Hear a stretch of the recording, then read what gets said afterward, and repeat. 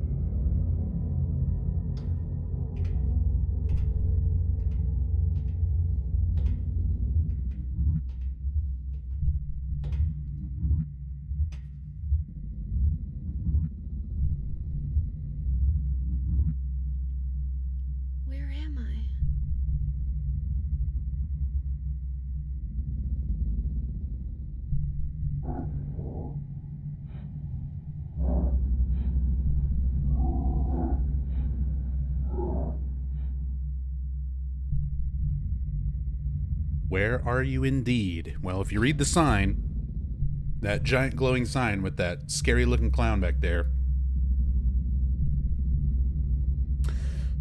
you'll notice that we're in Lakeside Amusement Park. Start off immediately revisiting an area from Silent Hill 1. It looks very different now. There's going to be some very familiar parts to it. A couple spots in particular, but the park's changed a lot, but it's still here.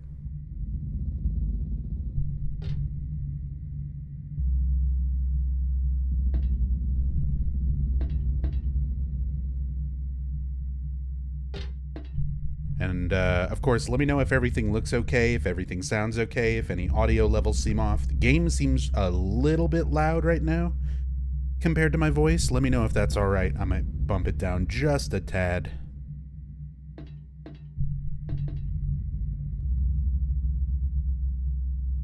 But I think we're about golden.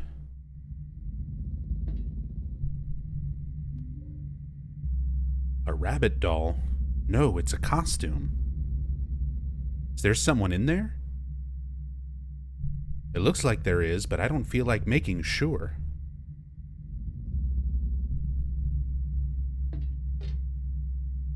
This one, the head is like completely twisted around backwards.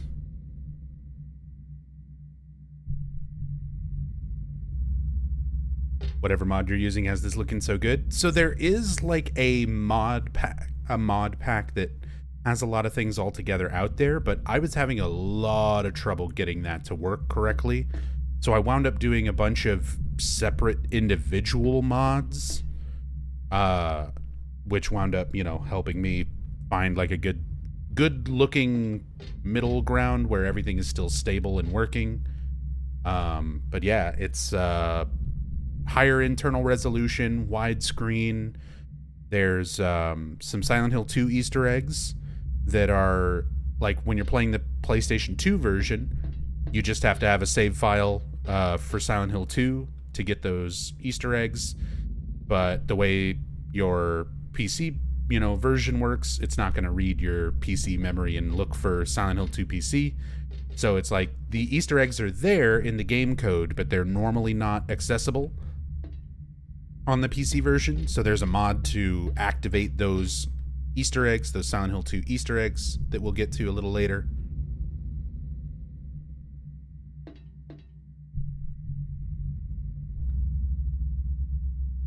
What's the story behind the bunny, or will you get to that later? I mean, there's not a whole lot of story to it. It's funny because like a lot of people expect there to be a lot of story behind Robbie, because Robbie is one of those iconic, just in Silent Hill everything after this.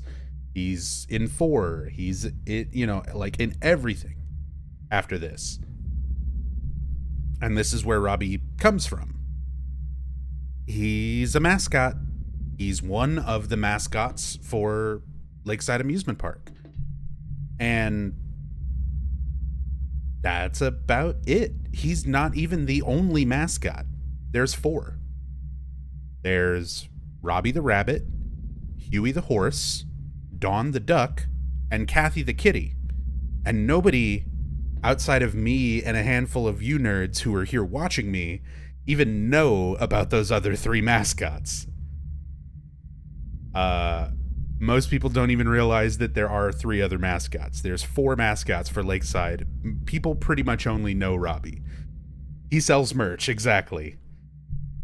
Some pretty good merch, though. There's some good figures, some good dolls and stuffed toys, and a lot of good Robbie stuff out there. There's something about that look, that visual of like this bright pink, happy mascot that might have a corpse in it and is covered in blood.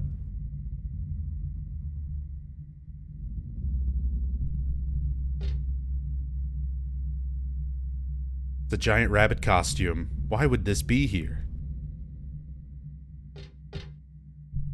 So there's a lot of other things that I'm going to hopefully try not to skip too many. Tell you what, if I wind up having this happen, I'll gift subs. I'll gift a sub to the community whenever this happens. So I'm gonna do it right now as an example, and if it happens throughout the playthrough, anytime it happens, I'll gift a sub. So we talked a little bit about this in Silent Hill 2 during that in-depth playthrough. There's a lot of text in this game where once you look at it, you can't look at it again. So you'll examine something and it'll have some unique text. And then once you see that unique text, if you examine the thing again, it'll have different text that'll repeat from that point forward. So for this thing, and what's this? It's a creepy body in a cage. Something strange in a cagey box thing. A person? Not quite. I don't really want to stare at it for very long, whatever it is. So then that text goes away, and you examine it again, and you get, what the? And then that's it. So it's an interesting idea. There's a lot of unique text when you examine things in this game. Heather has something to say about almost everything. Like Silent Hill 1, Silent Hill 2, very, very scarce.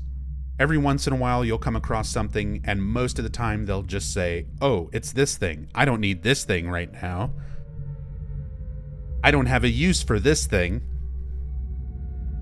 And that's like the extent they talk about it. Heather has stuff to say about like damn near everything in this game. Yo, Twisted Queen, thank you so much for the raid. Hope you had a good stream. Thank you for joining us here. We're just kicking off Silent Hill 3 in depth tonight. It's going to be a very long night going through and talking about Silent Hill 3 as much as we possibly can, covering as much of it as we possibly can in great depth. So thank you for joining. And yeah, thank you for the raid. And Wayward Sun gifting 5 subs. Cackling Hieroglyph, Kobold Zap, Dude Man, I Can't Spell, and Showtime. Enjoy the subs, enjoy the emotes. Wayward Sun, thank you so much. That is super kind of you. Thank you. So, the text. The problem with the text. If you if you push anything, the text will go away. Catmech, thank you for gifting a sub to Vomit. Very much appreciate it, Catmech. Thank you so much for that support. So if I move, the text goes away. And you can see I'm not like turning a whole lot where I've got to hold the button down. I mean, you barely touch anything and the text goes away. And that includes if I'm moving and stop to examine something and I'm still like moving my finger off of the movement key right as I press the action key to examine something, it'll sometimes just straight up skip the text because I'm still technically moving. I'm just inputting something, and that makes text go away. So it's very easy to come across that one-time only text where Heather will say something unique about it the first time that you explore and examine something, but never again. It's very easy to miss a lot of it because if you push anything, you'll skip it, and then if you try to read it again, it's just gone. So if that happens during this playthrough, I'll gift subs to the community at any time that winds up happening, because I usually accidentally do it at least once.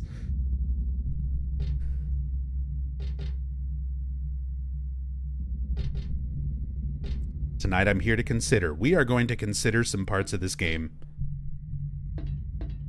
We are absolutely going to consider some parts. In fact, most parts.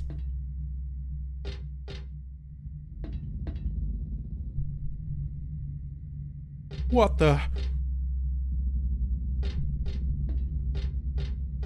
Keep looking around here. It's a popcorn wagon, but no one's here to sell it. Where did they go?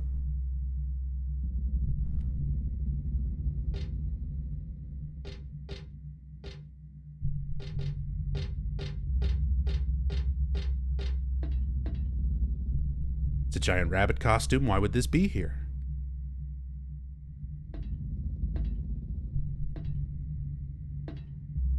Nothing to say about the bathroom, where apparently cleaning is in progress.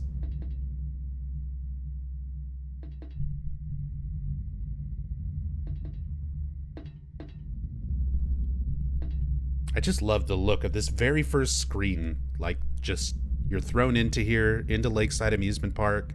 If you're a fan of Silent Hill 1, imagine playing this for the first time and you're like, "Aw, shit, I know where this is."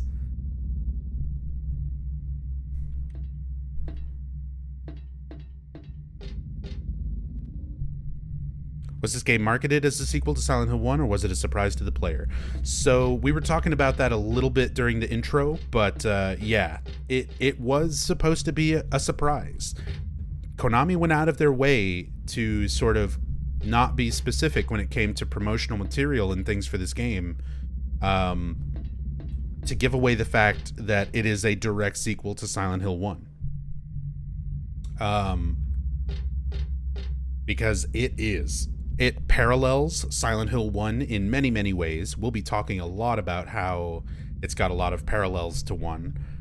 And we'll be going over all those sorts of things. It literally takes place 17 years later, after the events of Silent Hill 1. So Silent Hill 1 happens, 17 years go by, and now this game is happening. So we'll get more into how it's all connected as we go forward, because I mean that's a big chunk of the plot. That is basically the plot. But there's a lot of other stuff to it, and it's just easier to go over it kind of as we go. But yeah, it was not marketed as such. Is it possible to fall into the holes? So this is a difficulty thing. I'm currently playing on easy action difficulty, because we're going to need to be able to deal with monsters and stuff easily in areas where I want to show things off for the sake of lore and story. But we're doing hard riddles so that we can talk about all the stupid hard puzzles in this game, especially Shakespeare. But as far as falling in holes, it's entirely difficulty dependent. If you're playing this game on beginner mode or easy mode, you cannot go into these holes. If you're playing on normal or hard or harder, you can fall into these holes. So if you watch speedrunners, like Gagasomnia says, speedrunners fall into the hole, that depends on the category. If you're playing a normal difficulty or an extreme 10 speedrun or anything like that, you just fall right into a hole, and you end this whole intro sequence much, much faster than playing through it. Easy difficulty speed runs, you can't fall into the hole. So the next fastest thing to do is to go die to an enemy, specifically the closer, who's the first enemy you come across that does the most damage. Technically, you come across a dog before that, but dogs take so long to kill you on easy, you might as well just run through the whole intro segment. But closers, if you have really good RNG and they hit you with their strongest attack, can kill you very fast, even on easy mode. All right. There's that dog.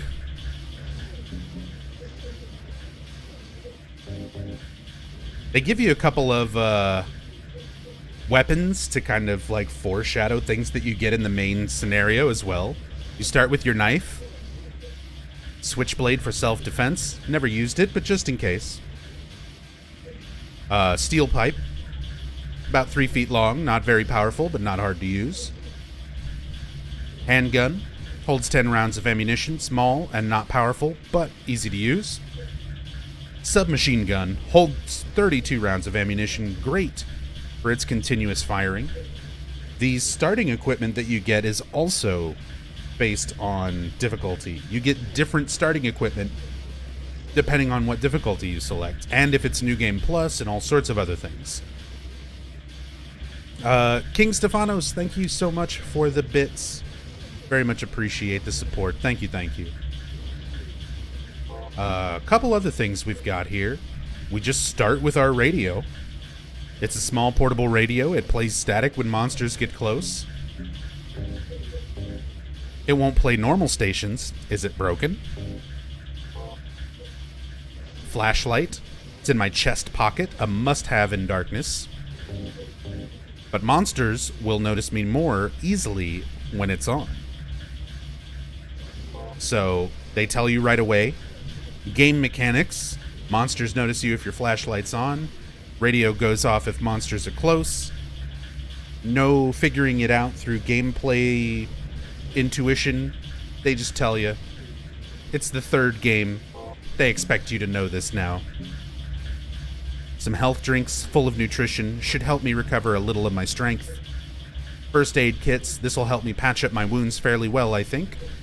Handgun bullets. Bullets for a handgun. Who would have expected such a thing? Little side note about the healing items. Health drinks will also recover stamina. First aid kits do not recover stamina. They recover more health than a health drink, but they don't affect your stamina. And stamina is a big part of this game. Compared to Silent Hill 1 and 2, where 1, it's not even really a thing. 2, it's a thing, but it's less important. 3, it's pretty important. We'll talk about that too. Let's kill this dog.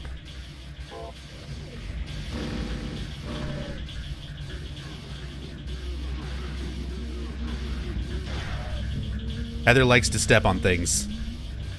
We can just really give him the size 9s. Well, that was all those bullets. Anyone ever zoomed in to see the text on the health drink? Yeah, there are some, like, better resolution model things out there. Neo Plus. I think they're Neo Plus something something. I don't know what the smaller text is supposed to be.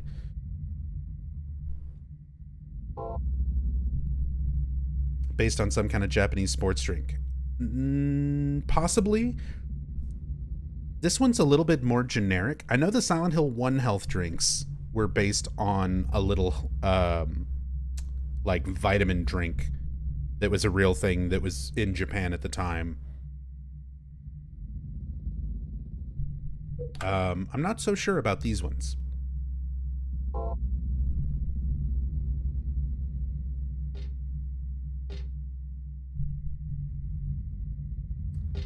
Love this area. Something that recently talking to UFO Techie. A lot of you might know UFO Techie from some of the Twitch Team Silent streams that we've done in the past. And he's like a legendary Silent Hill speedrun OG. Techie pointed out there's a wonderful aesthetic that they use sparingly, but often enough that there's a lot of good examples. And that is the aesthetic of like just a void. There's just like a big void with structures coming out of it or built around it, and just bottomless pit everywhere else. And I really do like that. I like the sense that you have this environment that kind of seems somewhat familiar, you know, it's not complete chaos or abstract. But then when you kind of think about it, it's like, this place just kind of exists in a void.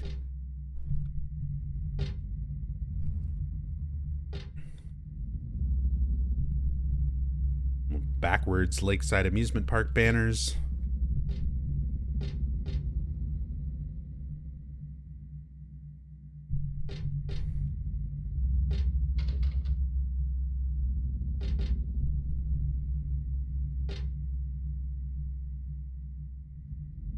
Just recently watched someone start a blind play of this game. They died in the nightmare sequence falling in a pit. Didn't realize it was a newly added game mechanic for the series. Honestly, when I think about it, it's pretty clever. They have a nightmare sequence where you can learn it's possible to fall off ledges without actually game overing.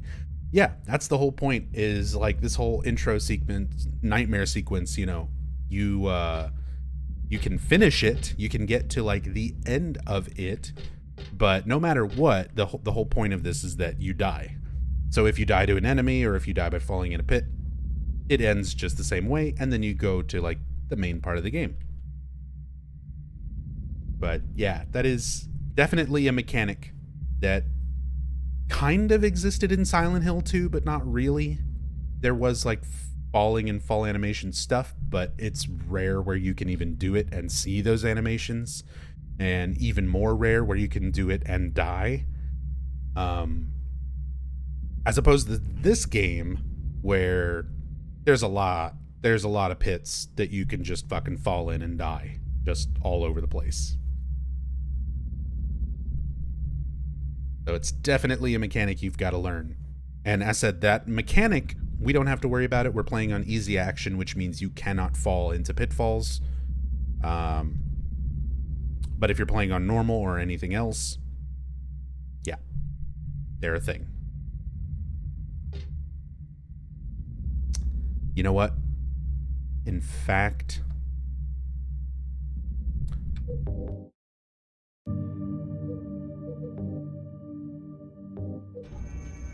we're going to go ahead and bump it up to normal. Because there are places that I want to fall just to show things.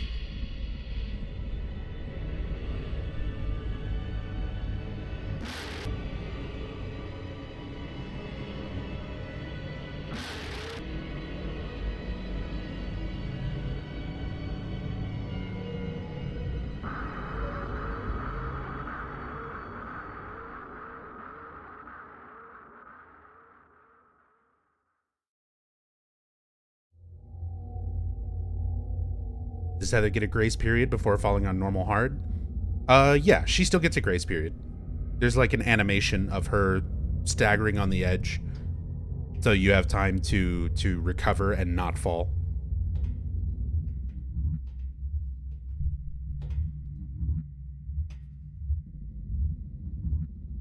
No, that animation is persistent. Where am I?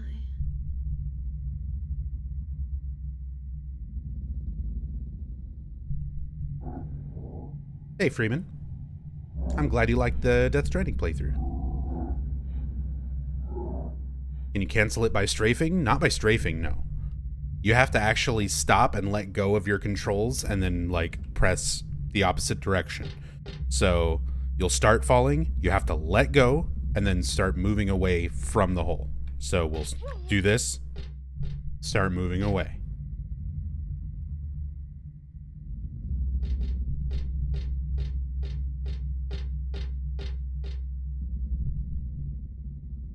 Let's take another look at that inventory.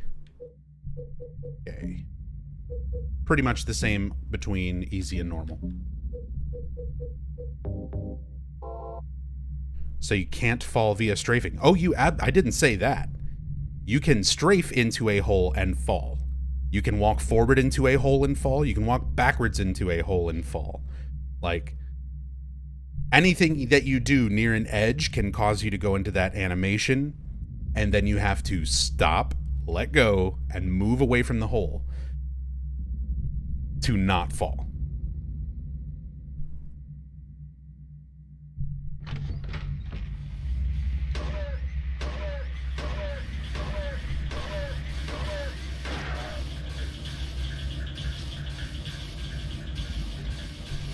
Give him the extra boots.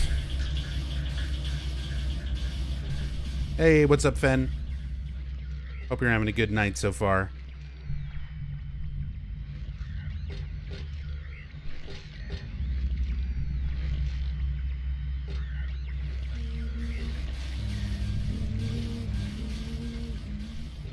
Sucks you go into the animation. Would totally enjoy Heather just randomly run into a hole and die.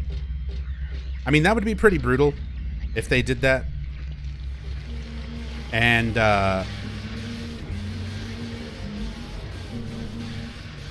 it also gives a little bit of leeway for a speedrun trick that's used now. You can go out of bounds by quick saving when you start, like, the very first frame where you start to, like, topple over an edge and fall. You can quick save and basically break things and go out of bound, which I'll probably be learning that in the next week or two, because I'm going to start speedrunning these games again. And I might just start with this one, because I always enjoyed speedrunning this game. Out of the series, like, this game, Silent Hill 2, and Silent Hill Homecoming were, like, 3 of my favorites for speedrunning. And I know a lot of people are like, what? Silent Hill Homecoming? Yeah, Silent Hill Homecoming is one of the best Silent Hill games for speedrunning. It's got a lot of really wacky tech with phasing through walls and crazy stuff, so it makes it a really good speedrun. It's not a very good Silent Hill game for, like, story, but it's a damn good speed game. How do you complete the section? Never did it. Yeah, you just die on the roller coaster. That's where this ends. That is how you complete the section. That's as far as you can get. Some normal souvenir type toys here. Huh, never thought I'd say normal in a place like this. There's a rabbit stuffed animal here. Let's make a lot of merchandise out of him.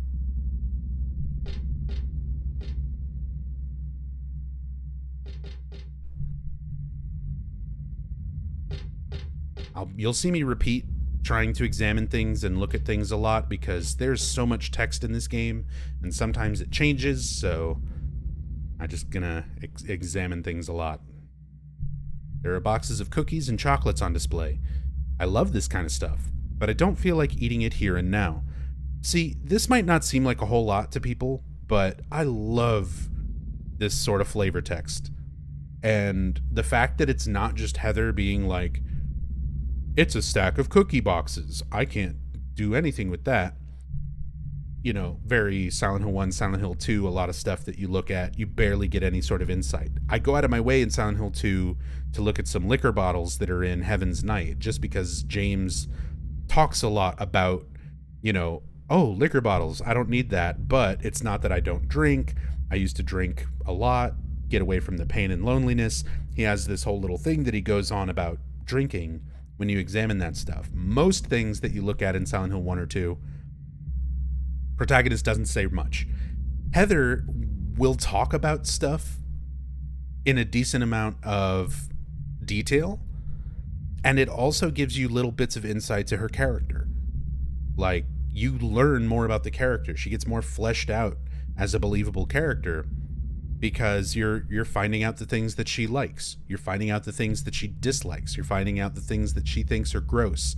You're finding out that she's 17 and used to smoke and quit.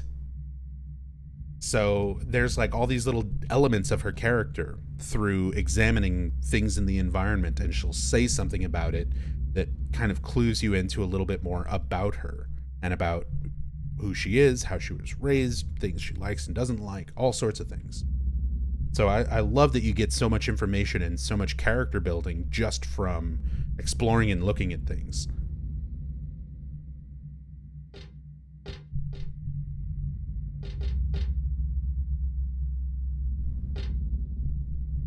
There are lots of different styles, but I don't really want any of them. I'm getting out of this nasty place. If they had any tools, now, that'd be a different story. She hates this place. She thinks it's nasty. She sees it the way we see it. She wants to get out. And she's looking for tools. She's not just looking at things randomly. She's keeping an eye out for important things that might help her.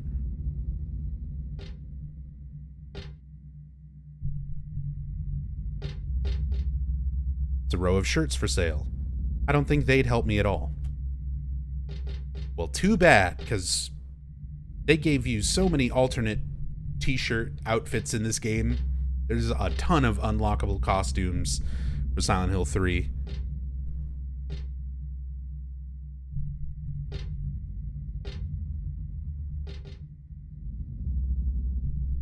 I love just the iconic Robbie. This is where he started. And looking at everything else and how much this stands out, like, it's no wonder they kept bringing Robbie back over and over after this. I just wish the other mascots got some love. It's a rabbit stuffed animal here. The mouth part is stained red. Almost like blood stains. Disgusting.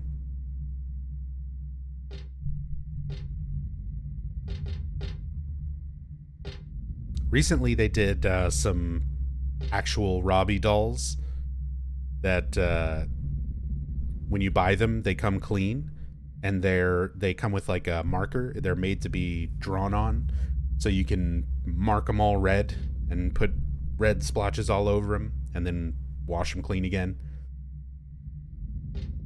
Really good, like, accurate little dolls too. I don't think she'll comment on this one that's on the back wall. Yeah, but there's our 4 Lakeside Amusement Park mascots. Everyone knows Robbie, but the top one there is Kathy the kitty, and then you've got Robbie the rabbit there on the right, looking very different from how the rest of the merch and stuff looks. Huey the horse, and then Dawn the duck.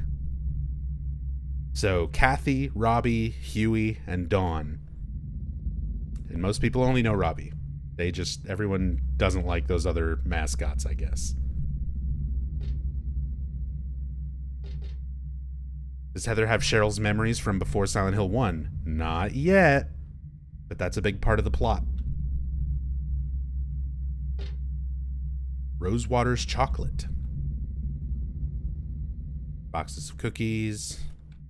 Likes that stuff, but doesn't want it right now.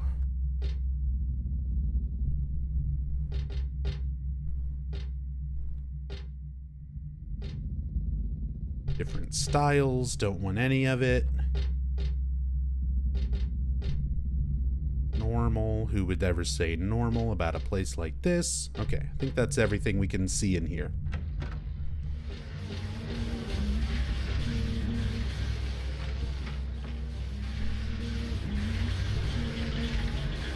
Closers. These might be familiar to you. We pointed them out in the Silent Hill 2 playthrough, but they were called mandarins. They would hang on the metal grates underneath you and have these little tentacle spikes that reach up through the grates and grab at James's feet.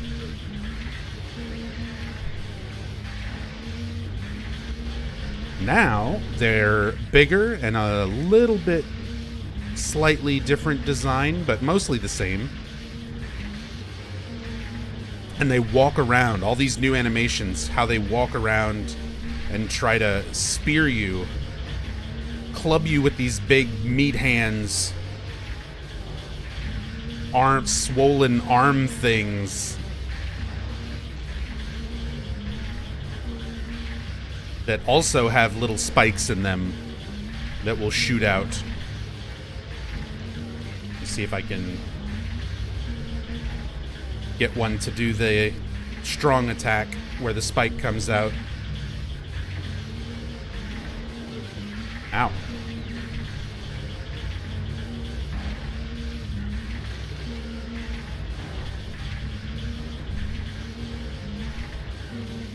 Yeah, the heads, same design as Silent Hill 2. Those, like, lips twitching and spinning. Oh, there it is. There's the spike.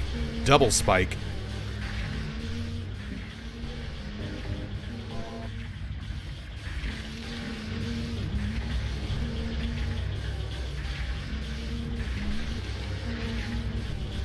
Some of my absolute favorite enemy designs. I love the closers. And here's one of my least favorite. The fucking pinwheels.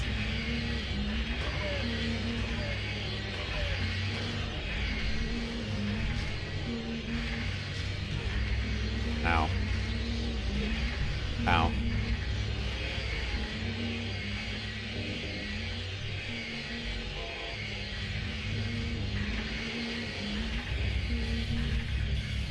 That sound effect, ugh. I mean, that's the whole point. You're not supposed to like the sound. But they're also just sort of like, I don't know, spinny torsos with swords poking out of their butts on either end.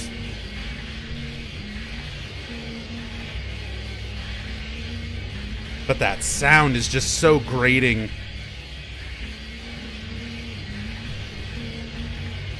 They're annoying to fight. They're annoying to listen to. They don't look terrible. Like, they're a creepy, abstract sort of thing, but yeah. Not my favorite. Not my favorite.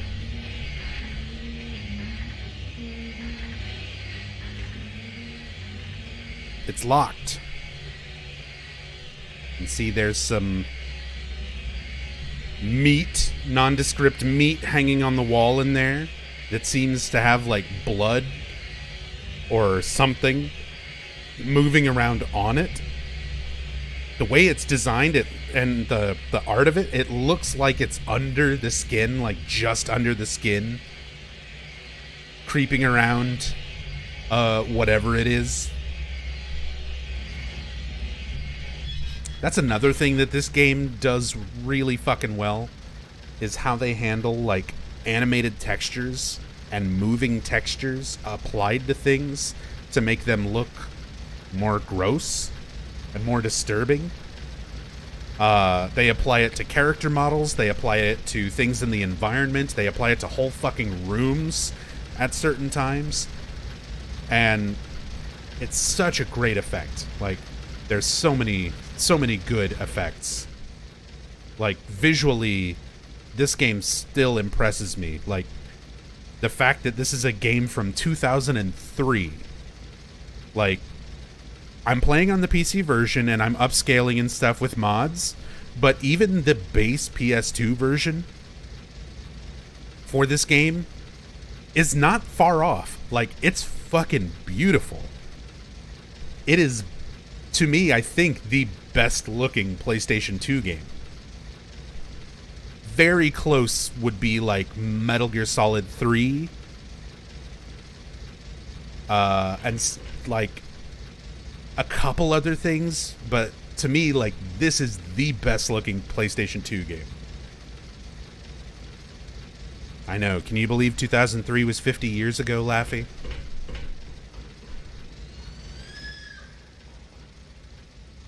It sounds like somebody running on the tracks, screaming and roaring, and flesh-ripping sounds, squelching.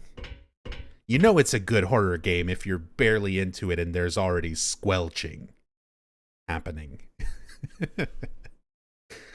And then silence. Then that piercing silence right after all this stuff. We talked about this in Silent Hill 2 on that walk down from the parking lot where you start and make your way into the cemetery and eventually into the town, and how there's all these sounds of things that you never hear again, just to make it sound like there's things around you kind of in the fog and in the forest. Like I said, this game does a lot of things that Silent Hill 1 and 2 did, but better. It absolutely captures that effect of Silent Hill 2, of making your way down into the town with all this creepy stuff happening around you, these horrible sounds. It feels like there's something around you, and then it immediately follows it up with that piercing silence to just like break that feeling immediately and make you feel uneasy. So it's like you're stressed, you think there's something, there isn't something, you know, there's all this void just sort of around you, and things just kind of structures existing in this black void that just stretches on forever.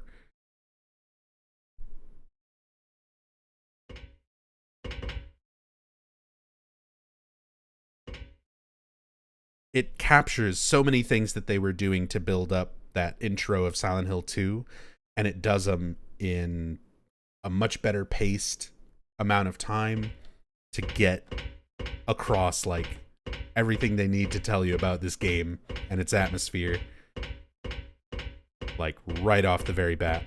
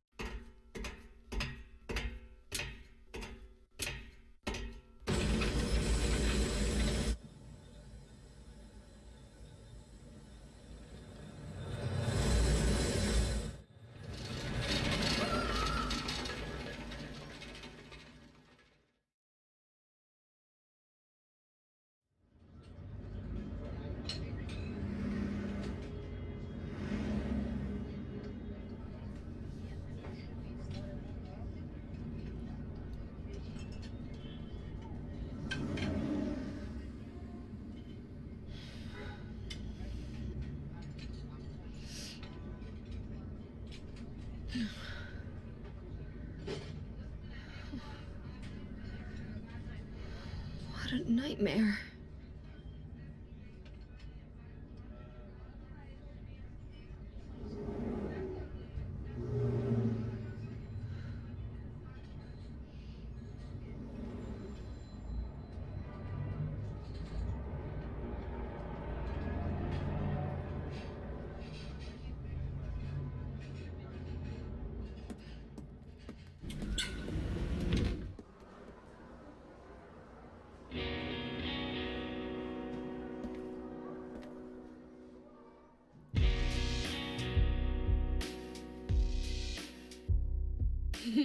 Dad, it's me. Yeah. Sorry I didn't call sooner. Yeah, I guess I was. Anyway, I'm coming home now. Oh, I didn't get that thing you asked me to. Okay. Okay, I will.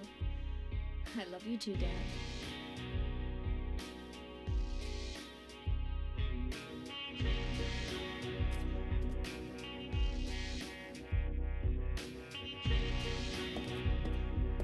Heather, I need to speak with you. My name is Douglas Cartwright. I'm a detective. A detective? Really? Well, nice talking to you.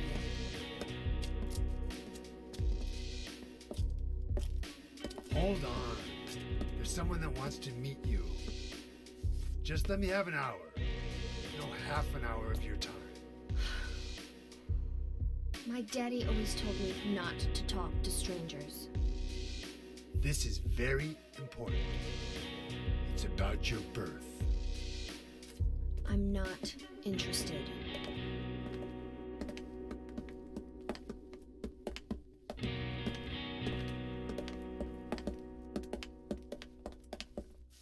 Are you still following me? Do I have to scream? Sorry. I'll wait here.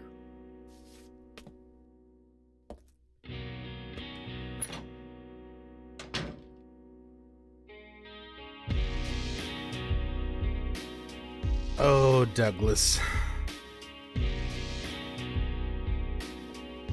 For a trained private investigator, Douglas should know this approach probably wouldn't work. He should know. He should probably know better.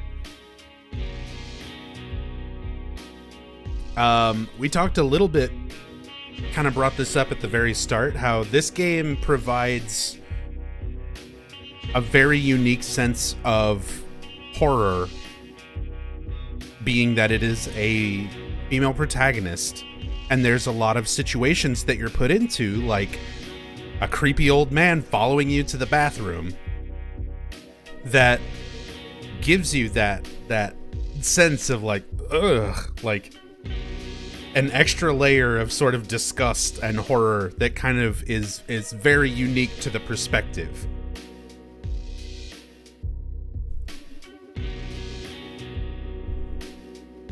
Is he supposed to sound drunk? Maybe. Drinking is a part of his character. We'll learn a little bit more about Douglas as we go forward, but maybe a bit.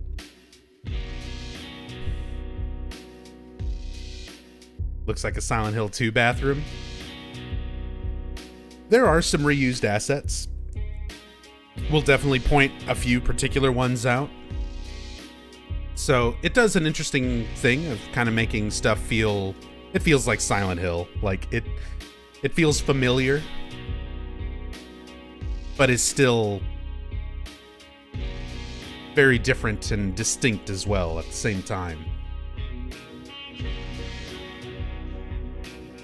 Love this music. Appropriately named End of Small Sanctuary. This is our last little normal, somewhat sanctuary before our shit starts going wrong. Is it true the voice actor died before this game even came out? Yes. Douglas's voice actor sadly passed away before Silent Hill 3 even released. Like, he finished all of his dialogue and everything for the game itself, but yeah, he passed away before the game. He didn't even get to see like what a huge sensation you know, this wound up becoming. But yeah, Richard Gross was his name. Richard Gross.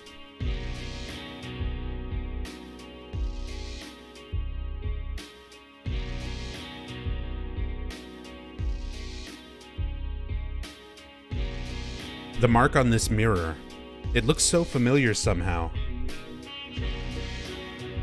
What do I know it from? Where did I once see it? And why does my head hurt so much when I try to remember it?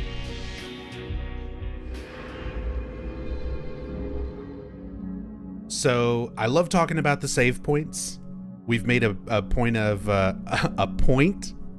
of talking about the save points in Silent Hill 1 and Silent Hill 2.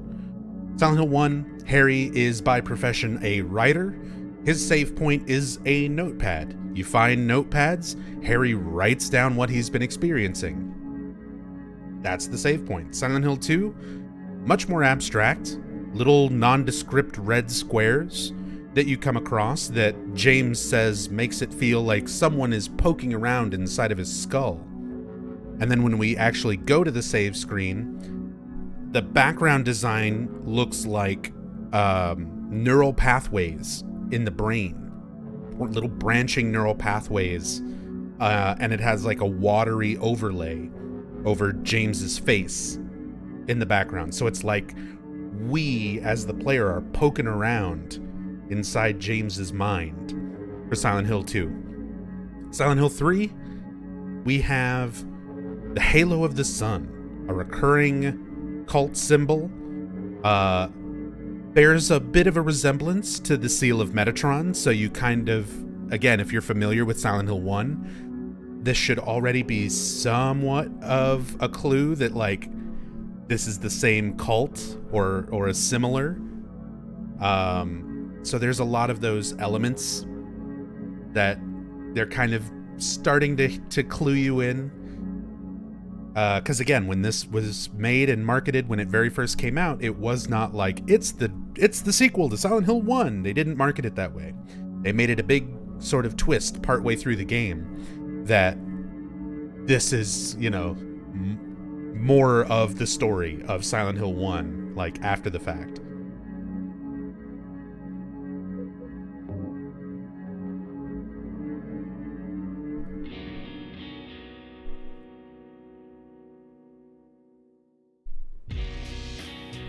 Get some good dialogue here when examining the mirror. Somebody also pointed that out, like working mirrors in a PS2 game. Yeah, there's a lot of modern games that still don't really do this. Basically, the way that it's done for this era of game is there's just another Heather model. They just duplicate the model and flip it and have it mimic, your controls. Your inputs are functioning for both models. So if you were to look at this room from like a bird's eye perspective, you would see the same room on both sides of the mirror. And your inputs are moving two models on two different rooms, two different, like a copied version of the room you're in. So that's how they do the reflections and stuff. Yeah, it's same in Silent Hill 2. Same for a lot of games in this era. No ray tracing. But it's a pretty smart way to do like a good reflection effect.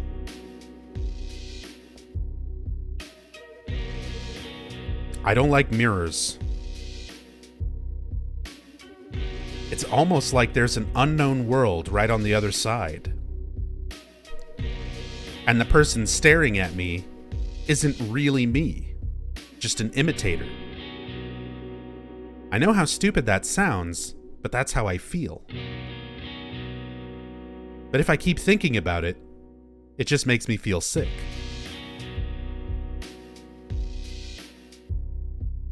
I don't like mirrors. That's some of that text that you only get one time through and then never again.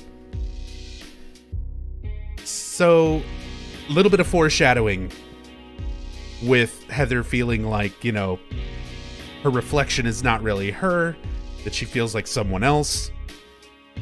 Because that is a really big part of this game, is Heather sort of coming to terms with who she is and her sort of history, because she's lived other lives that still technically exist, like, as a part of her, but they are not her.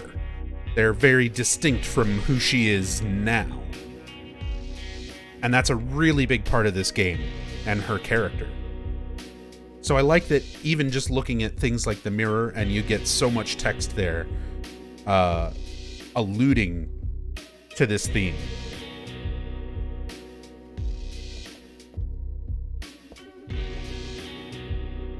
That weird old detective is out there, so I'm not leaving.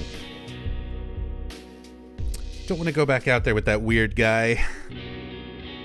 Stuck here in a bathroom. Isn't that the worst feeling? Have you ever, been inside of a room, just, especially a bathroom, just, waiting for somebody to go away so that you can leave?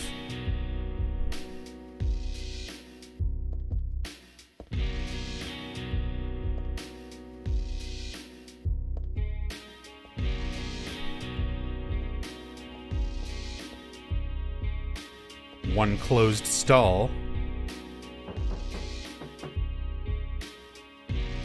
You knock, and someone knocks back. Guess someone's in there.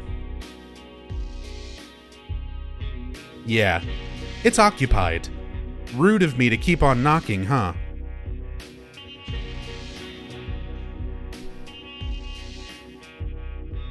Unique text for trying to do things. I love it. The detail. It's so good. All right. Sadly, we have to leave our small sanctuary soon. We get to enjoy this music just a little bit longer. Somebody asked if I've hacked this game. I'm not much of a, I'm not a hacker. I'm not, very good at doing things like that. But there was a cam hack tool that was made by other people that I've used with this game before. So that I could take the camera out of bounds and kind of look into some other rooms, look at how levels are put together, look at some other models and things up close. One of the things that I looked at if you look at here, there's a big pile of wooden crates. If you look behind those crates, there's a dumpster. If you look behind that dumpster, there's a fence. If you look behind that fence, there's a street and some stuff across the street. The stuff across the street is from Silent Hill 2. That is Silent Hill that we're looking at. I mean, there is a skybox, but there's also actual model things in the distance in front of the skybox to sort of give it some depth. That's the gas station. Where in Silent Hill 2, you get the steel pipe that's sticking out of the hood of the car. And there's like a small convenience store next to it where you get the Book of Lost Memories in Silent Hill 2. It's that gas station and that little convenience store. Now, here's the thing. This is where we could think about this really too much and say they're already hinting that like Silent Hill is right there. It's like it's already coming for us. And it's seemingly so close already. We could think about it like that. Or they just needed to make a background so it didn't look like a plain skybox. So they grabbed some models and stuck them back there and made a little backdrop.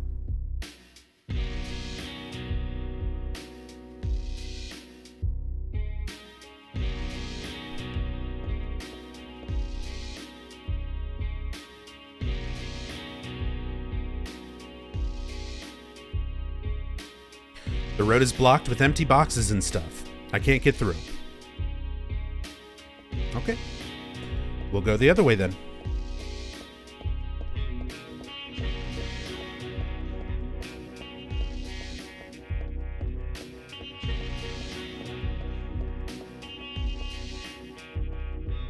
Distinct camera angle.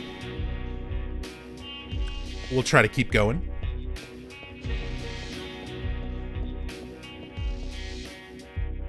Well, that's helpful. Maybe I should walk around it?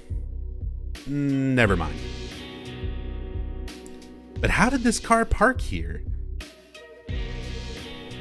Seriously, this is like the Phasmophobia asylum parking job. It is wedged in there. It is like right perfectly fit into that fucking alleyway. Eddie's van. Yeah, it's the white van from Silent Hill 2. It's Eddie's van, but now it's a delivery van. And the texture for the license plate is horizontally flipped.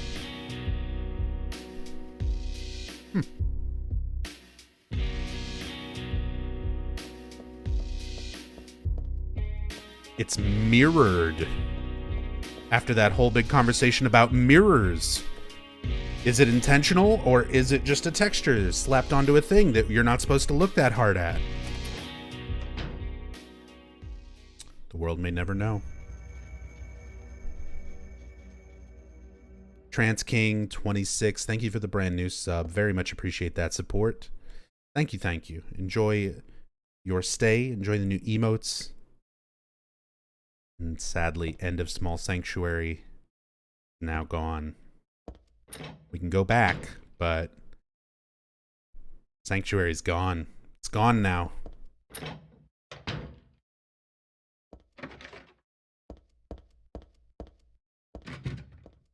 So we've gone back into the mall.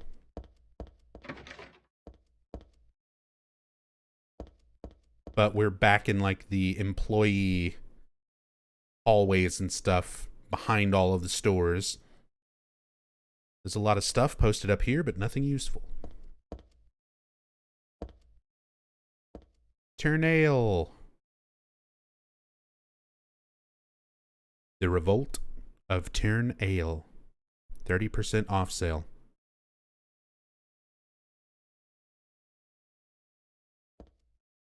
Which I think is...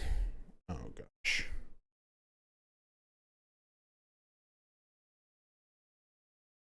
Try to find notes.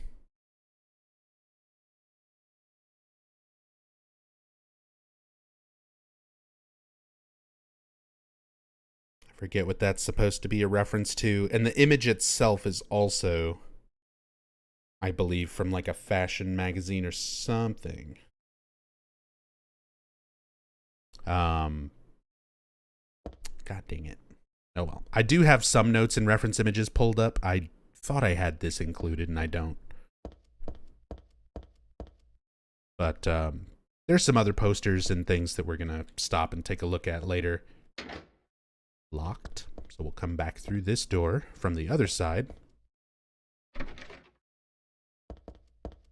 Hey, what's up, Bowie? Hope you're doing well tonight. Having a good weekend so far. Central Square.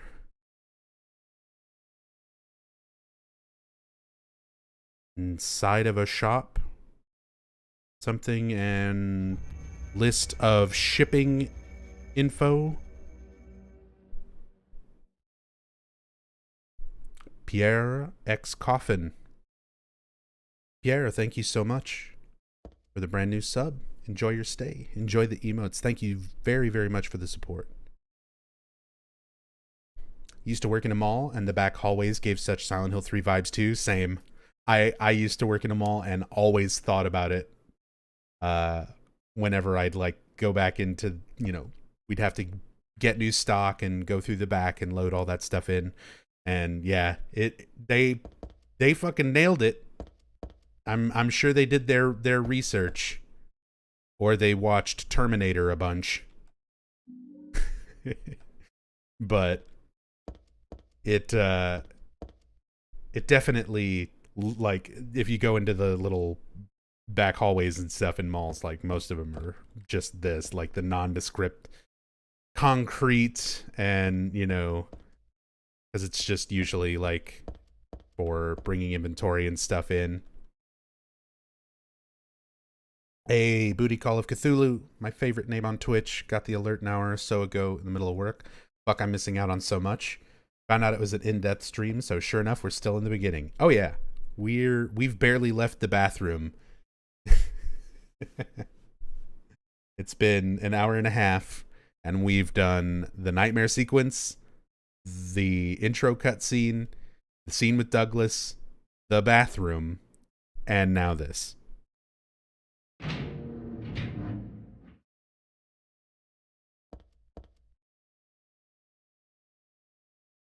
Oh.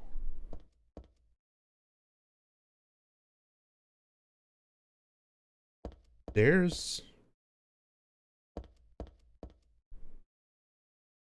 Is that time-based, or is this a bug? There's supposed to be sound here. So... There's a very intentional sort of way that they try to set up this intro.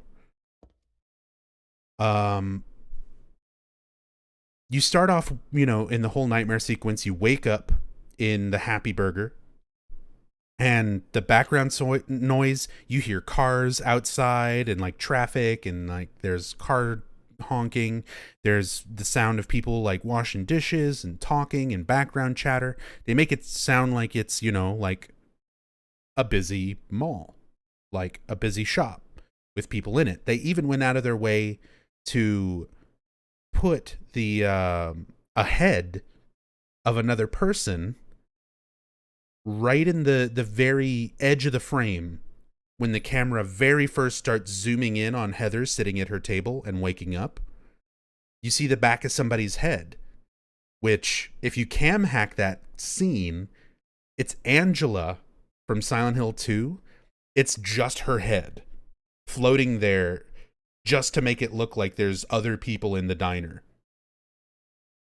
They just had another model, another head that they could use, and try to make that look more populated than it actually is, along with all the sound cues.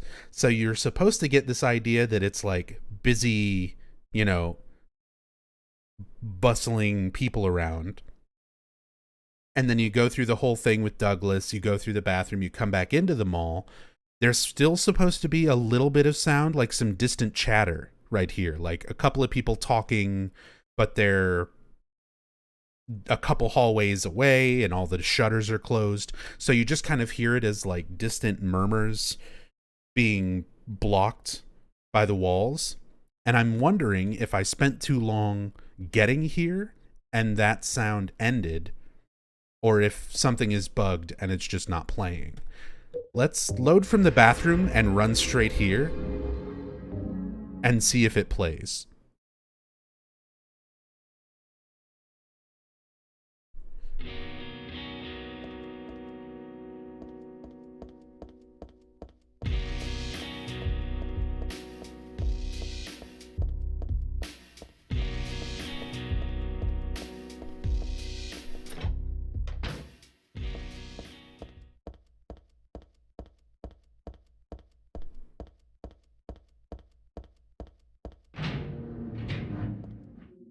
There it is.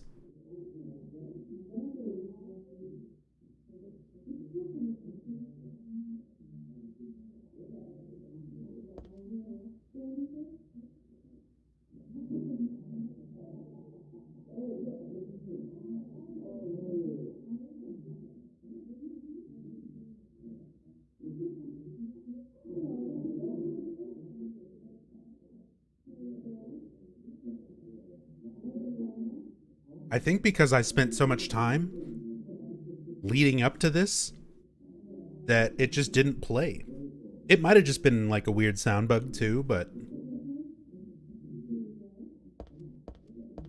So now the mall is closing. Everything is, you know, the shutters are down. They're getting ready to close up. The floor's dirty. It's got that like dirty water sort of look to it, like where somebody's mopped, but the mop is dirty. They're not wringing it out correctly.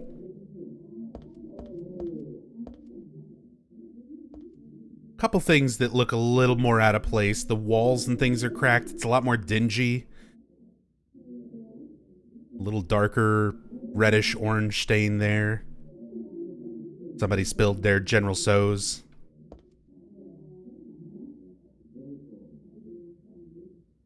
That they got in the food court. Silver Ring House. Cosmetic Angel. Watch Christopher. Watch him do what? Red tag sale. Still in progress.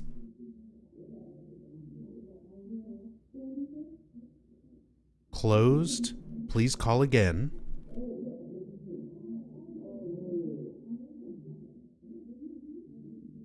Looks like a ghost poop watered on the floor. Yeah, kinda.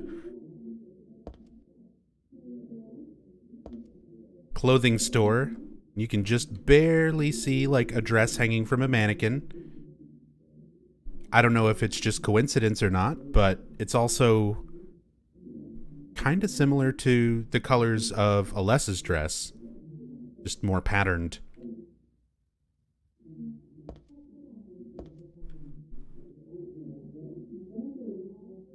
Bert's hat. You can go in there, you can see Bert, you can see his amazing hat. But sadly, they're just closed right now. Bert's already gone home. Here's Purple Side.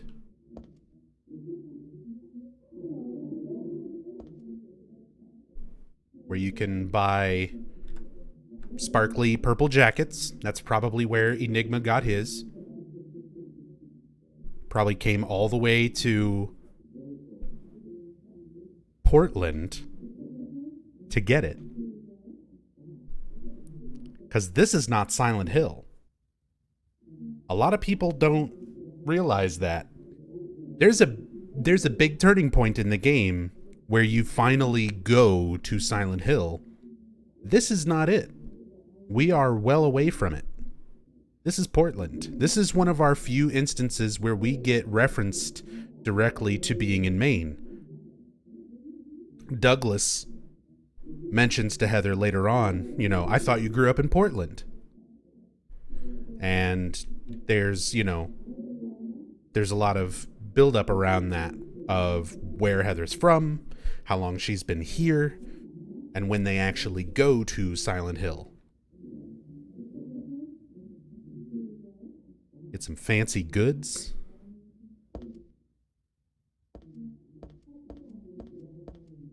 And then this stain, much darker, much more red and black and brown of that like blood look, right next to the door where you're going to go through. So things already are just like getting worse. Like, this is not just the mall is closing, like stuff is not right here.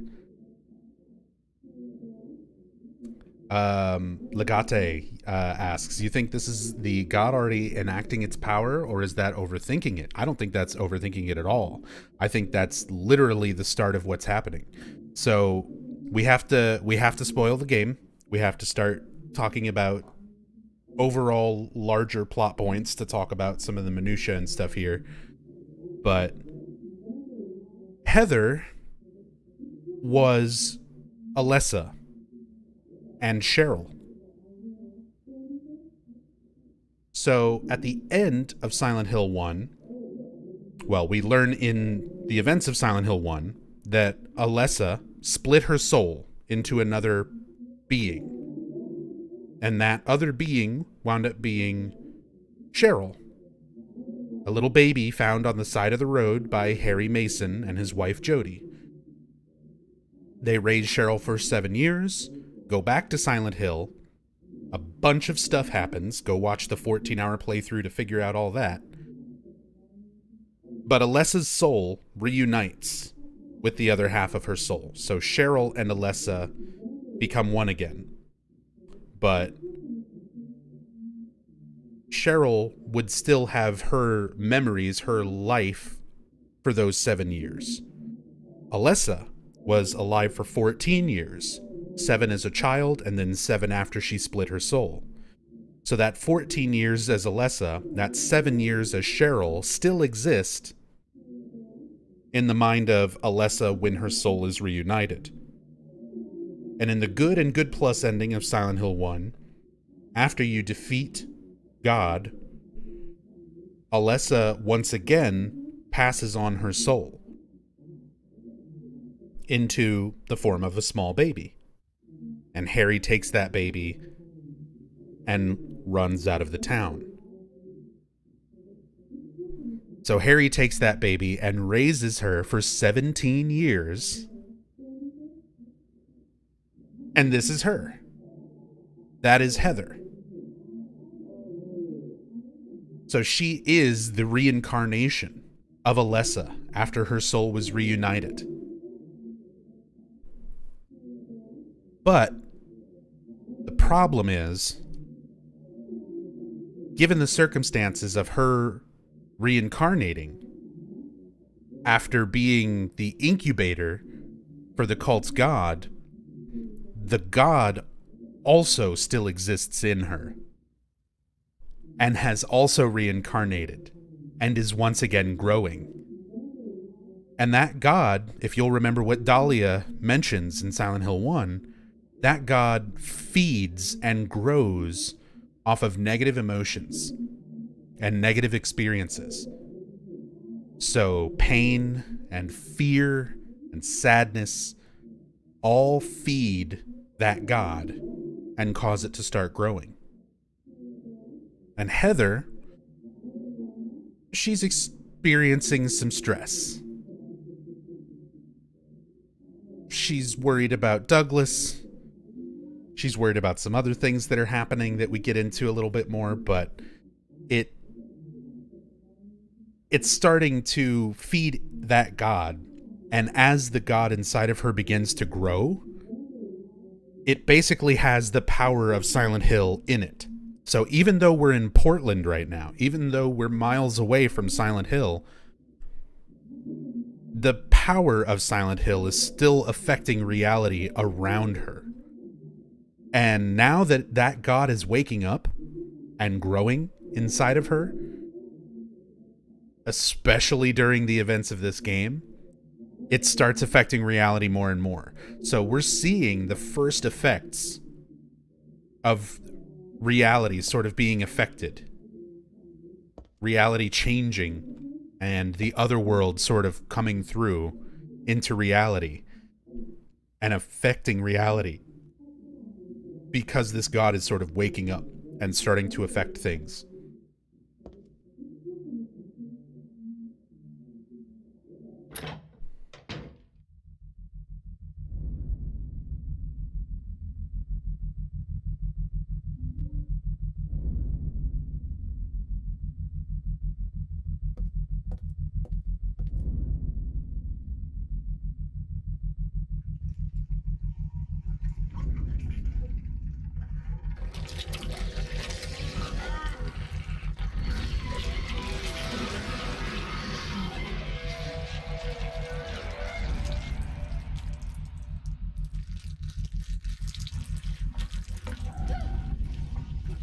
Stay back!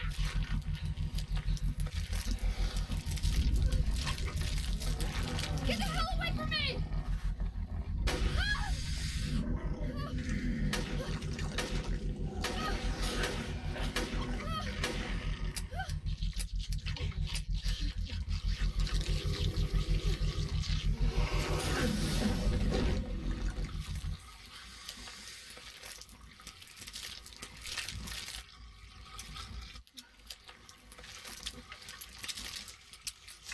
What the hell is this thing?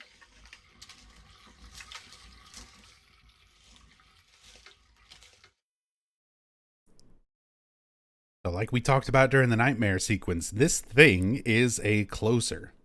Closer or closer. Closer. I've never actually heard like an official pronunciation. Both closer and closer would make sense with different connotations to each, but yeah. It's basically the Mandarin enemy from Silent Hill 2, but it walks around upright, above ground, and is way more fucking terrifying now. Makes new sounds, new animations. It's just way creepier. And Heather handles that pretty well, all things considered. Maybe because she just had a nightmare about these things. But it's definitely not human. I've never heard of such an animal. And no way is it a costume. It sounds crazy when you say it, but monster is the only word for it. But I don't think I'm crazy. Little reference to James, maybe. I don't think I'm crazy. It's a monster. I killed it. Also picked up and used a gun. And people are talking about if it was in the room or anything like that. I mean, it was in here long enough to do that. And you take a look there at who that is.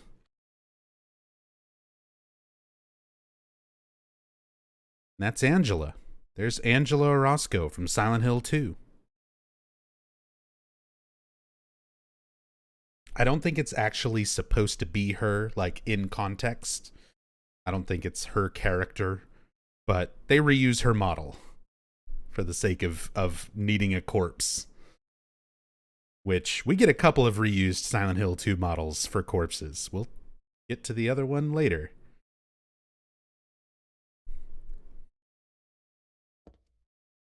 But poor Angela. She's already had it so rough. She didn't also need to be a corpse in this game. I can tell from here that it's dead. Should I call the police? Not like they'd believe me if I said someone's been killed by a monster.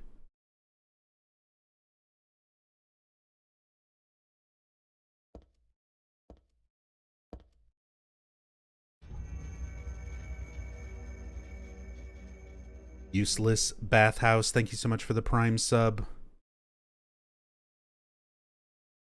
Very much appreciate that.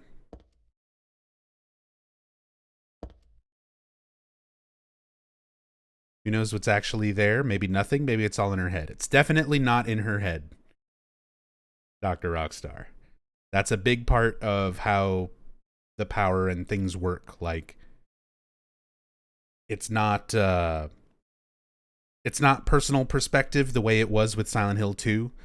This is back to being Silent Hill 1 rules of, like, people are experiencing the nightmare together, and it manifests things. It takes things from your mind and makes them physically there.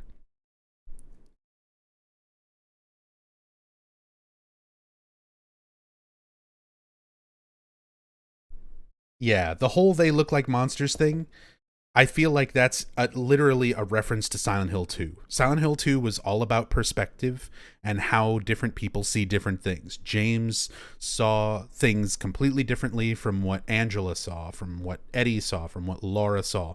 They made it a really big point in Silent Hill 2 to push that theme of the individual's perspective of reality. But Silent Hill 1 was not like that. Silent Hill 1 was Harry, Kaufman, Sybil. They're all seeing Alessa's nightmare. They're all experiencing the same nightmare together. And 3 is a direct continuation of 1. So Vincent's little joke, I think that's literally a little like, hey, remember when we did this in the last game? And then he immediately follows it up with, it's just a joke. It literally is just a joke. It's a reference, if anything. Like, so many people over-theorize that, oh, she's going around and killing actual people and things like that. It's just not the case. The developers themselves have said that that's not the case. So, I think it's just exactly what Vincent says it is. It's a joke. He's fucking with Heather, and in his own way, he's fucking with you as a player. And considering how much I've seen people argue about that shit over the years, fucking got him. Got him.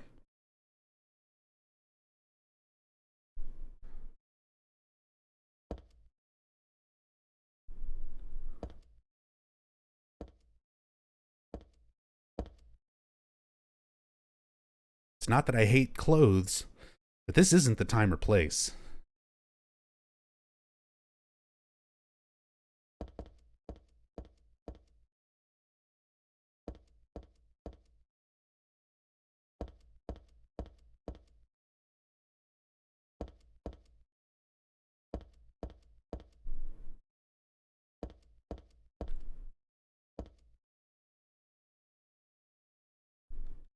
Are these going on YouTube? Maybe eventually, but I don't do YouTube.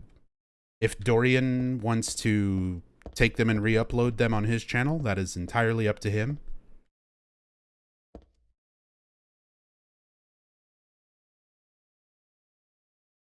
But otherwise, I archive these on my Twitch channel. If you're here watching me on Twitch, welcome to Twitch. There's a thing called collections, where you can make playlists of highlighted streams. And I have done such a thing. If you type !VOD, you can bring up a playlist that's over 300 hours long and still growing of just Silent Hill stuff from 2016, 2017 until today. And as said, all this, anytime I do these sort of story playthroughs and stuff like that, it gets added to that playlist. So, there you go. Can't watch Twitch on smart TV. It's the only reason. I know, it's a pain in the ass. It's not easy to find those things. It's not compatible with everything. If you're watching through like an app, or if you're smart TV, can't please everybody, can't make stuff work for everybody. But I hate YouTube. I will never use it again. I will never have a YouTube channel where I personally am uploading content or anything like that ever again. But I will always have stuff here on Twitch as long as there is still a Twitch to have things on. So that's it. That's all. Don't want to rant the whole time about YouTube.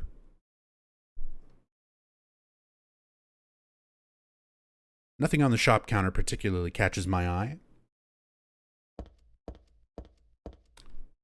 Nothing? Not even these hangers? They're specifically wooden hangers, too. They're gonna make us come back here and get, like, the only fucking wire hanger in all of existence.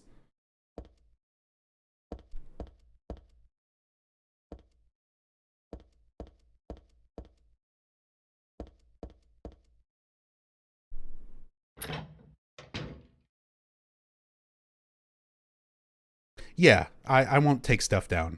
Like, if anything gets re-uploaded to YouTube, then that's fine. I don't care.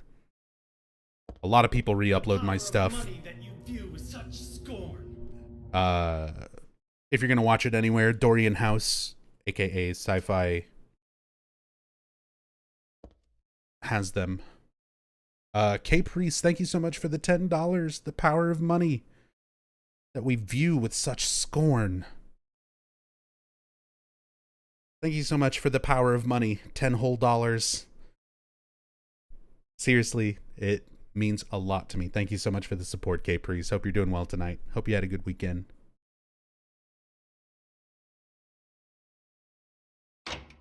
Hey, this is that hall we were just in. It's now unlocked.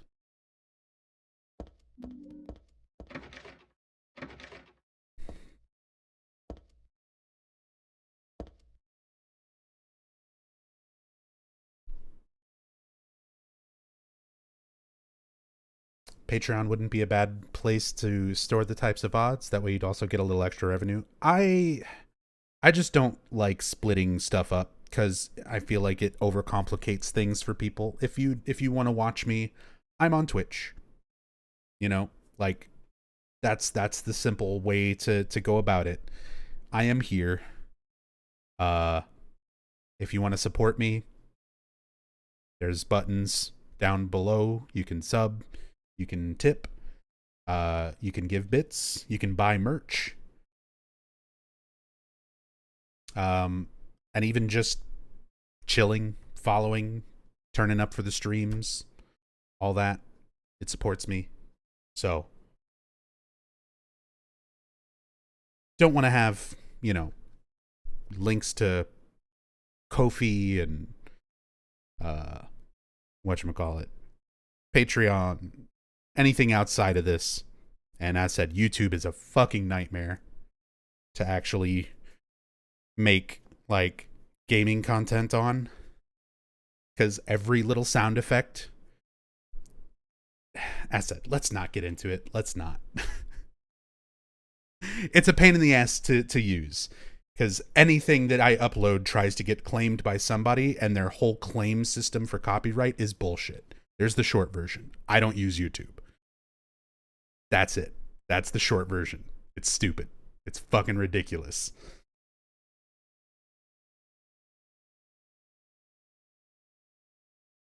We got a map. It's a mall. It's laid out like a mall.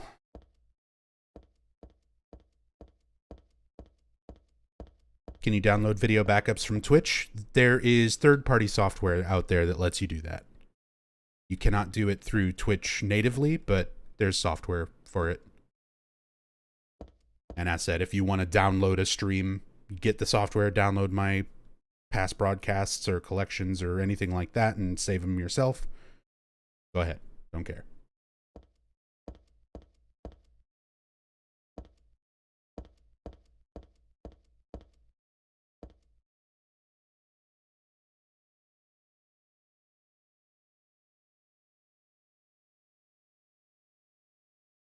Silent Hill 2? What's that?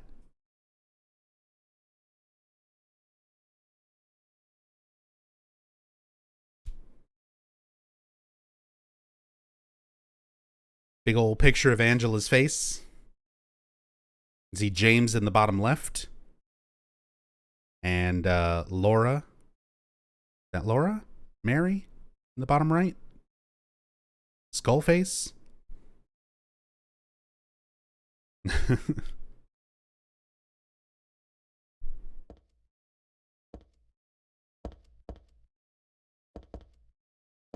Looks like Laura.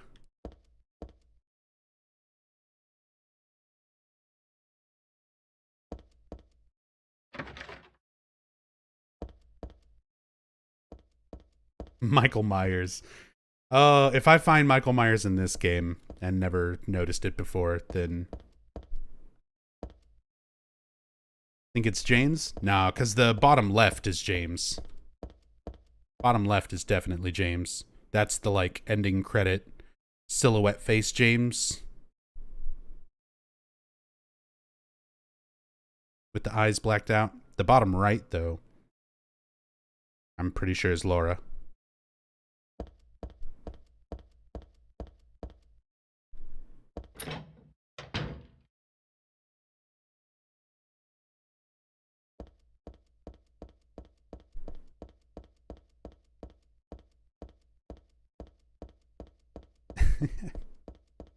Ugh.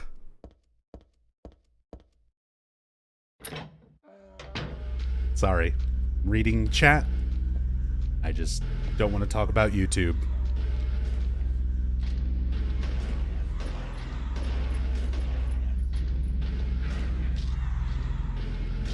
Yeah, crush it. Crush it.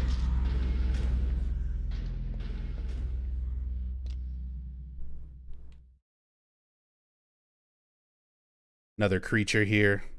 And that brings us to kind of like our next overarching theme. So this is a numb body. The numb bodies,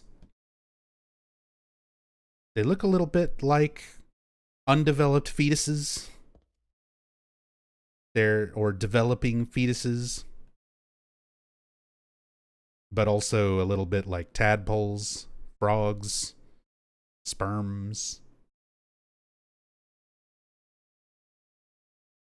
And there's a lot of overall theme of this game surrounding sex. If you watch the Silent Hill 2 making of, that's the classic Takayoshi Sato quote. What is Silent Hill about? Sex and death? Sex and death. And reincarnation and impregnation. All major themes of this game. So there's a lot of elements that play into that.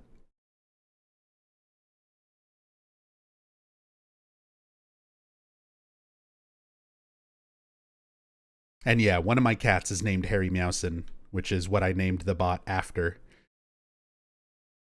That's my cat helping me out in chat. He's my chat bot. Yeah, the tiger in space. They straight up reference that line in Shattered Memories, which we will be playing Thursday night. So for anybody who enjoys the in-depth playthroughs and these in-depth Silent Hill streams, tonight is 3, tomorrow is 4, Tuesday will be Origins, Wednesday will be Homecoming, Thursday will be Shattered Memories, Friday will be Downpour.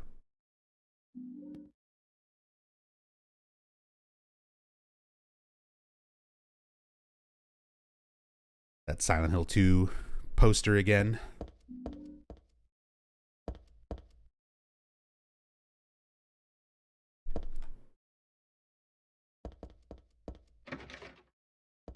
Broken. Busted. Saving the best for last. I'm just playing them in release order. And going through just the main series games. Although I probably will do some side games at some point, because I wouldn't mind doing a playthrough of PT and the arcade game. Definitely never going to play Book of Memories ever again, so don't count on that. But, you know.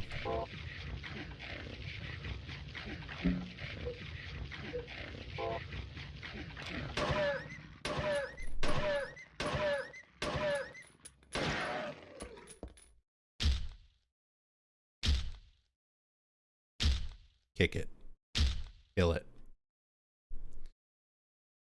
Come on, I'll suffer with you? No. No. I hate that fucking game. I played it again recently because I took a vacation and was like sitting around and waiting for my flight to come back home.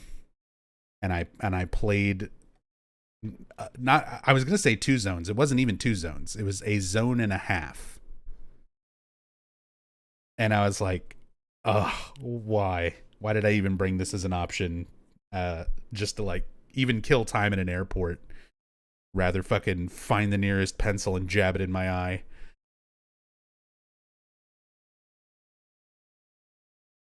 There's lots of stuff, but none of it really looks like it'll be useful. Oh yeah, we gotta get every possible stomp in. Because, you know. Hey, look. Drug addiction.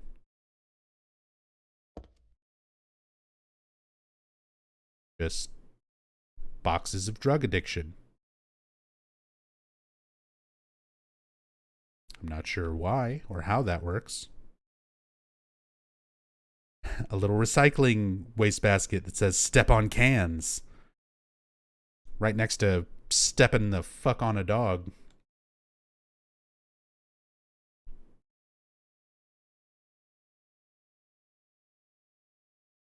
Archon.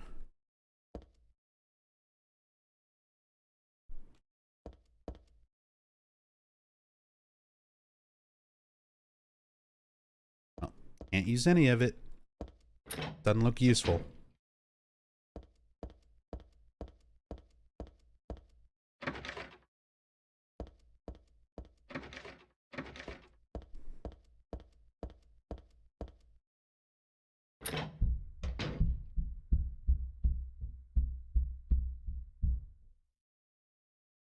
I love that sound when you walk in here.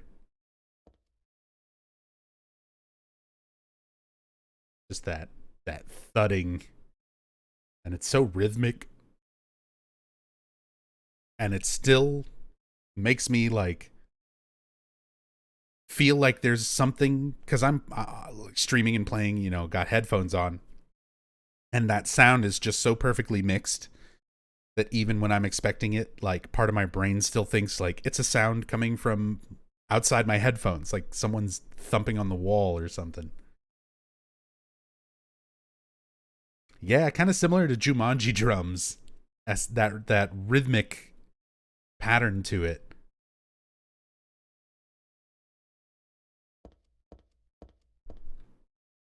Really good sound design in this one. Lots of stuff, none of it looks useful. Another Halo of the Sun. It's like a magic circle I remember reading about in a book on black magic. Does it seem so familiar because I read about it in that book? No, that's not it. It's not the book. It's from the altar. Altar? What am I thinking? So even this early, we're getting little hints that Heather has these memories that she's not quite sure where they come from. It doesn't quite make sense.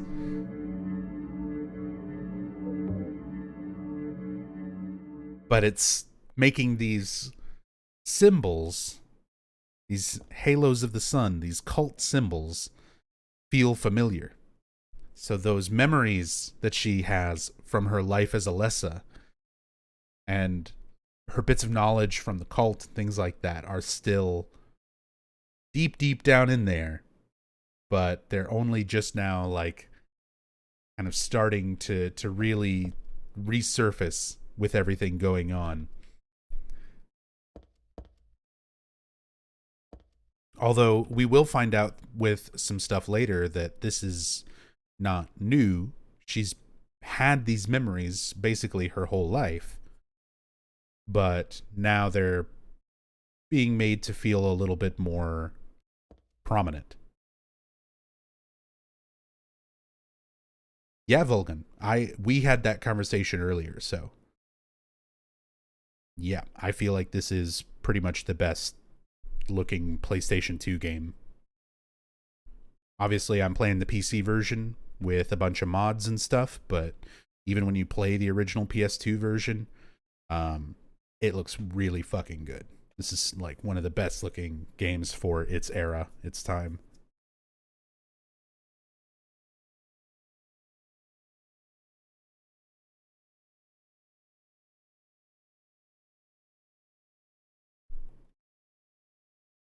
Something's fallen between the table and the floor.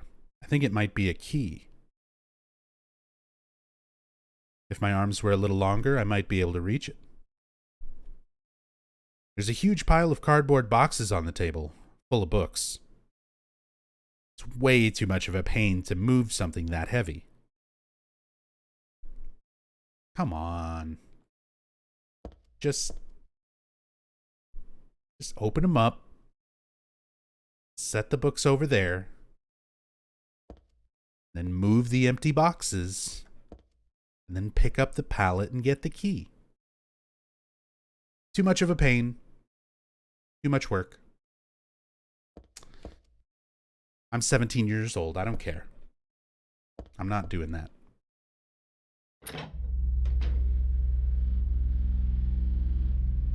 I love this ambient sound here. Again, just Yamaoka at his fucking prime. All these things that he did for Silent Hill 1 and Silent Hill 2, the audio, very distinct between 1 and 2. Like, audio and sound design for 1 is very different from the audio and sound design of 2. And then 3 is just kind of like taking all the stuff that he learned from doing those games and putting it all together. We get some great fucking, that droning, bassy, ambient tone that they did a lot of in Silent Hill 2.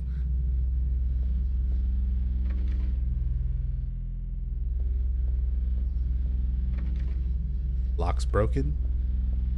Later on New Game Plus, this doorknob turns into something special.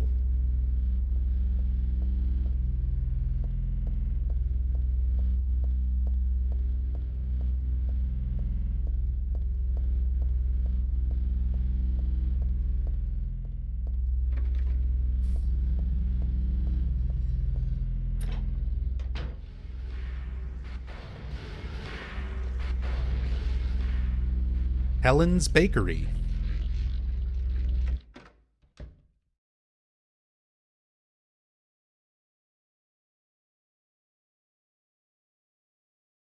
Just remembered a local musician in my city got to meet Yamaoka. I got to meet Yamaoka as well. He was a guest at a convention that I'm one of the directors for. So he came to San Japan in San Antonio, Texas. And at the time I was on night event staff, right before I became director.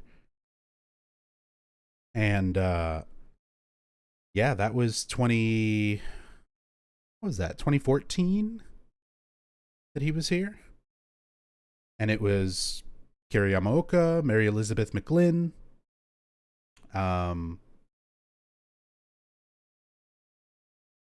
their bassist, who was like a new bassist that just tours with him, younger Japanese guy,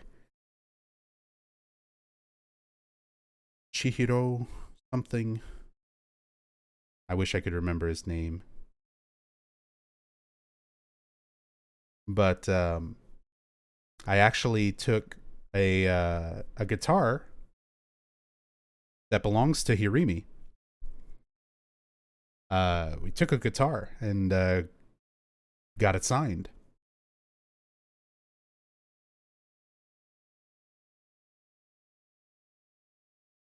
Awesome memory. I wish he would come and do more concerts and stuff here. I'd love to see him again.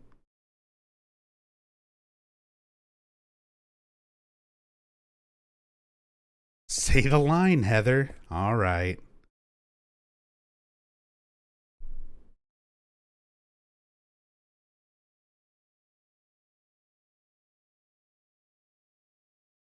It's bread.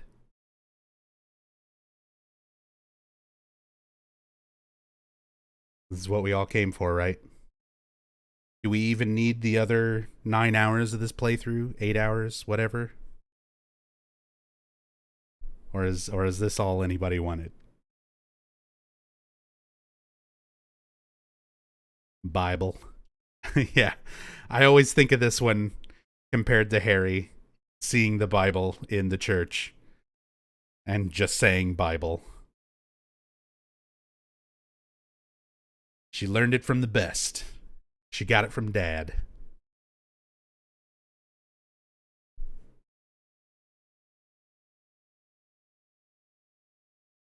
And you know what's funny is a lot of people see this and will assume that this is the only text because of that whole thing I mentioned earlier, where if you move away, if you're pressing anything when you examine stuff, you'll skip text and just start moving again. There is more to it, but a lot of people miss this text because they see the "it's bread" thing and then start moving and don't see this. But I'm not really hungry, so I guess I don't need to worry about it.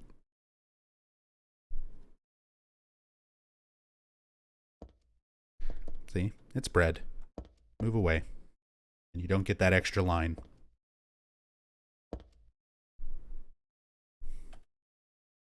There are no employees around. I wonder where they all went.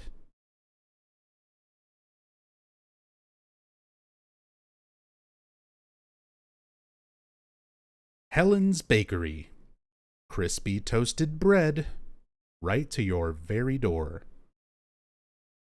Contact-free delivery. Way ahead of their time. Everything on sale.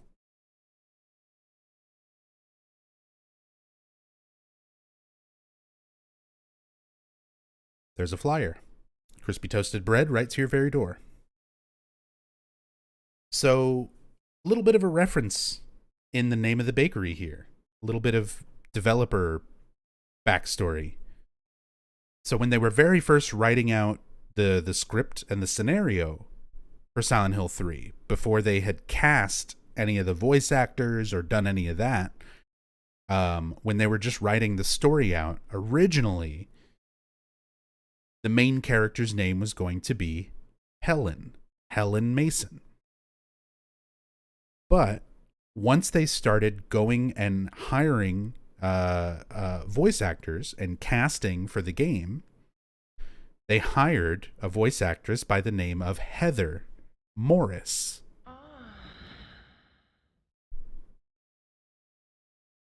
Crunchy, thank you for the 29 months. Very much appreciate the support. Thank you so much. Welcome back. But they hired a voice actress named Heather Morris.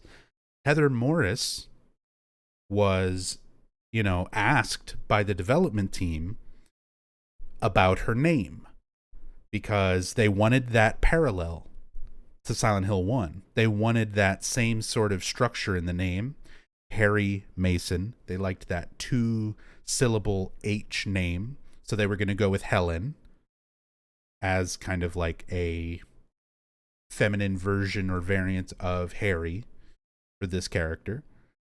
And then when they hired Heather Morris, they asked her about her name. They asked about, well, what's more common in the United States? And Heather explained, like, well, for a 17-year-old girl, something like Heather would sound a little bit more accurate and a little bit more contemporary for that time. Whereas something like Helen sounded a little bit more old-fashioned and like a little bit older and more mature. Whereas Heather had a little bit of a younger kind of appeal to it, feeling to the name. So she explained that to the devs, and the devs said, "Can we use your name?" And she said, "Sure." So Helen Mason at that moment became Heather Mason. And they even use the voice actress's name on the back of the US PlayStation 2 release. they refer to the character as Heather Morris. And that was part of the marketing behind Silent Hill 3, where they did not want to give away the twist that she is a Mason or that this is related to Silent Hill 1 in any way.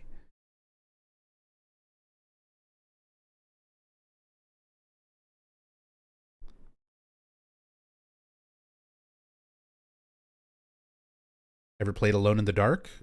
Pretty much all of them, yeah. But don't really stream them. Don't really play them that often. Been a long time since I've played any of them.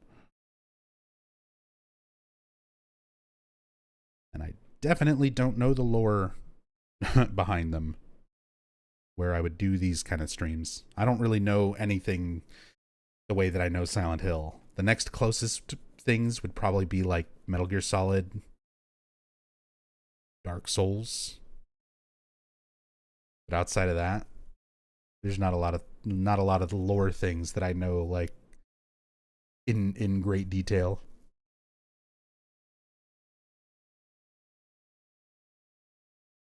There are no employees around. Wonder where they all went. Lots of bread. Donuts. Muffins. That's pizza. That's just straight up pizza. You can't fool me. That's a lot more than bread. Yes, it's technically on bread.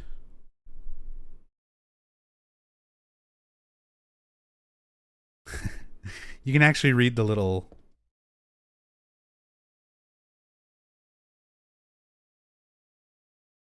price tags.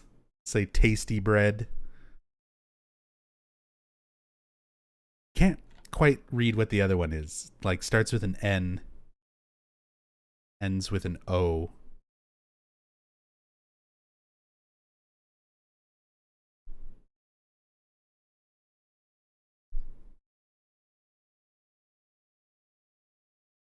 Napolitano? Hey, Vlad. Is that a thing? Am I uncultured swine?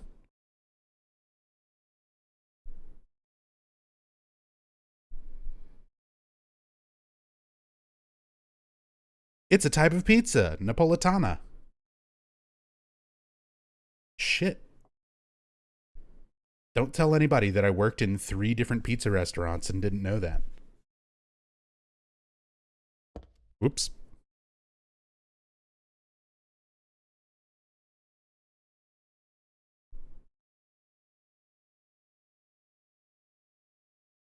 I do want to get me some of that good taste flour.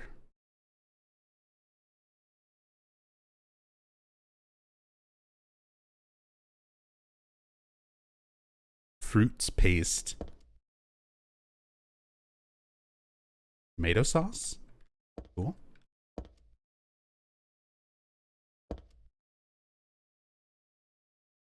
Orange, green apples. Yes, camera angle. I know.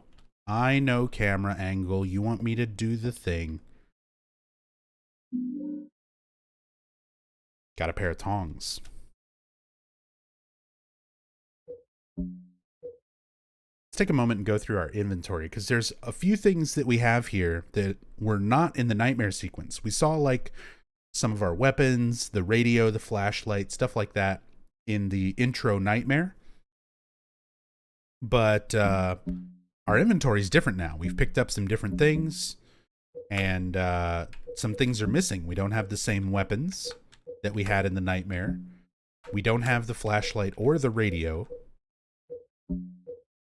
So let's go through our inventory real quick at this point. There's a house key, my front door key.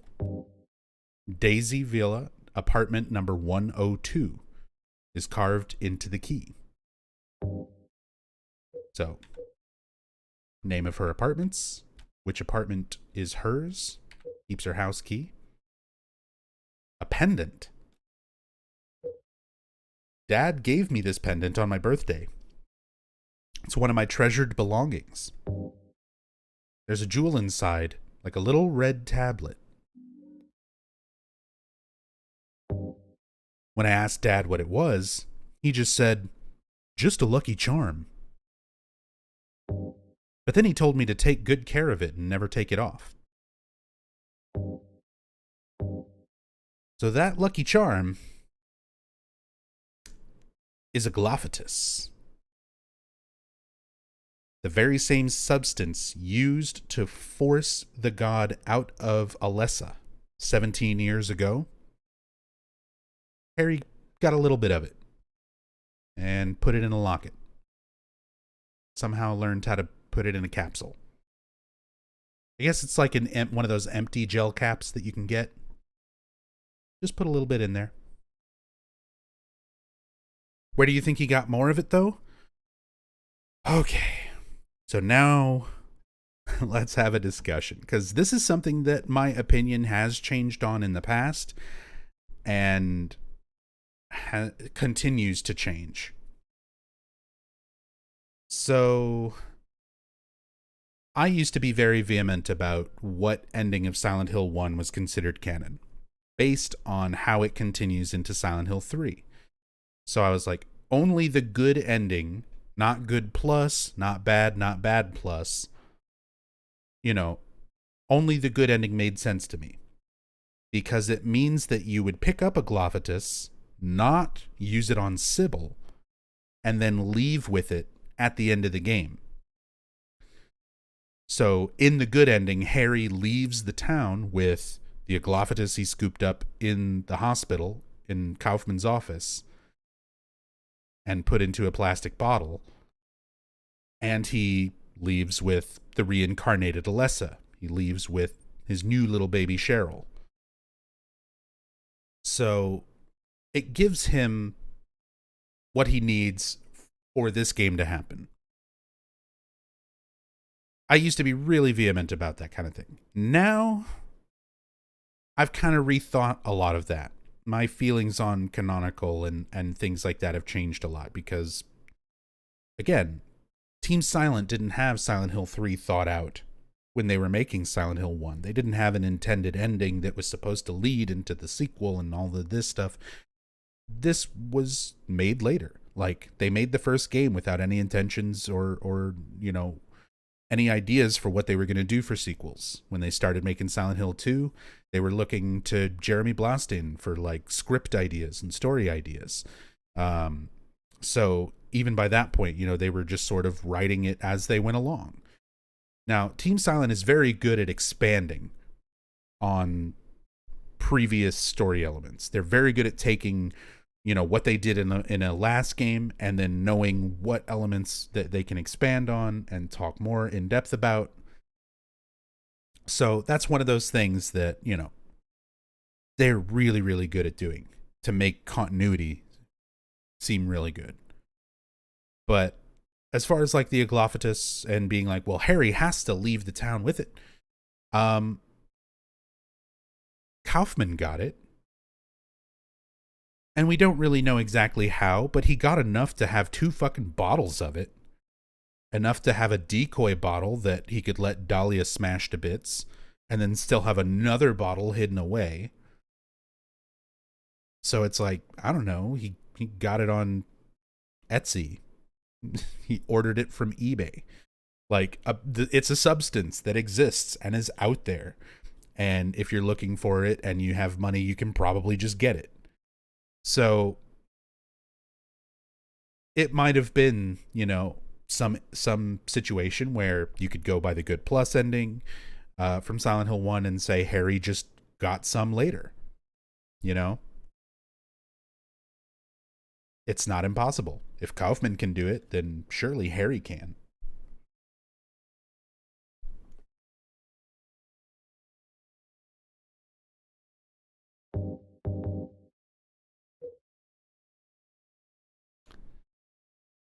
We also just picked up some tongs, a big pair of tweezer-like tongs for grabbing bread.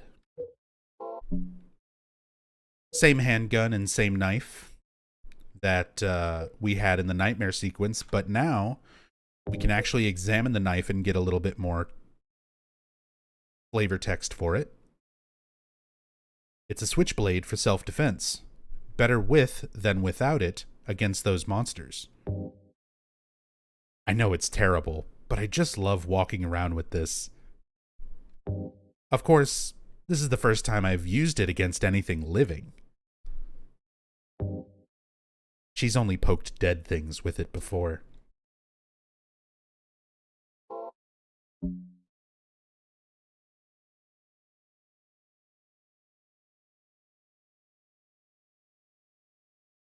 It's based on occultism, so why couldn't Harry just read up on the same stuff and see if he could recreate or buy some online? Exactly. After going through a bunch of crazy cult stuff in Silent Hill and then making it out alive, Harry's a writer. He's probably used to, like, you know, having to do a lot of research and stuff for his books. I'm sure after that whole fucking cult scenario, he's like, I need to do some research.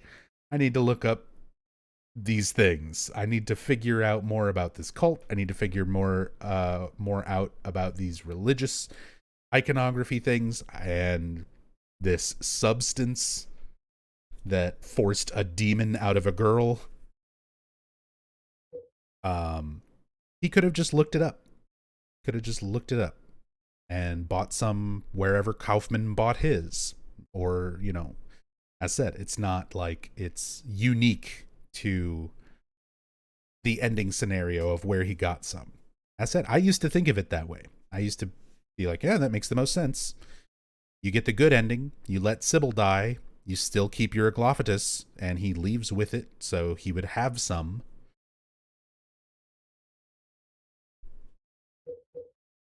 But he could have gotten it in other ways. It's not a guarantee. And our health drinks, our ammo, same stuff from the intro sequence, the nightmare sequence. New item, beef jerky. Processed dried meat. Sometimes it's just enough to distract monsters. It's meant for dogs, so I think I'll pass. It's not actual, just, you know, beef jerky. It's beggin' strips.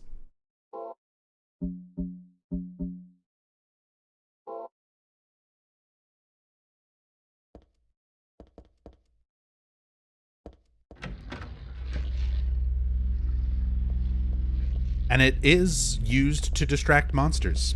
It'll distract dogs, it'll distract slurpers. And I think that's it.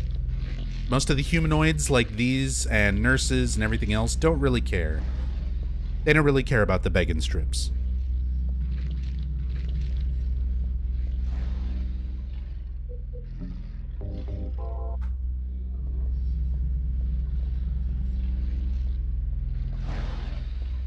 Okay, why don't you just step over here where I can see you?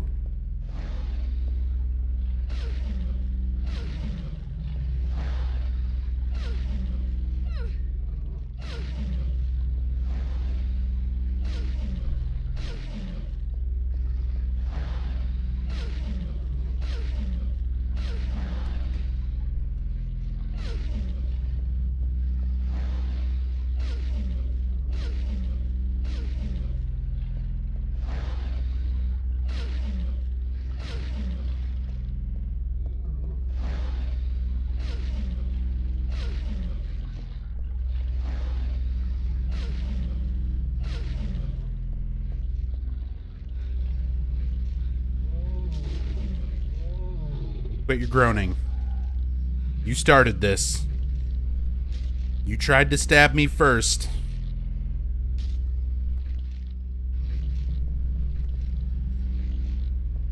All I want to do is look at these store names. Sunshine Princess might be a little bit of a reference to the New Game Plus Princess Heart.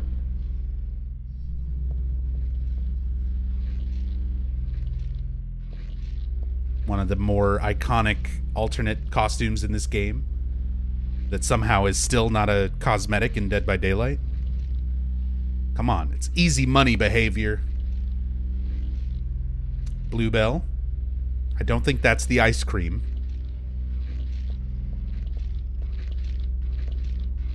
Natalie's shoes.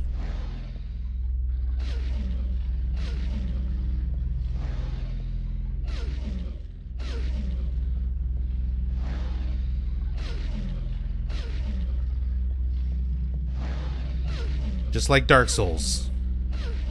Strafe around, stab him in the back. Because it's easy. And it does a lot of damage.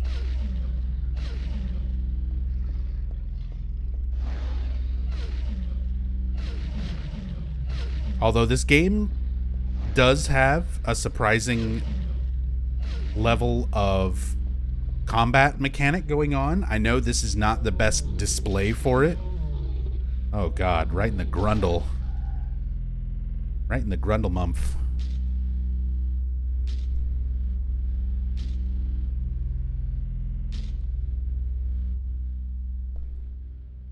But there's actually a lot. There's a lot going on with the combat. Other than like the strafing and the running, there's a whole stamina system that affects your actions and your blocking. There's multiple attacks for all your weapons. And they all consume their own methods of or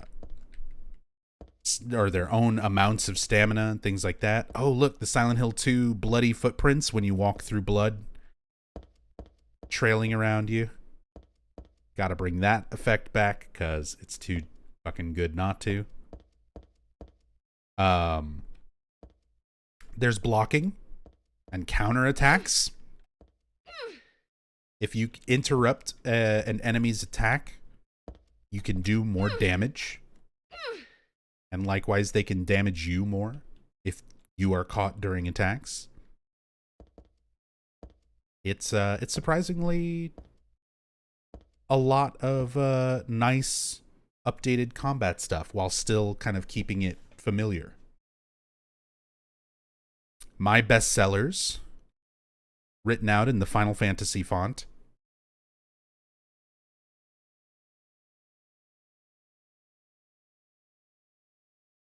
A lot of depth for a shitty system. I mean, for survival horror in 2003, this might as well be fucking Street Fighter Third Strike by comparison to everything else that was around. Like, games have gotten a lot more advanced now, Vulcan, but there's a lot to this for the time being. Like,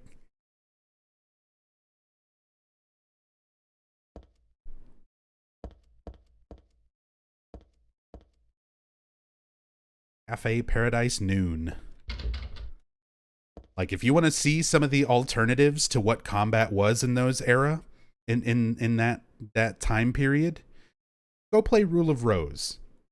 Do you stream on Twitch? If you've never played Rule of Rose, I would love to watch somebody play that game for the first time after saying combat in a game like this is bad. Please. I would love it.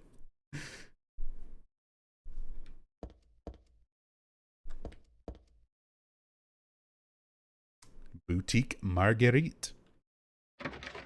This is the front of the store that we went into from the other side, where the first closer enemy was. Shame about Rule of Rose. Oh yeah, Rule of Rose is an excellent story, beautiful visuals, and some of the worst combat in a survival horror game ever.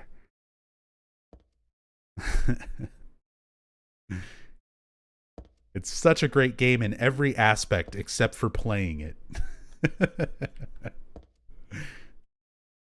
All right.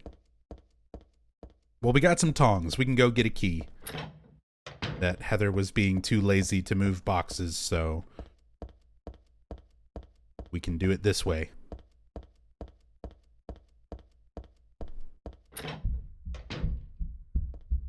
I mean, it says a lot about Rule of Rose that so many people like it despite it being so fucking rough to play. But, yeah.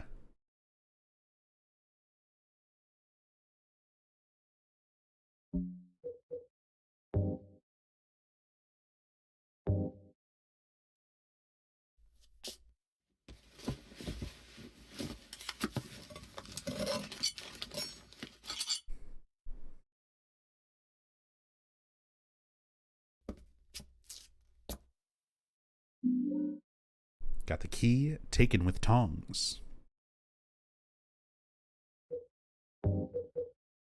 And we just left the tongs behind after that, because we'll never use them for anything else.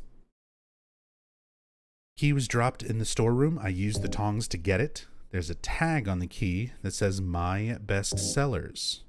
My Best Sellers, a bookstore key.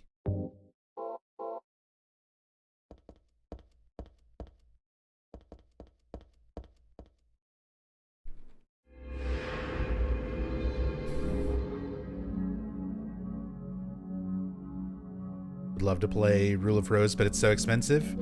Yep. It is insanely expensive these days. Trying to get a physical copy.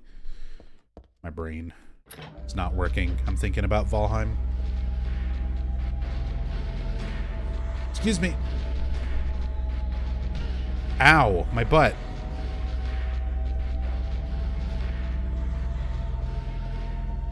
Turtle, welcome back. Thank you so much for the Prime sub, the 16 months. Very much appreciate the support. Thank you. Everything is going pretty dang good. Best it's been for me in a long time, so hope you are also doing well. Always a pleasure to see you here for the streams.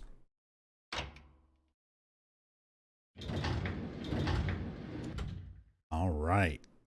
My Best Sellers, the bookstore. And the very first thing we're going to go look at is Norman Reedus.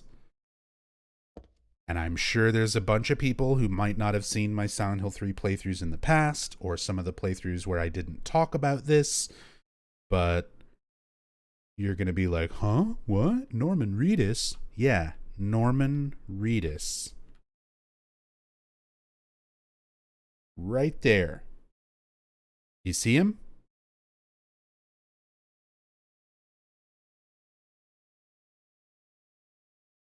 He's on the magazine cover that says college.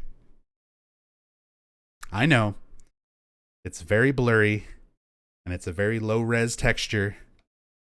There's not a whole lot that I can do about that. Except for this.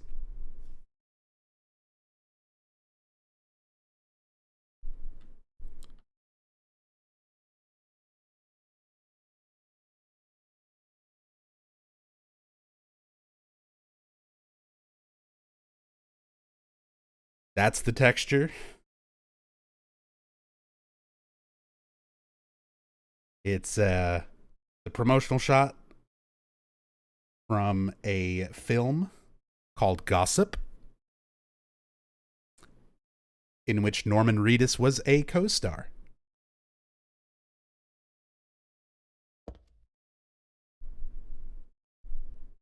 So think about how fucking crazy that is to have this as just a little random picture used for a magazine that's just tucked away in the bookstore. It was just a texture. It was just a thing to fill out the bookstore.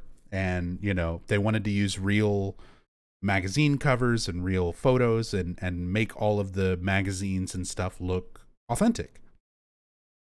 And then years later would actually work with Kojima on a Silent Hill game.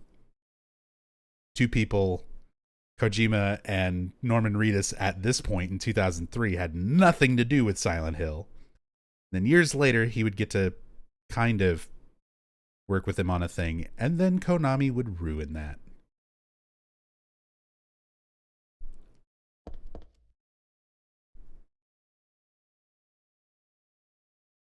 That story has a sad ending. But interesting little Easter egg. Something that even, like, it's weird, right? Because in 2003, that wasn't an Easter egg. It was just a texture on a magazine in a bookstore full of other textures. There's other celebrities. Who's that on the cover of National? Like, is that the cast of Friends? Like, it's all these other things, some artwork taken from other games and comics, and art books and fashion magazines. And it just so happens that one of them was Norman Reedus, who would kind of work on a Silent Hill game much later.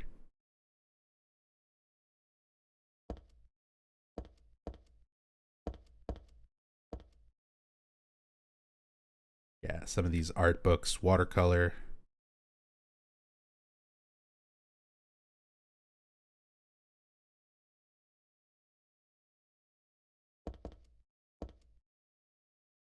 A lot of detail.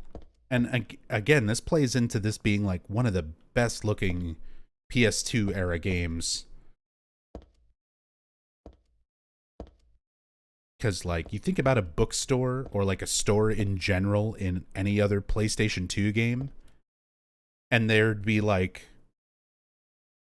it would just be like a shelf with one or two generic books just copied around to fill out the shelf, and like that's it. Look how much like detail there is, how many unique covers. Like, yeah, they're still repeating in order to fill everything out, but even repeating, there's a lot.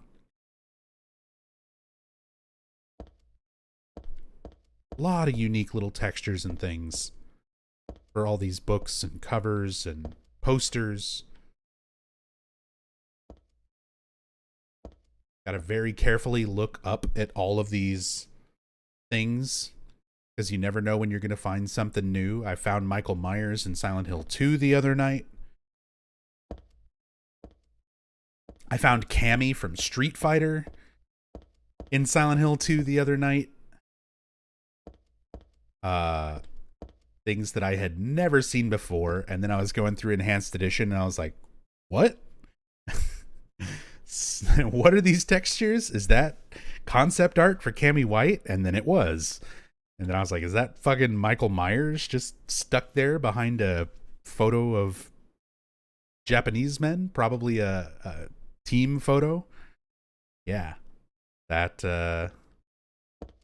was certainly a fun experience. So, even after as many times as I've played these games over the years, put thousands and thousands and thousands of hours into in-depth playthroughs, researching them, speed runs, and streams galore in the last like 6 years, and then still finding new things. Still finding out new stuff.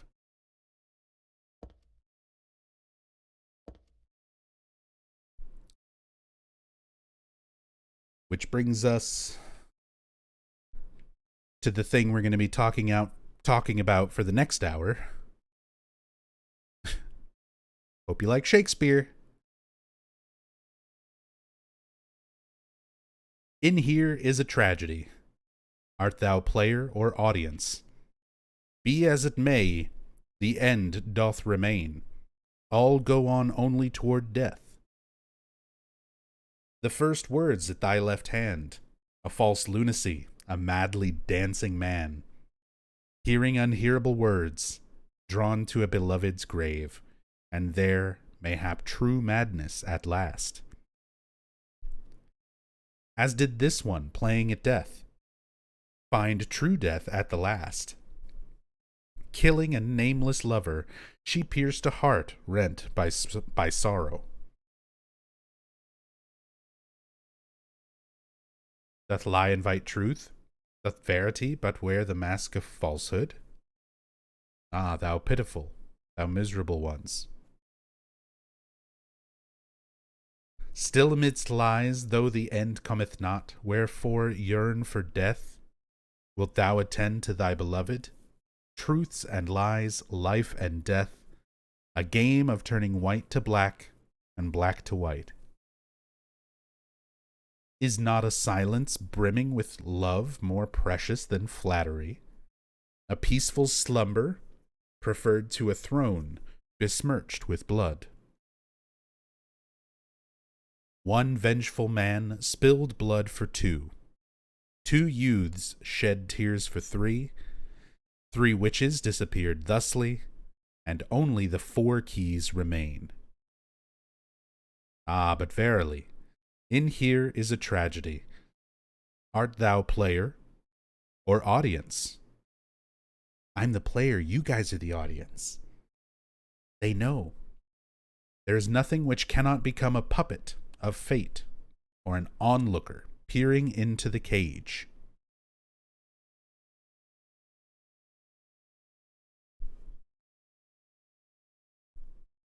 Is this the same in the Japanese version? I've heard that it's similar, but honestly, I have not checked it and translated it myself at any point. So maybe for some future stream, that would be a lot of fun to do. But we'll save that for another time. This is complicated enough to try to explain in English.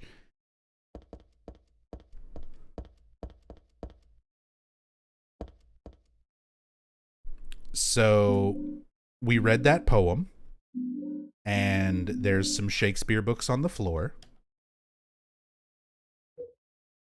Shakespeare Anthology 1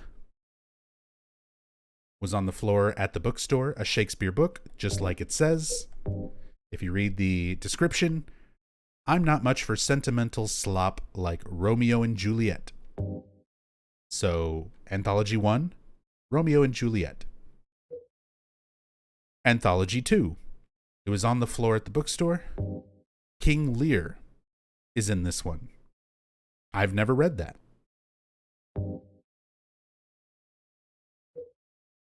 Shakespeare Anthology 3. One line from Macbeth that I just can't forget. Life's but a walking shadow, a poor player, that struts and frets his hour upon the stage, and then is heard no more. So she knows this one pretty well. She knows Macbeth. She's got a favorite quote. And it's kind of relevant.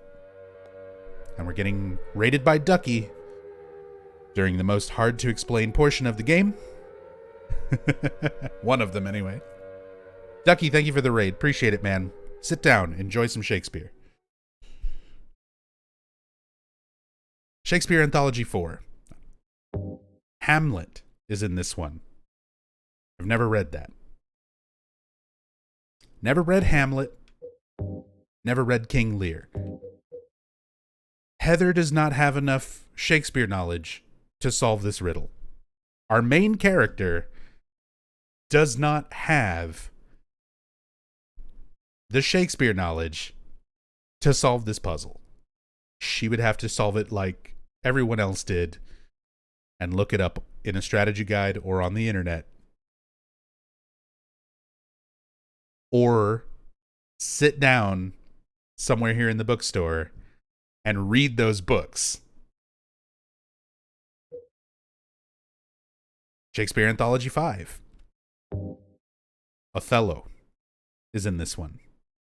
Must have read it, but I forget what happens. I forgot.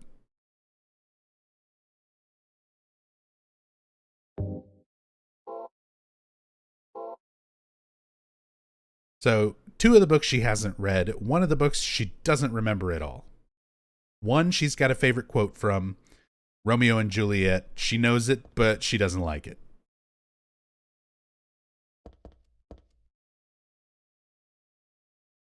The internet in Silent Hill. We're not in Silent Hill, we're in Portland. And Portland definitely had internet in 2003. I can prove it. So, everyone's already solved it, right?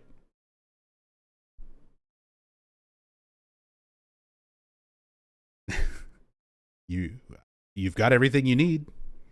You know which book is which Shakespeare story. You know which number is each book. and the very easy to figure out poem.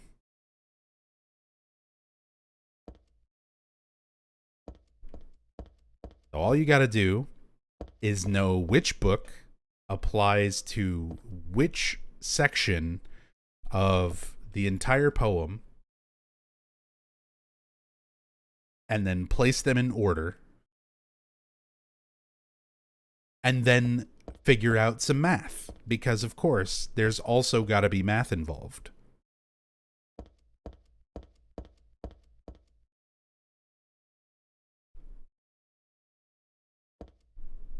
Now this is where I need to take a moment and actually like bring up notes, because I've gone through this puzzle so many times over the years, and I still forget some of the details of it.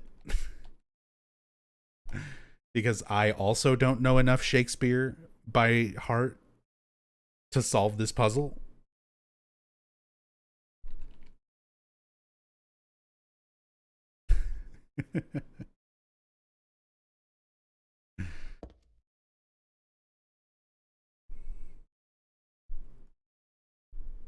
So,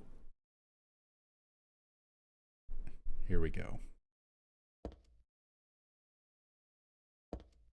The lock is bulletproof.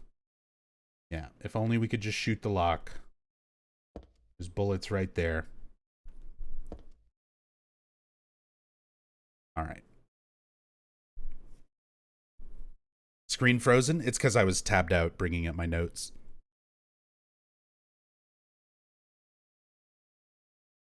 In here is a tragedy. Art thou player or audience? Be as it may, the end doth remain. All go on only toward death.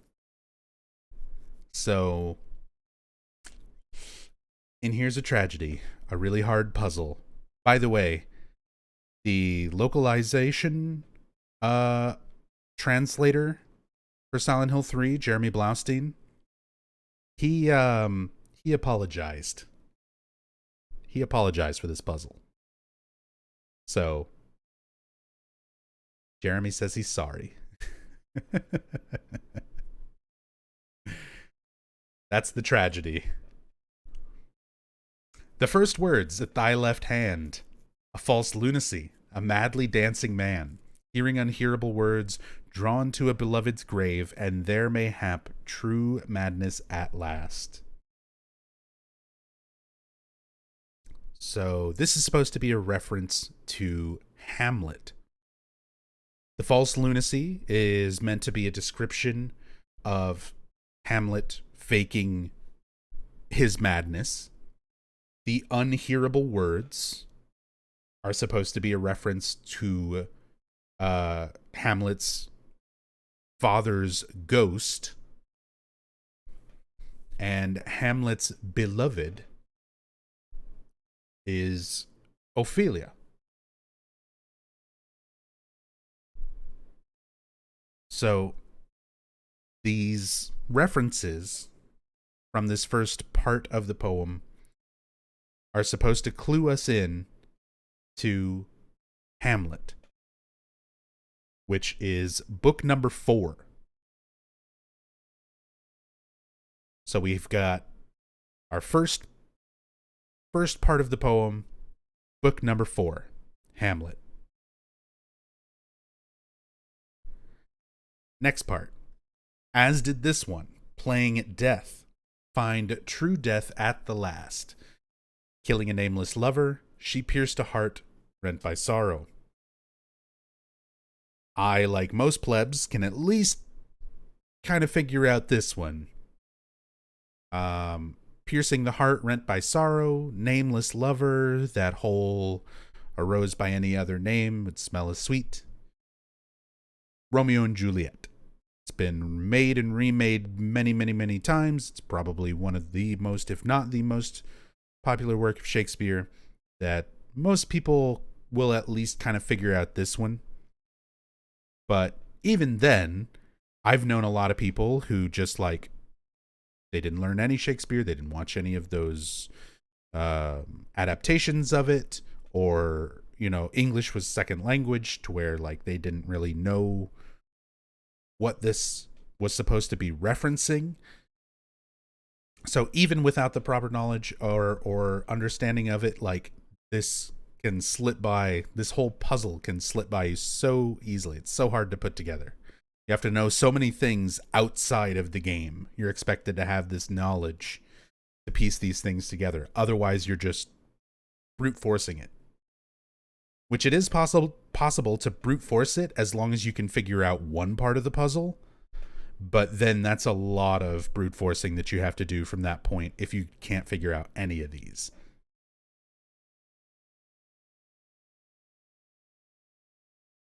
So, second verse, Romeo and Juliet, which was book number 1. So we've got book number 4, followed by book number 1. Third verse, doth lie invite truth? Doth verity but wear the mask of falsehood? Ah, thou pitiful, thou miserable ones. So this one is one of the hardest ones, pretty much the hardest one to figure out of the whole puzzle. Doth lie invite truth? Doth verity but wear the mask of falsehood? Pitiful, miserable, lies and truth, masks, falsehoods. That's basically everything that Shakespeare's ever written. Like, this could literally apply to almost any of his works. So this one is super vague. Now, there is enough there that you can kind of piece out that it's Macbeth. The moral ambiguity of Macbeth's taking the throne through deception. But again, this one is super, super vague. And a lot of times you would figure out what this one is pretty much by process of elimination. If you can figure out the other ones, that is.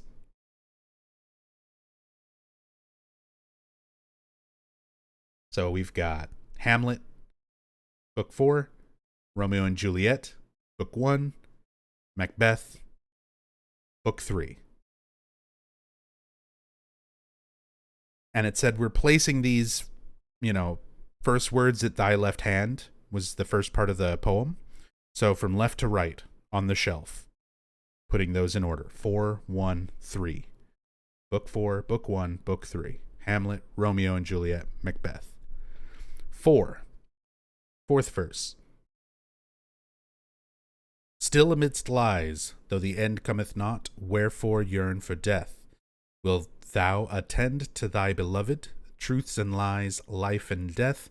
This one's also relatively vague. Themes of truth, lies, life, death. But then that last line. A game of turning white to black and black to white. Which is part of the board game Othello.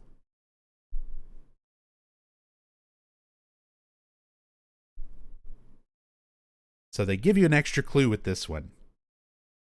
Maybe you're not so good on Shakespeare, but you play a lot of board games. So this one gives you a little bit more of a clue. Otherwise, it is relatively vague without that last line. So we've got Othello. It gives us book number 5.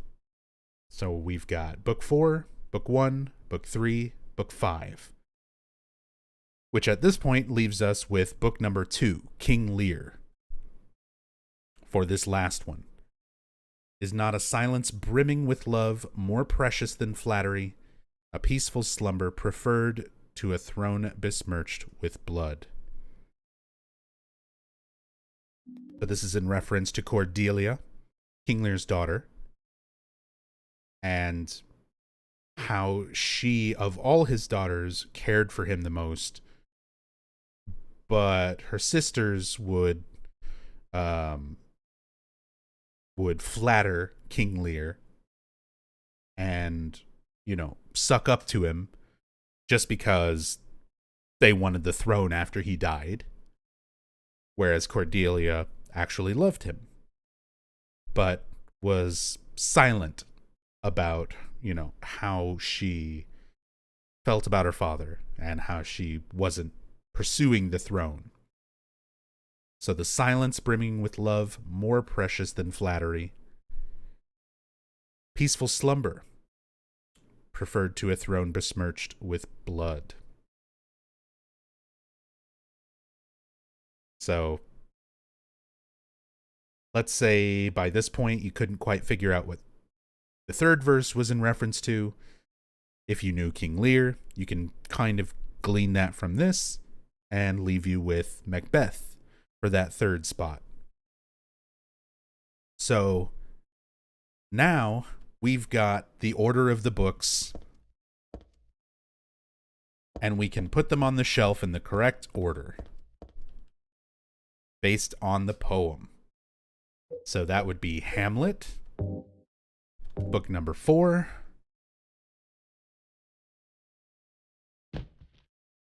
followed by Romeo and Juliet, book number 1, followed by Macbeth, book number 3, followed by Othello, book number 5, and finally King Lear, book number 2. So 4, 1, 3, 5, 2. And then you run over here and you do 4, 1, 3, 5, 2.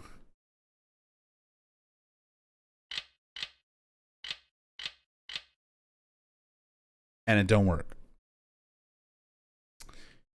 Because that's not enough.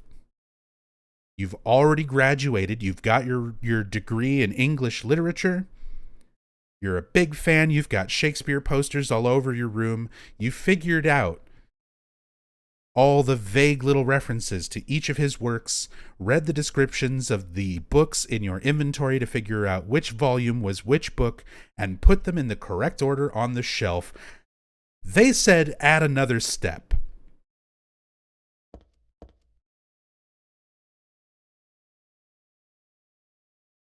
And they made the other step math. So you got everything figured out. You put them on the shelf. And then you have this. One vengeful man spilled blood for 2. 2 youths shed tears for 3. 3 witches disappeared thusly. And only the 4 keys remained.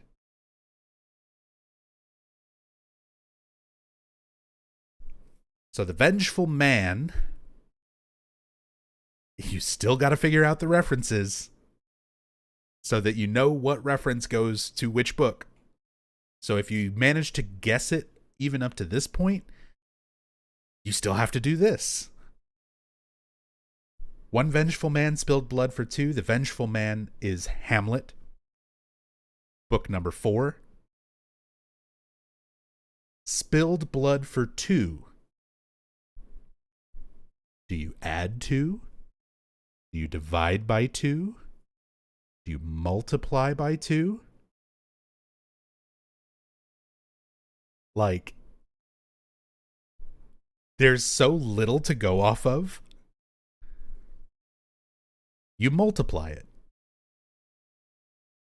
One vengeful man spilled blood for 2. So multiply by 2. Book number 4, Hamlet, which vengeful man is a reference to, is then multiplied by 2, giving us the number 8. So you take out your notebook that you have all your notes written down in from playing Myst and Riven, and you're like, God damn, is this really the first puzzle in the fucking game? And you write down 8. 2 youths shed tears for 3. 2 youths being a reference to Romeo and Juliet. Book number 1. Shed tears for 3. means that you will multiply by 3, just as you did for the first step. So you take book number 1, Romeo and Juliet, of which the reference to 2 youths comes from, and you get the number 3. So you write down the number 3. So you've got 8, 3. 3 witches disappeared thusly. So the 3 witches are characters in Macbeth. Book number 3.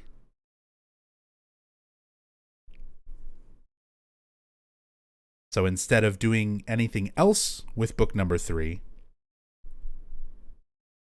which is Macbeth, which features the characters, the 3 witches, you'd have to know all of that. Disappeared thusly means you just completely take the book out of the equation. 3 is gone.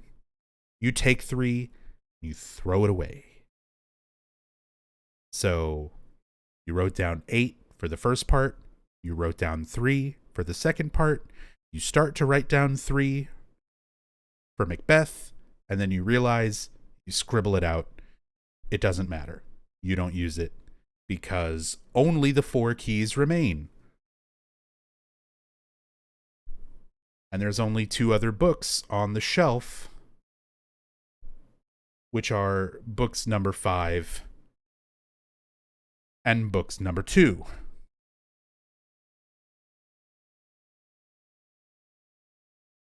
So after all of that, you read the poem, you read the descriptions of the books, you looked up your Shakespeare Cliff Notes, you wrote down what order the books went in, you figured out what mathematical process they want you to use for this whole segment, and all of these small references to each of the books. And finally, you're left with 8, 3, 5, and 2. Ah, but verily, in here is a tragedy. Art thou player or audience? There is nothing which cannot become a puppet of fate or an onlooker peering into the cage.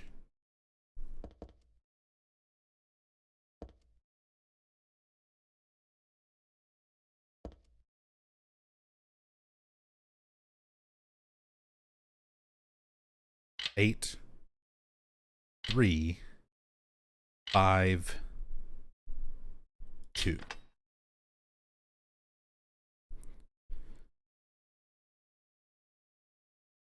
Again, I remind you, Heather herself, in game, does not have the knowledge to solve this puzzle. She does not know enough Shakespeare to solve this herself, unless she sat here and read the books.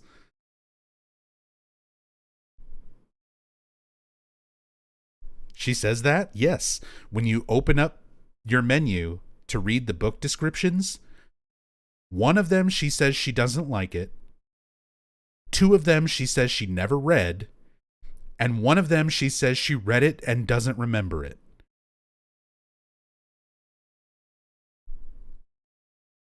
She doesn't know enough about those books to solve this puzzle. You have to know more than the main character to realistically solve this on your own.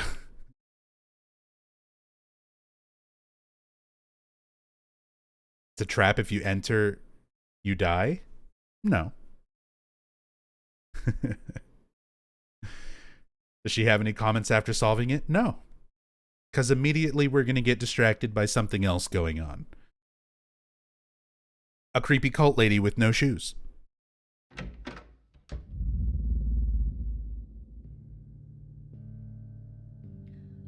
Hey, wait, what's going on? Where is everybody? Those weird monsters? They've come to witness the beginning. The rebirth of paradise. despoiled by mankind. What are you talking about? Don't you know? Your power is needed. How should I know? I am Claudia. So what? Remember me, and your true self as well. Also, that which you must become. The one who will lead us to paradise with blood-stained hands. Claudia, right? Did you do all this? It was the hand of God.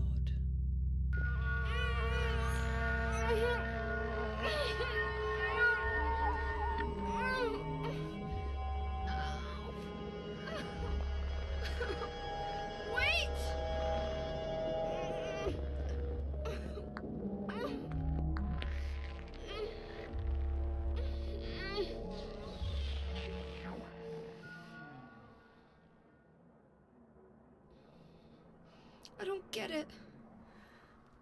What does she want me to remember?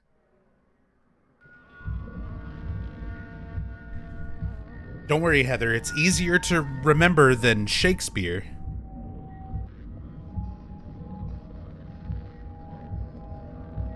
Just think. Think, damn it. Think.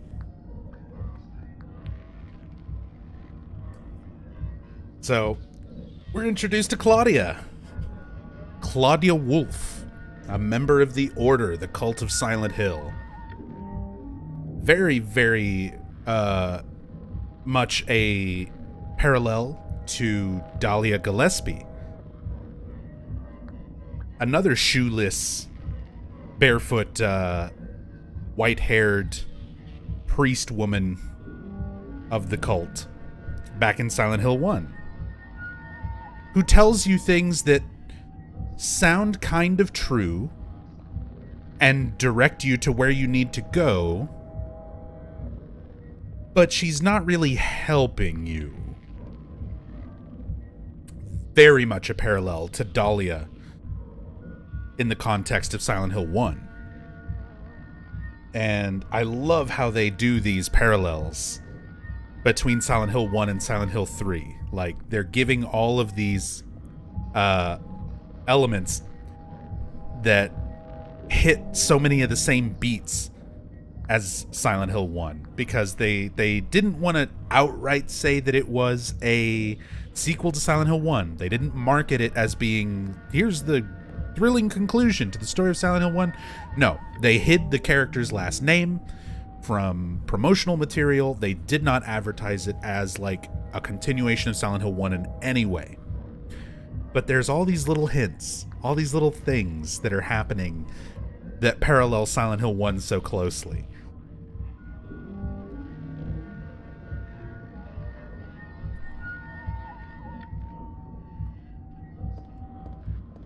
Harry has a nightmare where he dies and wakes up in a diner with ketchup and mustard on the table.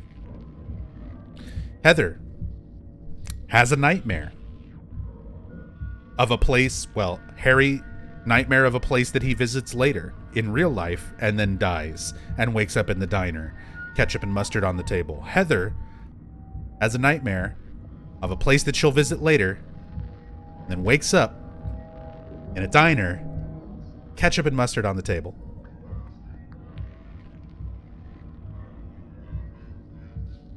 Meeting the priestess, meeting the cult member with no shoes, who leads you along, telling you half-truths about what's happening.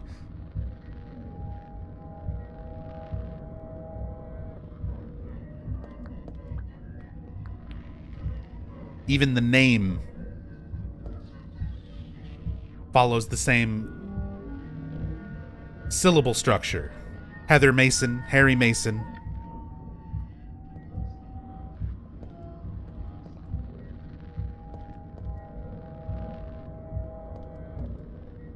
Also, I hate that I know the answers to joke questions at times in chat. I just remembered when the intro scene was playing where Heather wakes up in the Happy Burger, somebody put in chat, like, it's very important to the lore. What was Heather's order at Happy Burger? And I hate that I know it. I hate that I know it. I see joke questions like that, and I'm like, fuck, I know the answer.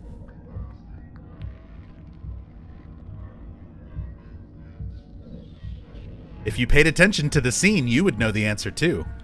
It's right there on her table.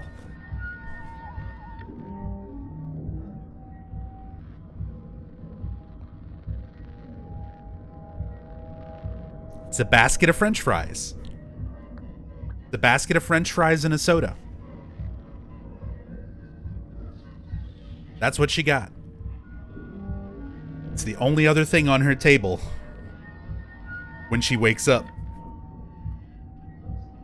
And I hate that I know it.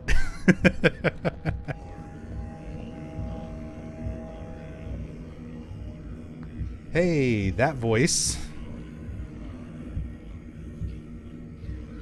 Found out in an interview that deep voice, one of my favorite iconic chanting sounds in this game, that that's Joe Ramersa. He's the guy who sings the ending credits song for Silent Hill 3 and Silent Hill 4.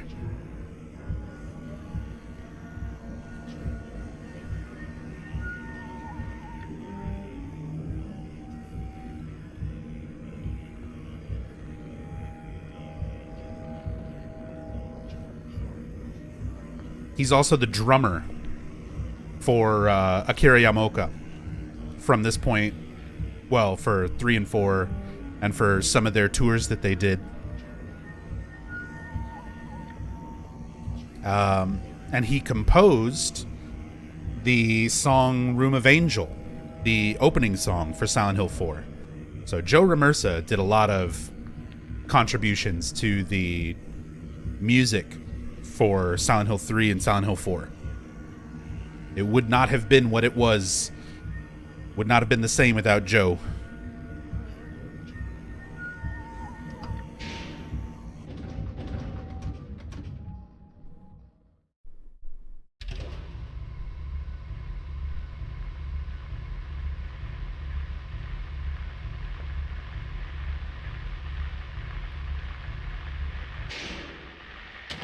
Here's your radio.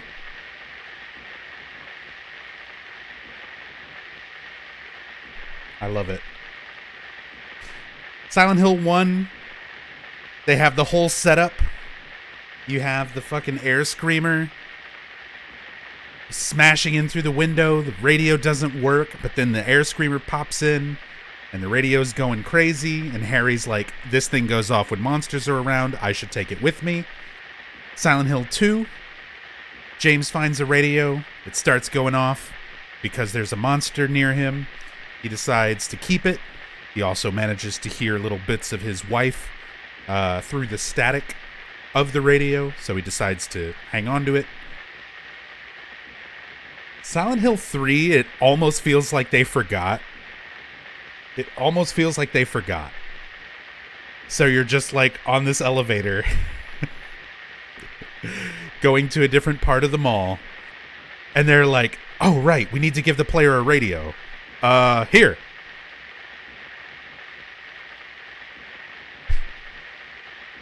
That's the devs throwing it down from up above. Here you go.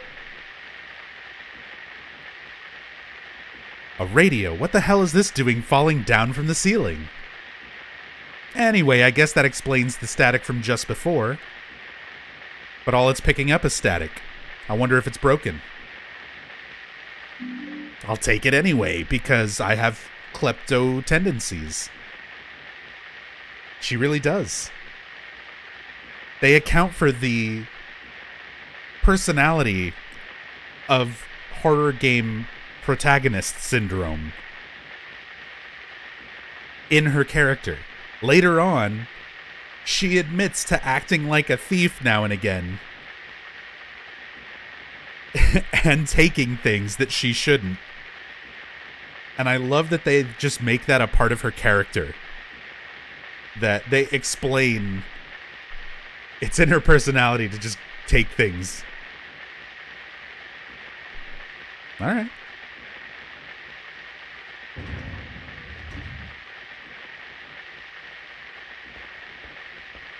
Besides the radio, what would you say is the most mundane yet iconic item in Silent Hill? Pocket flashlight. After pocket flashlight, steel pipe. Is this a dream? It's gotta be.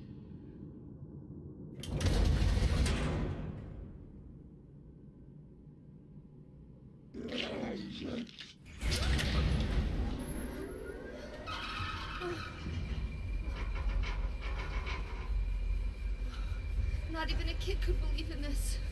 But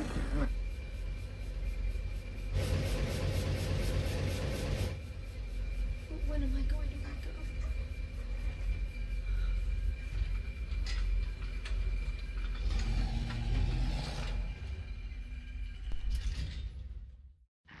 Hey, Ryuzaki. Welcome. Line delivery's so good in this game. Yeah, I love the voice direction in this one is a lot more solid than in 1 and 2. I think after 2, Jeremy Blaustein doing the voice direction and casting again had a much better idea of how to handle it, and does a fantastic job with Silent Hill 3.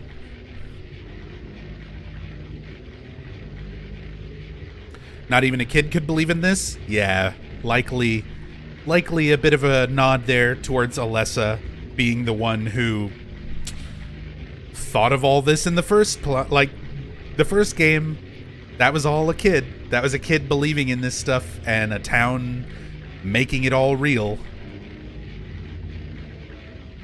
Hey, Manhattan. Hey, not a zombie.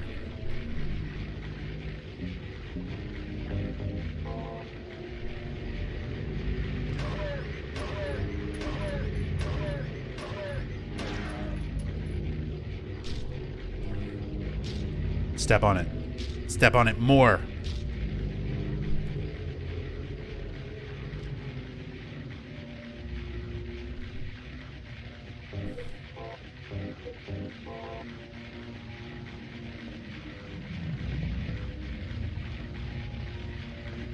God, the sounds of the dogs just eating.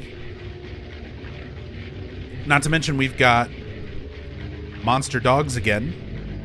Similar to the dogs, the skinned dogs in Silent Hill 1. So we're even seeing kind of recurring enemies because it's still Alessa.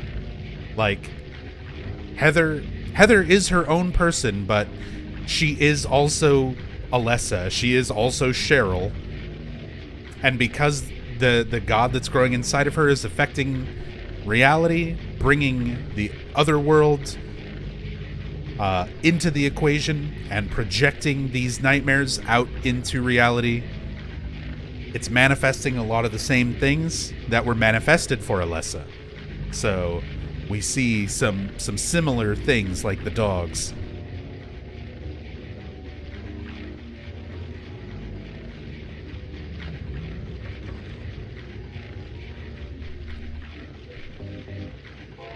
Maybe I can save some bullets and knife this one. Yeah, he's gonna grab me. If this was Extreme 10, that grab move right there would have killed me. Like, you only have to get grabbed by that once, and you're dead on Extreme 10. So, playing on normal mode, you can mash buttons and basically get the dog off of you right away. So, it does some damage, but it doesn't kill you. In Extreme 10, it does so much damage and takes so much more effort to get it to stop biting you. By the time that you do it, you've already died. Like, you are just... It kills you. It's a guaranteed death. If that animation of the dog biting you even starts, you're just dead.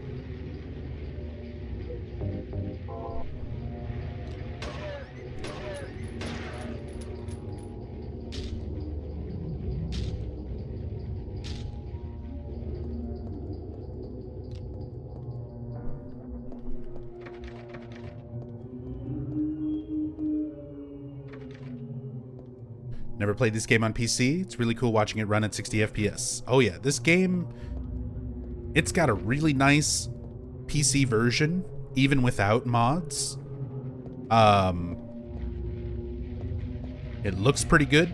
It does have its share of problems. There are some issues with it that we're going to talk about in a little bit. There's some missing audio, which is it's stuff that's like relatively minor, but at the same time it's sad that it's not there. And of course, if you're willing to deal with some of the kind of downside stuff like that, it runs pretty well, and you can mod it like I've done for widescreen, 60 FPS, all sorts of stuff.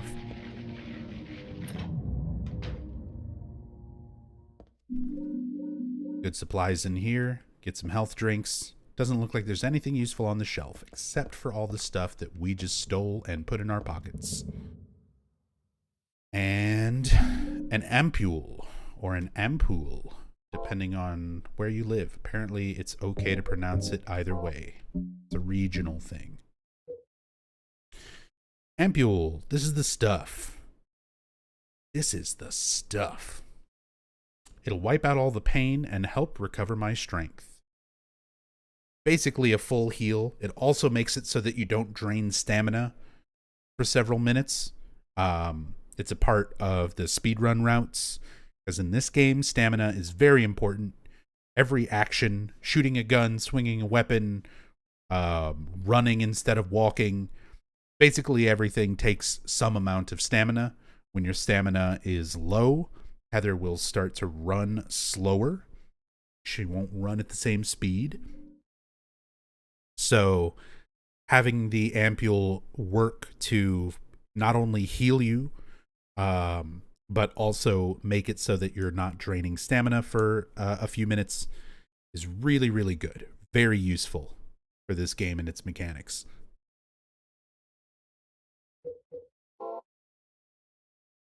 Pick up anything else of note?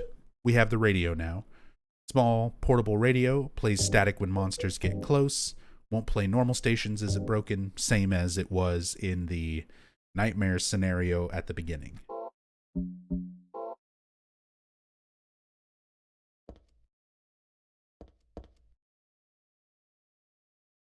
This again. Another hit.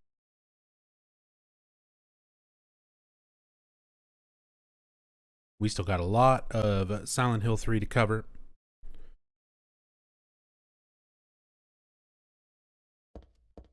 We examine our save point.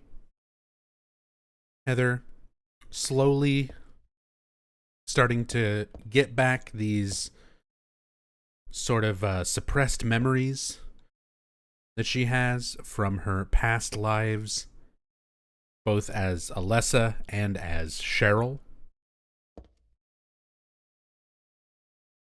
and how it's sort of conflicting with her own current life, because even though she's sort of a reincarnation, she is her own person in all three iterations,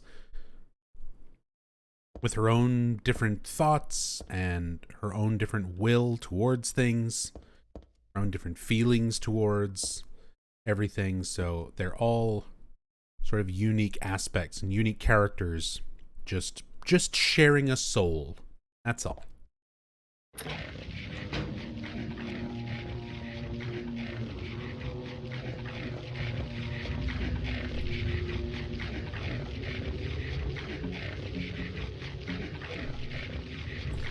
Getting low on supplies, so it's time to start running past dogs.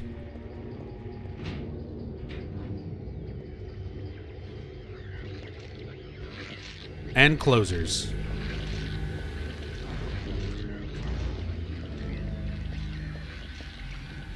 Wait. Nope, just a payphone.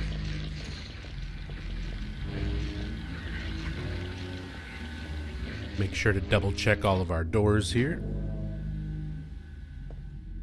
And now it's time for our flashlight. And I always kind of liked how this room was set up for you to find it. So you come in, and there's like the big warning taped up on the wall. Warning, when leaving the room, be sure to turn out the lights. It will be obvious if they are not switched off. So it's supposed to be like an employee employee warning, like turn off the lights whenever you're leaving the room. They want you to interact with the light switch. So they give you that hint to interact with the light switch and turn that off, but you don't actually have to if you know where to look and what you're supposed to pick up here, because there's the flashlight. It's just sitting there. Just sitting there.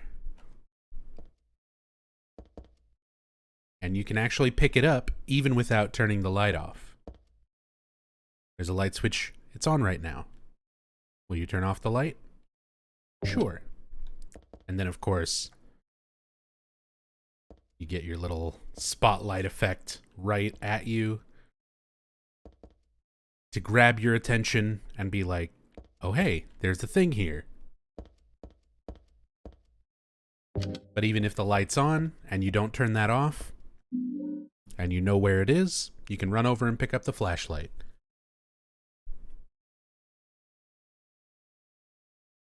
Been to a decent amount of hardware stores and never seen a pocket flashlight like that. I've found some pretty close, like pretty similar ones, but never like the exact model. I've seen some people who've made them, who like custom made items from the Silent Hill games and like sell them on Etsy and stuff, but yeah, there's some very similar like army lights and pocket lights and camping lights and stuff, but nothing that's like perfectly exact.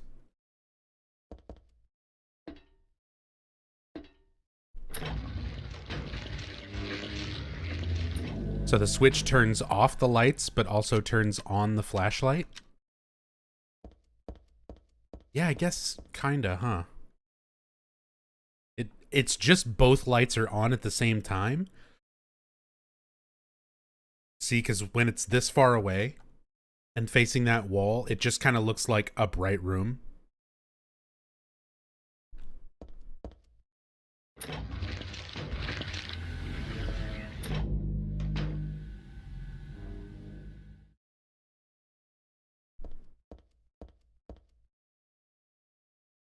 Another bathroom. We started in a mall bathroom. And very similarly, have now circled back to this mall bathroom. Nice, distinct camera angle. Got the bleach.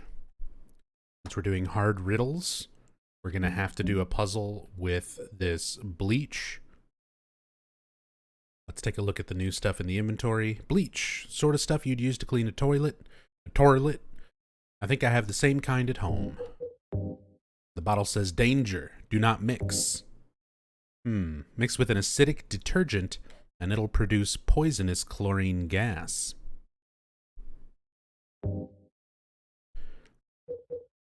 So it gives you a little bit of a hint that you're going to need this to mix with something. Mix with an acidic detergent. We picked up the flashlight. It's in my chest pocket, a must-have in the darkness. You've had it for 10 seconds, and it's a must-have. But monsters will notice me more easily when it's turned on. So it gives you a little hint towards game mechanics. Flashlights on, monsters are more aggressive, they see you from further away. Flashlights off, you can get a lot closer to them or even potentially sneak past them.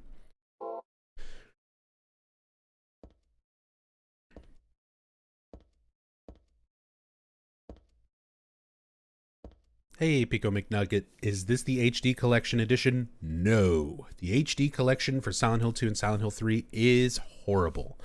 And I do not recommend playing Silent Hill 2 or Silent Hill 3 that way if you have any other alternative. Those should be absolute last-ditch effort. You have no other way to play these games. This is the official PC version for Silent Hill 3, using several unofficial mods to make it widescreen, 60 FPS, and things like that. What makes the HD collection so bad? That is a whole fucking topic for another day. I've made videos about it. If you do !VOD, you can check some HD collection playthroughs. There's videos about it on YouTube where other people have covered it in great depth. And Eternal Enigma has a pretty famous video talking about stuff from the HD collection on YouTube. It's awful. It's fucking terrible in just about every possible way. Basically, they lost the source code for Silent Hill 2 and 3, so there's a lot of very broken things about it in the HD collection. They re-recorded the voices and fucked up a bunch of sound effects and fucked up a bunch of lighting and fog and like everything that I'm going through and talking about. Look how good this is. They fucked it up in the HD collection. They are by far the worst ways to play Silent Hill 2 and 3. It's also a collection that consists of 2 games.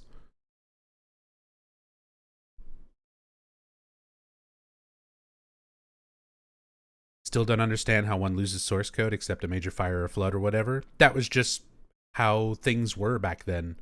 Like, even companies still to this day, people in video game development and video game companies do not really give 2 shits about game preservation. A lot of times the studio would make a game, work on it, and once it goes to retail, that's it. There is no updating. There is no nothing else. It's a little less common these days because games are released digitally. Studios can make money on them and then release DLC and updates and things like that.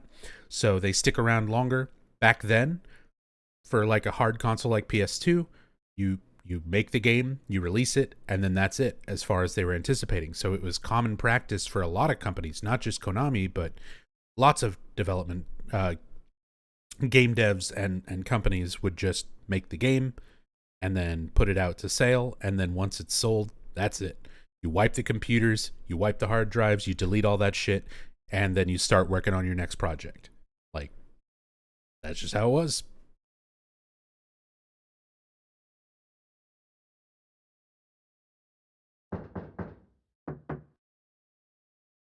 So just like before, when we were in the bathroom before all the other world, one stall is closed, knock on it, someone knocks back. Is someone actually in there?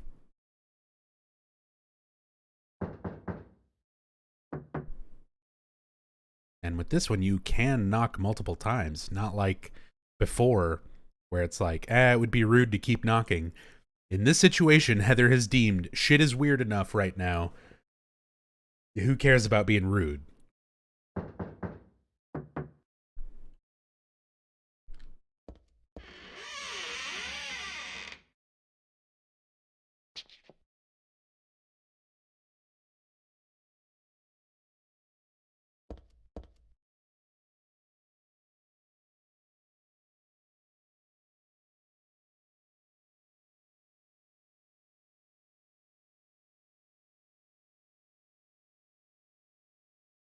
This is what happens when you eat the food from the food court.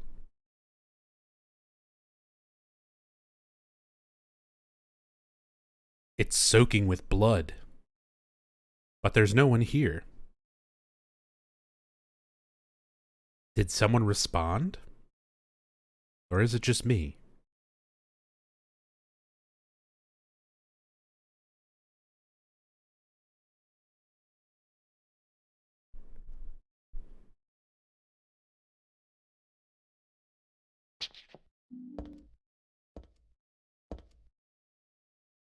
And these two are a little bit too busted up.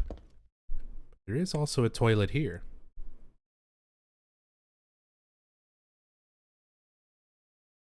full of filthy, muddy water. Looks like something's stopping it up. Will you remove the blockage?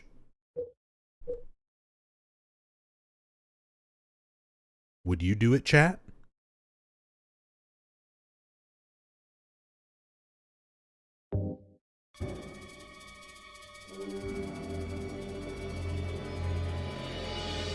Ugh, forget it. This is way too gross.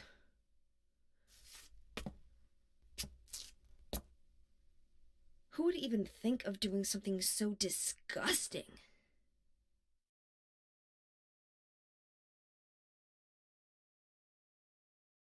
Yeah. Who would do something like that? And not even roll up their sleeve?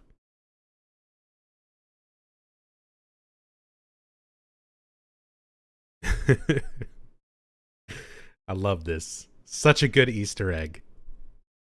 That is 100% just like throwing shade at James Sunderland.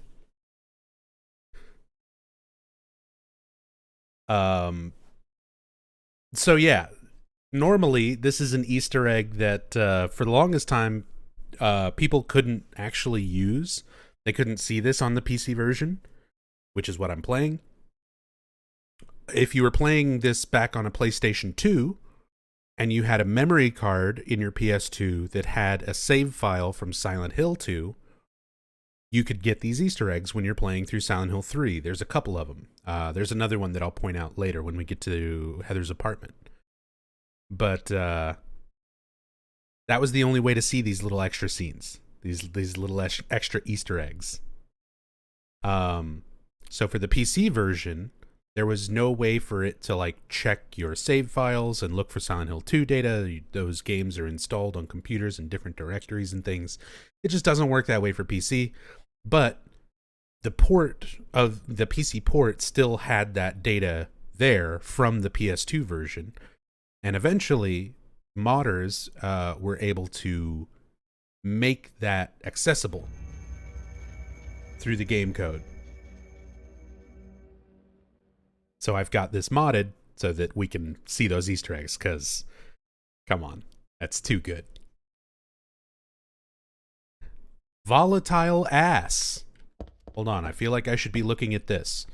Volatile ass, thank you so much for the Twitch Prime sub, Prime Gaming sub, whatever it's called these days. Thank you so much, Volatile ass. Really appreciate your support. And I hope you're enjoying your time here and enjoy the stream. Enjoy the emotes. Thank you so much.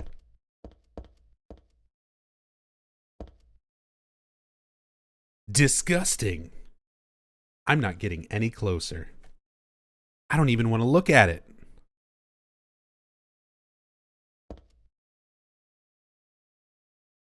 It is pretty gross. Okay, alright, fine. I'm leaving. Closer is not happy with me being here.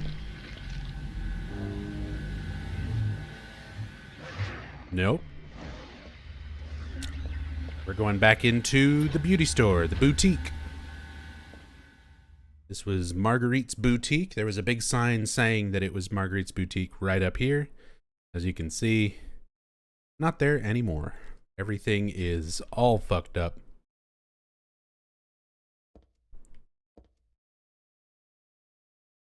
Don't remember this game's frame rate being this smooth, though he did just mention this was modded. So yeah, this is the PC version.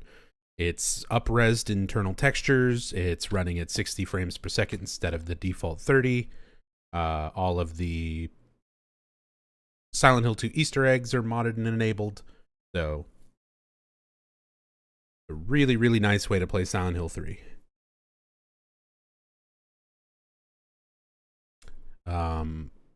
It does have a couple downsides, and I'll point that out later. It's mostly some missing audio, some missing audio from Silent Hill 1, and I'll talk about that when we get to it.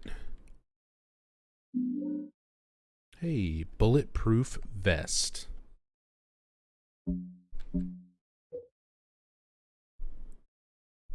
It's heavy under a jacket, but it should protect against a monster's attacks. The only problem is it's heavy and harder to move, so I'll run slower.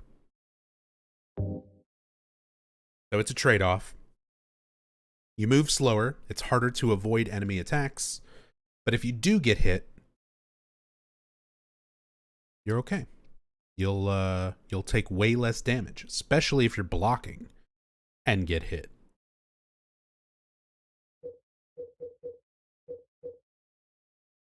I usually don't use this.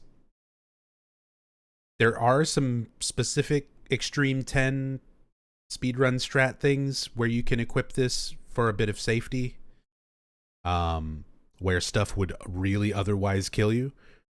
But outside of that, I've pretty much never had much use for this item.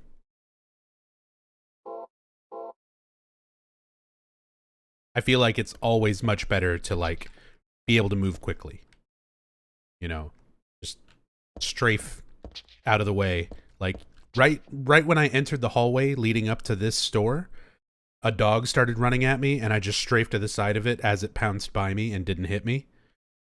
A lot of that is because of how quickly Heather can strafe. Like, look at her. She's fucking booking it. You throw on this. Here's the strafe.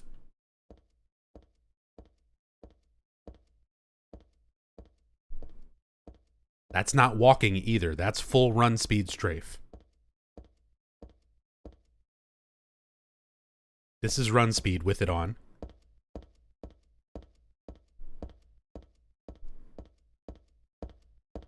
And walk speed.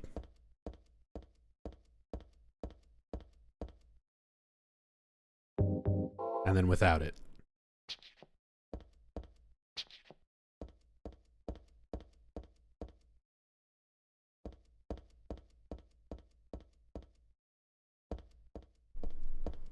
Yeah.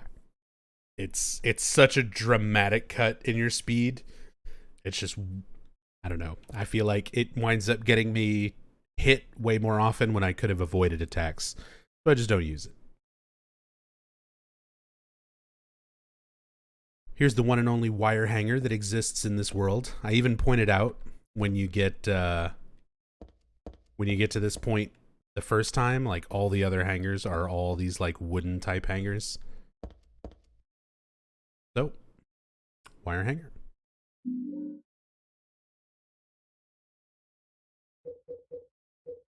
Wire coat hanger I got at the boutique.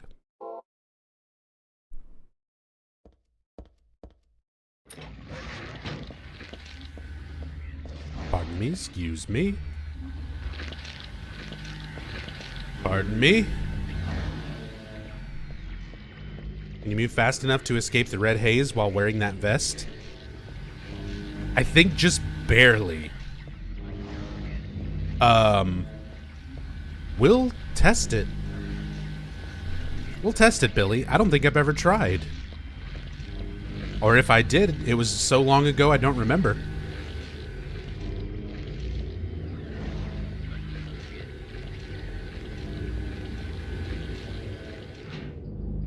Heather runs pretty fast for a smoker. I mean, that's why she quit. Who knows how long she has quit for. Maybe she hasn't had a smoke in a really long time. She started smoking when she was 12 and gave it up when she was 14. And now she's 17. She's fine. She smokes? She used to. We'll talk about it later. We'll get to it much later where she makes that comment.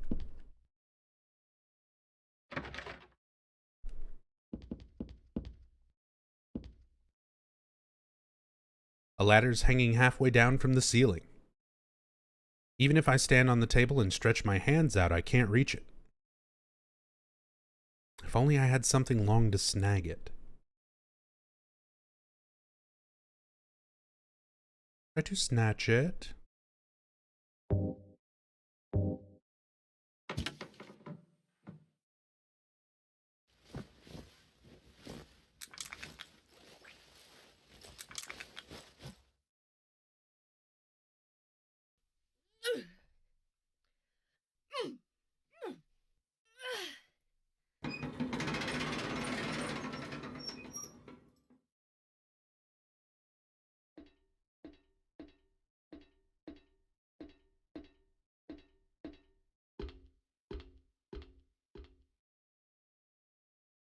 So, there's something really interesting here, and this is part of the reason when I very first started the playthrough, I was like, I'm going to put it on easy mode so I don't have to worry too much about the enemies, and I can stop and clear them out and talk about lore and details in the environment and stuff a lot easier, since that's more the point of the stream than difficulty challenge. But there's a couple things that I wanted to show that require falling, and you can't fall on easy mode, only on normal or harder. And this is one of them. Anybody who's played this game and knows somewhat well, like, there's a lot of spots in this game where you fall and just die. Most spots in this game, if you're able to go to an edge and fall, most of the time, like, Heather will just fucking die. This is one of the few spots in the game where you can fall and take damage, but not die. So if instead of climbing the ladder, you want to get back down there, you can just jump. You can just jump right down here. But see my health being yellow and blinking? Jump a couple more times. Let's do it backwards. Now the health indicator comes on. We took enough damage to cross that threshold into danger territory. So you are gradually taking damage from this. Now, I've checked this out because I wanted to see if you can die from this. If you do it too much, you can basically get to 0 HP but not die. Because this game kind of works on a weird HP system. I talked about this a bit in the in-depth Silent Hill 2 playthrough. Essentially, the way these games are set up, for the most part, there's a couple exceptions, but for the most part, you have a set amount of HP, attacks and stuff do a set amount of damage. Once you get down to close to 0 damage, it doesn't matter how much an attack does. If it does enough to take you to 0 or less, it will take you to 0. And then if you get hit again while at 0 HP, that is when you die. So if you have 20 HP and something would hit you for 25, it'll put you at 0 and you'll still be alive. But then the next hit of anything will kill you.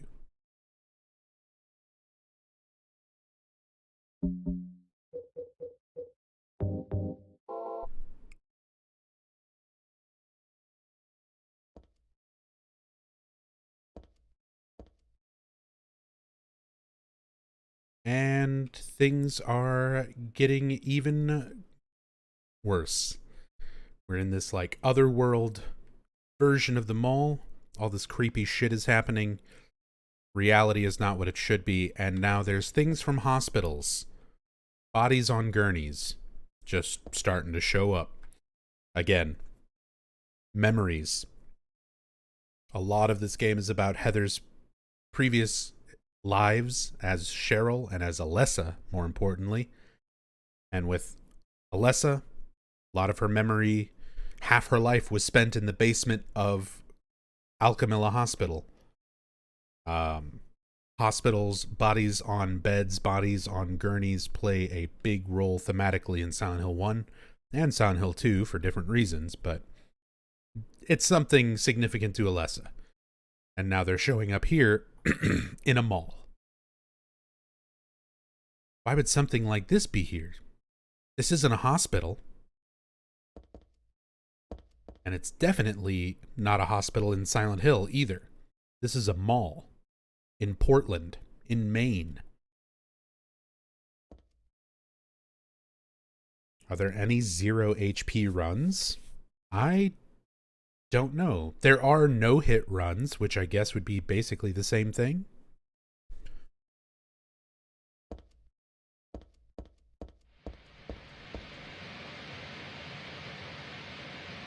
All right. Time to talk about some missing audio.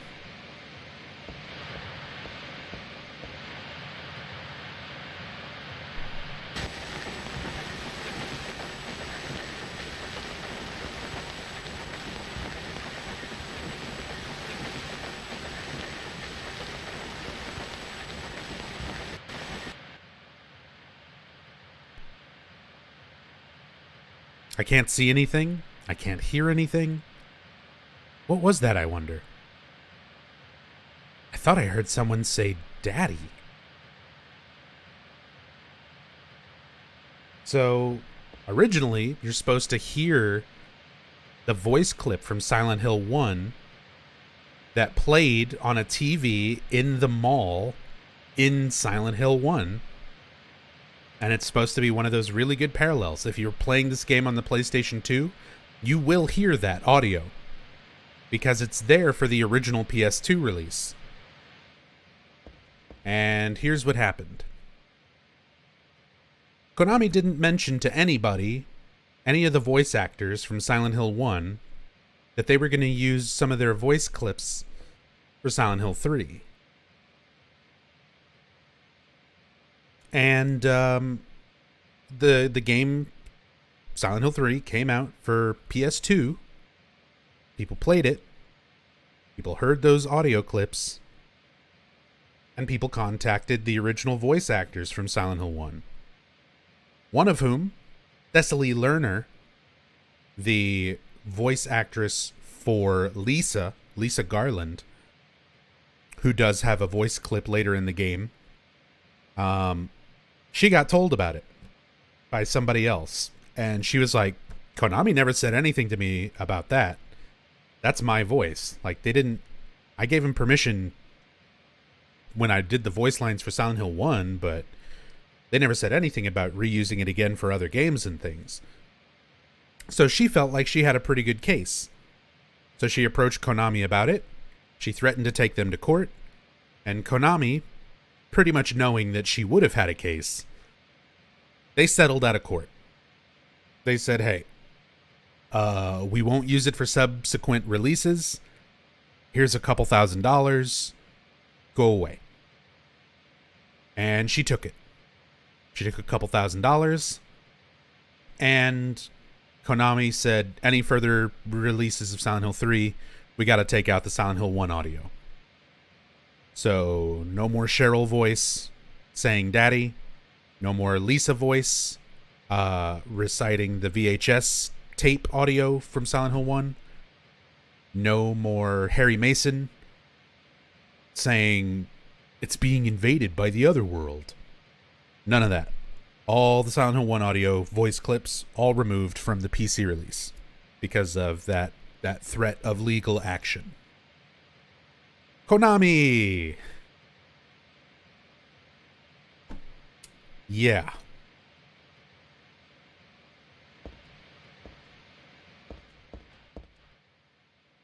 Did they not own the copyright of the sound files? Well, when this happened again, because of course it happened again, that was their argument. Because they wound up dealing with the same thing when they were making the HD collection. So it came up again, and that time around, Konami was like, listen, they're files on our computers. Those are our files. Those are our computers. It's our property to use as we see fit. We don't have to tell you shit if we decide to go into our, our archives and pull out audio clips that we took from you, even though that's you and your voice and your performance that you only got paid for like a one-time contract thing. So that was their argument second time around. First time around, maybe they weren't so sure. So they just wanted to settle outside of the court.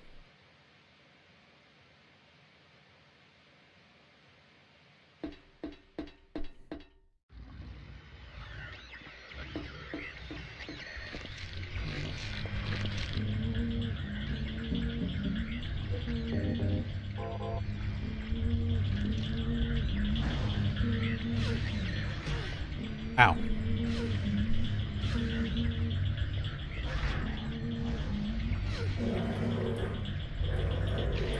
Stop it. Stop it. Okay. Dogs are hard to knife. So, you first.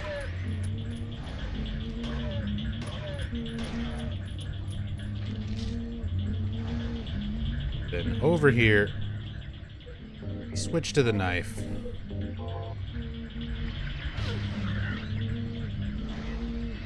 Stab in the butt.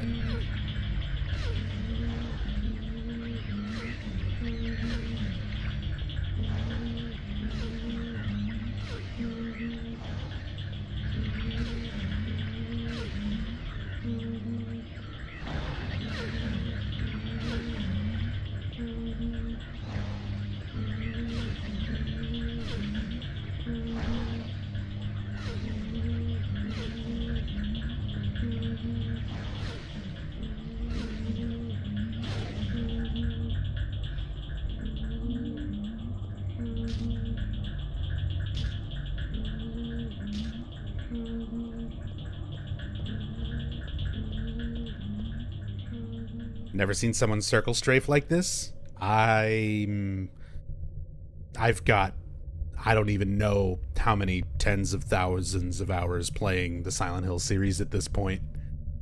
I've been doing these playthroughs for a long time. I learned to speedrun all the games at pretty high level. I had world record for this game at one point long ago. So there's a lot of stuff I'll probably do that most people like never really do playing casually.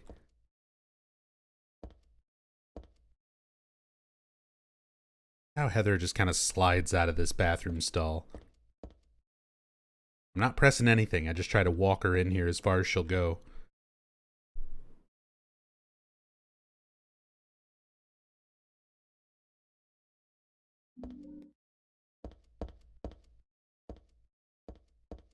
No comments on these toilets. Just a bathroom with nothing in it. Just a gross bathroom that you can go into for no reason.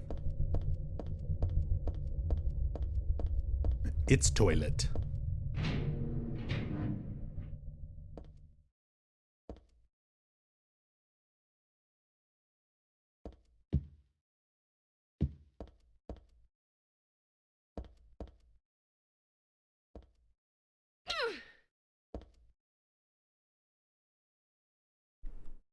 See, little details like this, they could have easily just made it to where you can't see through these windows or just slapped a texture out there.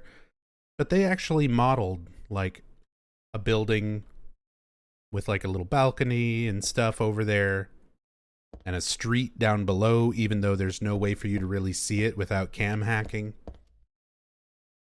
Just to make the world outside when you're looking through like windows and stuff in the distance seem a little more rendered and not just like a flat texture. Lots of stuff in here to look at. There are plates on the shelf, nothing else of interest. Here's one of my favorite lines in the game when you're just examining and getting text. Rows of wine bottles. I don't really feel like eating and drinking stuff from an alternate reality, okay?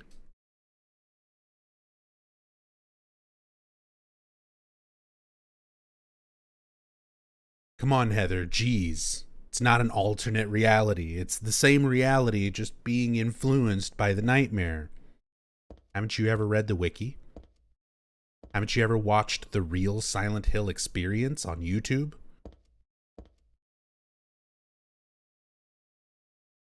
There's a disgusting smell coming from the pot. I think I better keep away.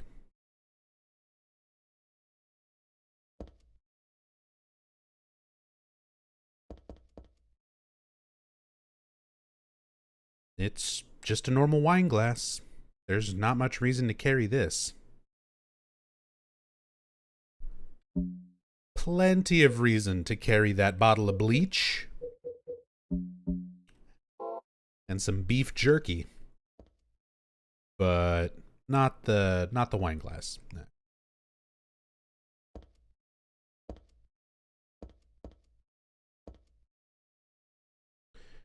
And of course, delicious Thanksgiving dog.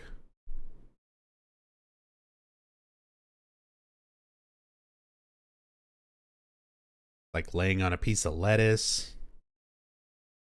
There's like what we're going to assume or pretend are carrots. Maybe not. Nondescript chunks of something and sauce.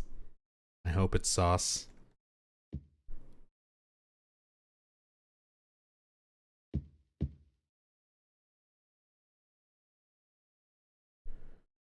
What is this? Barbecued dog? Who the hell would make something like this? Furthermore, who the hell would eat it?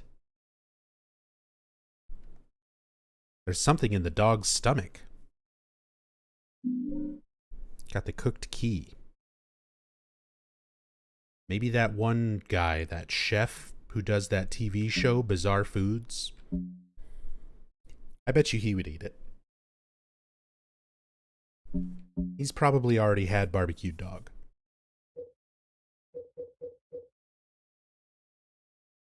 Cooked key. This key was in the barbecued dog at the restaurant. Yuck. Just gotta add the yuck. Yeah, Spring Ghost. Andrew Zimmern. That's his name.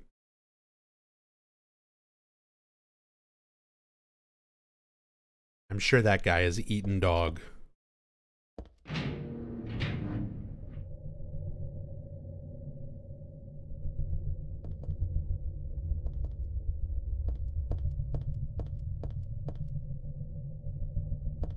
I like how you can read the actual text here even before you examine it and bring it up.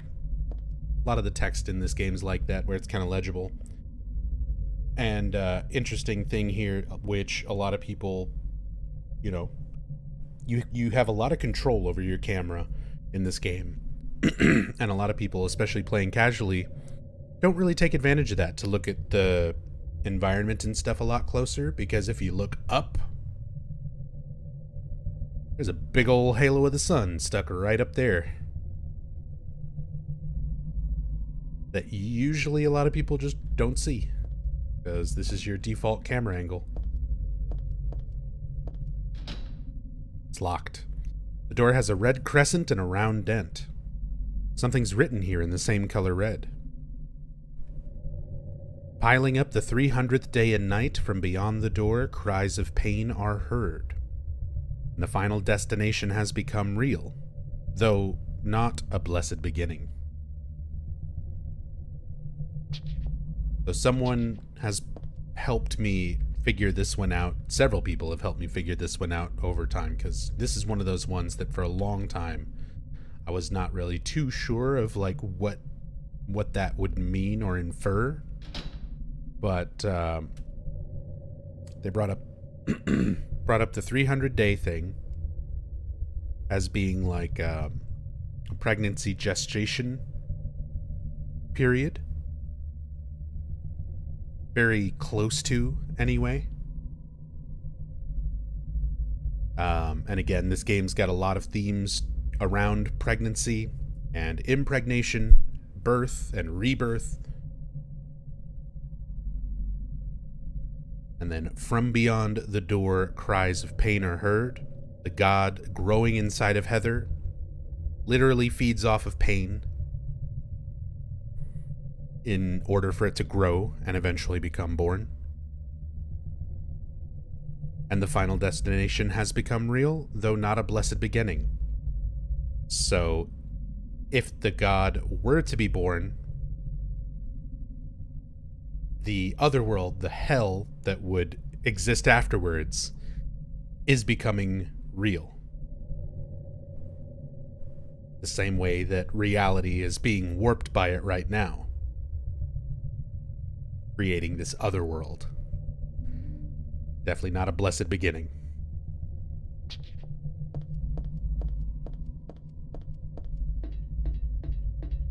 Pretty cool for the devs to go like, no one's going to see this probably, but let's put that in anyway. There's lots of stuff. There's lots of stuff like that are in the games. Like Silent Hill 2, there's like the key that you reach your arm into the hole to get. You never see into the hole like well enough to see that key in there. But they fully rendered and modeled that key and put it in there, even though there's no way for you to see it without like hacking the camera and stuff. It's just there. The light bulb that you take out of the can in Silent Hill 2 towards the end of the game in the hotel, it's in there. It's inside the can before you open it. There's zero reason for them to render anything that would be in that can until you open it. And you open it in a cutscene. It's not even like you see it open. It's completely blocked from the player view. They could have just spawned a thing in or given you the item and not shown you anything. No, it's there. It's just chilling in that can with no way to see it. The only reason I even know about that is because of the playthrough that we did with Twitch Team Silent and NecoRun. NecoRun, who does a lot of game hacking and modding and things like that. So went through and did a bunch of cool cam hack and other things for us for a playthrough of Silent Hill 2. And we learned a lot of things that day. That's a really great stream. And it's archived if you want to watch it. ! VOD. Just look for Silent Hill 2 featuring NecoRun if you want to watch that playthrough. A lot of cool stuff discovered on that one.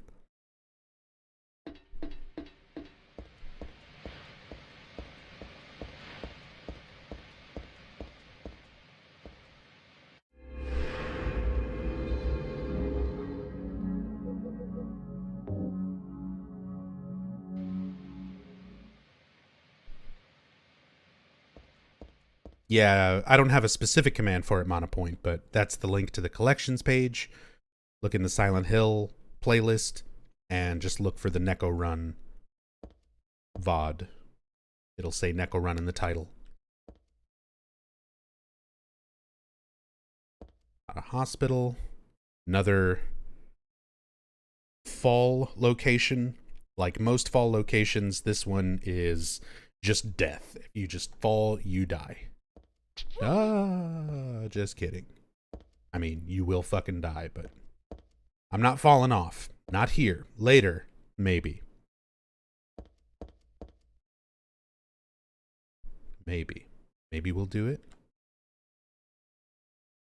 We just saved.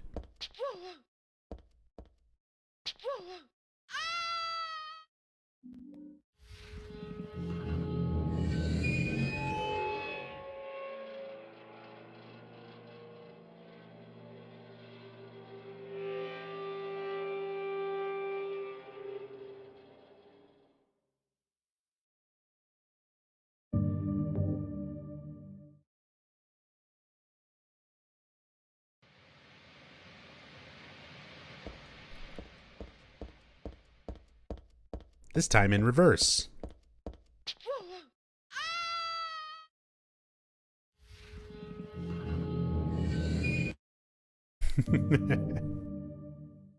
Lucky for us, she's immortal. It's fine.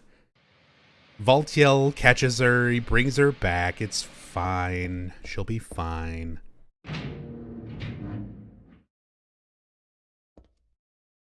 NecoRun only did that one run. Any ideas if you guys will ever do another? I would love to go through this game or Silent Hill 4 or any of the other Silent Hill games that Neko would be willing to go through again. So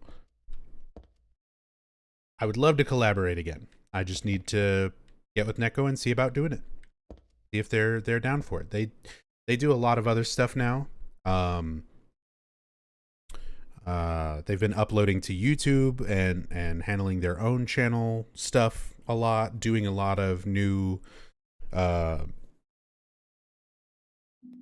new in other games. I know they've been hacking Persona games recently and some other stuff. So just a matter of trying to organize that. But I'd love to do that again. But so far, just Silent Hill 2. That's the only playthrough that they've joined us for. Gonna find all the Valtiel game over scenes. Not all of them, but we'll probably try to show at least one somewhere throughout the playthrough. They're all basically the same except for slight camera angle changes and the environment where it happens. I got a walnut. If you're a subscriber, you're obligated to type nubnut in chat.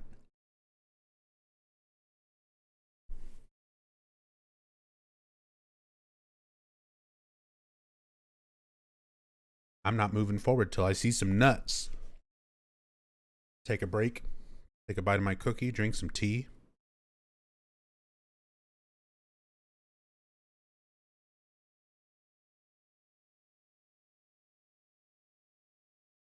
Look at these non-sub plebs trying to nut. Thank you, Vomit.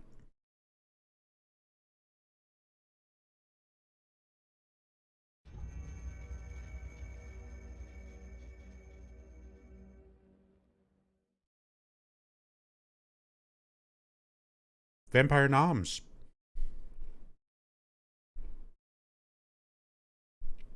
Thank you so much for that Prime Gaming sub.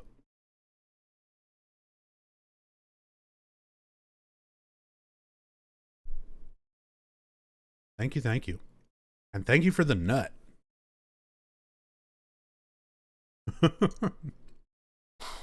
Very much appreciated. Joker, Entropy, Nightman. Thank you all for your contribution. Thank you for your nuts. That's a lot of nuts. That was the joke I wanted to make. But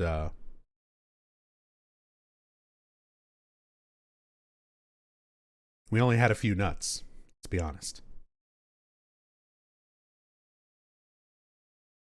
What does the nut meme come from?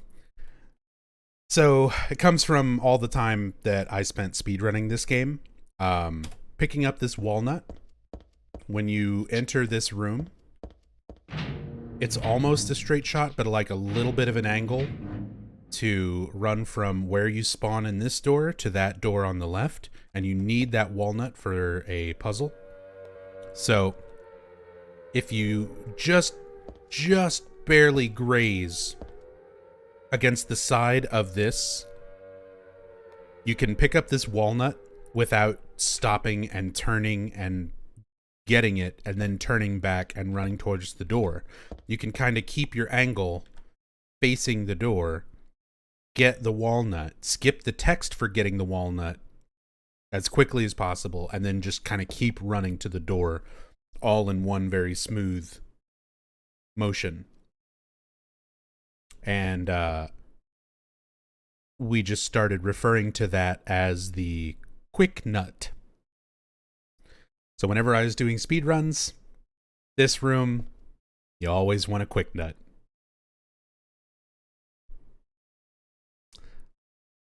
Lori, thank you for the raid. We're talking about nuts. Hope that's okay with you. Hope you had a good stream. Thank you for joining. But that's where the meme with the nut emote comes from. Is quick nut.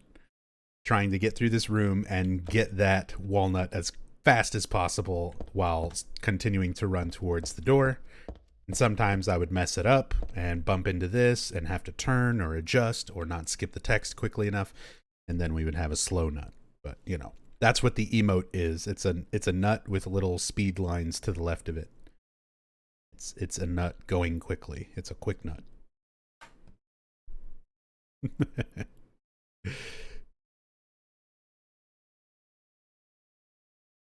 Hey, Neko Run.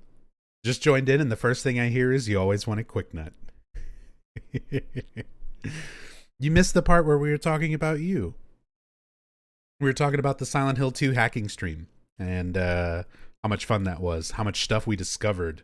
I never knew about that game because we were talking about how many things the devs put into these games, even though like stuff in places where nobody would really be able to look like ever outside of cam hacking and stuff. And just how cool of a detail that, you know, a lot of details like that are so well hidden in these games.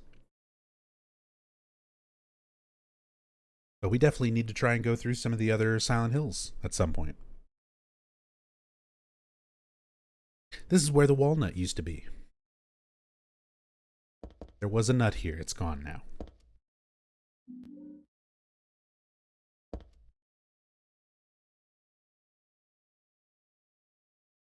There was a nice silver ring in here the last time I came. Bummer that it's gone, huh? I like that they kind of include that. Like, bummer. That ring I really liked, it's not here anymore. Because if it was, probably would have stolen it. And she admits to having some klepto-like tendencies, that she might act like a thief every now and again later on. I love that they add that as just part of her personality, because it's such a common trope in survival horror games where your protagonist is going around just like picking up everything. Like, here's a rubber ball, gotta take that and keep it in my pocket. Here's here's this weird thing. Here's the valve to a thing. You know, better keep this. She admitted to being a bit of a klepto. Yeah, later in the game, she does. There's some text that gives that impression. Their new stuff in the new in-depth Silent Hill 2, 18 hours long. Yeah, Espen, the very first thing that I talk about in that playthrough in the bathroom is new information, stuff that I like just learned about. So there's a lot of new stuff in the Silent Hill 1 and 2 playthroughs recently. Well, not a lot, but there are new things.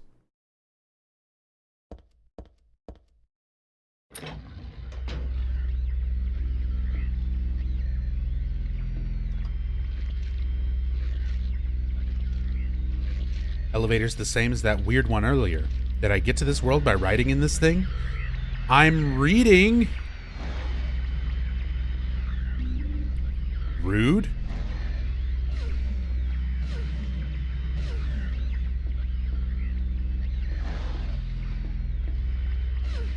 Millie Bird. Millie, thank you so much for that Prime sub. Very much appreciate the support. Thank you very, very much. Enjoy the emotes. Enjoy the stream. Thank you.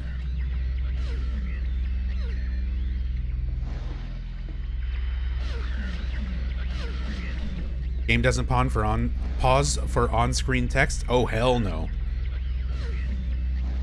This game, like, it has so much text that you can only see once. There's so much unique text around the game.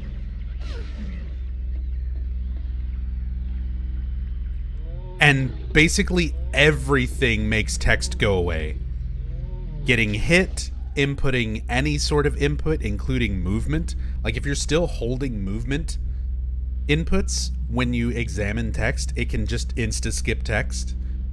And there's a lot of text in this game that you can only examine once. So if you get hit by an enemy and knocked out of it, or move and it goes away, you won't be able to re-examine it until you like reload a save or play the game again. Are the monsters more related to Alessa or Claudia? Alessa. Claudia has a very small influence on things that are happening, but this is basically all Alessa.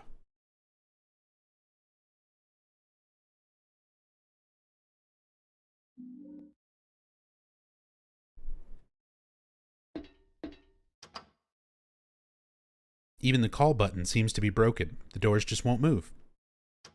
See? That text that we were reading when the closer came by and hit me, it's just gone now. We get a completely different text.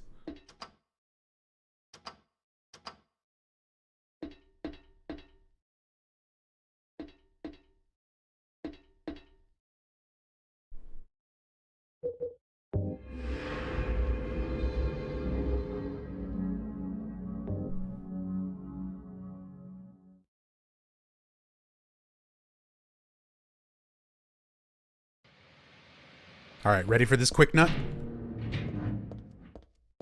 Fuck! I missed it. I missed it.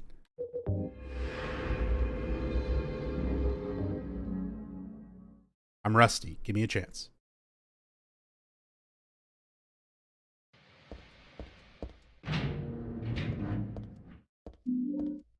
Nah, I was still slow. I did a little stutter.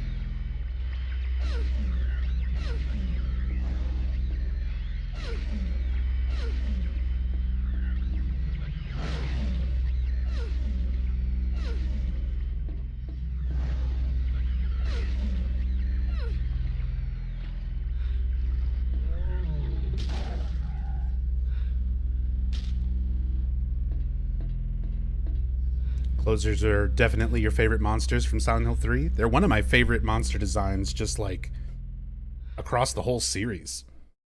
I love the monster designs in 3. Like, they're so good. All right. This elevator is the same as that weird one earlier. Did I get to this world by riding in this thing? Wonder what would happen if I gave it another whirl. I can press the button all I like, but the doors won't open. Oh well. And then we get this text for examining it again after that. There's a lot of instances of that throughout Silent Hill 3. A lot of text that you only get one time through, and if you interrupt it, then it's gone forever. A lot of persistent text, a lot of things that change if you examine multiple times. There's so much flavor text to like things in the environment compared to 1 and 2. Lots of stuff is posted on the wall here, but nothing of any use. Door locked. Lock broken. Lock broken. Creepy sounds there. Hear like that shuffling noise in the corner. This is my bestsellers. The bookstore where we spent an hour talking about Shakespeare.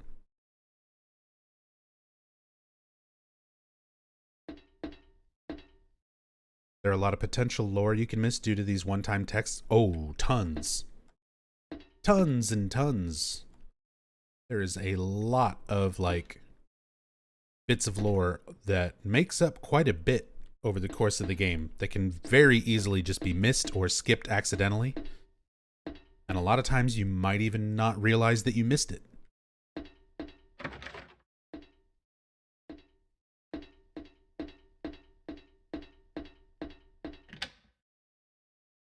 Okay, it's the cooked key.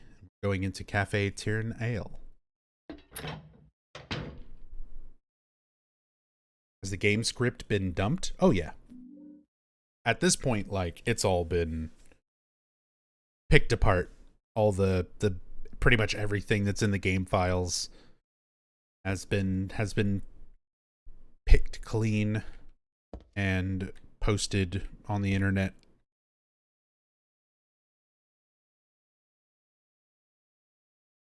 There are glasses and plates on the counter, but there's really nothing important here.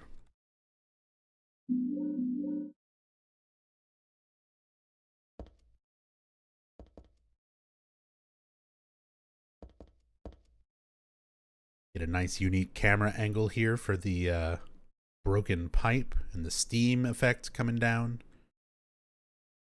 Because it just wouldn't be a Silent Hill game. Even at this point, this is only the third one, and they've already got their tropes they want to keep going with.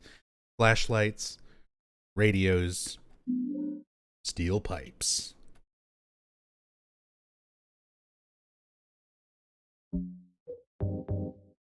Steel pipe, about 3 feet long, not very powerful, but not hard to use.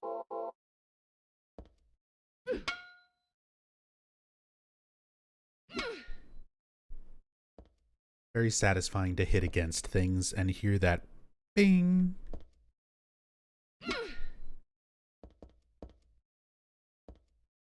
Can't wait for the golden pipe trick. Well, I've got bad news for you.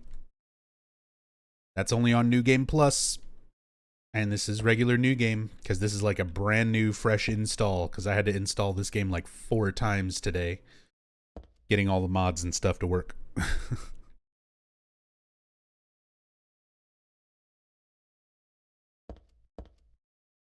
We'll do our New Game Plus stuff another day.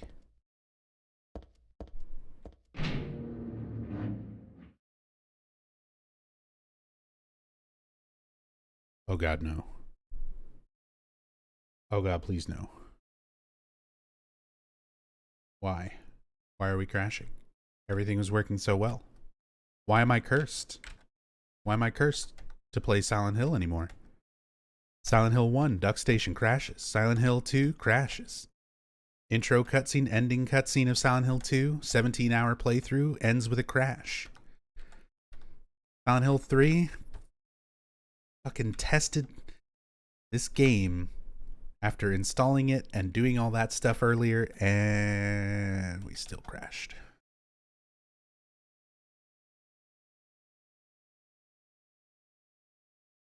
I'm so sad, you guys. I don't know why my fucking games don't work anymore.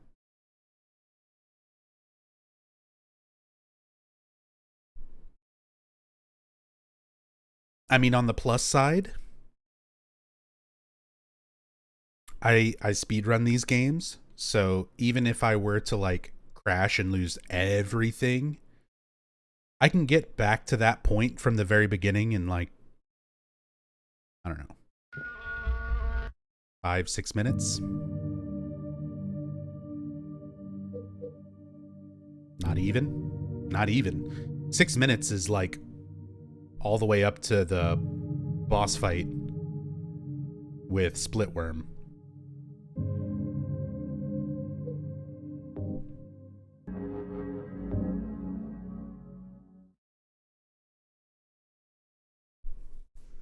So like 3 or 4 minutes, I can get back there. Oh.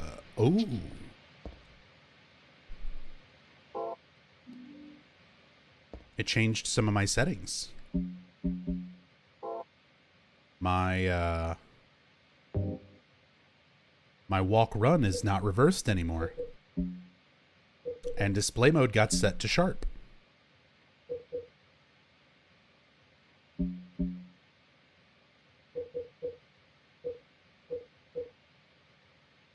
Okay, stuff's still good.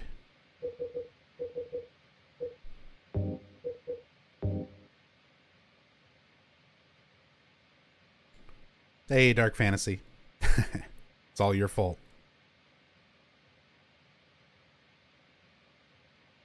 Crashing for a speedrun's usually the same as resetting a run. I mean, it is a reset. There's almost no games where a crash is like an acceptable thing. Quick nut.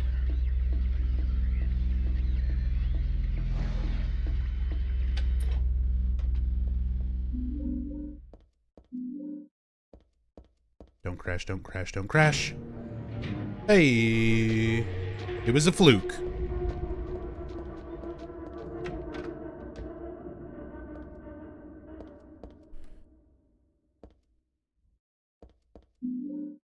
Nice distinct camera angle so that you can find the detergent next to the bakery sink. It's not for dishes though. It's for the bathroom. Bottle says danger, do not mix.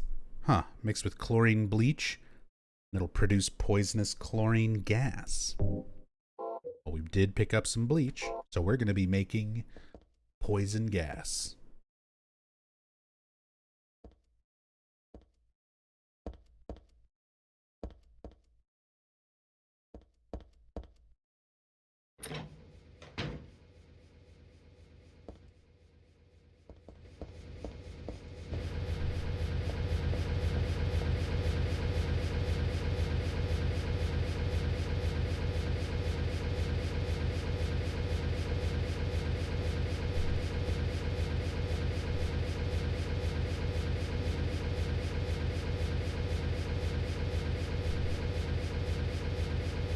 Don't know what kind of switch it is, but it's on. Turn it off? No, not till I know what I'm doing.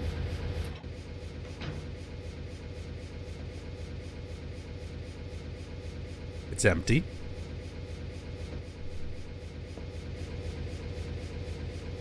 Bugs.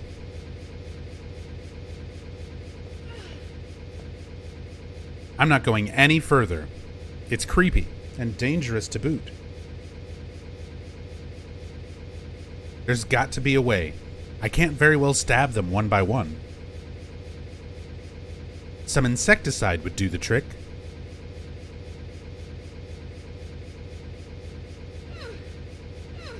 Stab them one by one. 24-hour bug stabbing stream. Let's go. All right. Maybe not.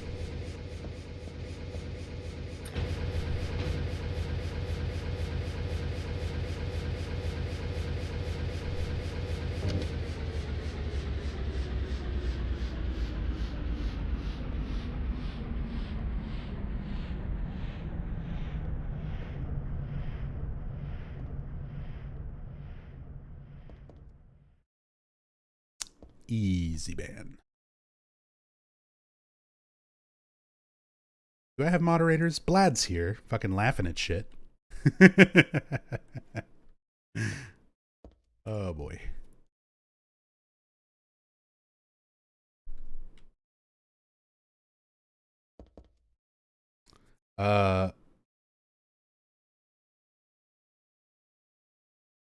Only you had some chemicals. Good luck. We're in luck, rather.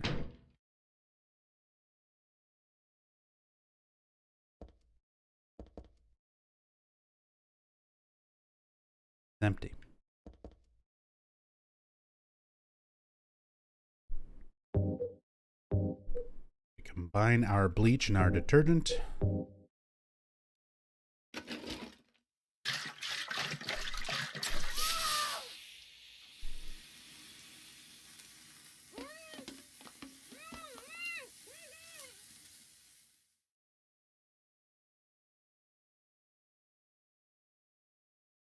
Silent Hill 3 came out 18 years ago yesterday. Wait a minute.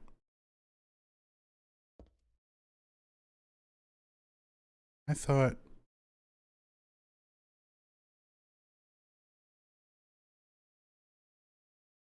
Oh, you're right. I started this playthrough yesterday. I mean, yesterday for me. It was still 10 p.m. So happy 18th birthday, Silent Hill 3. That's completely unplanned. That literally was just coincidental. We're playing this game on its 18th birthday.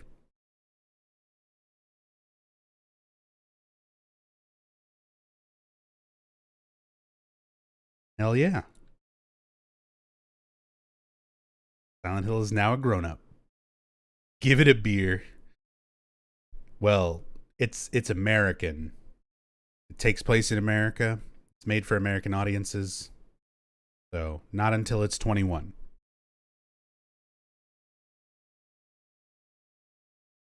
Can go to war, though, and join the army.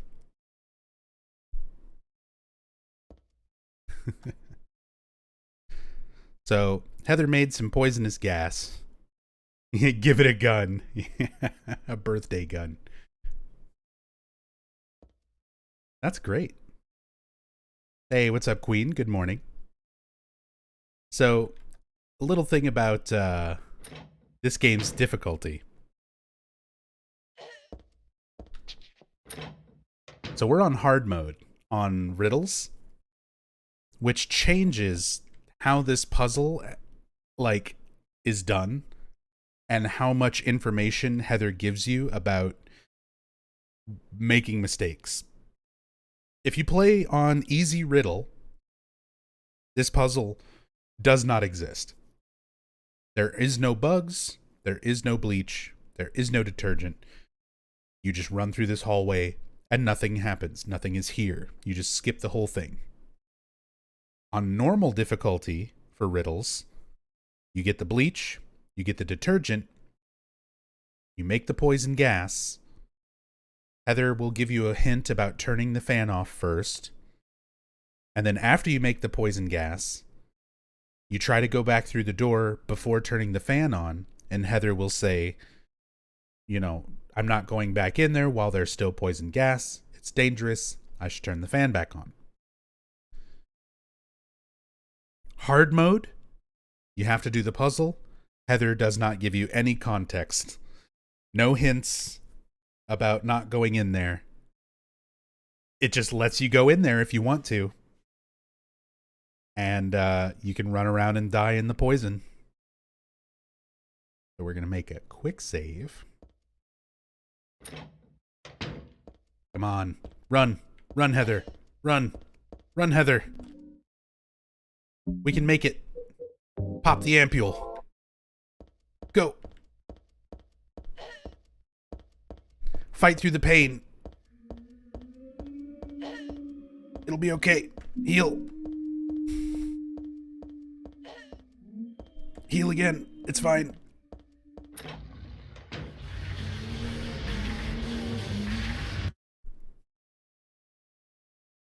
We made it. You can make it. You can totally make it. Takes a lot of your fucking health stuff, but you can absolutely do it.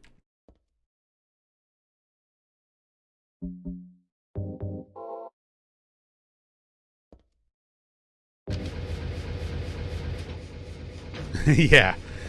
Best use of an ampule, for sure.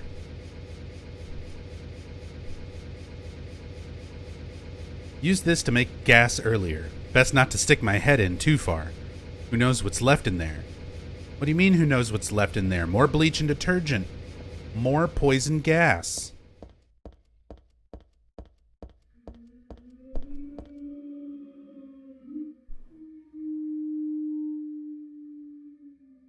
I love the sounds in this part.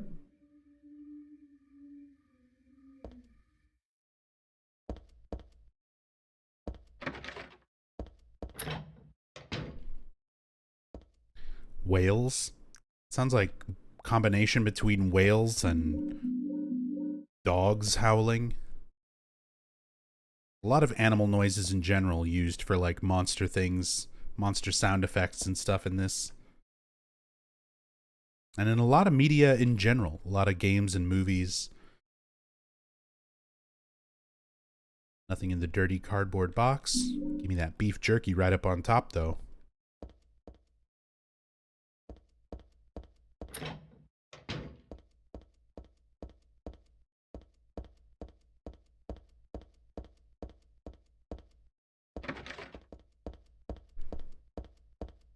I almost never come this way because it's just a dead end and another body on a gurney where she has the same text.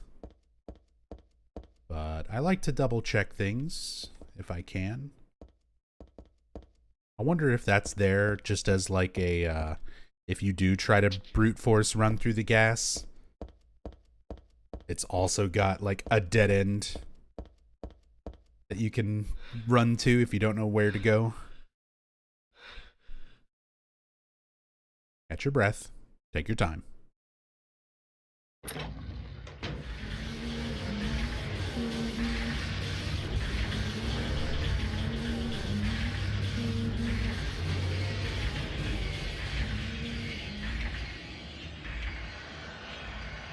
more of that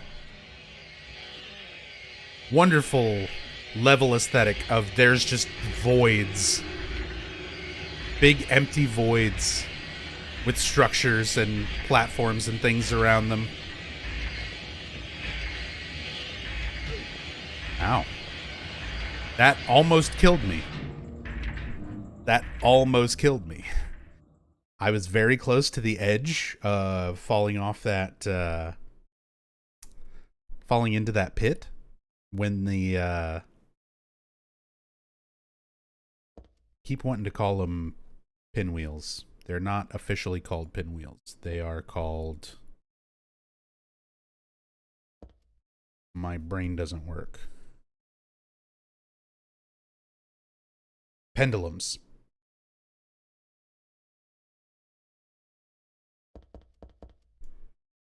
But yeah, the pendulums. That pendulum almost hit me right as I was about to start the balancing on the edge of the drop animation. And if you get hit during that, oh, you just fucking die. You're just fucking dead. You will fall. There is nothing you can do about it.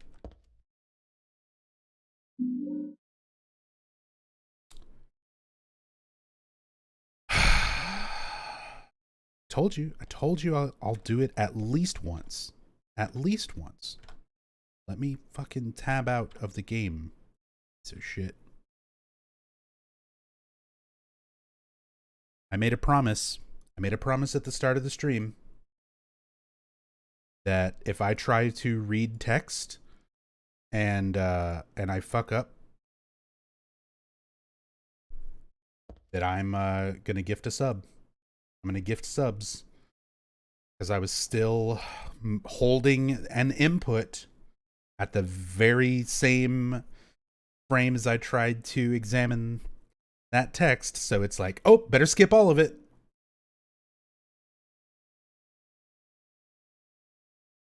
So that's one. That's the first one. I'm sure there's very likely won't be the only one.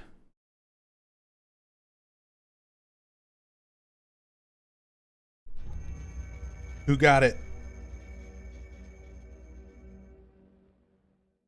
Protoman 28. Protoman 28, enjoy the penalty sub. For my own hubris. Well, I want to read the text. So we're going to speedrun. Is that in all versions? Yeah. It is just... It's just one of those annoying things, like...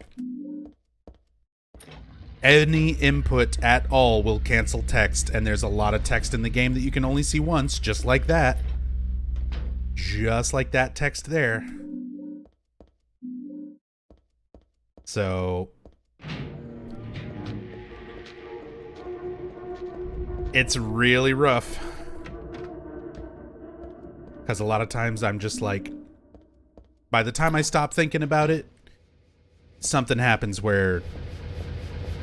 I wind up skipping it. Wind up skipping something accidentally, just because, even if I'm aware of it, sometimes just that's how inputs are.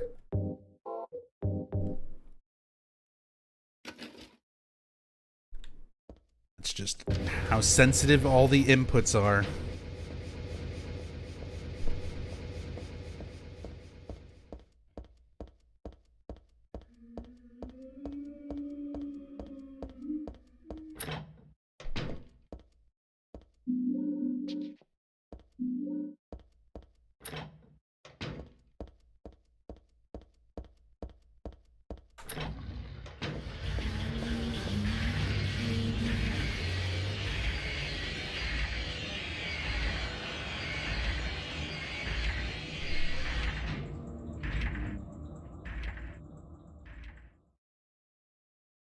Okay, very carefully here. We're going to walk forward. Walk forward. Approach it. Take our hands off the keyboard. very calmly press the space bar. This pattern looks like it could have been drawn in blood. I bet it's some sort of cursed symbol. No wonder my head hurts and I feel so awful when I look at it. Ooh, my brain's falling apart. It's tough being a zombie sometimes, you guys. Not all it's cracked up to be. Me head hurts. Hey, Proto Man. Was laying down, falling asleep, listening to stream. Heard you say my name. Thanks for the sub. Hey, no problem. Congrats on getting the random sub to the community. My punishment for skipping lore in Silent Hill 3. I should be put to death, but I'm already dead. So, next worst punishment, gifting a sub.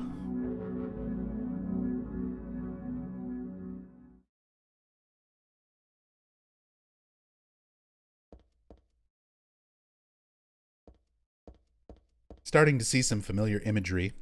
Stuff that started with Silent Hill 1. The cage theme. The hospital beds. All of these elements that were specific to Alessa with Silent Hill 1. Cages representing how she was trapped, kept in the basement under Alchemilla Hospital, confined to her hospital bed, tortured and by her nightmares. So we see actual manifestations of torture in our environment.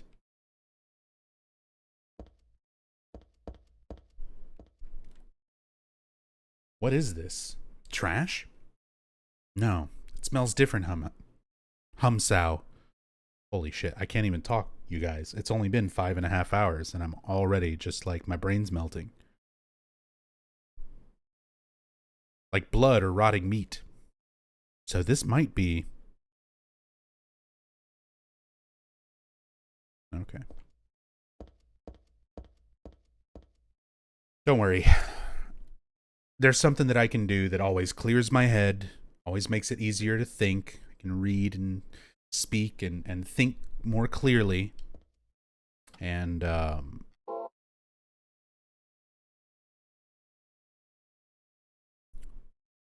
there's a sort of vice here. So usually helps if I bust a nut. We just gotta bust this nut.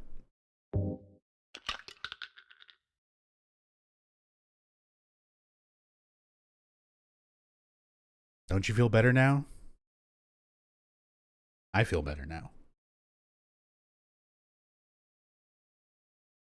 Shit. No nut. No nut in the walnut shell. Just a jewel? I got a moonstone.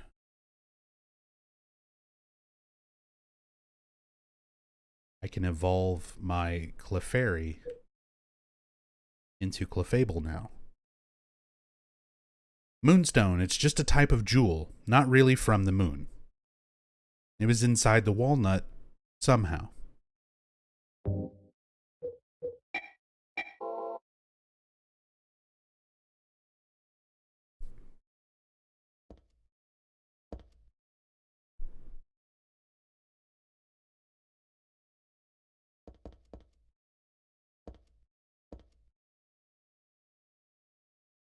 Lord, dictate how the moonstone got inside the walnut.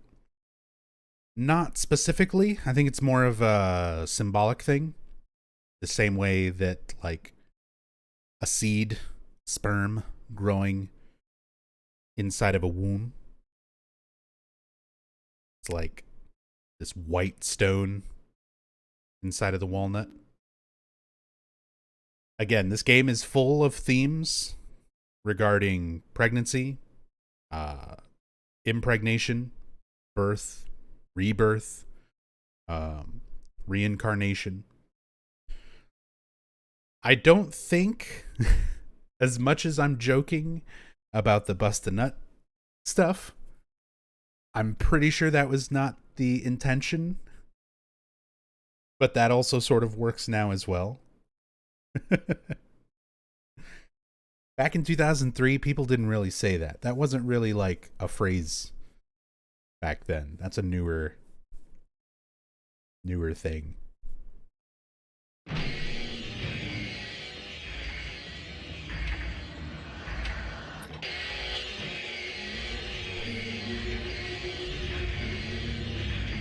I doubt Team Silent was saying bust a nut. I mean, if you follow Masahiro Ito on Twitter, you'll hear him say some crazy shit sometimes. He said Pyramid Head ain't fucking a couple of times. He said that honey butter honey toast is fuck. He describes it as being fuck. Like, he means to say, like, it's fucking good. But he said it's fuck. And just kind of ran with it, even once he was corrected. Ito's just absolutely magical to follow on Twitter. I love him.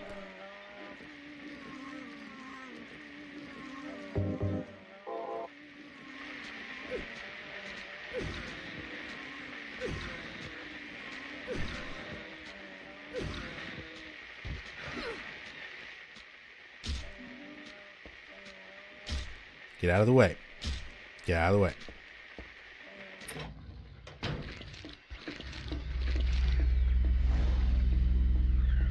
Love the walking womb dog. Yeah, the numb bodies, they're kind of cute. I've seen some really cute fan art of the numb bodies. There's one of Heather in her Princess Heart alternate costume, New Game Plus costume. And she has like a little pet numb body that's following her around named Hong Kong Chan.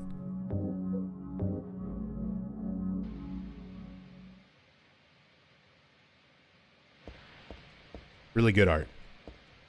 I wish I knew the artist off the top of my head. That's from a very long time ago. I don't remember, but that always like stuck with me. Hong Kong Chan.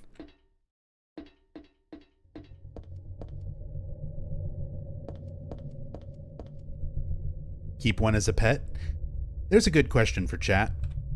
And I'll think about this too. Somebody asked, talking about Masahiro Ito on Twitter, someone recently asked if he could keep any of his monsters from Silent Hill as a pet, which one would it be? Ito's answer is a little bit of a cop-out answer, because he said Mira, the dog, from the dog ending of Silent Hill 2. And I'm like,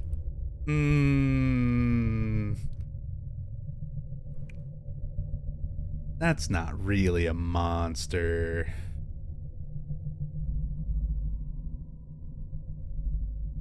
But it made me think, you know, what would I keep? What would you keep?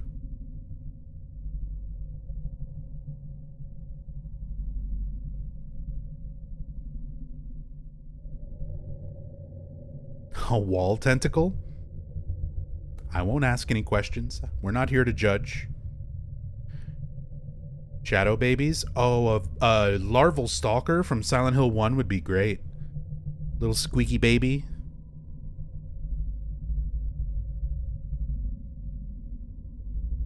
Little squeaky monster baby.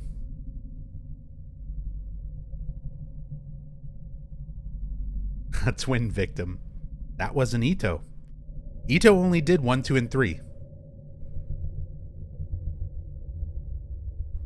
The artwork for 4 was a different artist. Everything after 3 was a different artist. Everyone listing stuff from 4. It's not even Ito's creatures. Come on. We read that.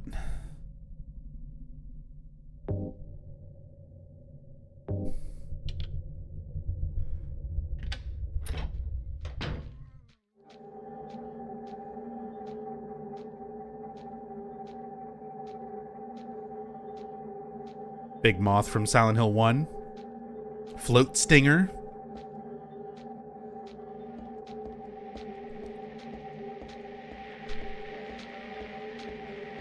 Maybe, see, I don't really know. Numbody, I feel like, is a pretty good candidate for a pet. Maybe a split-head dog. The split-head dogs from this game, I kind of like them. It's just a dog. His head's cut in half, and he's got bandages on him, but, you know, they need homes too. They need love.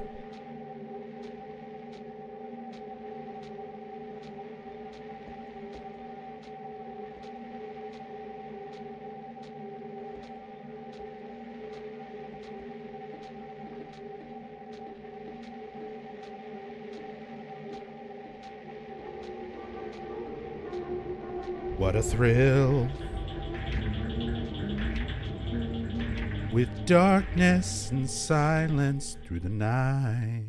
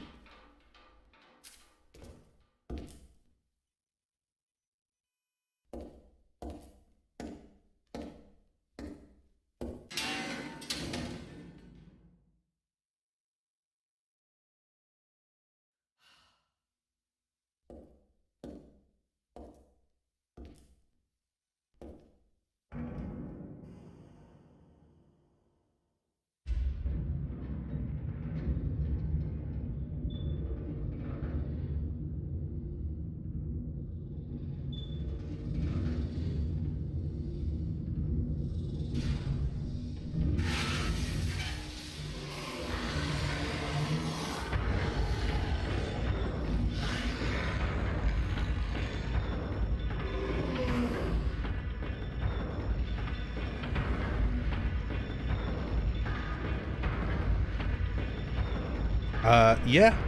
So, this is the split-head worm. He represents exactly what you think he does. Like I said, the themes of this game revolve around pregnancy, rebirth, reincarnation, and impregnation. And this is 100% a big demon dick going in and out of holes.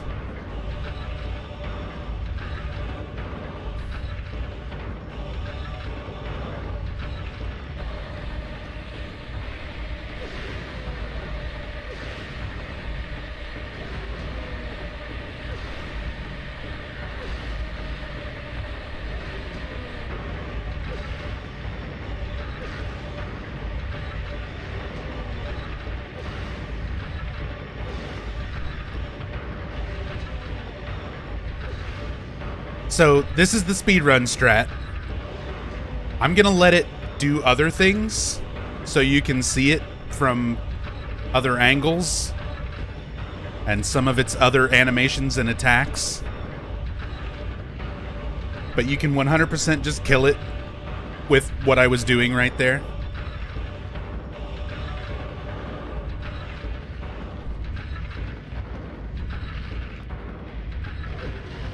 Shit, I tried to counter hit it a little too early. Get up, Heather. Heather, get up.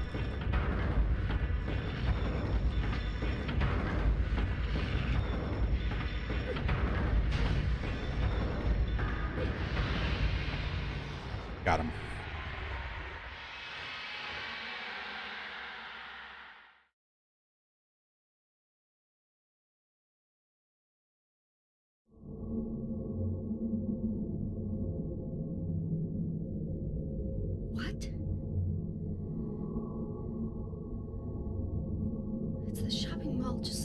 4.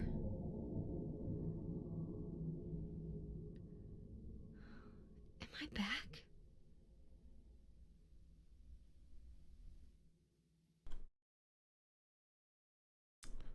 So yeah, that's the Splithead Worm. This game's got a really great story, a lot of great symbolism and metaphor explained through visuals that is often quite subtle. And then sometimes there's just a giant dick monster. Don't care what people say, we'll always defend this game as a masterpiece. Most people agree. This game is a masterpiece. There's very few people who like shit on Silent Hill 3. If anything, 4 is the one that like needs some more defense, I would say.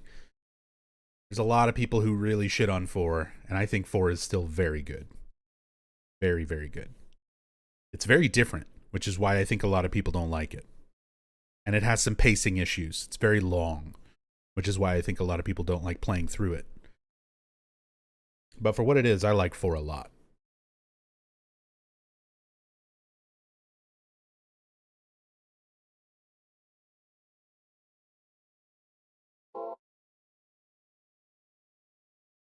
Seen tons of people complain about 3 for being a sequel to 1.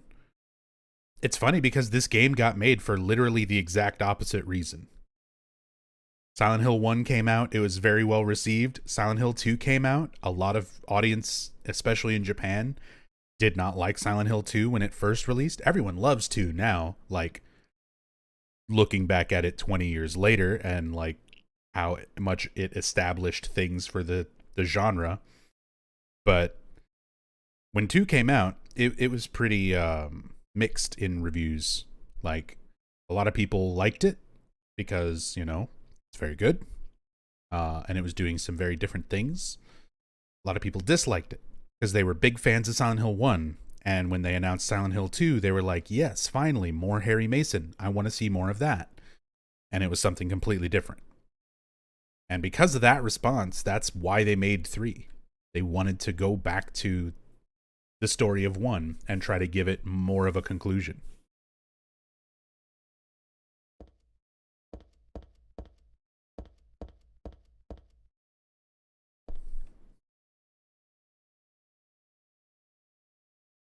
And Downpour is pretty much critically panned. Most people don't like Downpour. There's definitely going to be at least a dozen people in chat who are like, I love Downpour. That's fine. That's okay. All right. I like a lot of really shitty B movies. Sometimes you're allowed to like bad things. It's totally fine. But it's bad. Not a good game. Just objectively speaking. Doesn't mean you can't like it. It's totally fine. You can have your opinion. And it's okay. We don't have to fight or anything. But it is objectively a terrible, terrible game. Especially as a Silent Hill game.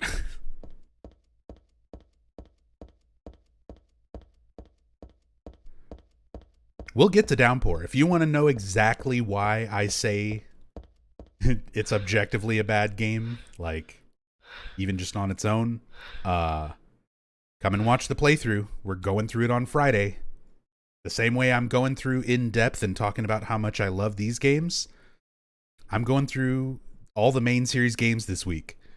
So today, tonight, whatever, is me going through 3 and being like, I love this game. Look at all these details. 4 is going to be kind of similar. I like this game a lot. Look at all these details. And then Origins onward is going to be like, here's a bunch of details and trivia, and also this game is bad, and I can prove it. That's basically Origins and onward. So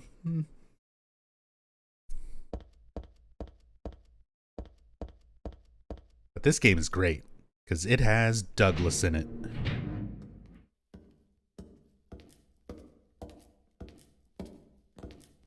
Heather,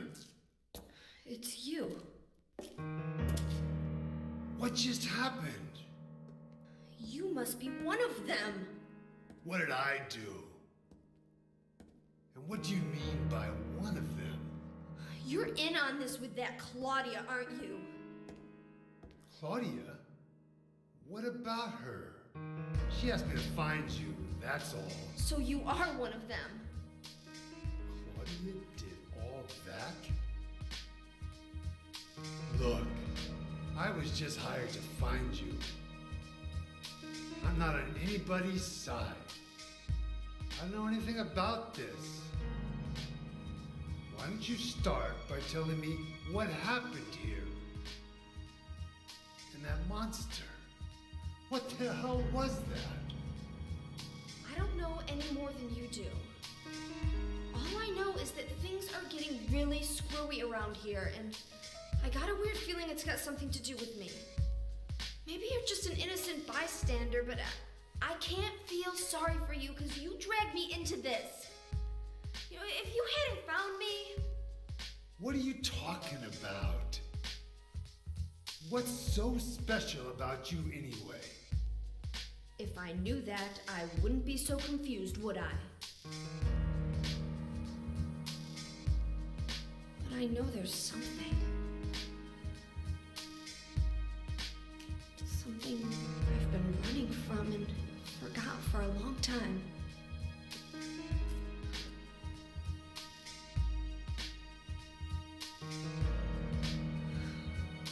How did I remember that? What's wrong? Nothing. Where are you going? I'm taking the subway home. What should I do? Hell if I know. Why would you, a 50-something-year-old man, be asking this teenage girl what you should be doing and expecting anything other than that response? How should I know? The fuck do I care?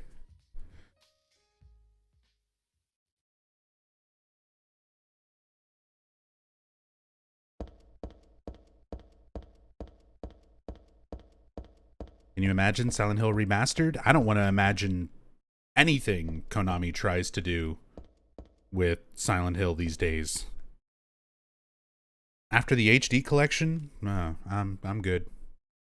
I'm good. As long as Konami owns it, I don't want it. I don't want the remaster.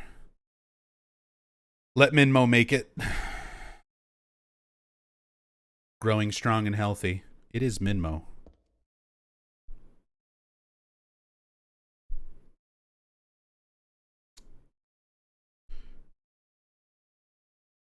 And Yami HD collection is not on Steam. The only Silent Hill game you can get on Steam is Homecoming. And it's a really terrible PC port of Homecoming. For a while, you couldn't get anything else on PC, but now you can get Silent Hill 4 on Good Old Games. So, and it's pretty good. It's a decent variation of the original PC port.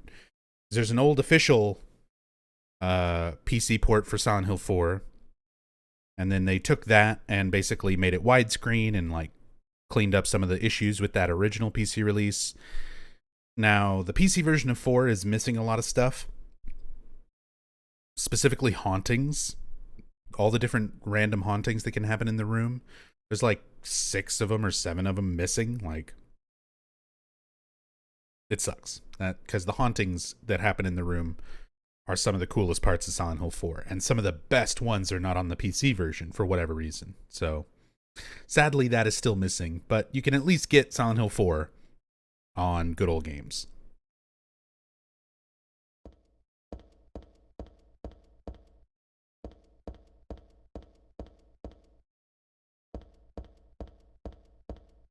Let's go the wrong way on purpose, because I never do that. Well, that ended quickly.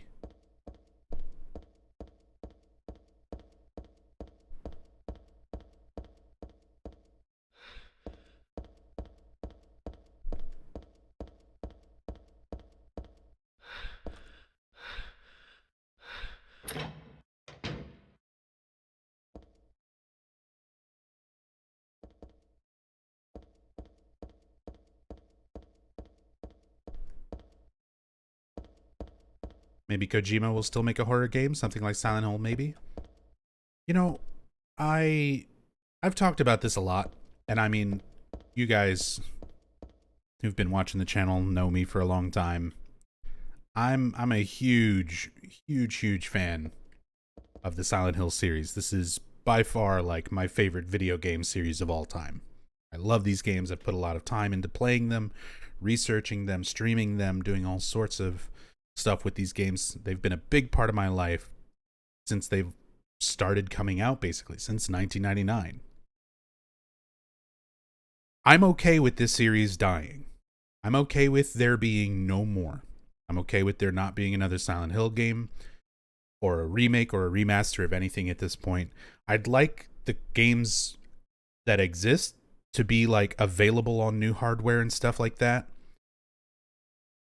But it's such lightning in a bottle to make a game like Silent Hill 1 through 4. 1, 2, 3, and 4 are just that perfect time period with just the right limitations from the hardware, where art was just getting good enough and graphics were just getting good enough to do this kind of detail, but still limited enough that they had to get creative with how they made stuff. The people who were on the team were all at the right points in their life to incorporate like what they did into these projects. You know, nobody's the same person 20 years later. Or 20 or more years later. Even if you got all the original Team Silent people back together, a lot of them have been making completely different games since they were disbanded from Team Silent, since they worked on Silent Hill. Some of them haven't worked on horror since Silent Hill. Some of them left the game industry altogether and don't make video games anymore. So even if you got a lot of those people back, they couldn't make Silent Hill the way that fans want Silent Hill like to be. Even if you got somebody super creative like Kojima, he's never had anything to do with the Silent Hill series. Whatever he makes, it's going to be his own crazy vision. So the thing is, there is no recreating this. Like, there is no making this again. It was such a perfect time and a perfect place and a perfect storm of things to make Silent Hill what it was back in those days. Now, here's what I'm disappointed about. There's been more than enough time, way more than enough time, for other people to look at these games as a template for how to do really good writing, really good world building, really good story-driven elements that interact with the player, make people feel things about their video games. And there's very few other studios and people who've been able to try to follow that same idea and that same sort of style of that super detail-oriented, taking all the weaknesses of the time and the hardware and making them strengths. You know, oh, we're making this game, we can't render things very far, we'll make it foggy, we'll make it dark. We can't have all these things on the screen.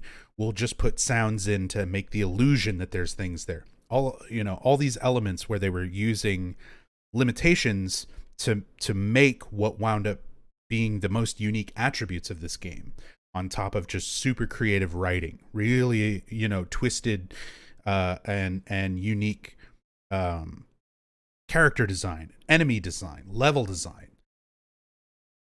So all of these things, that make up Silent Hill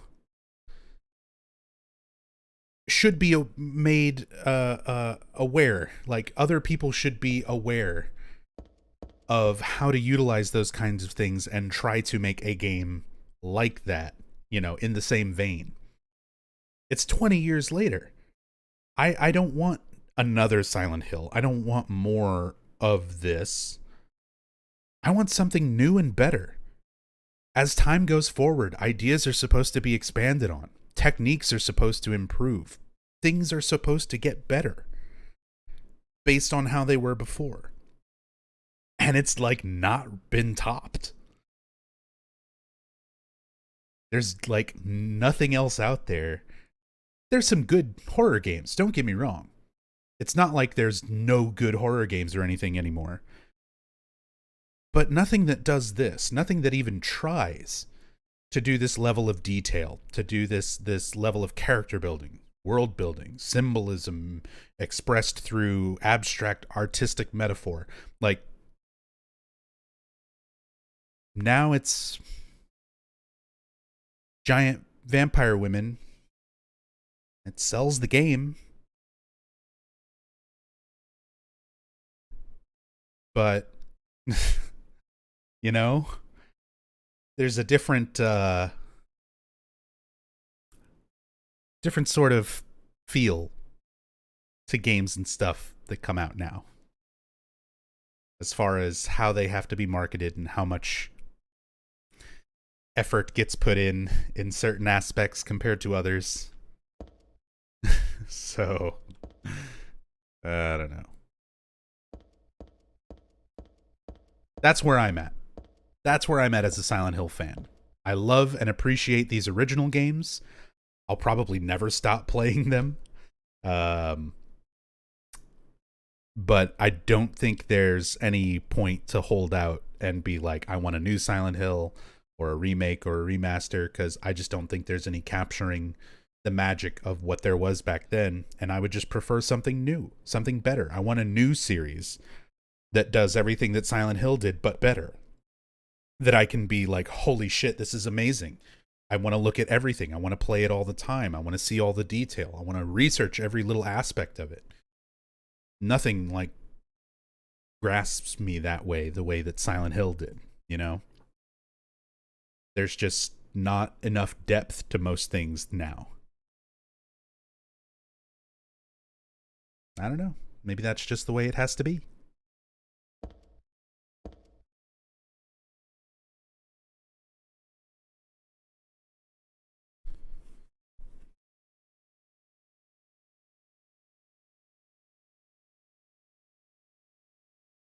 Anyway, rant aside, let's talk about some Silent Hill 3 ghosts. This is a cool thing that is optional. It's an extra little scene that you can get by reading this newspaper and then going to a particular part of the subway. There's also a lot of interesting reference stuff in the subway itself. But we'll start with the ghost. We'll talk about the other stuff as we go through. There's a newspaper left on top of the ticket machine. Fatal accident at Hazel Street. At about 11 p.m. on the 4th, a man waiting on the platform at the Hazel Street station fell onto the tracks and was decapitated by the arriving St. Renata college-bound train. The victim died instantly. While police have not yet determined whether the death was an accident or suicide, witnesses report that the victim did not look inebriated and seemed to jump off the platform deliberately. The victim's identity is still unknown. He was approximately 40 years old, 5 feet 10 inches tall, and was wearing a black jacket. The newspaper is 4 months old. What's it doing here now? So you have to read that newspaper, and there is another small article that we have to go find and read, and then we will have an extra scene that does not trigger otherwise. And yeah, Laffy, talking about the devs decorating the inside of this ticket booth, even though you can barely see in it. Yep, look at this. You can't go in there. There's a door there, but it doesn't open. You can't go in there at all. And just look at all the detail, all the little books with individual unique textures and spines. The stereo, the poster on the back. You know, the little things taped up on the glass. And there's like a little TV in the corner that you can't really see. Yeah, from this side you can see that wall. Little calendar with notes and stuff written on it. Just all this extra detail for a room that you'll never go into. See, Pico, you see it as a wasted room. I see it as an insane attention to detail. that they're willing to put all this extra effort to make a room look like a real room that somebody has been working in and putting things in, even though you're only going to run by it for 2 seconds. The team was like, we want this to look like a ticket booth room if you were going through a subway. So I don't really view it as a waste. I think it's a lot of effort for something that most people probably won't even stop and think about, but it's adding that sort of layer of realism to the environment.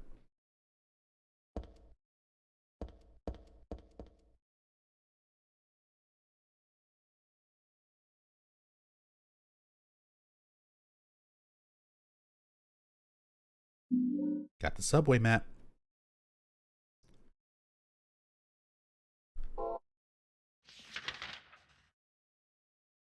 So there's Hazel Street. And all the other platforms. Powell Garden, North End.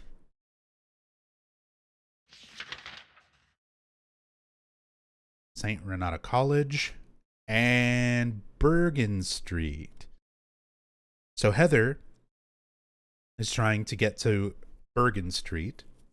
Bergen Street is the same stop of the main character in Jacob's Ladder. So we went through and pointed out a lot of the Jacob's Ladder references. There's a bunch of them in Silent Hill 2. James's jacket is taken from that main character. But the subway here is modeled after the film Jacob's Ladder. Like, there's a whole subway sequence where Jacob's going to Bergen Street where he lives. Like, lots of nice little details, references to Jacob's Ladder. What is Jacob's Ladder?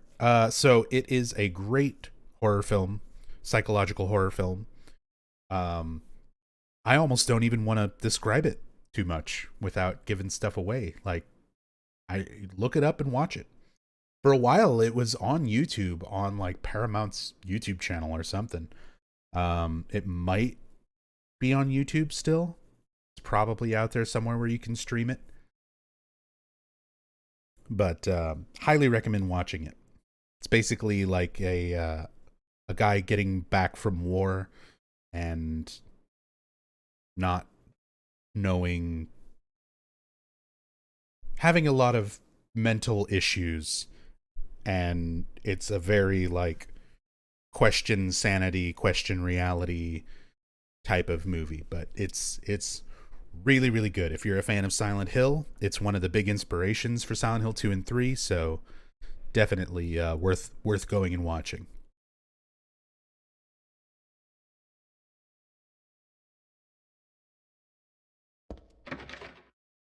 Can't go into that nice little detailed room.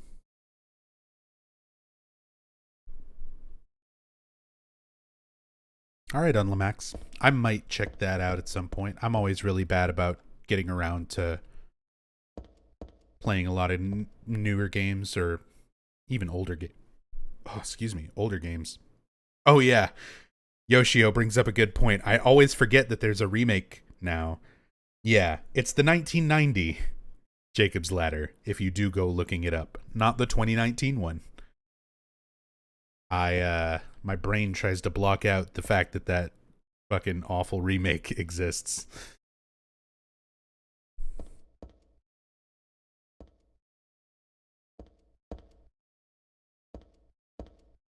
There's a subway map here.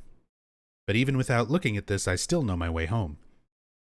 I just need to get on the Bergen Street train at platform 3. Well, you sound so smart and sure, Heather. But this fucking subway? I can remember playing this game the first time and several times after the first time. It took me probably like a dozen playthroughs before I knew my way through these subways. Like, I always got so lost here. And I think a lot of other people did too. So at least I don't feel alone on that. Good quality, good taste. Sandwich. Cheers, coffee.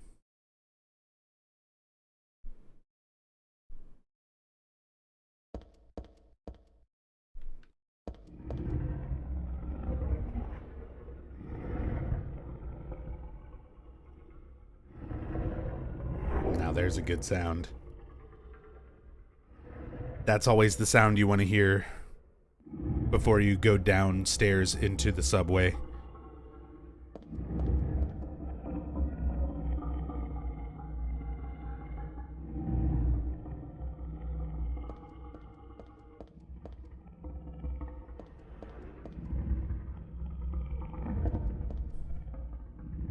Hey, Bergen Street. Just follow the signs. How could you ever get lost in the subways?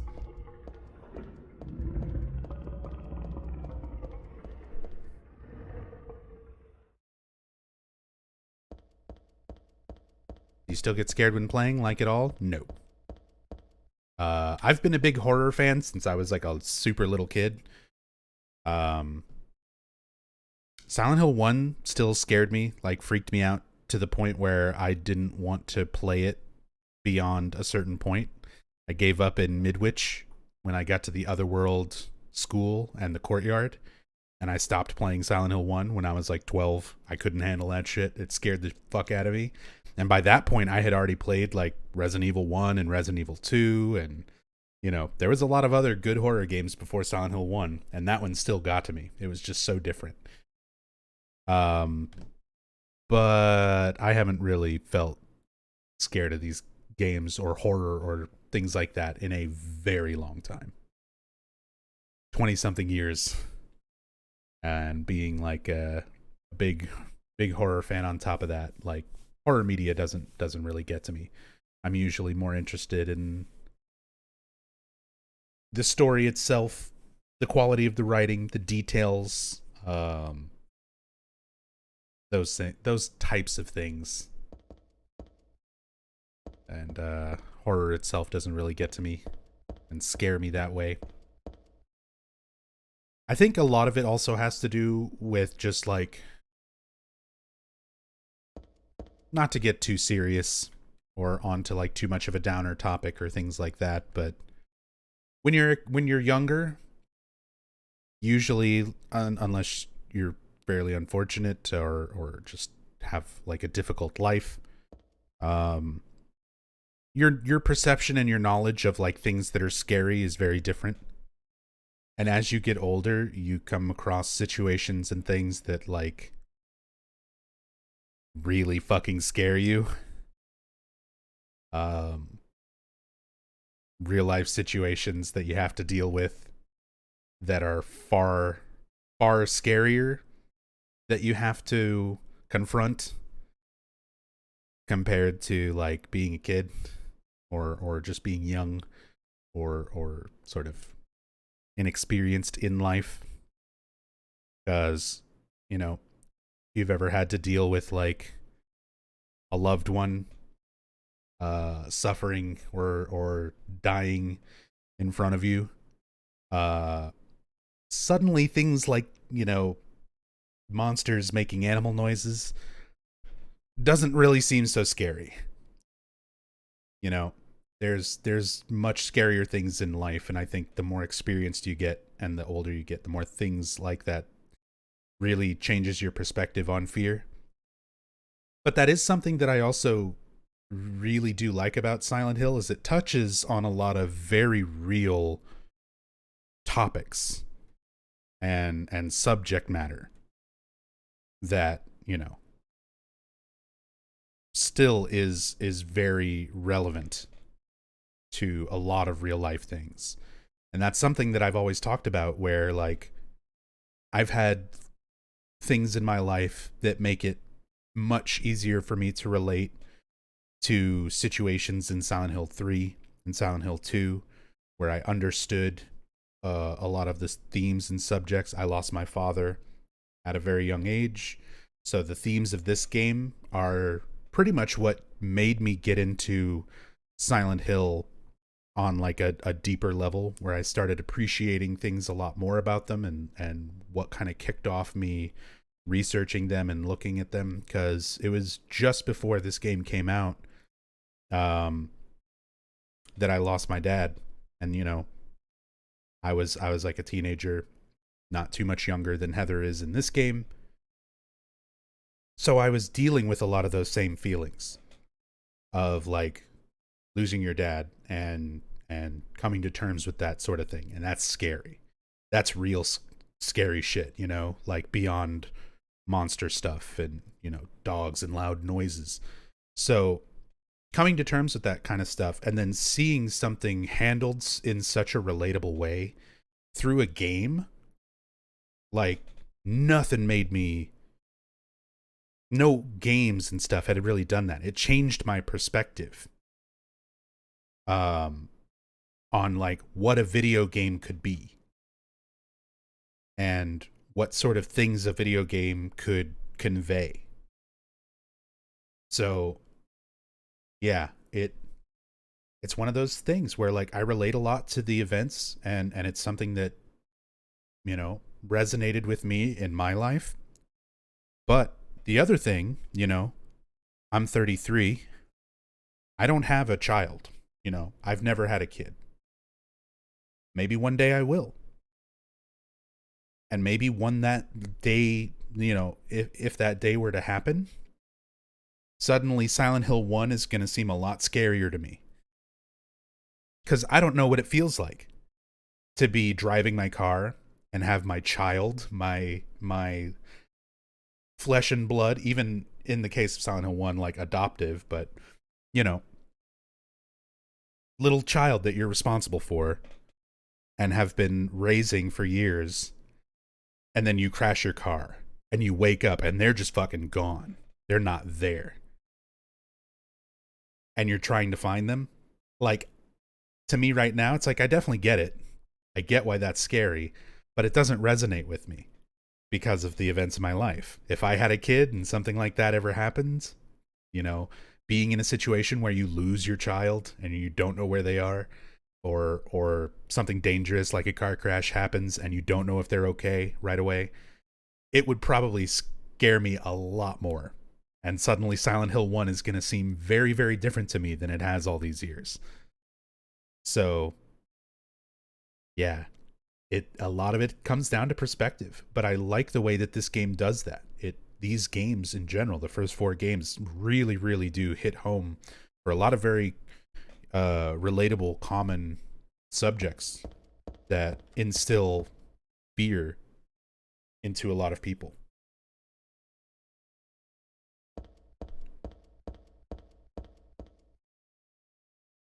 Silent Hill 4 The Room seems more scary when you realize that we are all, in fact, in a room. Not all of us. Somebody might be watching on a cell phone, like sitting outside. Like, fuck your society. I'm not in a room. Where you at, laptop and phone posters?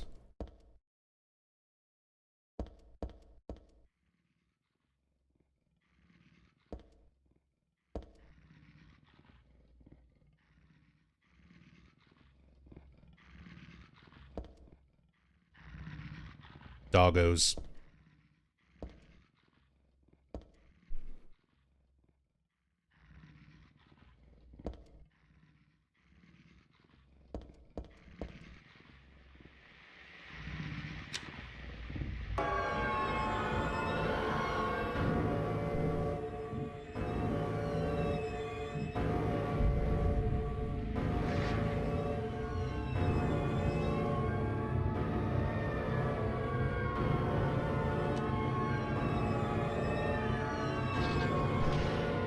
It's locked.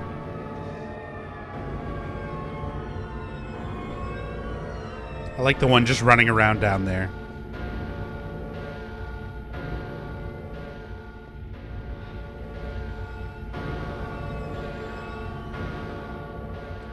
Wait, where's the cutscene? We're not there yet. We still have another thing that we have to get to and go read.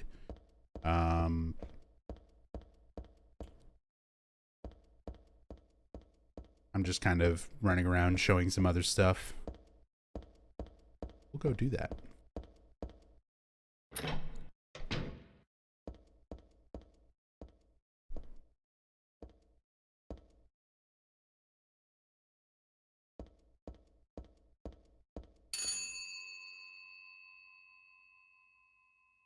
Scariest thing of all.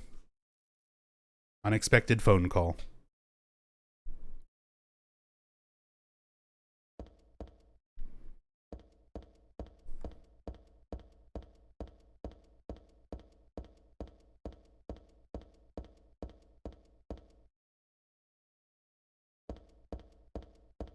Let's talk about relatable horror.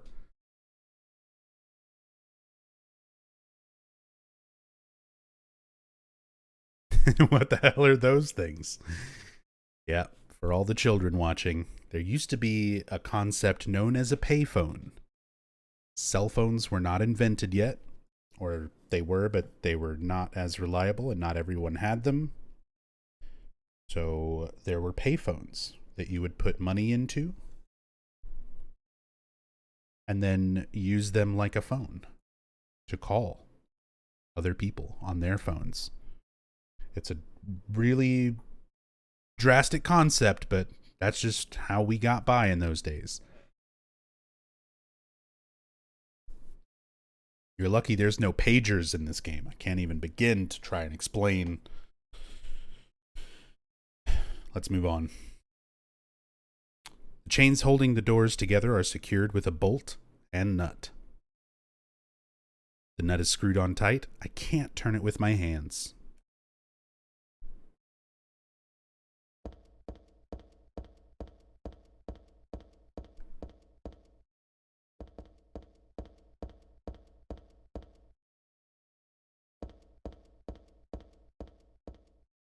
Next, you're going to say you had huge books with all phone numbers in them. Can you imagine such a concept? Such a large book. So many numbers.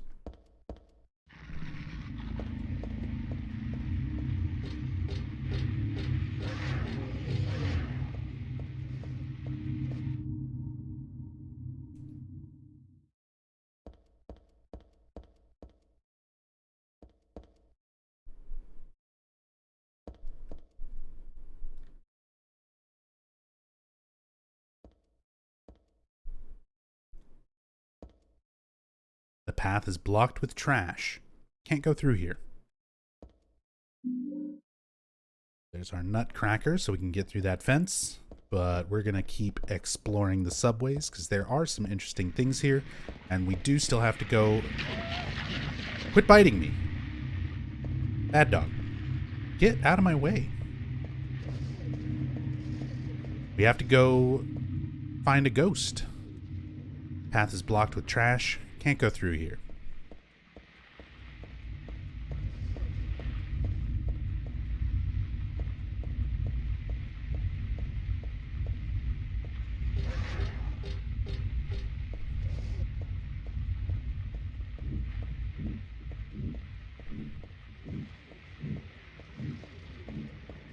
Am I going to fight the dogs? I've already fought a bunch of dogs. At this point, there's no reason to.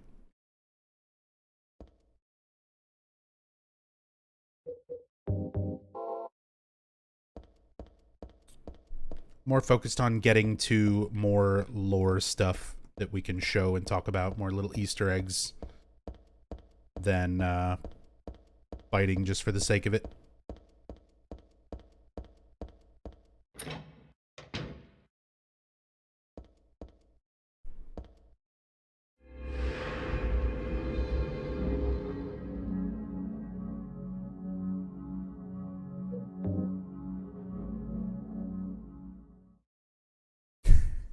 Sorry, Denia. Boom.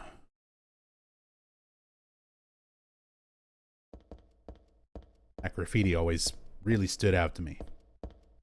So colorful compared to everything else.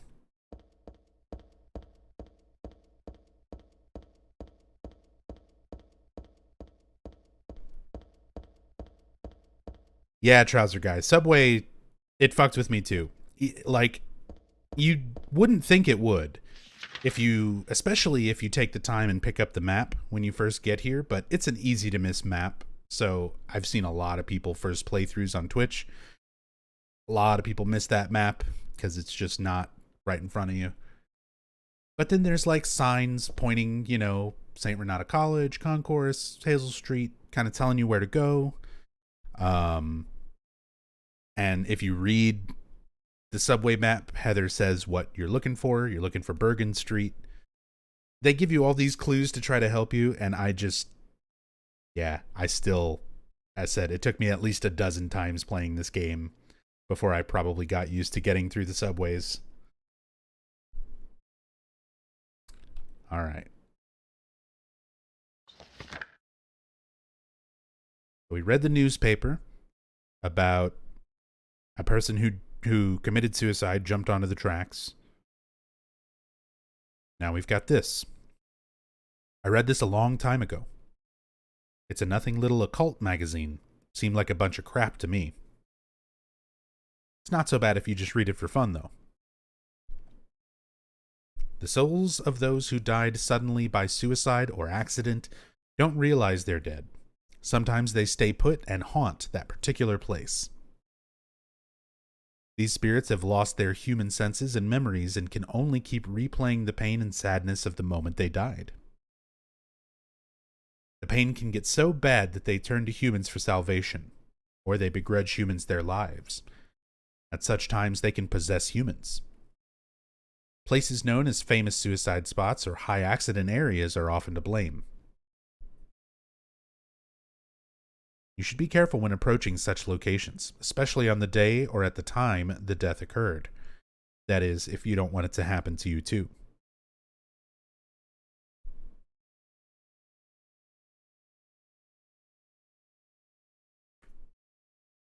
Did this inspire the Ghosts of Silent Hill 4? Possibly, but Silent Hill 4 was being developed like pretty much side by side with Silent Hill 3. There's probably things that influenced some of the stuff for 4, but while they were making this game, like 4 was already being worked on by members of Team Silent, like not core members, but kind of the B team. 4 is made by Team Silent? Yes. It was not as focused on, as said. They were doing 3 and 4 almost side by side. Like they started 3 a little bit after they started on 4, and the 2 were being worked on simultaneously. So it was all Team Silent. You still had guys like Yamaoka going back and forth between 3 and 4 and providing music and sound and stuff between both games. You still had a lot of the members kind of working double duty on both projects, but it was a lot of like non-core members of Team Silent that were put on Silent Hill 4. So you had the main writer, scenario writer Hiroyuki Owaku working on 3, and then you had like Suguru Murakoshi, who had been with Team Silent already, but he was put as like the main scenario writer for 4. So you had like things diverging. The team was kind of split into the 2 projects, and they had the lesser team members. I hate saying lesser, like the less well-known, less experienced, non-core Team Silent members working on 4 for the most part, and all the main guys working on 3. But 4 is the last Team Silent game. After that, it's all Western. All different Western studios and developers with not a whole lot of common staff members, except for a few like handfuls of people like Tom Hewlett and yeah, not many. This also an enhanced version. So this is the official PC release using a bunch of mods. Widescreen, 60 FPS, Silent Hill 2 Easter egg stuff enabled. So yeah, there's like a bunch of different mods and things on the official PC release. It's not like all put together the way the Silent Hill 2 Enhanced Edition is. I wish it would be. But yeah, maybe someday.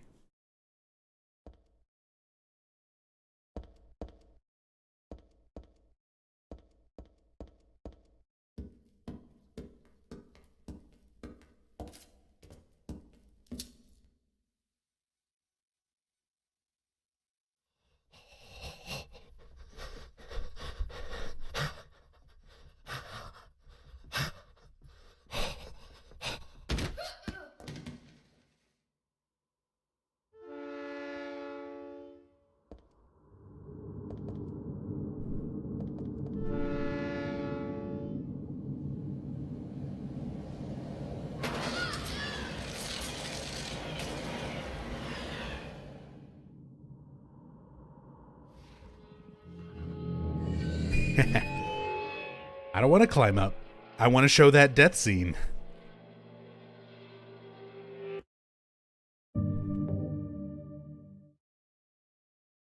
We took the time to do the whole extra ghost scenario, so gotta show that extra death scene.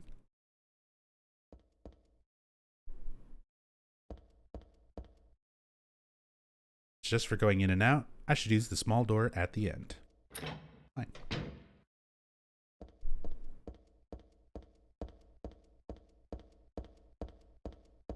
Wake up to death scene, what happened? Showing off the ghost pushing you onto the tracks. Cutscene. So that whole interaction with walking out onto the platform and the ghost pushing you and all that stuff does not happen if you don't read both the newspaper and the occult magazine. If you skip either of those things, that will not happen. Oh, I've already got the thing.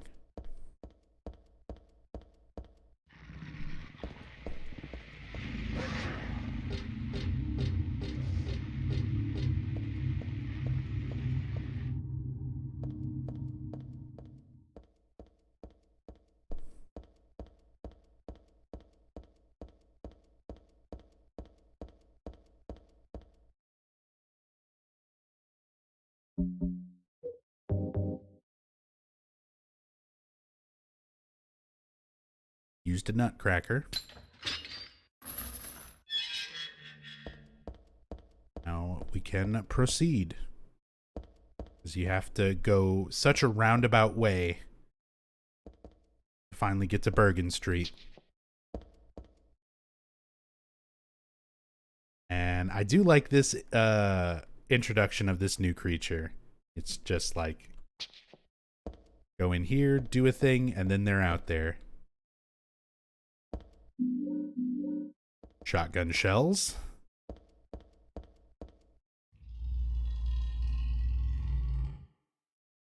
Creepy noises. It's a gift wrap box. Could it be a birthday present? See? It's Silent Hill 3's birthday. God, it's so perfect that we're playing it yesterday/today. It, like, actually is the 18-year birthday of Silent Hill 3 today. That was not planned at all, either. It just works perfectly for this game. No, I guess not. Nobody I know would give me something this gross.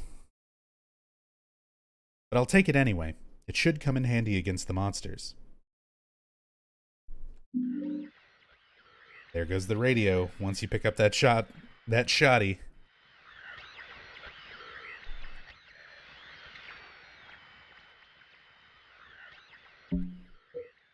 Holds 6 rounds of ammunition. Hard to handle, but has great range.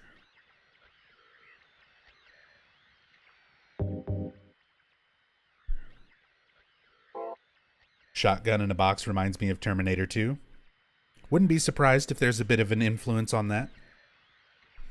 The Team Silent guys were, aside from being big horror buffs, just like big movie buffs in general. They already reference a Schwarzenegger movie in Silent Hill 1. Their whole Midwich is based around Kindergarten Cop.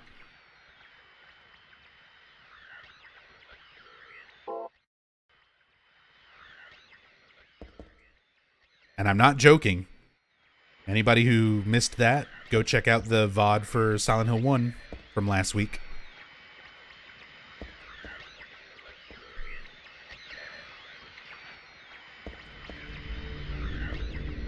Now we have the insane cancers.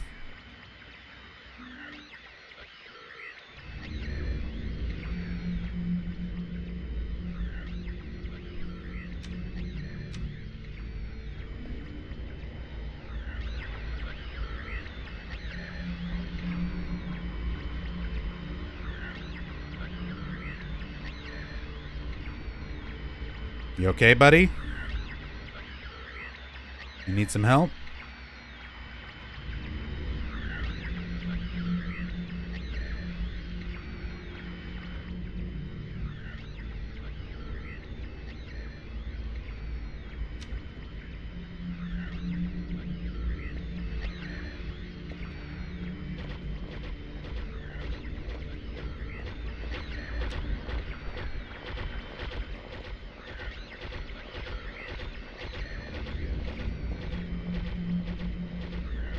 Look at his gross butthole mouth.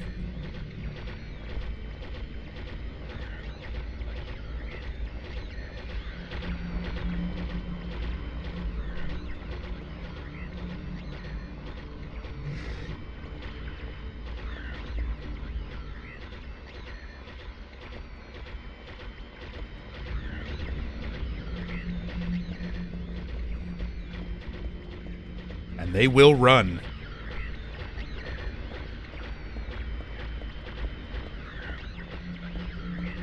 They can run at you. Yeah, you better sit back down.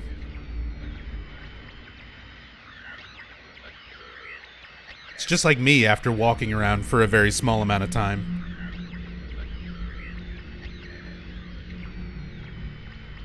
Gotta sit down.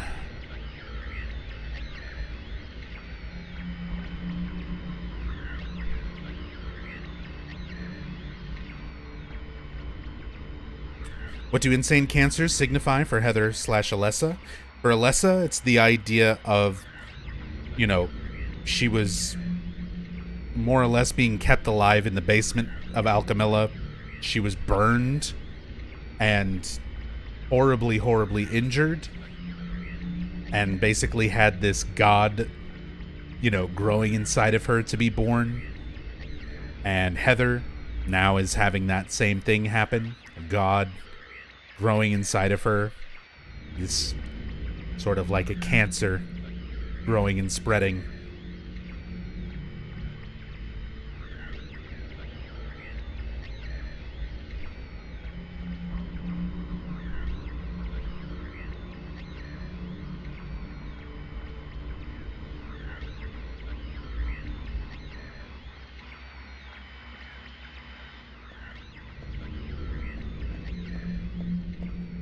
Question, because I don't remember. The siren that was changing the worlds. Is that only on the first Silent Hill? No, the siren is like a pretty consistent thing throughout the series. And it's not the siren that's like changing the worlds. It's more of a signifying factor, but it's not always there.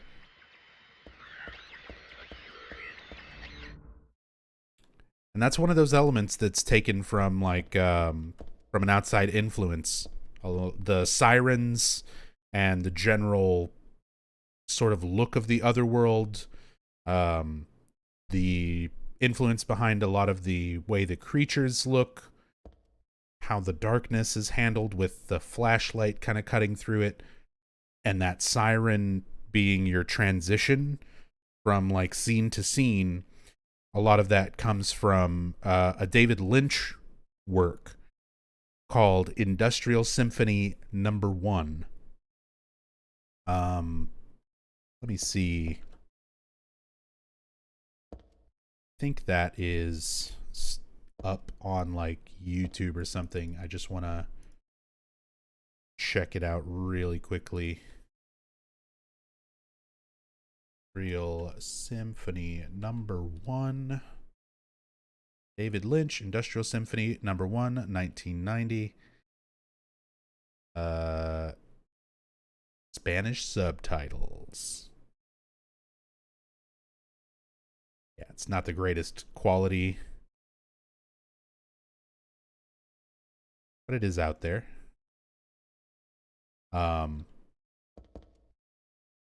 We'll show a little bit of it. Just because I mentioned this one a lot. I talked about it a lot during Silent Hill 1. Usually bring it up for Silent Hill 3 because it's where so many of the iconic things that kind of people recognize about Silent Hill come from. Especially with like the siren and stuff. So let's take a moment. And I'm just going to try to like find a good segment here.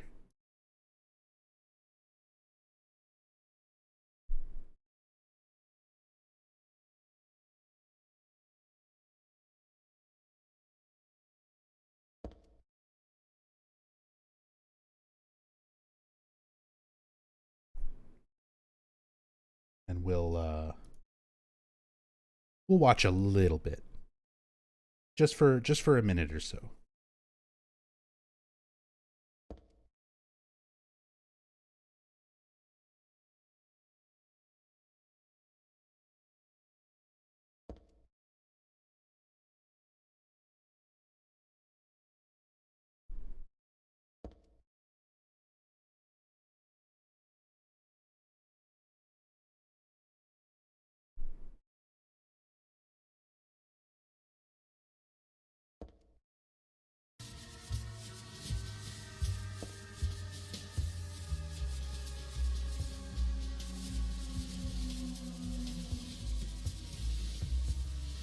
And TOS banned.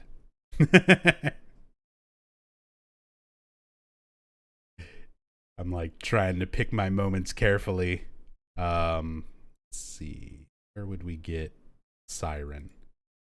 I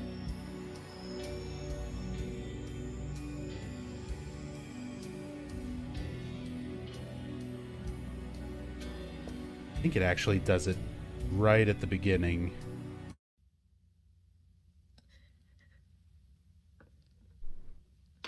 Don't cry, Laura Dern.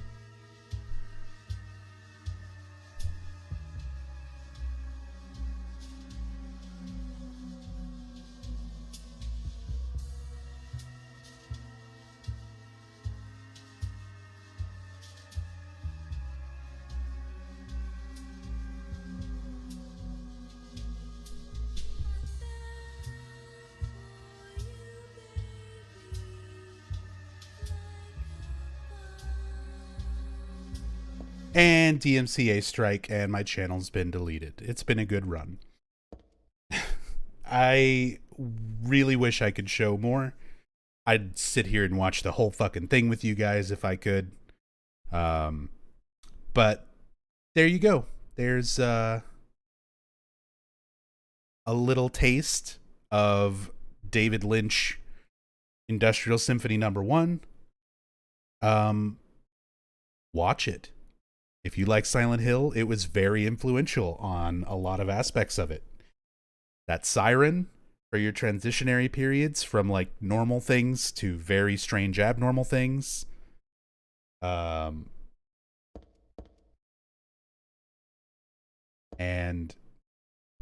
yeah, just a lot of stuff taken from it that directly influenced a lot of things. Silent Hill. Rip my ears. David Lynch, Industrial Symphony, number 1.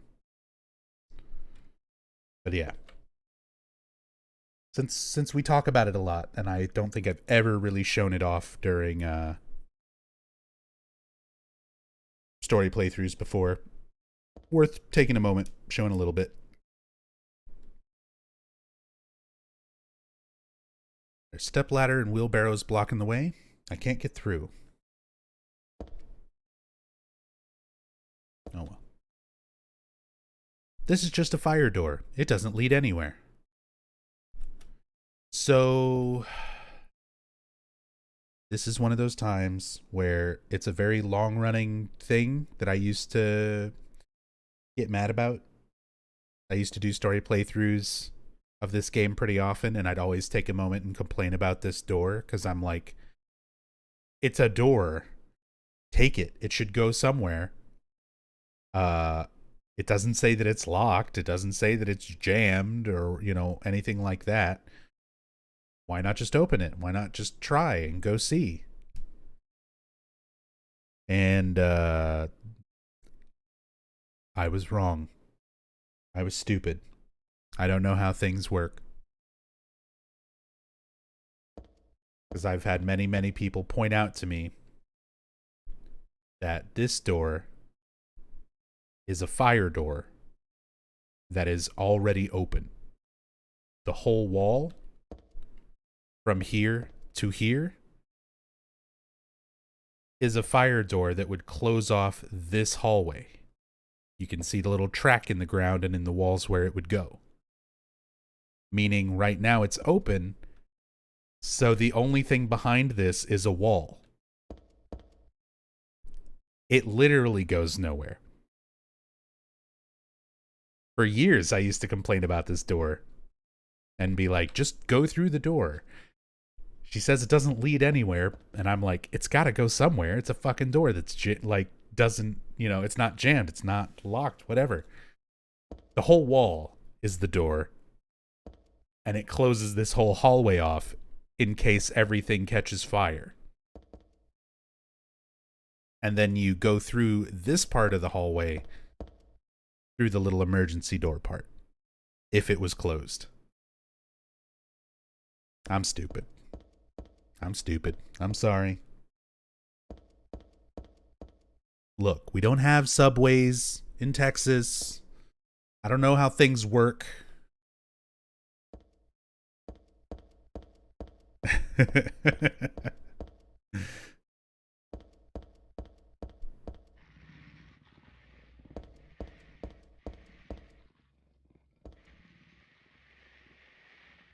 Life is hard. Sometimes life is hard.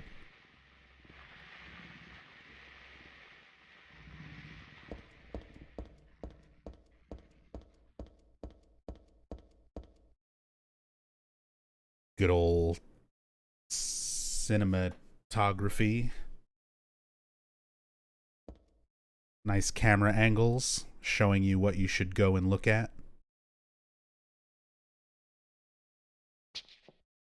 Let's go and look at that door, that real fake door.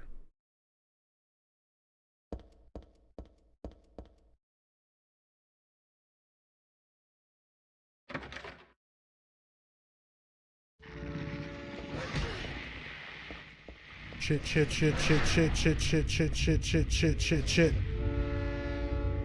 Aw, I got killed by the train. Just kidding.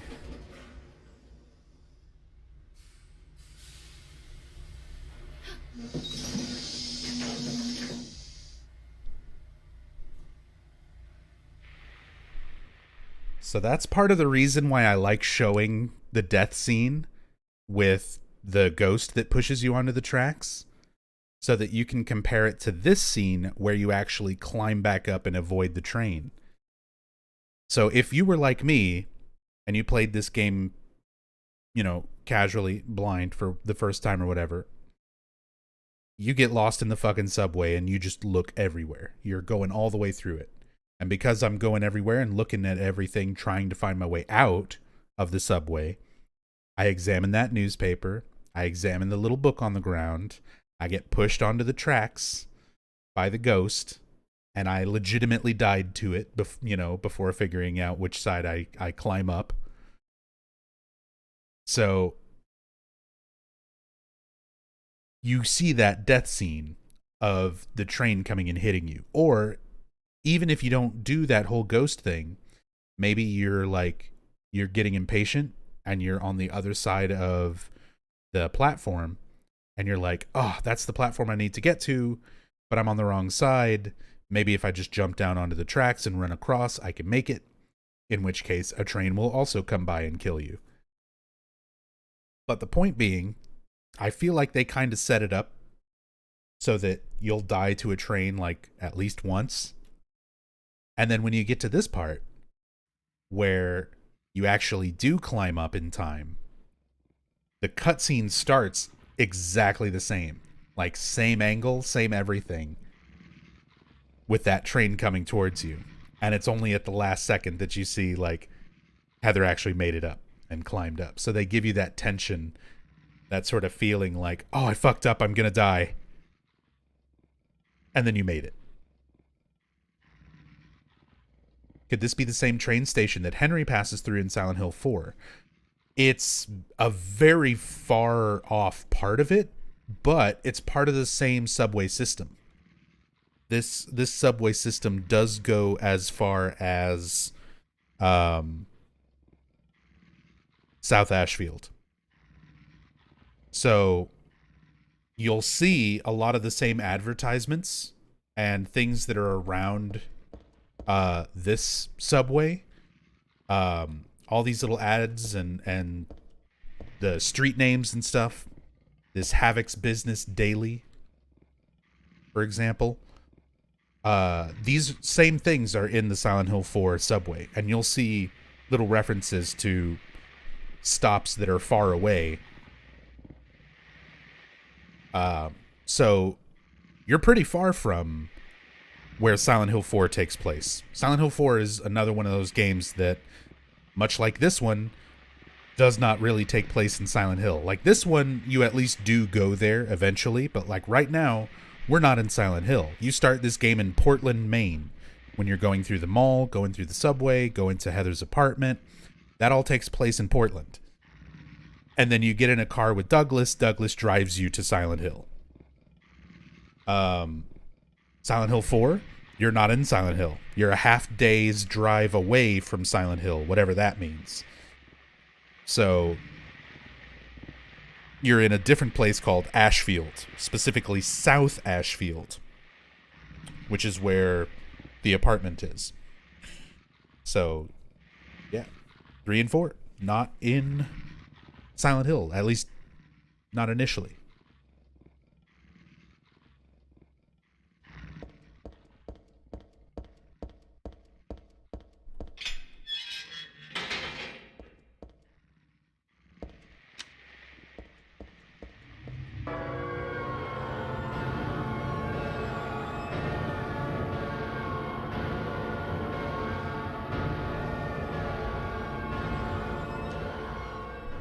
Walter just makes the nightmare happen there. Yep. Walter brings the nightmare to you. He delivers. No contact delivery.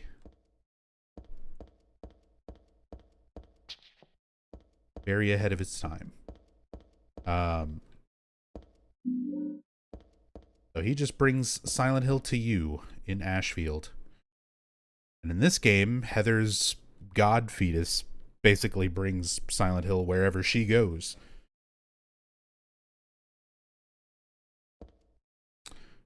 Bergen Street. We made it.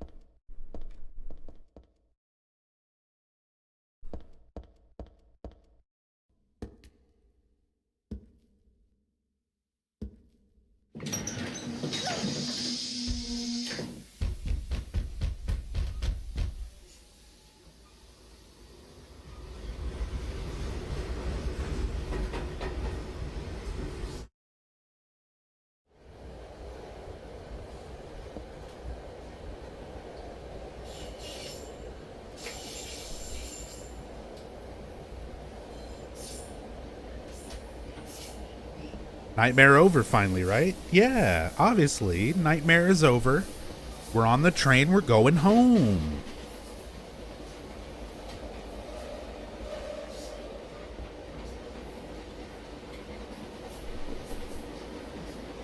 Except for, you know, bloody cult symbols painted on the ground, but that's just the subway. That's any subway. Including the sandwich shops. That symbol's drawn on the floor. Hope I don't get cursed just by stepping on it.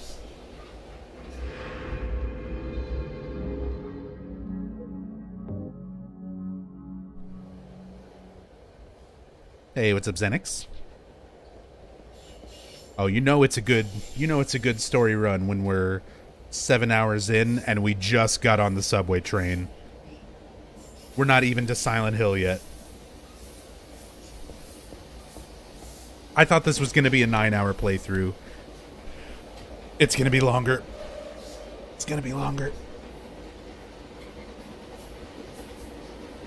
Oh yeah, always all in one go. Unless, like, my internet goes out or something.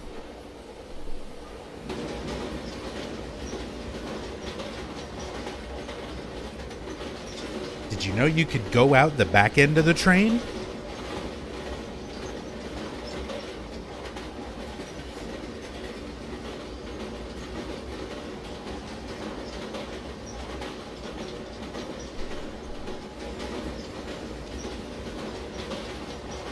You can also just jump right off.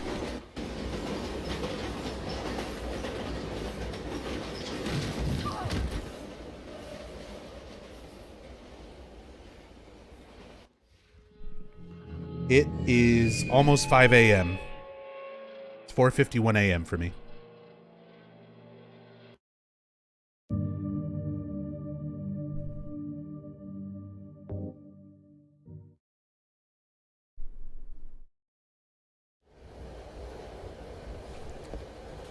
So yeah, you can jump off the train to your death. And there's a cart, you know, this car that we're currently in, this part of the subway. Watch this. We go to the next car and then turn around to go back.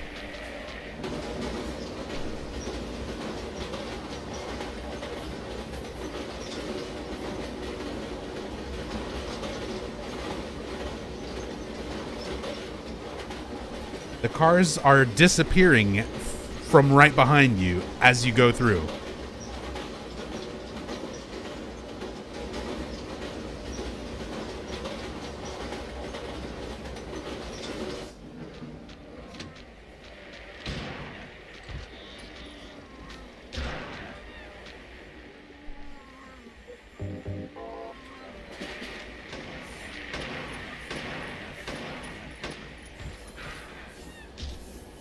Oh, newspaper on the floor. Nothing but garbage.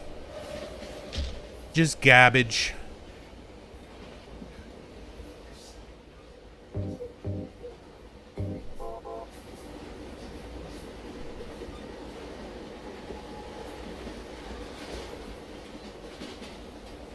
More garbage.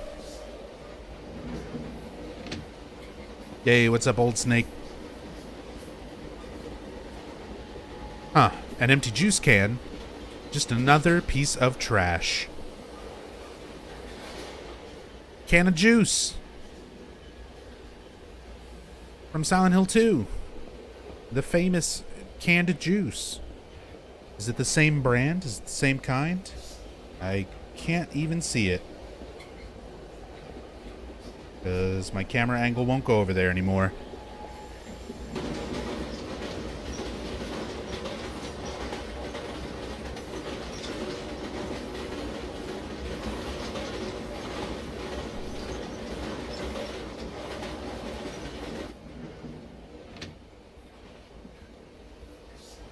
It's not the same.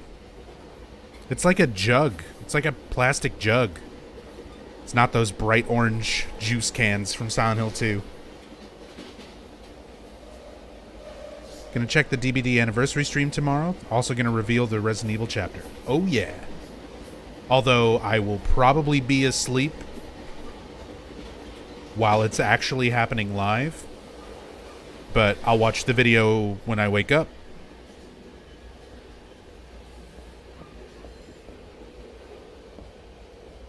There's a magazine here. It's worthless to me.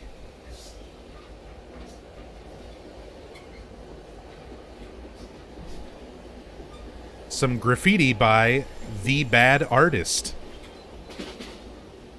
I wonder who actually did that. I wonder who's the bad artist. Is it Masahiro Ito? He's a pretty good artist.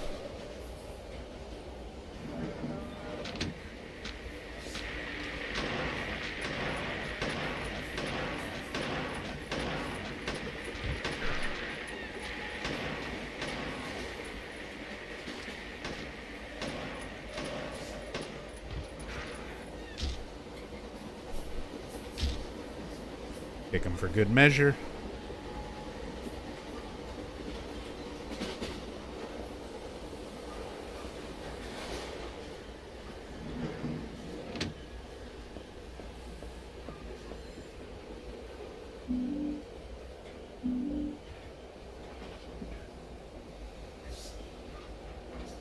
See, there's lots of little things in this game that I think back to, like, when I didn't, like, I don't know. A lot of people probably see my playthroughs and assume that I would just, like, always am super attentive and paying attention and, like, learn everything from these games, like, the first time or few times that I played them. I used, for the longest time, could not figure out what this was supposed to be. Sitting on the seat. Even though there's literally handles right there. Up above me. And I just saw this one sitting on the seat like that, and I'm like, what the fuck is that thing supposed to be? A jock strap? I'm like, oh. It's a handle. It's just one of these handles that are all over.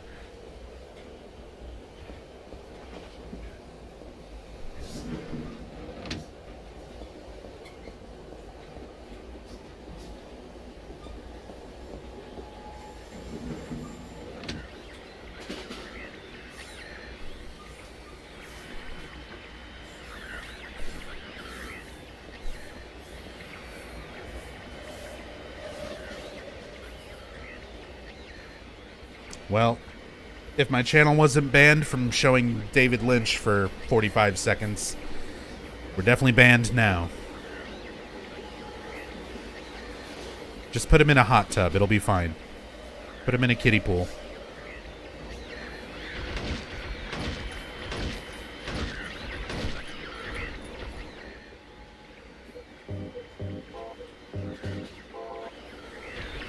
Bop.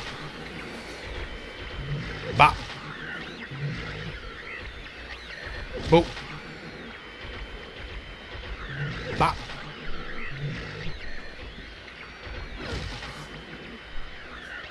Come on. Blocked it. Too good.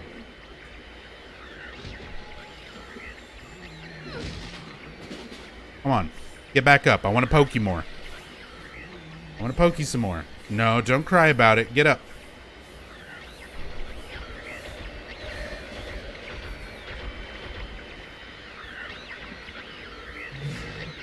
Blocked it.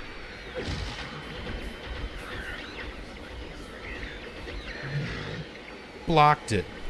Didn't even have to block it. You missed. Blocked it. Blocked it. Block. Poke. Block. Poke. Block.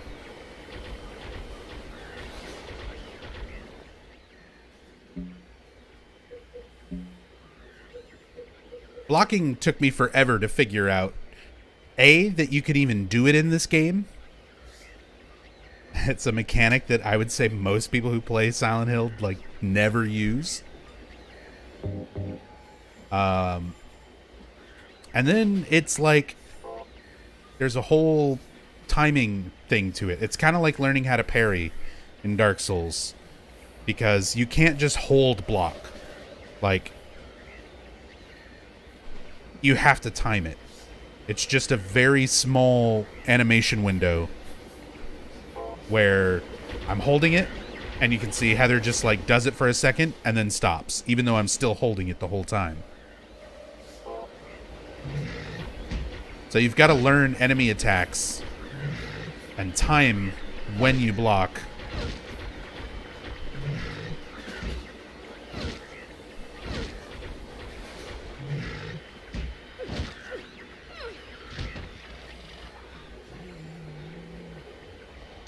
Yeah, stay down. Hold on. Right here. Yeah.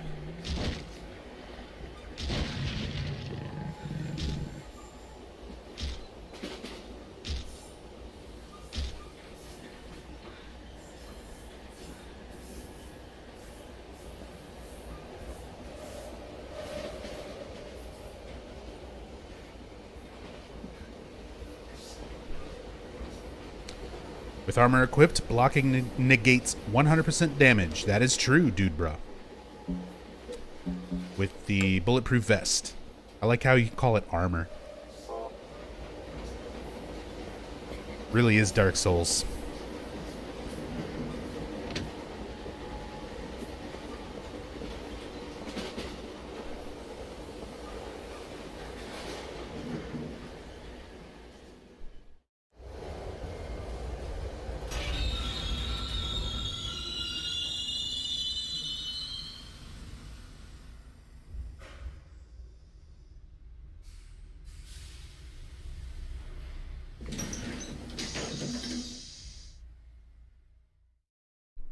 All right. This must be the first car. I can't see the next car through the frosted window. All I see is the track. Wait a minute. There's no place for the conductor. So how does it run? Or did the car before it already go on ahead? I didn't hear or feel it if it did. Anyway, it's obviously pointless to stay on this train any longer. The doors won't open. Besides, there's no conductor's seat beyond here.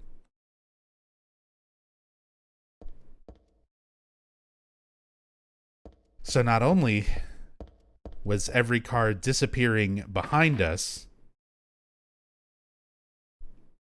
but there was no car ahead of us either. The only car that existed at any given time is the one we were in. The doors are shut tightly. I can't pull them apart either.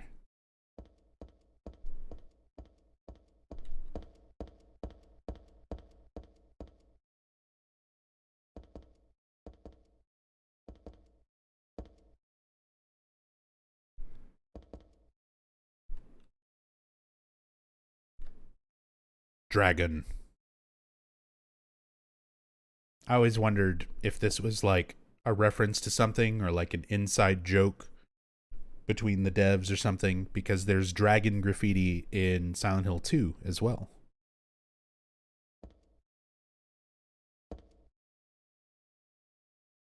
Maybe just something their texture artist wanted to make. That old pattern's painted in here among the graffiti. Looks like it was just put here too. But by whom? Why does my head?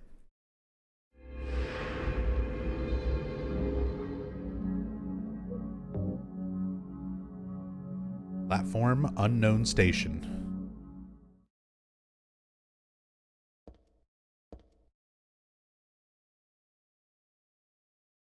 Monster.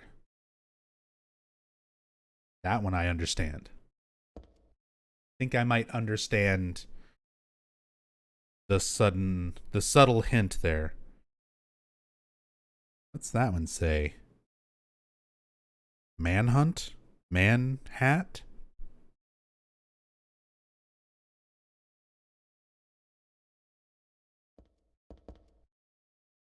The dreaded man hat.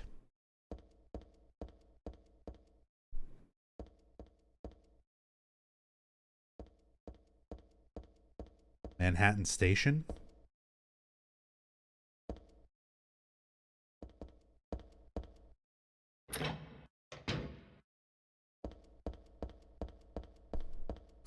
This staircase and this whole segment right here is very interesting on New Game Plus. So this is a fresh install because I had to reinstall this on my computer, get it working with all the mods and stuff for the stream. So I don't have any save files, stuff like that to show New Game Plus on this playthrough. We'll do it again at some point in the future. But on New Game Plus, the walls and stuff right here, as you're walking downstairs, like gradually become dark and bloody with this like moving, churning, animated blood texture effect on all of the walls. And it just gradually sort of sets in. Like, it looks normal the way it does right here when you start at the top of the stairs. And then as you descend down, it starts getting bloodier and bloodier until the point where it's just super dark red and everything down here stays that texture while you're down here. And if you're playing on hard difficulty, it actually drains your health. So being around those bloody walls slowly kills you if you stay here. It'll take you all the way to 0 HP, where you're one hit away from death. Again, this game's health system is a little strange. You don't die at 0 HP. You die when you take damage on 0 HP. But you take damage just for being in this hallway and everything being super bloody. I think I've got screenshots. I can at least show some screenshots.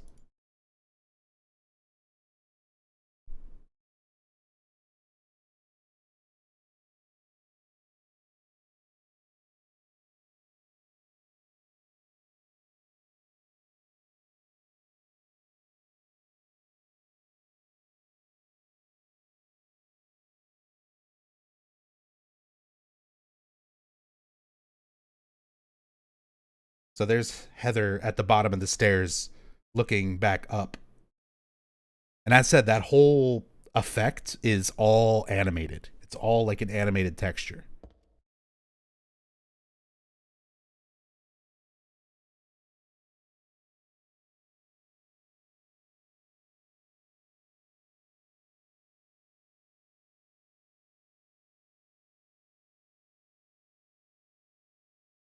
So at some point, we'll come back to this and do a New Game Plus playthrough, talk about a lot of the differences between New Game Plus, and show a lot of those kind of things off. Won't be part of this playthrough. This one's already gone on a lot longer than I thought it would. We got to catch up to some stuff, because I still need to have time to sleep and eat and then jump into Silent Hill 4 tomorrow night, which is now tonight.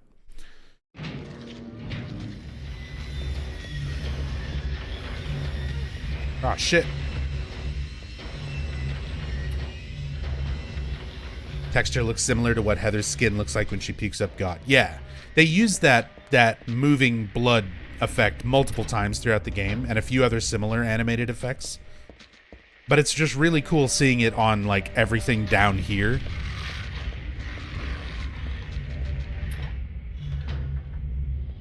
In all these little subway underpass areas. Speaking of, let's get this underpass map.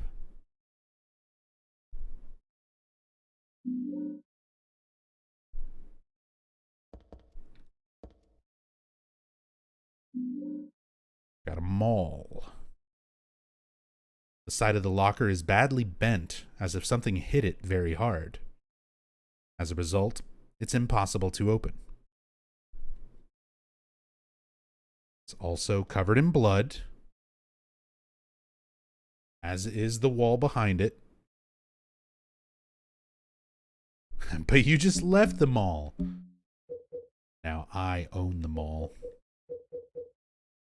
Like a big, round, pointy hammer. It's super heavy, but at least it's got some oomph.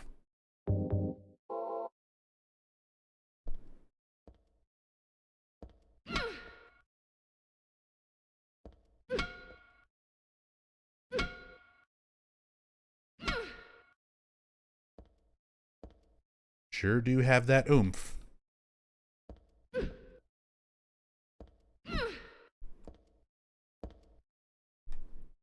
I almost never use this weapon. It's very slow. Does okay damage, but I almost never use it. So, let's kill things with it. But there's also some other interesting things to look at in here. Creepy sounds coming from inside of a locker. There's blood seeping out of the bottom of the locker. There's something inside. I sort of want to take a look, but the locker door won't open. Ah, it's better that way. It's not as if there's anything good in there. Probably not. I'm going to leave this one alone.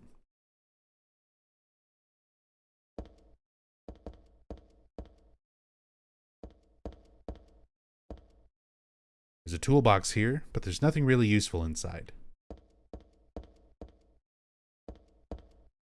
Nothing particularly useful looking on the shelf. We already took the first aid kit. Anything else there? Anything else there?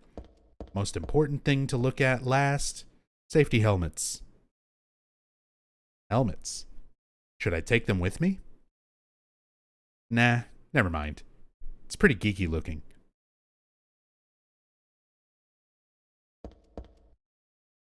Pretty geeky looking. Don't want to protect your head against the monster attacks or anything like that, you know. Because you wouldn't want to look like a geek.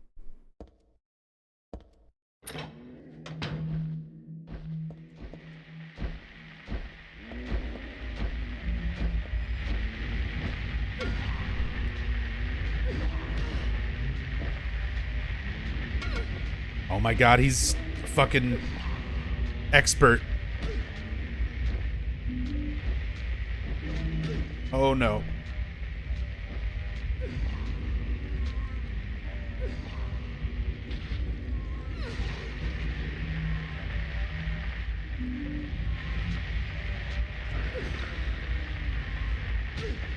Fuck, even the baby one.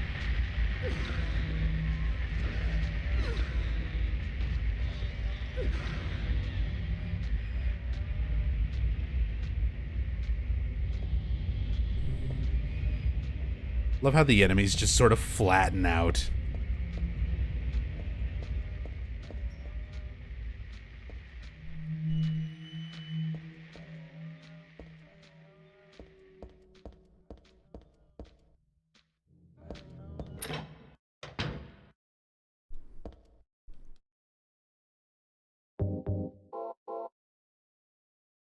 Penis with legs? Beautiful. I mean, if that's what you see, Half Yam. We did fight a giant penis worm earlier, and phallic, you know, visuals are part of the game's themes. Impregnation themes, pregnancy themes, birth themes. So a lot of things look like, you know, anatomy.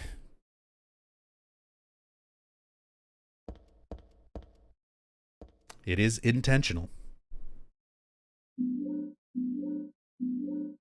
Drinks, beef jerkins, wine in a place like this. Well, I suppose it is dark and dry. Only one of the bottles is empty.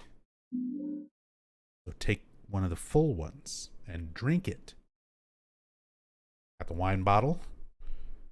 And this is one of those lines that always and still continues to confuse the shit out of me. The body must have been crushed by something heavy. With that, then? God, how awful. He's underage, Nub? This game turned 18 today. All right?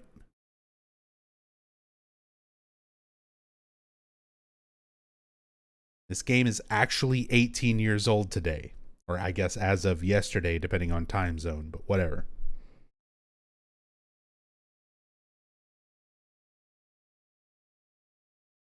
It's literally the 18th anniversary of the release of this game. So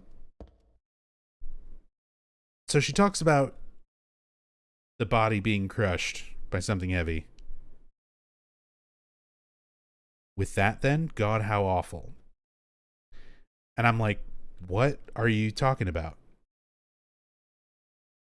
Like, what body? Crushed with what? Like, what are you seeing? And it still confuses me. Now, there's a part in the subway where you can see legs sticking out from under a bunch of garbage, and there's blood, and it looks like someone was crushed. But Heather has totally different text when you examine that in the subway, where she says, you know, there's legs sticking out from underneath, But I don't think it's someone. She was like, considering all the blood around, I don't think it's someone sleeping. So, did they forget to put a visual here of a body that was crushed by something? Was it text that was supposed to be in that area? Because that area is very similar to this one. It's a very narrow little hallway with a bunch of trash at the end of it.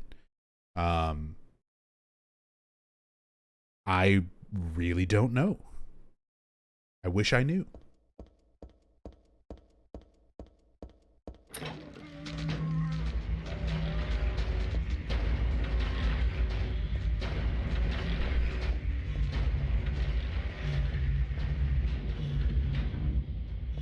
Makes the most sense that they mixed up text lines, and there was supposed to be text, like more text for the body that you find in the subway, because that makes more sense to misplace like a little line of text in a similar looking area than to completely leave out like a visual of like a body or something.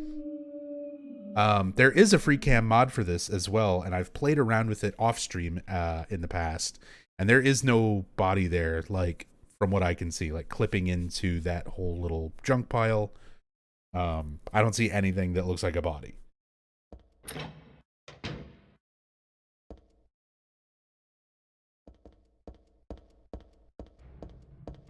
What's up, cats blazing?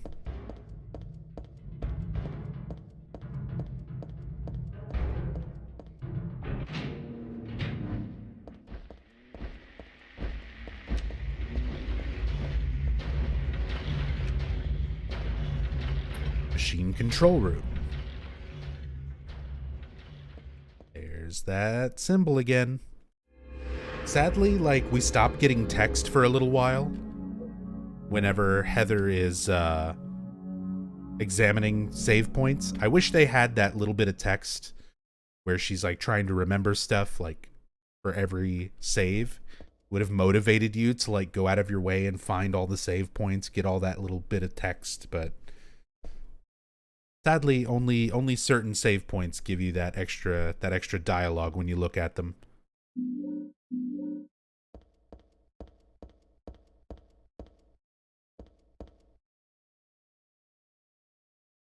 The locker's filled with junk.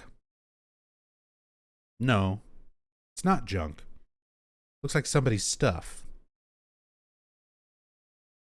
Seems like a very simple line, but I like this line a lot.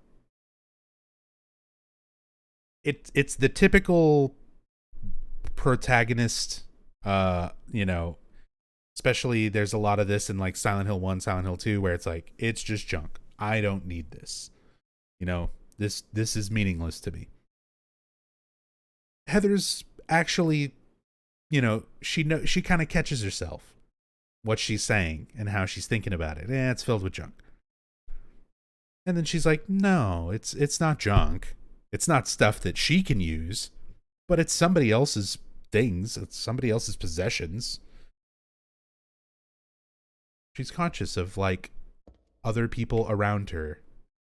Not your typical Harry and James who are like, this serves me no purpose. You examine everything and 90% of things are just like, this has no use to me. Yeah, cats, we already passed that. That's in the subway. We're out of the subway now. Into the underpass.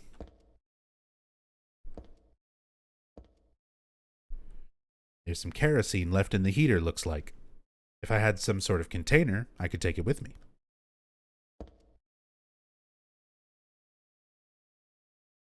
And for whatever reason, I believe they reused this heater and some other stuff in Silent Hill 4.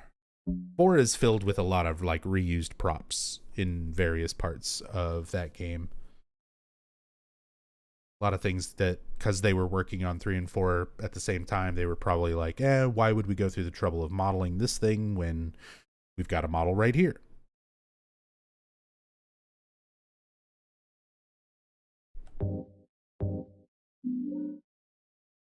Put kerosene in the wine bottle. Got the oil-filled bottle. I like how the graphic for the bottle does change. You can see that it's got oil in it. This is for moving kerosene to and from a space heater. Of course, I can't drink it. Not with that attitude. Is this also HD remaster or enhanced edition like Silent Hill 2 stream? Or are the graphics just better in Silent Hill 3? Both. So this is the Silent Hill 3 official PC release with a bunch of mods. There's a widescreen mod, 60 FPS mod, internal resolution mod, lots of things like that that are making it more visually pleasing, along with a few other things. But there's not like an enhanced edition for this one. It's not like an official HD remaster or anything like that. And it's not the collaborative set of mods like the enhanced edition for Silent Hill 2. It's just official Silent Hill 3 PC release, which already by default looks really good. And then the mod to make it widescreen, a little bit higher internal resolution, all that sort of stuff, to just make it look even better. But by default, just base Silent Hill 2 version, base Silent Hill 3 version, the graphics of 3 look really, really nice. Any Windows 10 compatibility patch? Not specifically. I don't have any Windows 10 compatibility patches running, but I'm playing this on Windows 10, so it is compatible.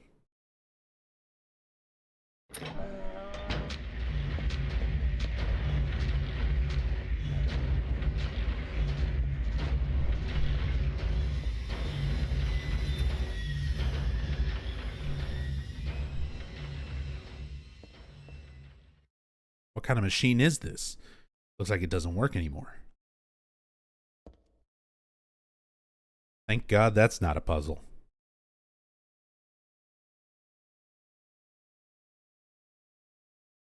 That looks like a Resident Evil, like that would be the Resident Evil puzzle. This would be how you get this machine to work if this was a Resident Evil game. There's a fucking valve up there. There's 3 little things that are wired up to some other thing there. And a box with all sorts of fucking buttons and switches. I feel like you'd have to do stuff with this if this thing existed in Resident Evil.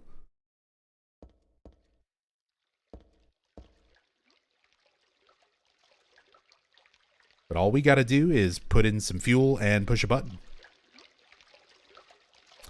And then we can go down into that poop water.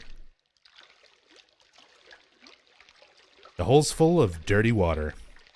I can't go down there like that.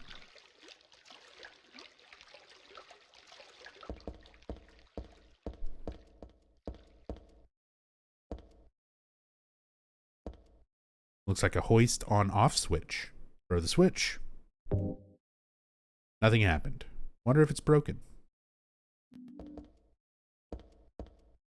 This might be the fuel tank. There's nothing in it though.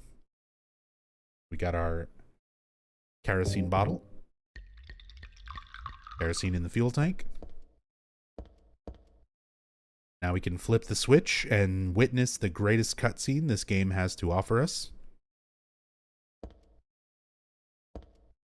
Flip the switch. Close up on the machine. Close up on this part of the machine.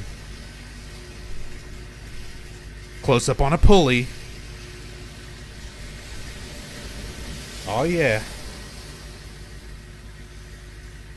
Exciting stuff. I really know what just happened. If I had no knowledge of what's going on, that definitely explains exactly what just happened with those 3 little zoom-ins. I don't know why. I don't know why this is like that. They could have made that a lot better to kind of show like what you're doing, what's happening. Thanks to that thing, all the water's finally drained out of the hole. It looks like I'll be able to get down there now. I can stand the smell, that is. See, if I was directing this cutscene, I would have shown, you know, the machine turn on, those first little cutscene, like, zoom in parts, where it shows the pulley go, but after showing the pulley, like, moving that cable, you really want to have a shot of what the cable's connected to, which is right there, and it's this sluice gate that pulls up and lets the water run through there and drains all this water out. And a lot of people, like, for a little while, I've talked about this cutscene on previous playthroughs where I was like, you know, well, animating water is hard, and they would have had to show the water, like the water level going down and going out of this thing, and that would, you know, be tricky to animate, especially for 2003. Except they did this already in Silent Hill 2. When you get to the end of the apartments, Pyramid Head goes down the stairs and opens up a door that lets water out, and it's animated in real time with you right there in the room watching the water level drain out so that you can use the stairs. Why didn't they just do that again? Just show it. Just show what's happening.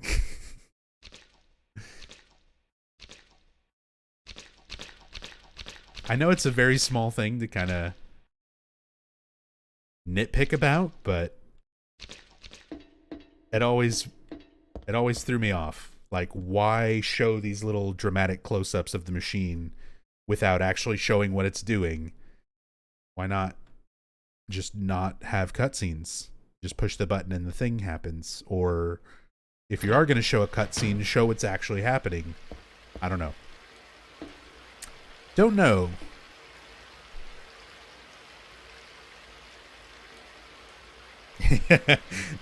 They already didn't have that source code from 2. Yeah, maybe. It would be way too hard to reanimate it the same way.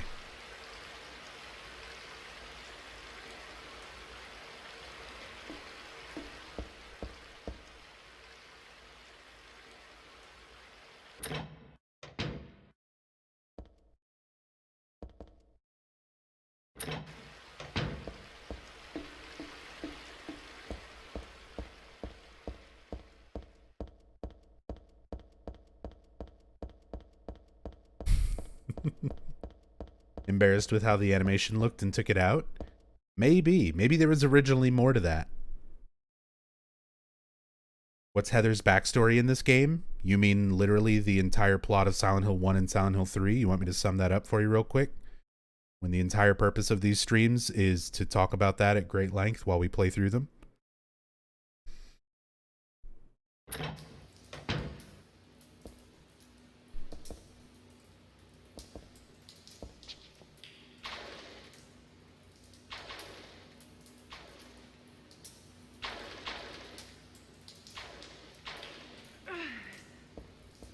I'm sorry, Magnum. That's just kind of a silly question. Oh no.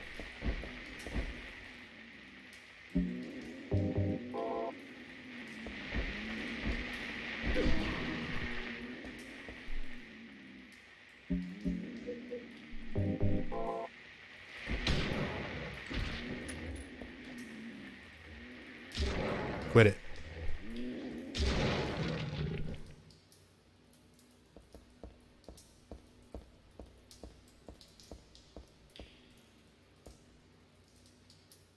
There's a fun little glitch you can do here. If you don't want to use your feet and walk all the way to the other side of this little walkway, you can do this. Shit, I fucked it up. It's kind of precise. That should do it. And boy.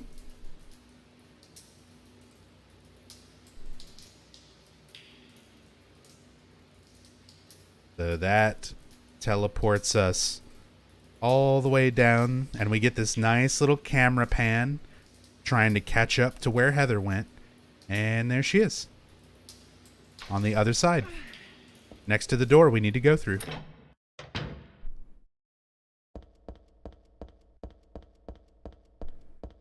No, just like Silent Hill 2, James goes to Silent Hill to look for his dead wife. But if you were to say what is James's backstory in that game, it involves revealing all of the plot of Silent Hill 2. Like, he killed his wife already. He's going to Silent Hill to commit suicide. There's so much more to it. Like, small summary is sad girl has weird things happening to her. But to give backstory for this character literally would take explaining all of what happened in Silent Hill 1, everything we've covered for the last 7.5 hours of this playthrough so far, and everything we're going to talk about for the next 7 hours before I finish it. Like, that is the whole game. That is the whole point of it, is that backstory.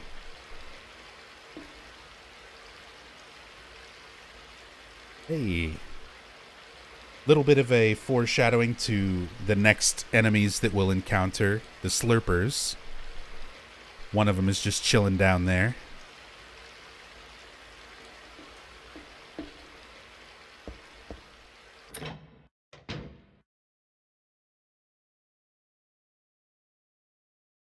But yeah, I'm sorry. These playthroughs are already super long and super in-depth. And if I stopped to re-answer every question, like I try to re-answer questions that I think are relevant, but I can't re-answer everything, and I definitely can't just stop and summarize the whole purpose of the playthrough anytime someone comes in and asks. So if you would like to know this character's backstory, there's a 14-hour Silent Hill 1 playthrough that you can watch on your own time, little by little if you want. There's this playthrough, which will probably wind up being close to the same length. And there's Google search if you don't want to do that. But otherwise, I can't like stop every time and explain things that are part of the whole process of going through it. A wheelchair. Why would a wheelchair be thrown out here?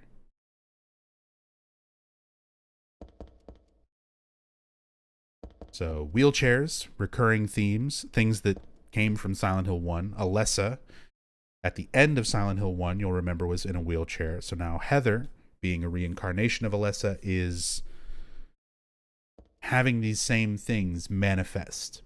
A lot of similar things are manifesting from her mind since she has those memories.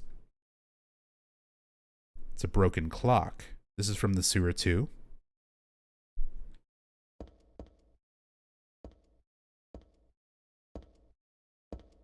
Give me that ampule. I'm just wasting my time looking around here. I'd better get going. Even so, it really stinks. It's going straight from my nose to my head. Don't you talk to me about wasting time, Heather. There's things in here we need to look at that you're going to comment on. There's nothing that looks useful in the cardboard box. There's a deodorant inside, but it would probably be a waste of energy. Heather does not wear deodorant confirmed. Now that's a lot of garbage. Where the hell did it all come from? I guess this is all the stuff that gets tossed out in the sewers.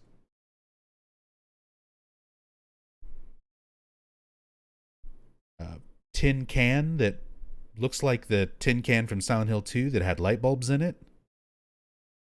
A radio that absolutely was from Silent Hill 2. That's the tape cassette player that James listens to in the hotel. Just some little Silent Hill 2 references thrown in a big dumpster.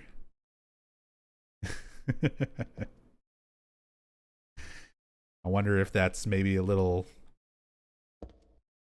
just little references to Silent Hill 2 sitting around in the trash. Remember, when Silent Hill 2 came out, they responded to a lot of the negative feedback. As much as people love Silent Hill 2 now, at the time, a lot of people didn't like Silent Hill 2 because it was not a continuation of Silent Hill 1 that they liked so much. So they made 3 in response to that, a direct continuation of 1. And maybe they have this little kind of tongue-in-cheek, put a bunch of Silent Hill 2 stuff in the trash, like, here. We got rid of it. We went back to the Silent Hill 1 idea, just like you wanted.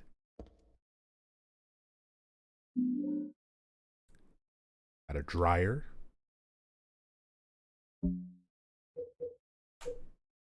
Found in a sort of garbage dump. Still looks usable, though. Anything else new that we've picked up? Needs looking at? Not really.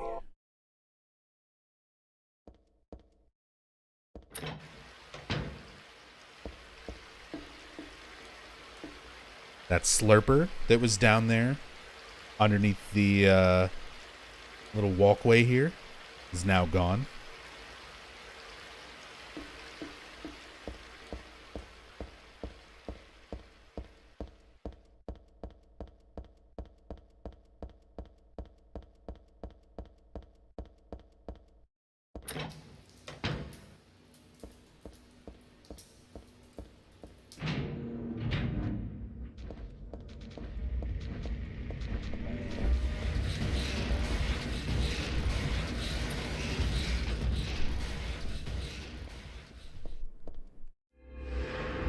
Save point. Still no unique text for the save point. Been a little while since we've gotten one. But it will eventually come back.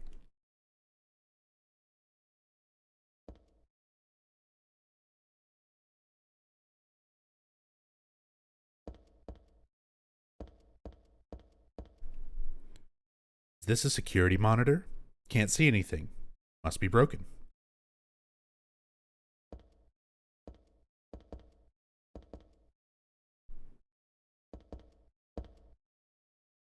Danger. Keep out. This was probably pasted on that door there. I can see where it fell off.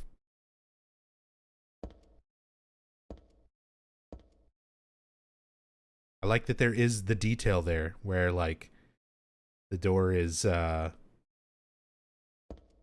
color of the door, the metal's a little bit closer to its color. It's not as oxidized as it is around where the sign was stuck.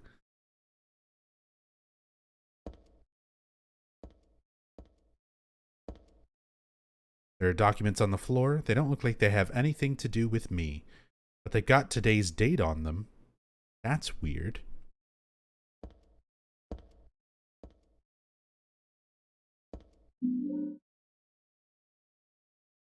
People have been down here with things from today. Something written on the notebook. There's a monster in the water. The bastards killed 2 of my buddies. I should never have doubted that old urban legend about alligators in the sewers. That was no myth. But no one believes me. They were drunk and slipped. We're not that damn stupid. Even calling it a monster isn't quite right. This is something else. All I know is something's in there. I'm going in now to beat that thing's head in. If you find this note, consider it my will.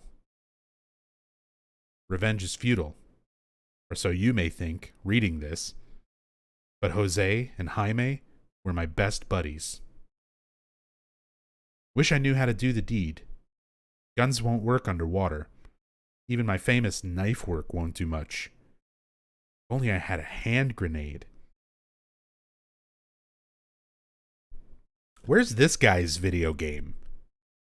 Fighting monsters in the sewers, famous knife work, fucking wants grenades, like, give this guy a spinoff.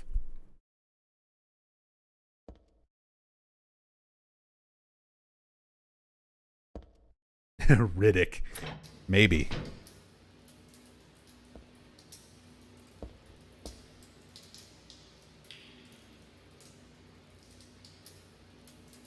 That's a lot of blood. I'm sure it's fine. Sure, everything about this whole situation is perfectly normal. Something bent those bars. Sure, that's also fine. So we'll just walk across this very safe walkway. Oh shit.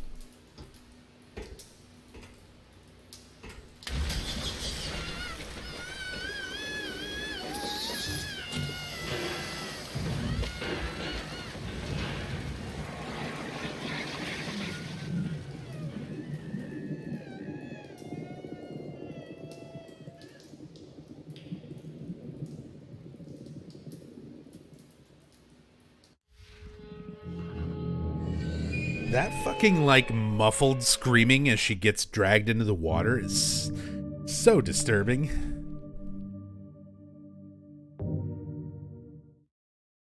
Tell it to me straight. Is this death unfair? Yes and no. They give you a save point right before the room. I think you're supposed to see it. They took the time to animate that, and they wanted you to see it. They wanted you to see that special death animation, and then figure out, like, oh, this is a puzzle. I have to do something to figure out my way across. Otherwise, that thing comes and gets me. So, in on the one hand, I think it's unfair that, yes, it will most likely bait out a death from a completely blind playthrough. But they don't make you go way back. They give you a save point right before the room where it happens. So it's one of those things where it's like, it'll get you once, never again after that. But it'll get you that first time.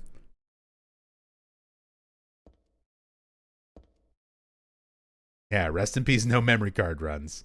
If you didn't have a memory card, then you might be very upset. I'm sure somebody out there was very upset. I'm sure plenty of people tried sitting down and playing this in one go and didn't have memory cards.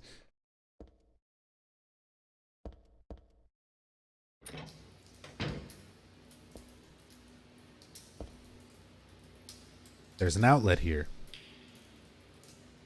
So we can plug in our dryer. However, I want to show some interesting falling animations.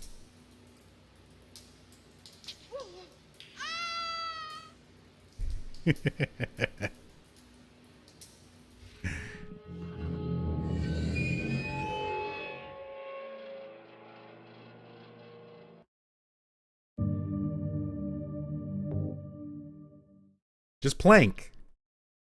Just plank and float in the water, and it's fine.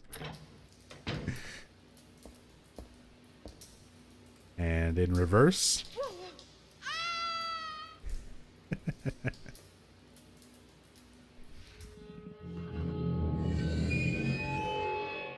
Okay. Okay. We'll cross the damn bridge. Plug in the dryer. We'll kill the tentacle hentai monster. We'll continue on.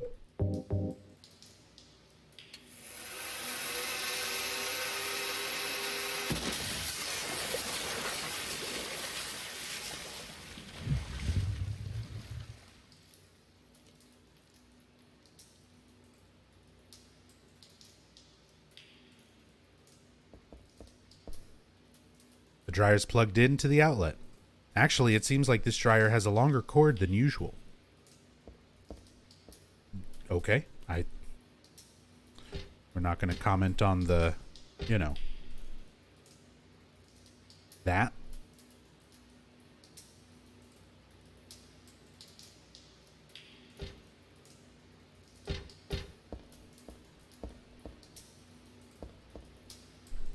There's some complicated machine here. It's not on or anything. I'll leave it alone. Golden Weapons is New Game Plus. This is regular New Game. This is like a fresh install of Silent Hill 3. I don't have any save data, nothing unlocked. So we'll do New Game Plus stuff on another day.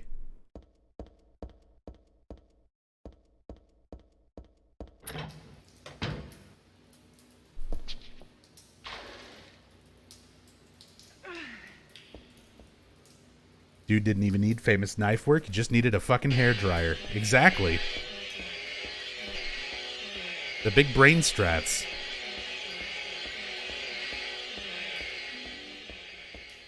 But I still want a spin-off game with fucking famous knife work grenade guy.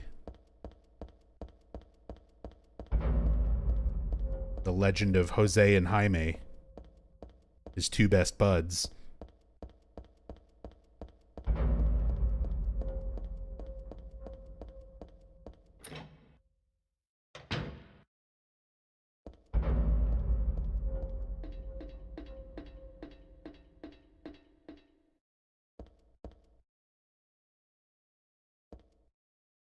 Cardboard box doesn't have anything useful in it.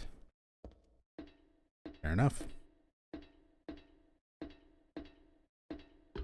We're out of the stinky underpass. Just imagine what Heather smells like right now. Isn't Jaime like phonetically Jamie? Nope. Well, it can be, but considering Jose is like, you know, Hispanic pronunciation, Hispanic name. Jaime, when it's a Hispanic given name, is usually pronounced Jaime, not Jamie.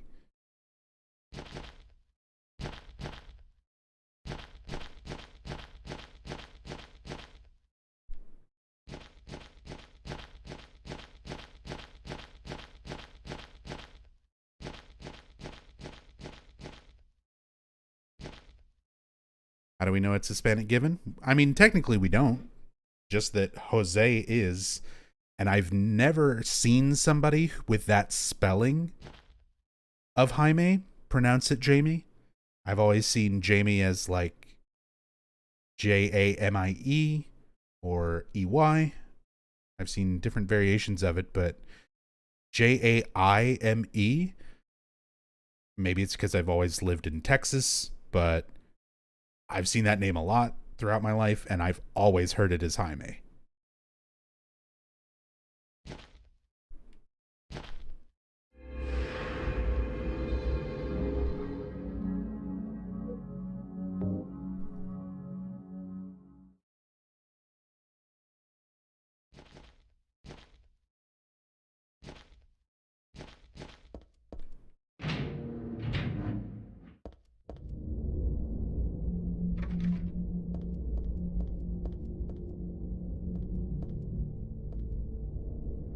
Paint cans in the box. I guess you'd use it on walls. I don't need it, that's for sure. The electricity's off, the elevator won't work. Taking the stairs.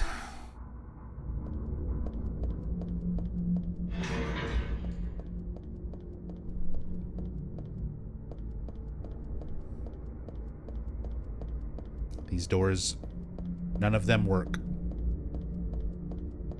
Gotta go all the way up. Step ladder. It's too big and bulky to take with me. Come on. 4th level floor has crumbled. For safety's sake, entry is forbidden. Door shut tight, won't open at all. Floors are falling apart.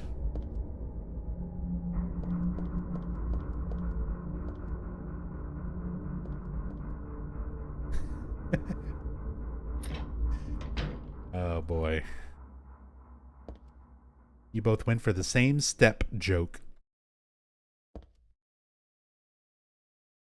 Shows where my brain is. I just watch too much Red Letter Media. So I was thinking about that episode where Colin from Canada, they watch that sex education video, and there's that one girl who like turns over her shoulder and says, "A step ladder." And then Colin from Canada copies it and does the same thing.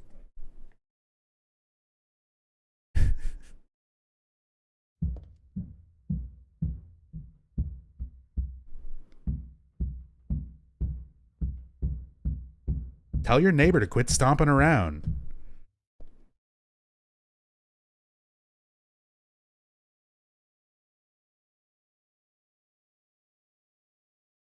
Trying to do a stream.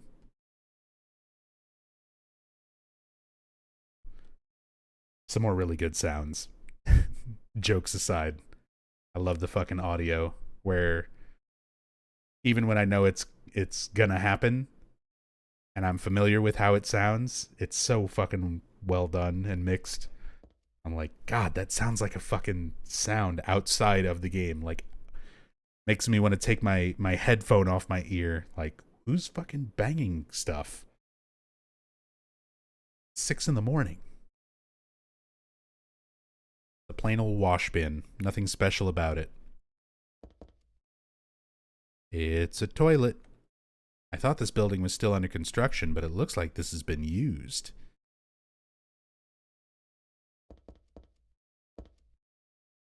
Obviously, Claudia had to stop and take a shit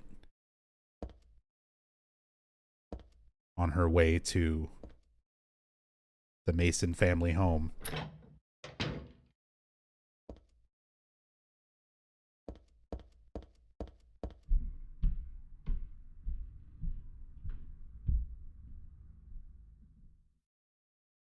Or atmospheric stomping. Handgun bullets. Lots of empty bottles and cans. Looks like somebody was living here.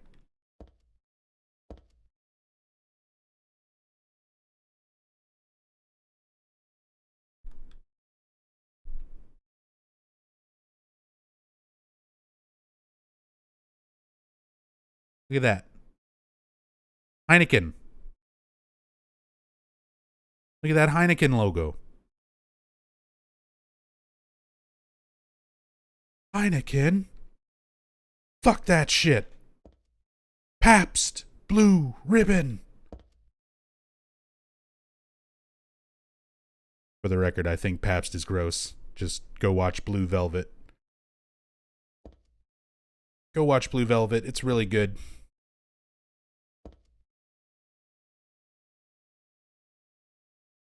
The wall color looks a little different here, and the material is different too. Might break if it's hit hard enough. Just did recently at Dog's Movie Nights. Oh, y'all did Blue Velvet? Dog has seen it before that though, right? It wasn't his like first time watching it.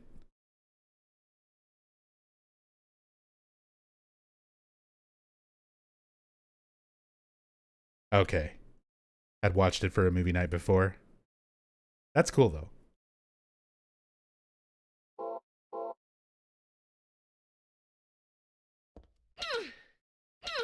Gonna take me a whole bunch of stabs, but I'm gonna get it. I'm gonna break that wall. I believe in you, Heather. Good swing. Look, everyone, it's Solid Snake. And his trademark yellow pants.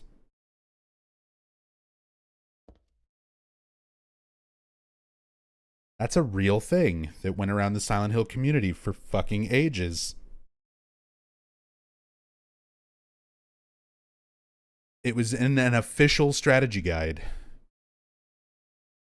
where Dan Burlew, in the official Silent Hill 3 guide, wrote a little thing that was like, oh, it's a wall where there's something hidden behind the wall and it's a different color, just like Metal Gear Solid. But you get the silencer from this. So it's a Metal Gear Solid reference, most likely. And that maybe that's Solid Snake behind the wall. That's a real thing in the strategy guide.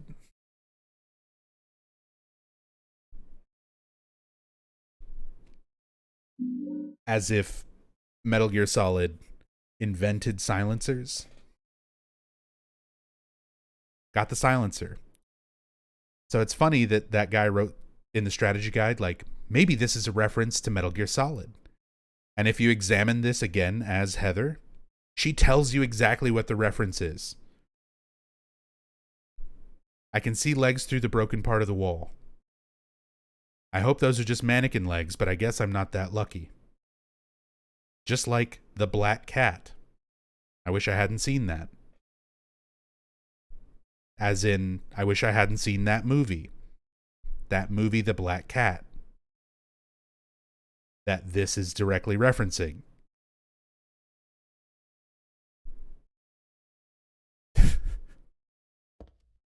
right. But that was one of those things that just was like common Silent Hill trivia misinformation. If that's a thing, if you can call that a thing.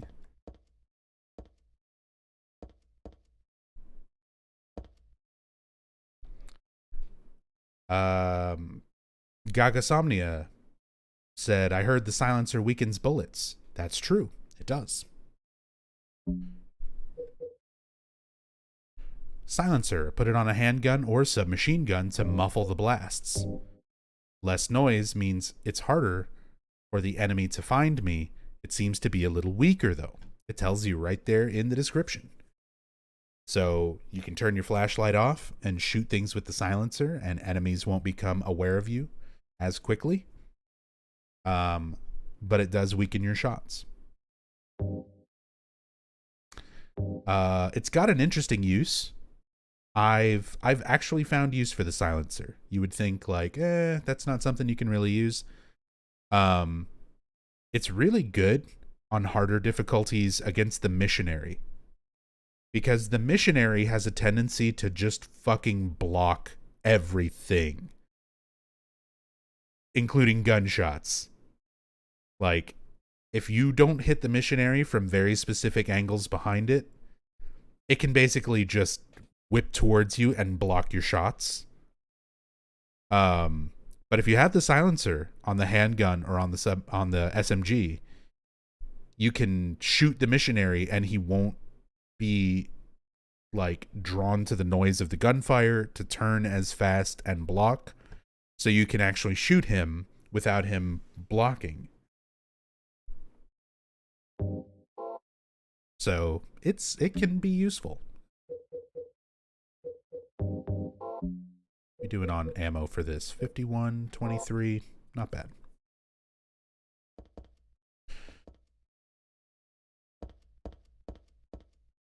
Random Silent Hill hypothetical for whoever wants to answer. If the other games got a sub-scenario like Born from a Wish, who would you want it to feature? If it's Silent Hill 1, Sybil Bennett. I want to see what happened with Sybil, what call she got, why she went to Silent Hill, when her motorcycle went down, all the things that she was seeing while she went around Silent Hill. We kind of get that in the play novel. There's a playable Sybil scenario that kind of fills in those gaps for the Silent Hill play novel, but it's also the play novel. I would have much rather it been like an actual game, like part of Silent Hill 1. For Silent Hill 2, it already has the sub-scenario for Maria, but I would have much rather had that sub-scenario be for Angela or Eddie or Laura.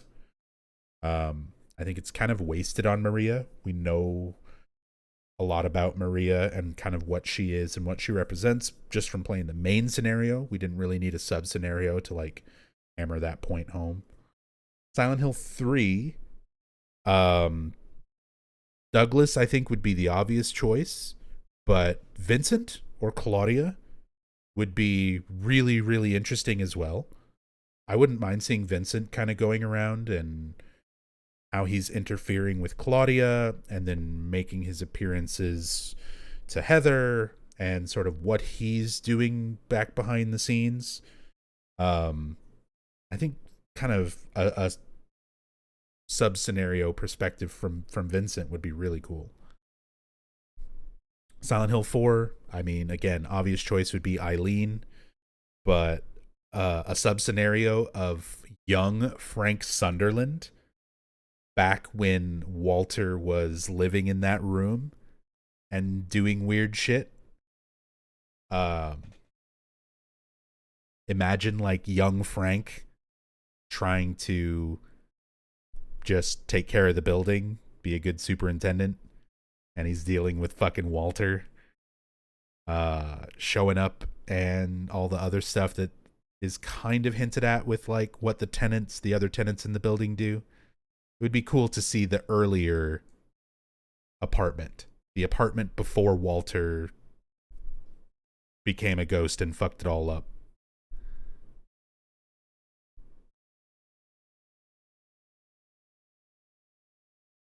Yeah, when he gets the umbilical cord. If you go that far back to like young Frank when Walter was abandoned and everything leading up to that scenario, even better. Get a little bit more insight into Walter's parents from Frank's perspective. And then everything after 4, who cares? Those games suck.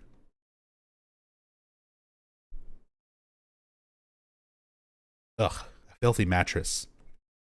Will you drop it into the hole? Yeah.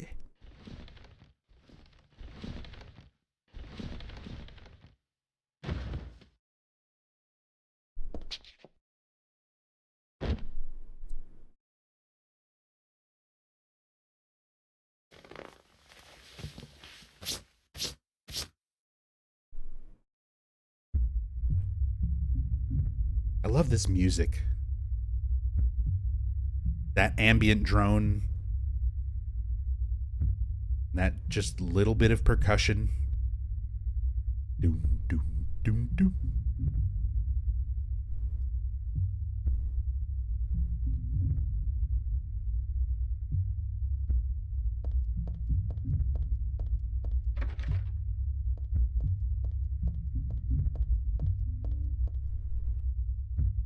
Some rubble from the broken ceiling. Could be dangerous if I'm not careful. This is the mattress I threw down before. I don't need that anymore. Yeah, just catch a quick nap. Nasty fucking mattress. Also, did they model a new mattress? They did.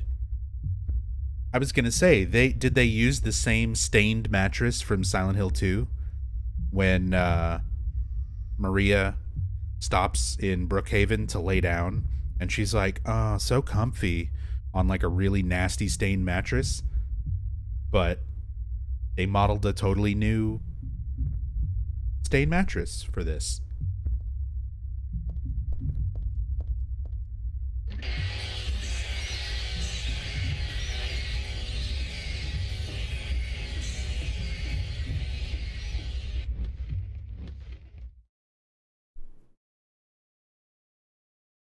Hey, Valentine. Thank you for the host. We'll watch this on catch-up as I am at work in a bit. No worries. Been going for 8 hours. Probably gonna be going for quite a bit more. But, of course, these will be archived. The VODs will be saved. They'll be added to the collection, the Silent Hill collection playlist. So it'll all be there for anybody who can't watch the whole thing. I never expect people to like sit and watch the entire stream from beginning to end for like 12, 13, 14 hours or whatever. But some people do. I fucking see y'all. Like, you guys are champions. Everyone is like, oh, you do these long streams. Look at all these people who've been here since I greeted you at the very beginning of the stream, and you've been active in chat and like here the whole time, and you'll probably be here till the end. I notice a lot of people who do that. You guys are absolute monsters. You are beasts.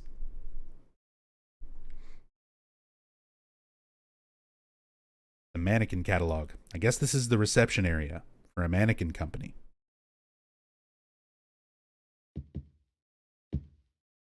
Tabletop's covered with papers. I don't see any info that might come in handy, though.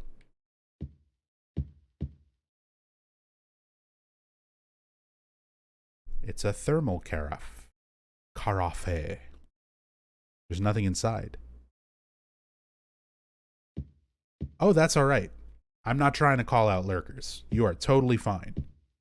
I know there's a very large portion of viewers that this is their chill stream where they can put it on and lay down, and it's like usually my voice is pretty chill and calm tone, except for when I get upset about very dumb things. And Silent Hill is like weirdly calming for a lot of it. There's a lot of parts of Silent Hill where it's like quiet or very ambient, sort of subtle tones. Obviously it gets very loud in, other parts, but when you kind of get used to it and you're familiar with the games, it's relaxing almost. There's a weird sort of comfort to it. So I know a lot of people will put on these kind of streams to sleep or background while they're working or just sitting and chilling. Don't want to chat. Don't have to. All good. I appreciate you guys just being here and enjoying what I do enough to have it on your TV or your phone or whatever.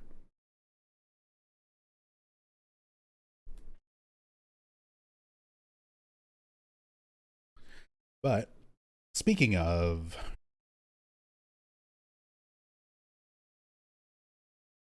we're coming up on the 9-hour mark, which is how long I thought this whole playthrough was going to take. And we're about halfway through the game. So, I really need to kind of pick things up and go a little bit quicker. I'm going to be a little bit more selective about some of the things that I stop and look at and read and discuss. Should know by now. Also, that's loud as fuck. It is. Did I change this? Turn that back down.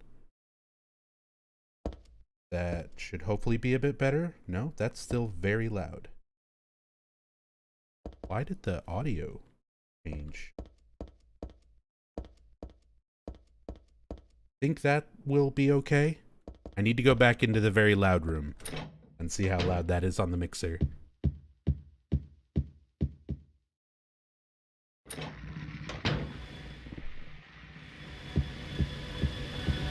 Is this better? Is it better?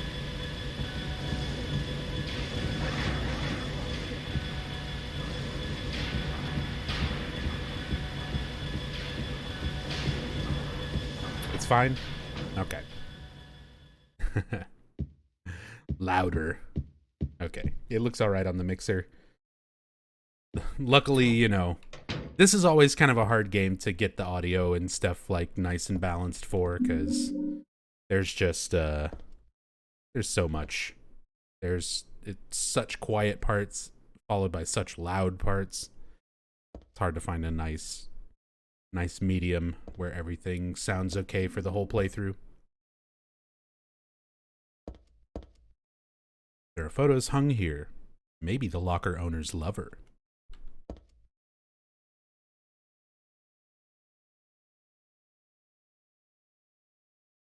Maybe. Almost look at that photo.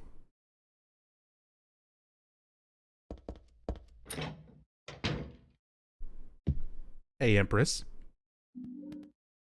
How can you go for that many hours without getting tired? Practice and experience. I used to just do lots of streaming. I've been streaming Silent Hill since like 2015, January 2015. And I get used to doing long streams. When I was very, very first building up the channel in those early years, I would do like 10-hour stream, 12-hour stream. It eventually became 24-hour streams that I did every once in a while, and then it became 24-hour streams that I do every 2 weeks.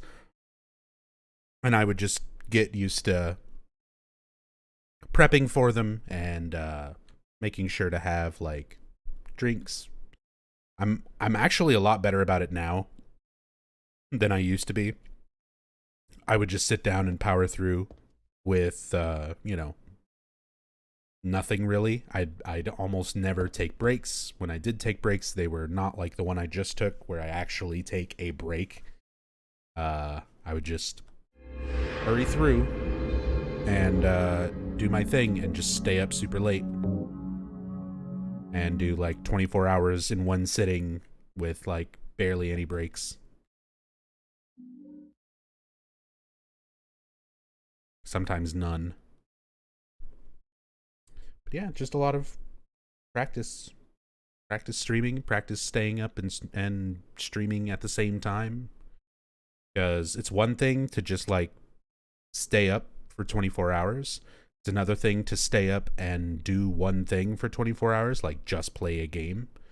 And it's another thing entirely to do all that while also reading chat and talking to people, answering questions, remembering trivia, and trying to do like a playthrough on top of it. So yeah, stuff that takes a while. Desk is all cluttered up. Doesn't look like there's anything I'm interested in. Same radio model. It is. Good eye. It's the same radio that we saw in the trash. It's another one that comes from Silent Hill 2.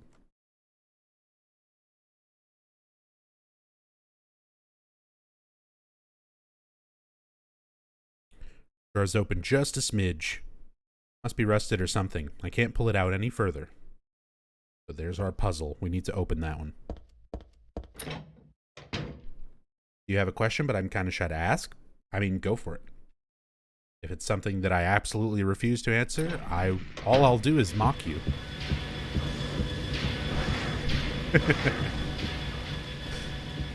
I'm kidding. I'll be nice.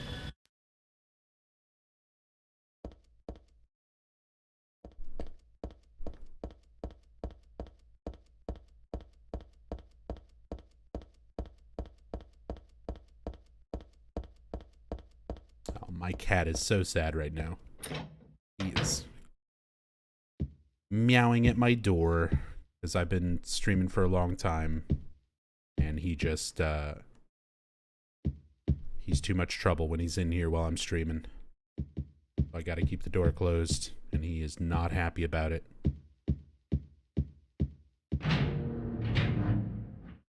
Was wondering if you have another job except streaming. I have had other jobs on and off while streaming. Right now, streaming is like my only real main thing. I guess technically I'm a caretaker at an old folks retirement community, if we want to count that on top of what I'm doing right now. But I don't really do a whole lot. I'm mostly just taking care of like my own mom.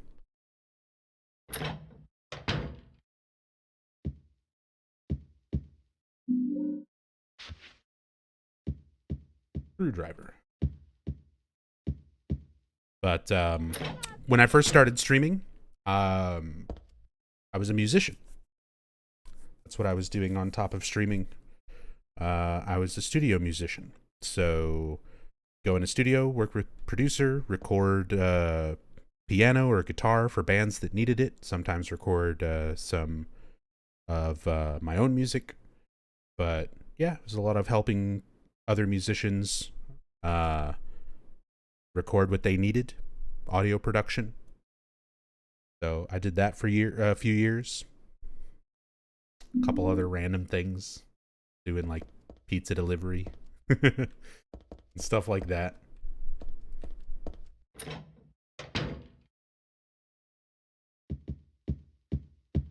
Game Over Gandhi, thank you so much for the bits. Appreciate it. Thank you. Oh yeah. It's katana time. This is a short katana about 2 feet long. Pretty powerful and easy to handle. However, it's not as good as the Silent Hill 1 katana. No whoosh percent. Harry Mason, he swings that katana, he moves forward. Heather, feet perfectly planted on the ground, no forward momentum, no whoosh percent.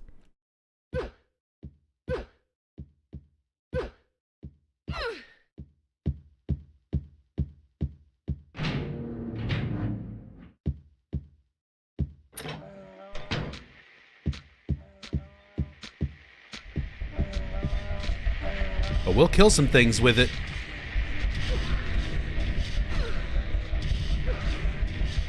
Heather doesn't know how to use a sword. She puts the pointy end in the monster. Okay? I'm sorry she's not Dante from the Devil May Cry series.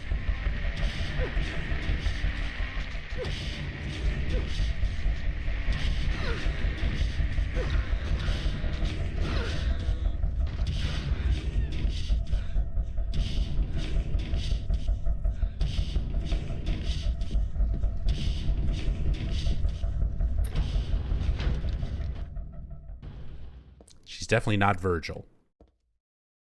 She's not even motivated.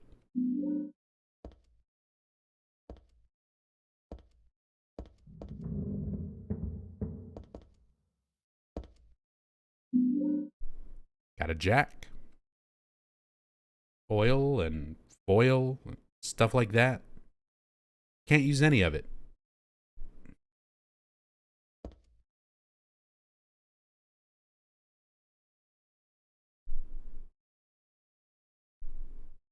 That is straight up Texaco brand motor oil. Got the logo down there and everything. They definitely didn't get permission for that.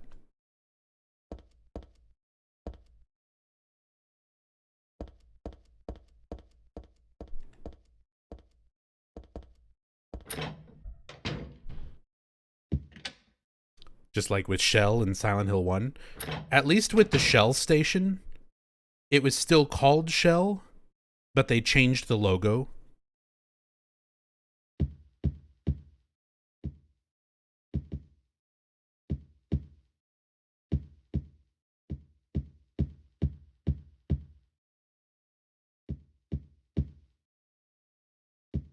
Yeah, the S was kind of fuzzed out, so it looked like it said Hell. So there was a little bit. It was a little bit hidden.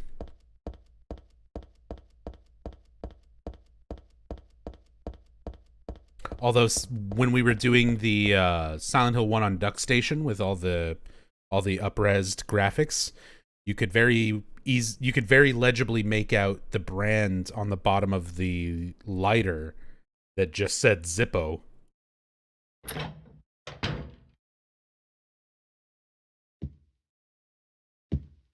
So there was that.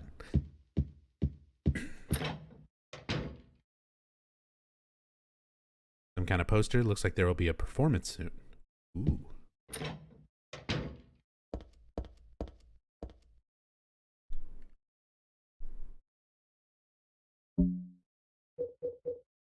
Screwdriver. This flathead screwdriver was in a corner of the hallway.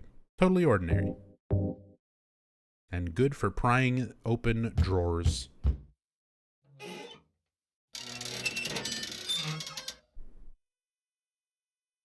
Who in his right mind puts monitors on top of computers? Yeah, that was pretty commonplace back then. I definitely agree with you. Like nowadays, it's kind of a like thing that I would never want to do again. But that was how a lot of places set up their computers. A lot of people set their computers up that way. Rope in an office. Oh, Jesus.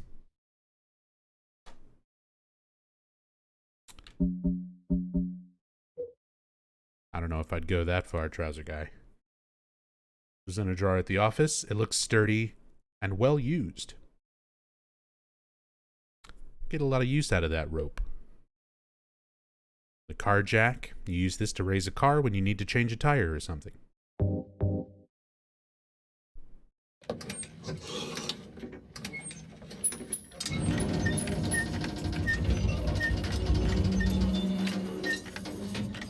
Standard office equipment rope. Yep. That's the OSHA rope that they put there for emergencies. So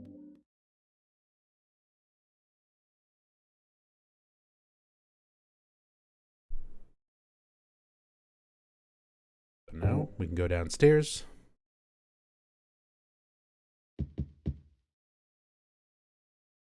Ugh. What a bother to climb up that rope. I'm going to look around this floor for now. I love when you try to do something that in reality Heather could do, and she's just like, I don't want to do that. It's like, oh, there's a key under this pallet that's got boxes on top of it. It's like, you could just move those boxes and pick the key up. Heather's like, that's way too much work. I'd rather wander around the mall until I find some tongs.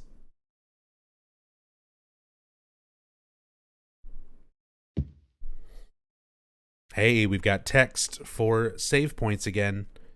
That old familiar pattern is on a piece of paper stuck to the vending machine. Who the hell put it there?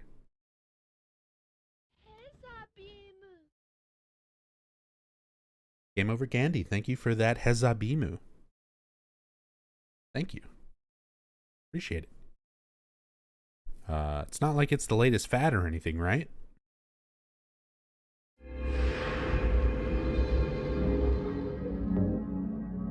Yeah, the latest fad. Everyone's just super into cult symbols. Halo of the sun. They're just putting it everywhere. The cult member taping that symbol on a fucking vending machine would be a good view. Yeah, seriously. I want to see Claudia coming through here and being like, this would be a good spot.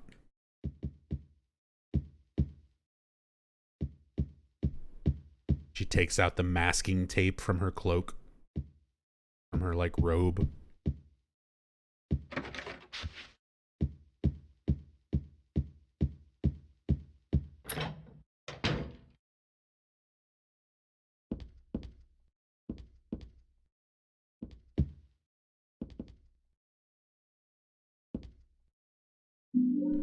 Beef jerky.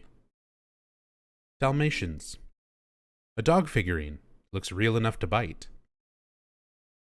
So earlier, when I was on break there, I played a little short music video called Usagi that Team Silent made. It's a little short about a bunch of Robbies, Robbie the Rabbit mascots in a hospital. Hello, game? Can I tab out? Thank you. And I mentioned that was from a DVD that went around.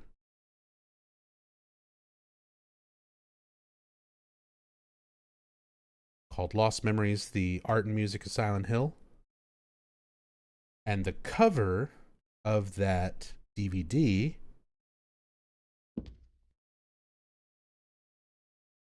is from this room. They used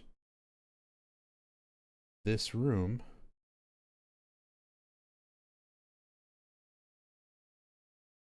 to make the shot of the cover of it.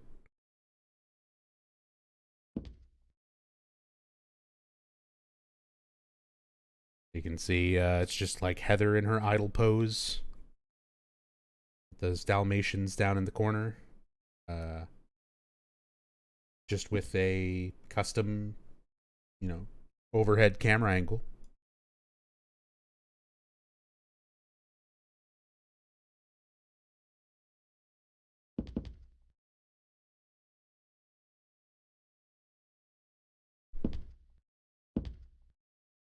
They cheated. It's their game. That's the real cam hack. when you just are the person who made the camera and can do whatever you want. Yeah, the dogs are facing different directions.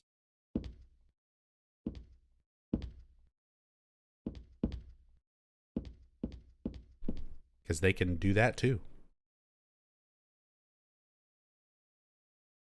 Is Heather the only character who makes so many remarks on the non-interactive items? Yeah, for sure. Out of the whole, series, Heather comments way more than any other protagonist on just things in the environment.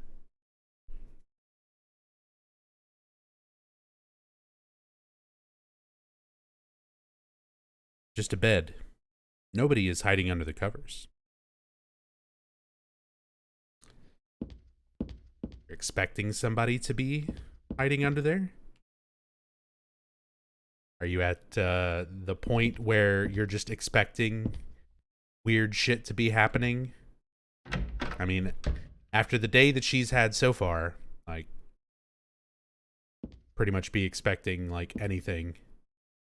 People under the bed, hiding under the covers, monsters doing things, showing up out of nowhere. A bathtub display. There's a dark red stain on the bottom.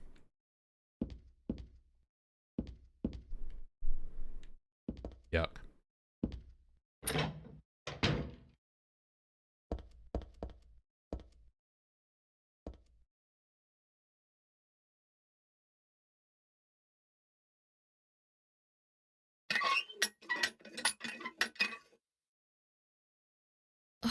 I knew it.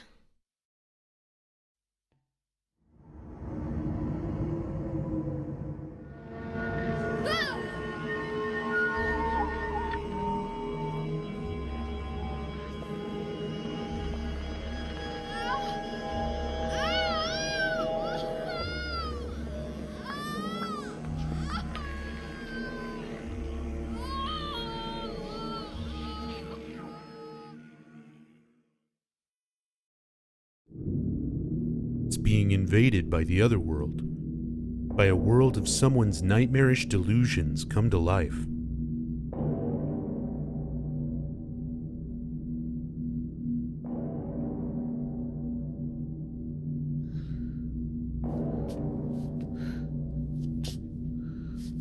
Oh no, not again. Did she do this too?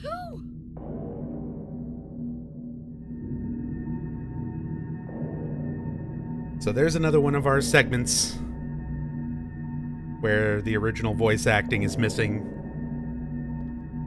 Sadly, I can only really do a good Harry Mason impression. Not all the characters, otherwise I would just put the audio back in myself, just dub it all.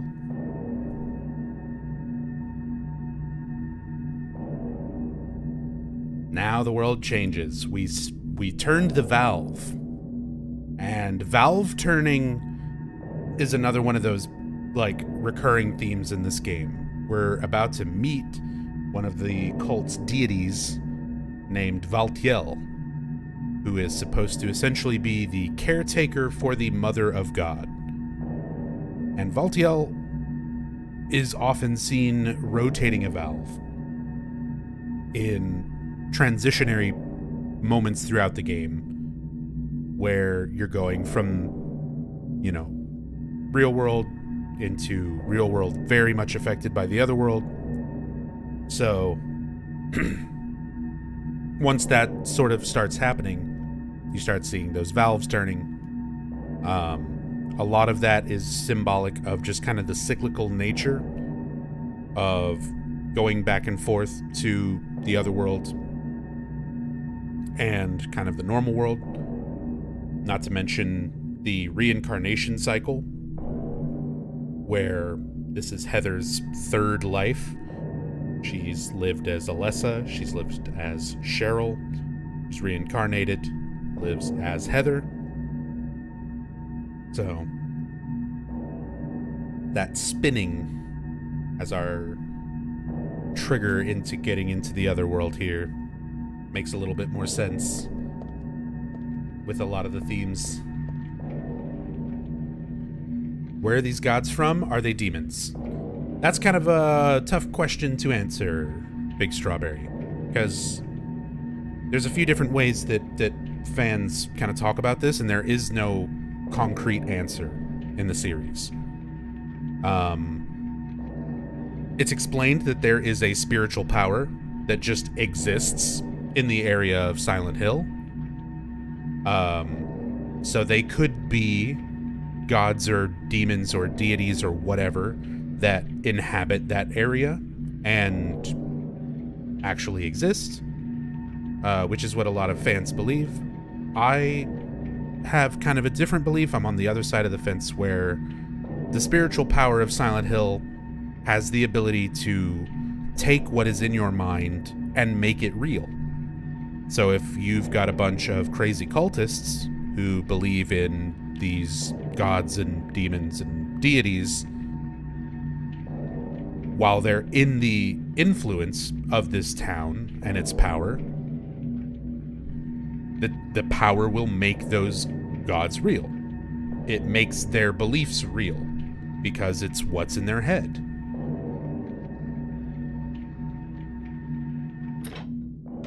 Oh.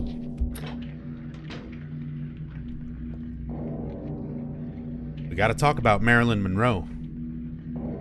So there's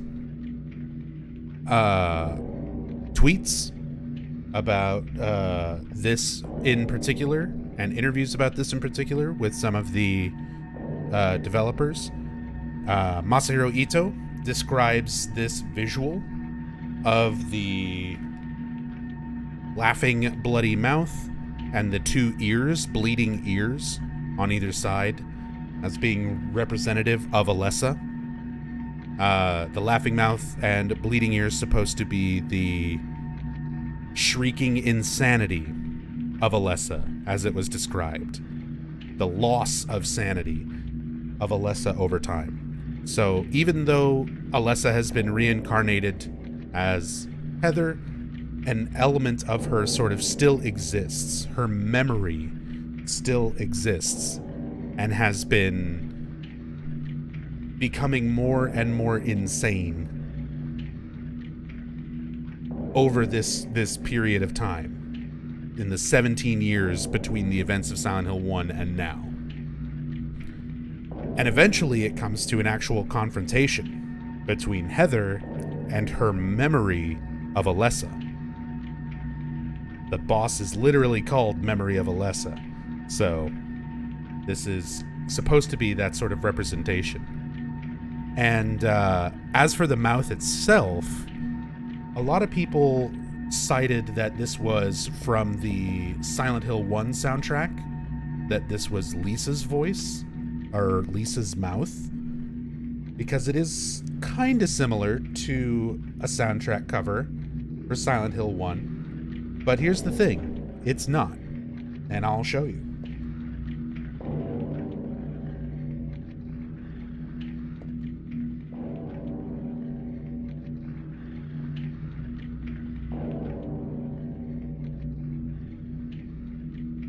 So that is the album cover in question.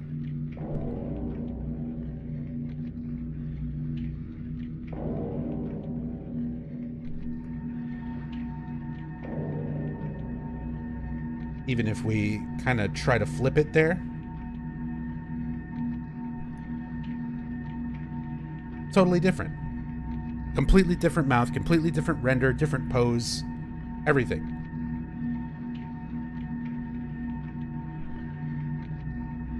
So, similar enough where I can see how fans would make that assumption, especially if they already have the Silent Hill soundtrack and they're like, hey, that kind of looks like this.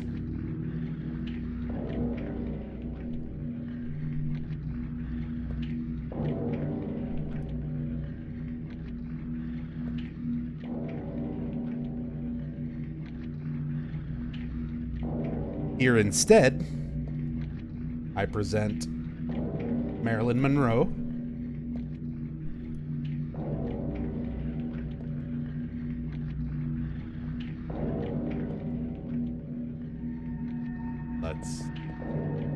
Illuminate that a little better.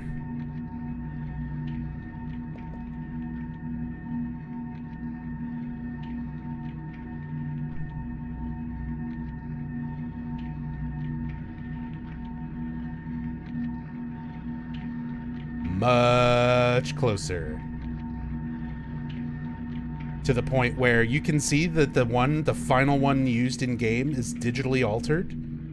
They removed her nostrils and slightly changed it. But look at that.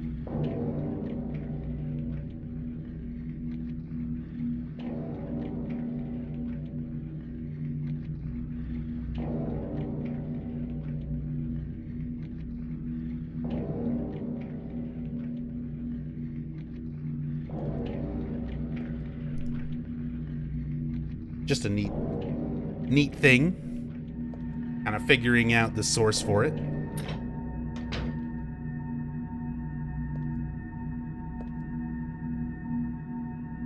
Yeah, they liquefied the upper lip, edited the nostrils, some little minor alterations and stuff on it, but that looks like either the base image that was edited for it or the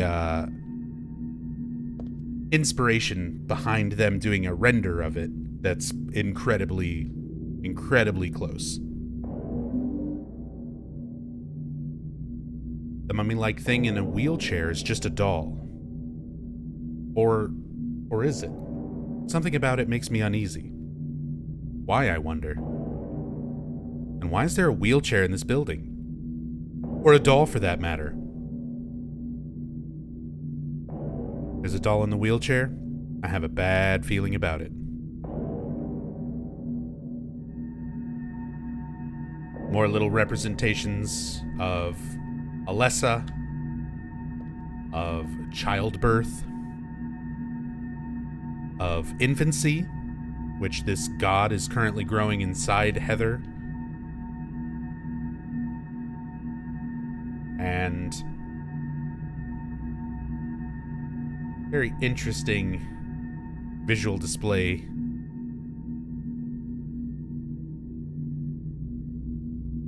This one looks a little bit like Pyramid Head without his head. So the smock is very similar. It's got those, like, that white color, the 3 straps on the side. It's not exact, but it's kind of close. It also bears a bit of resemblance to Valtiel in this game. But this is neither. It's not Valtiel. It's not Pyramid Head. Just similar robe and garb. Things that are related to the cult. Their history. Their executioners from the past that wore the same robes, same garb, which is where it comes from. It's why Pyramid Head has it. Why Valtiel has it.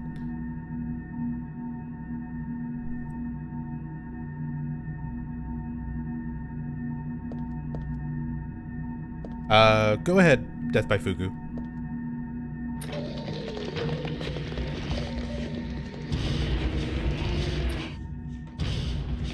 Of course, we got slurpers. Slurpers slurping around. Oh, yeah. So a link for Twin Peaks, Laura Palmer. Screaming at Cooper. Again, similar, but not even as close as the Marilyn Monroe one, which has like a definite smile to the corner of the mouth. Little different angle. Teeth look very different. But yeah, interesting. Nonetheless, just for comparison.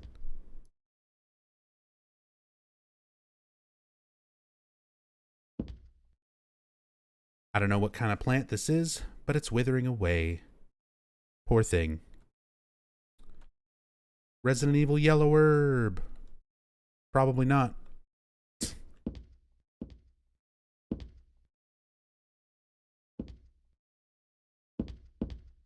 I should buy this game? Good luck, Pico. You're gonna need it. PS2 copies and PC copies for Silent Hill 3 are getting pretty pricey these days. And this game has not been officially released digitally anywhere. And the only more modern versions of it that you can get are the HD collection, which is fucking terrible. Pretty fucking bad. Pretty bad.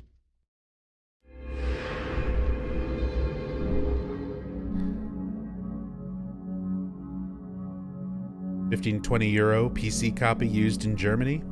I mean, I guess a lot of it does depend on your region and what version you've managed to find. Very good chance it could also be a bootleg, because there's a lot of them out there. But as said, good luck. But yeah, there's a lot of fakes. There's a lot of fakes out there that people put together. They reprint the boxes, burn the discs, reprint the labels, and they're just like ripped versions. I was a moderator for the speedrun silenthill.com boards, and that was one of those relatively common things that we saw, where people would start wanting to get into speedrunning. They're like, I picked up a PC copy. Then they submit runs, and we start noticing all sorts of weird shit. And we're like, what is wrong with your copy of Silent Hill 2 or Silent Hill 3? And once we see enough information, then we're like, oh, this is a bootleg. This is like a hacked, cracked, burned version that somebody made and sold. So yeah, it happens. It's relatively common.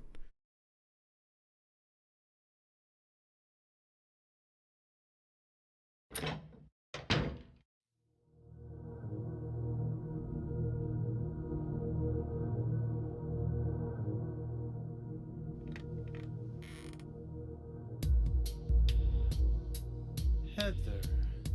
That's what you're called now, isn't it? And who are you?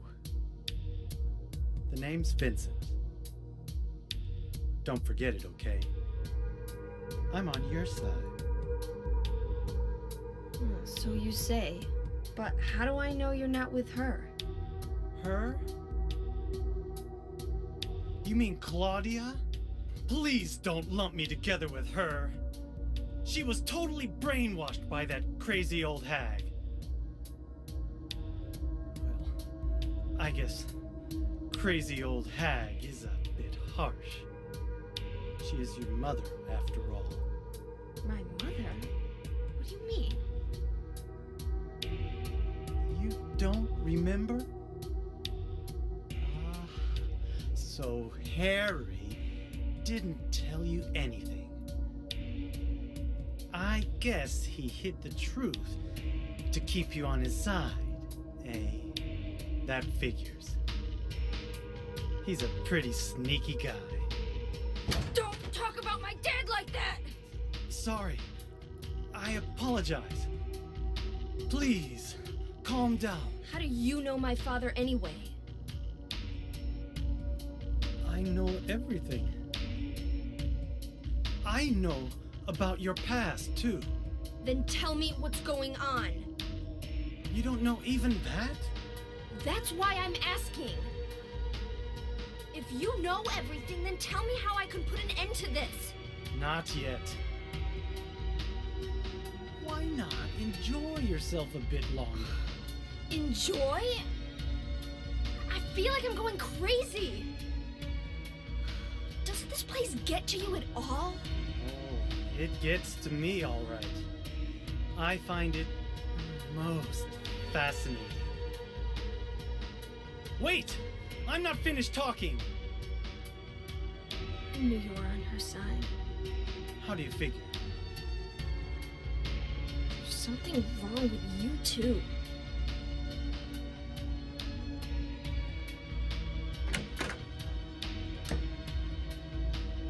So our introduction to Vincent. And again, going back to how this game was when it originally released, as far as like marketing and things go, it was not made obvious when the game first released that this was a sequel, direct sequel to Silent Hill 1. They kept that hidden. They hid Heather's last name.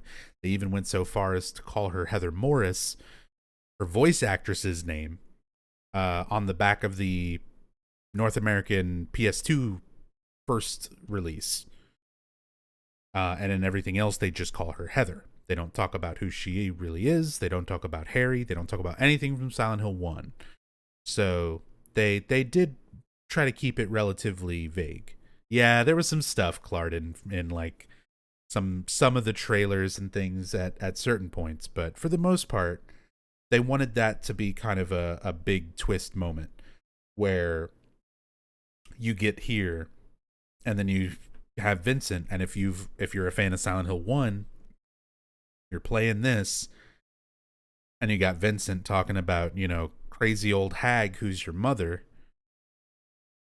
and you're like, okay, that kind of sounds like, Dahlia Gillespie, who is Alessa's mother, Silent Hill 1.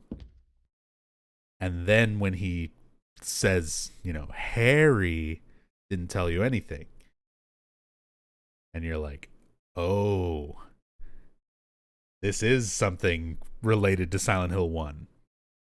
So that's kind of like your first really big reveal that this has to do with Silent Hill 1. So her father, guy she was talking on the phone to back at the very beginning in the mall, that's Harry Mason, main character from Silent Hill 1.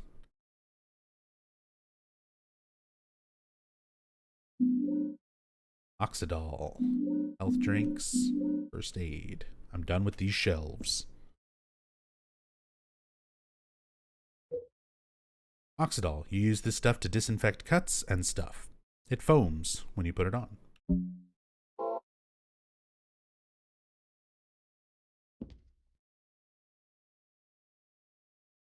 Nothing worthwhile on the desk. So this is another puzzle difficulty thing when you play this on hard mode. So hard riddles are currently being played. If you play this on easy or normal, you get a textbook here to explain what the Oxidol is for and how it's used.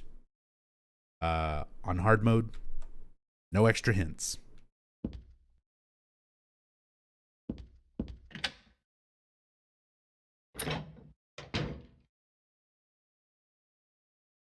Do we reckon we'll get an announcement on September 24th for the 20th anniversary of Silent Hill 2? Probably fucking not.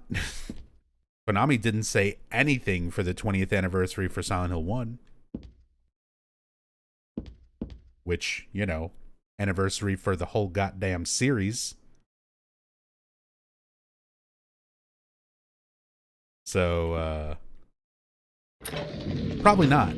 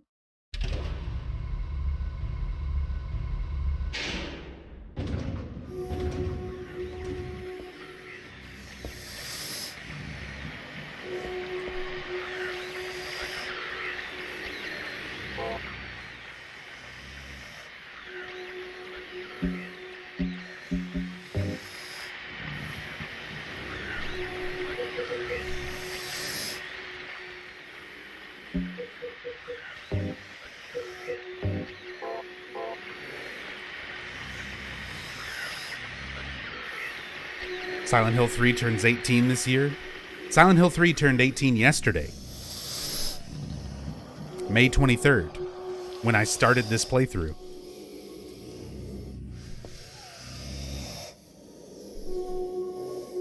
I haven't heard anything. Someone check Twitter. Did Konami say anything?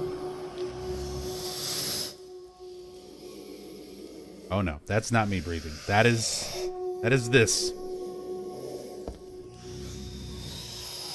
That is the glutton. A book's lying here. Looks like a fairy tale.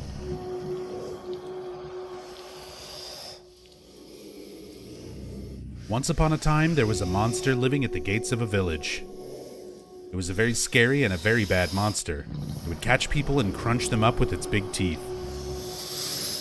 The villagers were afraid of the monster and no one would dare approach the gates. Everyone was stuck inside the village.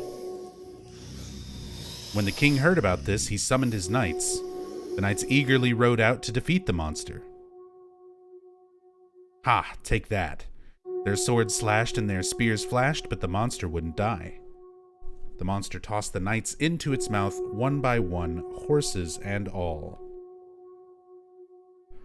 What was the king to do? He fretted and fussed, paced the floor, but could think of no solution. Soon after, the village priestess came to the castle. She was a very kind and good person. The king asked her to defeat the monster guarding the gates.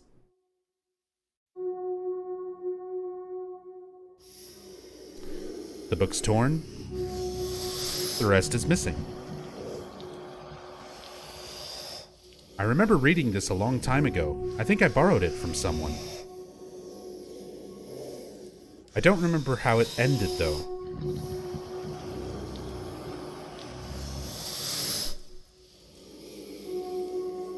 Didn't I read the story through to the end?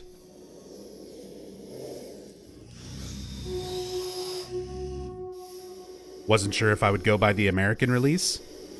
I mean, typically a game anniversary goes by whatever it released on first. And let's see. Yeah, European release, which came first, was May 23rd.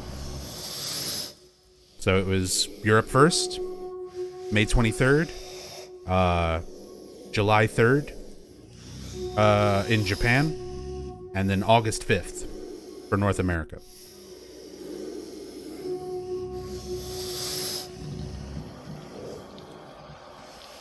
Hey, what's up, Newman?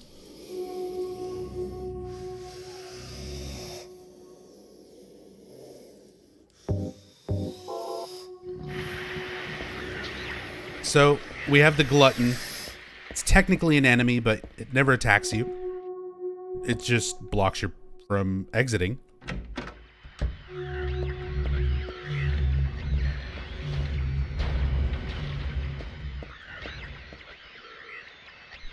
For some reason, the only thing in the fridge is liver. I hope it's not rotten.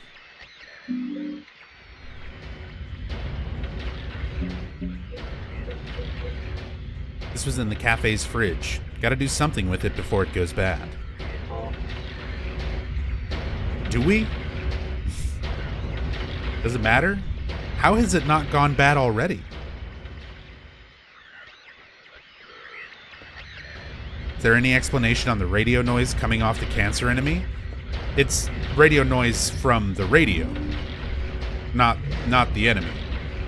It's literally the radio that I have in my inventory. It goes off when there's any enemy nearby.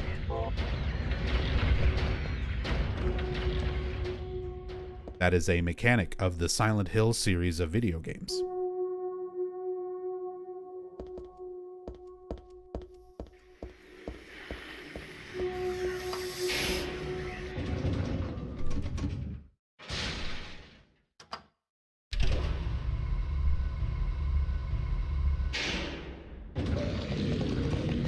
Oops. This is not my floor.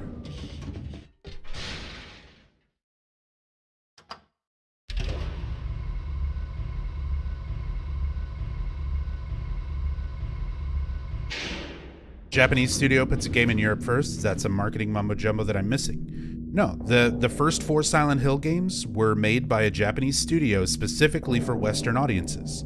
They didn't make like a Japanese dub first and then dub it into English. They hired Japanese team hired English actors. They hired Jeremy Blaustein, the English localization translator, to directly work with them, cast English-speaking actors, and make the game in English first. And then it got translated like subtitles. The text and everything is translated to Japanese for other regions, and other languages for other regions. But that was always their focus, was to make a horror game specifically for Western audiences.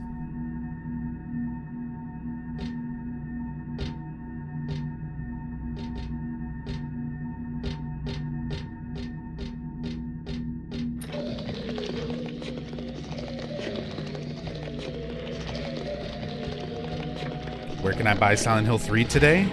On the internet?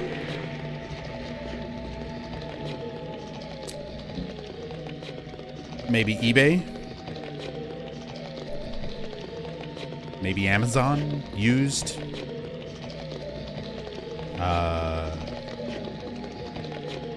It's not sold digitally. And try to avoid the HD collection.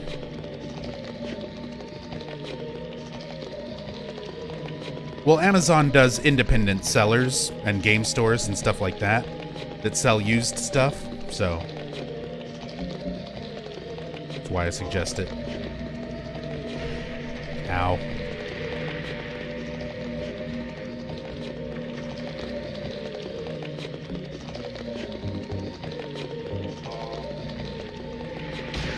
Nope, no online store.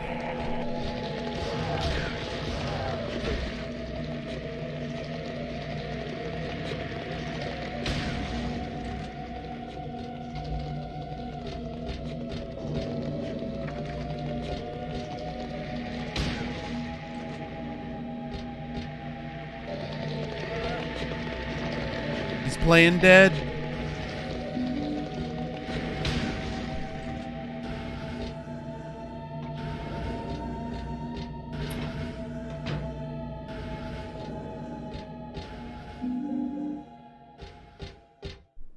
All right. Matchbook. And I mentioned this earlier, and a lot of people were like, what? What are you talking about? So we were talking about it, how I mentioned Heather Smokes. I was talking about how much information about the character you get from like just examining things in the world and in the environments. And Heather has a lot to say about a lot of things in the environment. And much of it will give you insight into her character. So in this game, she's 17 years old. And you can check out this burning cigarette butt, still smoldering cigarette butt stuck in an ashtray. And she says this: "No more cigarettes for me. I quit for good." Simple, quick, 2 little short sentences. But for a 17-year-old girl who's already started smoking, been a smoker at one point, and then quit by the time she's 17, says a lot about her character.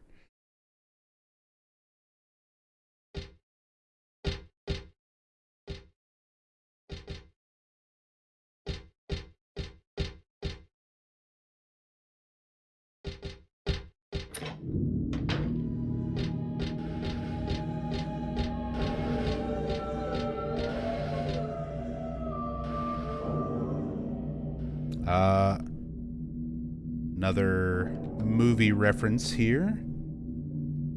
Wheelchair on the other side of this glass is a reference to a film called Session 9. And I will show you a comparison screenshot here.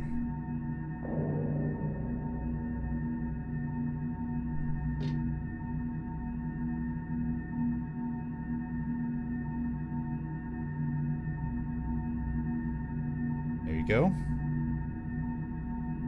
Session 9. And then this in Silent Hill 3.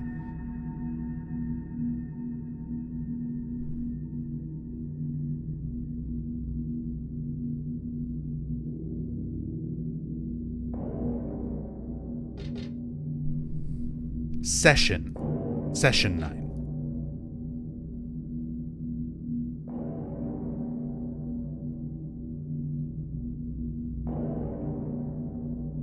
Douglas has a reference in their journal that Heather's 24. Heather thinks she's 17. There's a reference in Harry's journal about the events in Silent Hill 24 years earlier where they got Heather too. That is not correct, Empress. He does have a note about her being 24 because of information that he gets from the cult. The thing is, they're adding on years because of her other lives.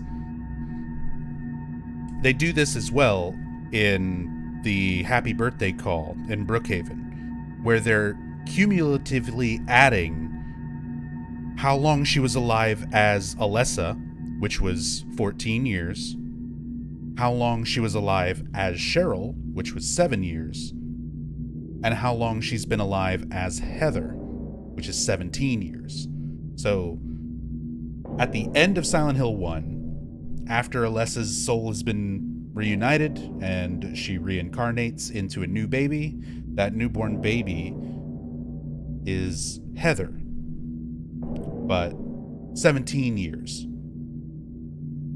17 years from the end of Silent Hill 1, the birth of that new baby, to Heather at the current point in this game. But before she was reincarnated, she lived 14 years as Alessa. And when Alessa was 7 years old, she splits her soul into what becomes Cheryl. And Cheryl also.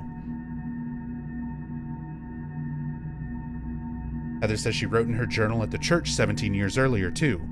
Her memories from her past life is what she's referring to, not her as Heather. Because by the time she gets to the church, that's after the memory of Alessa fight, when she has fully regained her memories from her past lives as Alessa and Cheryl. I thought Cheryl and Heather are the same. They are. So, hard to explain. This is why you should definitely watch my Silent Hill 1 story playthrough if none of this makes sense, because it's explained a lot better throughout the course of that game and then the events of this. So you originally have Alessa.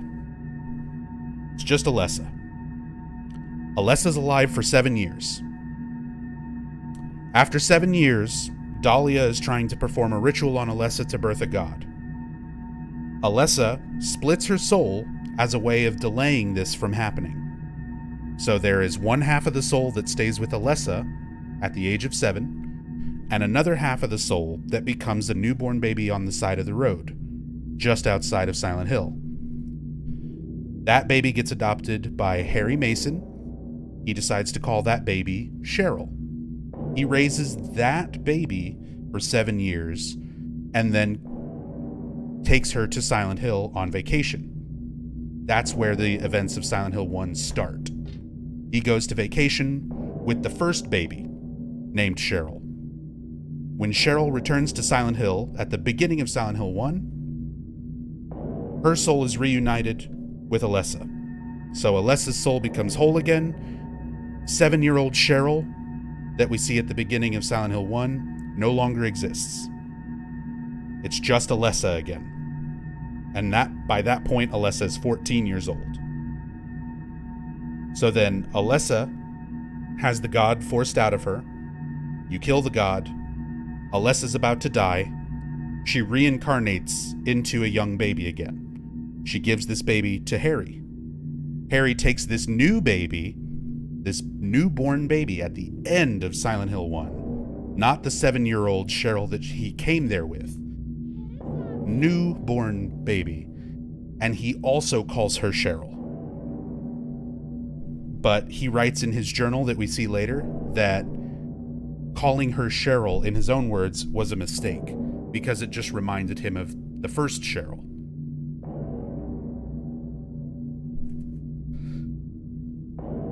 So, Heather is a totally different incarnation from that original Cheryl from Silent Hill 1, from Alessa.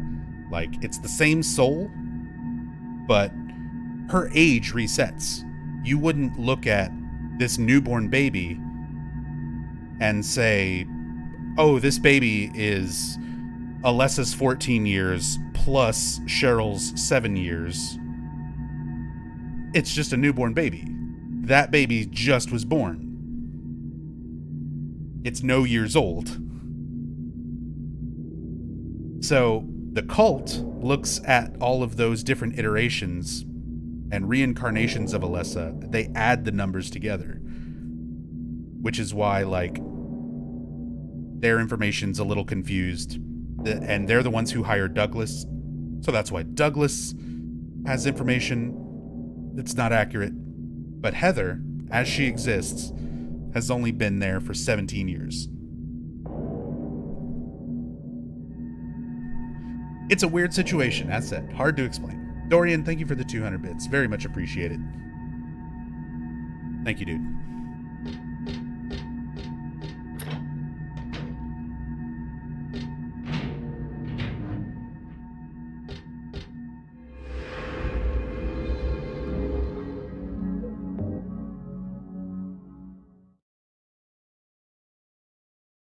Speaking of previous incarnations and reincarnation and having memories of past lives, which is a huge, huge part of this game and its themes and its plot,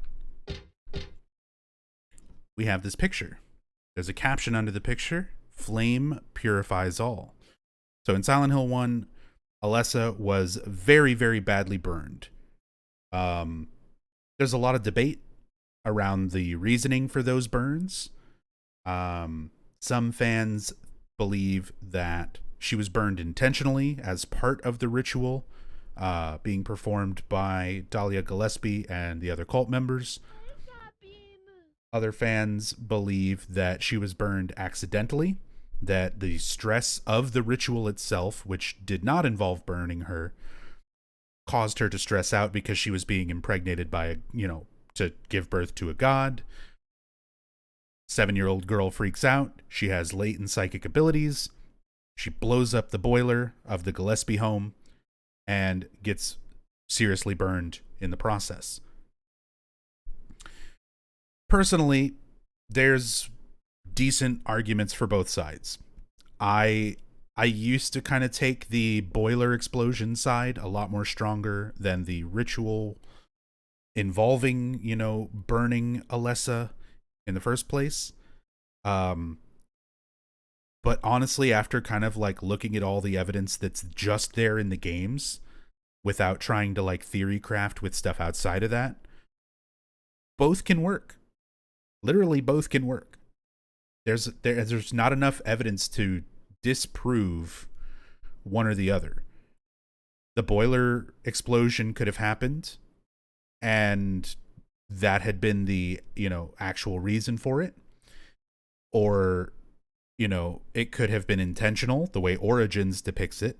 Origins, by the way, made by absolutely nobody involved with the original games. Completely different writers, completely unrelated, sources that they had to go from. So they had to kind of make up their own stuff for a lot of Origins. But as said, there's evidence that can work for both. If she was burned by the, there's newspaper article that says boiler explosion. Well, if the house burned down while they're trying to burn Alessa as part of the ritual, they're not just going to write in the paper that it was a cult ritual. And the cult has a lot of control over things in Silent Hill. They could easily fake an article or influence, an article to be written to say the boiler explosion happened. It could be a fake article that the cult just put out. It honestly could work either way.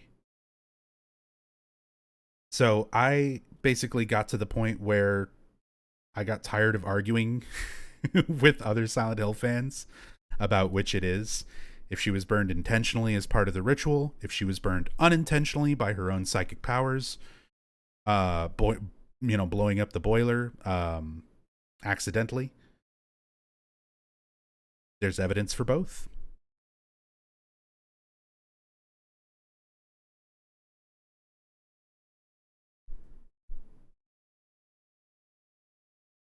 on the side of boiler explosion than the ritual, because at no point during SH3 do they try to set Heather on fire personally.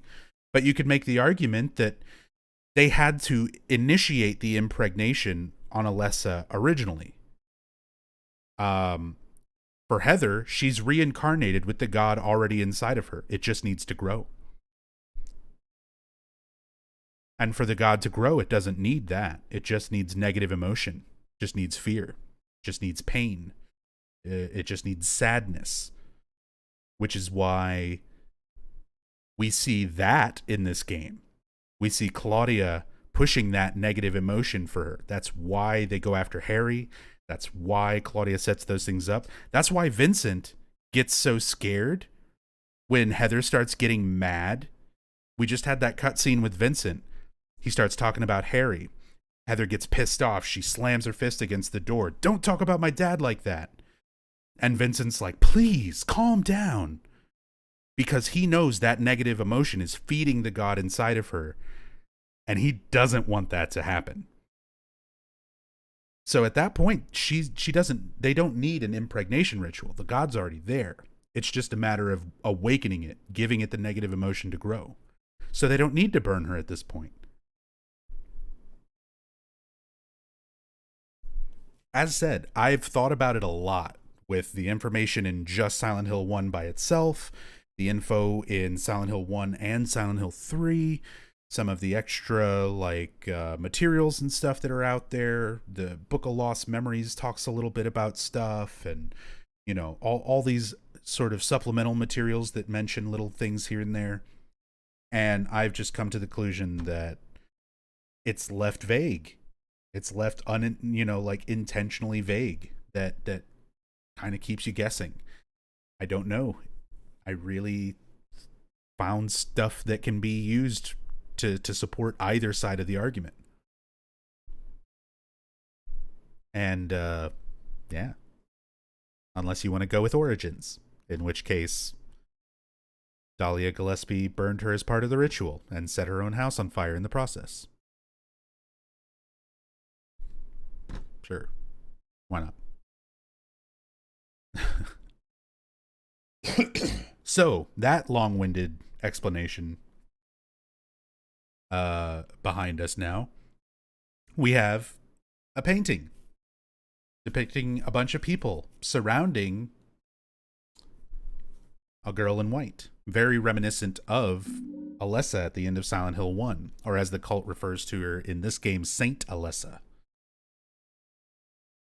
By these remains may a person find the road to paradise. I've seen this picture before. No, wait.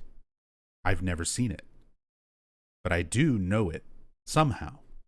So she recognizes that this is a depiction of her being burned back when she was Alessa.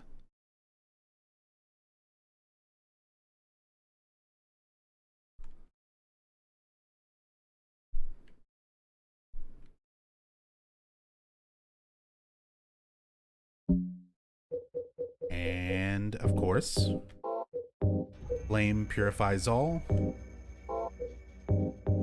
So we combine things to make a fire. Tipsilon, thank you so much for the Prime sub. Very much appreciate that. Thank you for the support.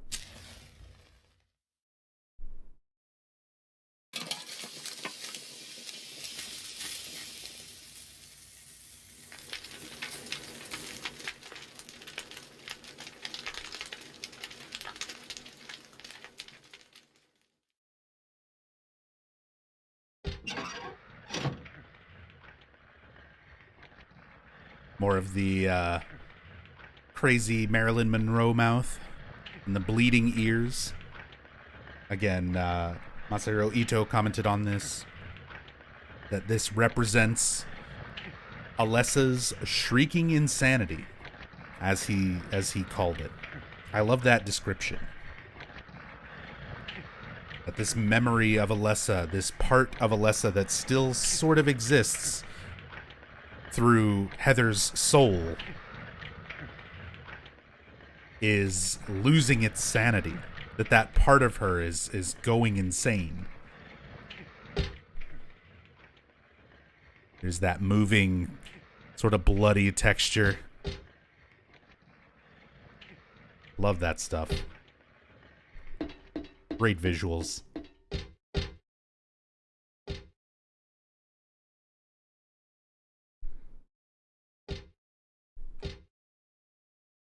Start a fire in a building you're locked inside of. Seriously, this part had me stumped when I played this first time. Just makes no sense. Do you mean from the perspective of Alessa starting a fire? Or Dahlia doing it for the ritual?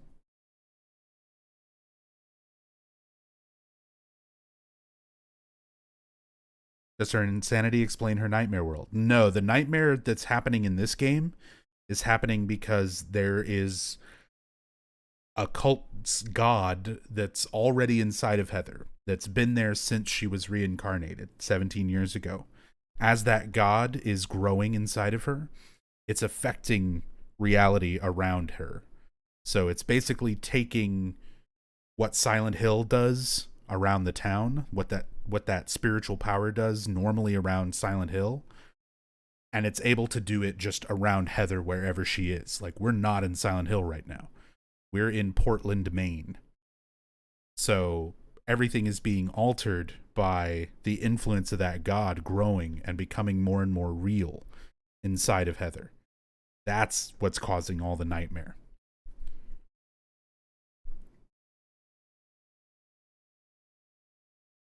What might this be? The rest of that fairy tale I read earlier?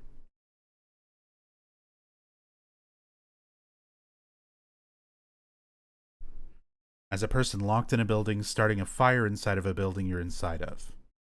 In real life, not a good idea. Oh, you mean Heather, like starting a fire and burning the painting and stuff? Well, yeah. Obviously, like, real world logic. But it's a video game at the end of the day. And, he's gotta solve the puzzle to get past the painting. Can't just take it down off the wall and find that there's a door behind it. Gotta make it symbolic and burn it. But yeah, it's it's a puzzle for a video game. Logic does not always apply. The priestess accepted the king's request and went to the village gates. When she saw the monster, she tried to convince it with words instead of killing it. Shut up, you. I'm going to eat you up. The monster didn't listen to a word the priestess said. But she kept trying to convince the monster to give up. It's wrong to eat people, you know. The monster grew very angry at this and attacked her, killing her with a single mighty blow. The end.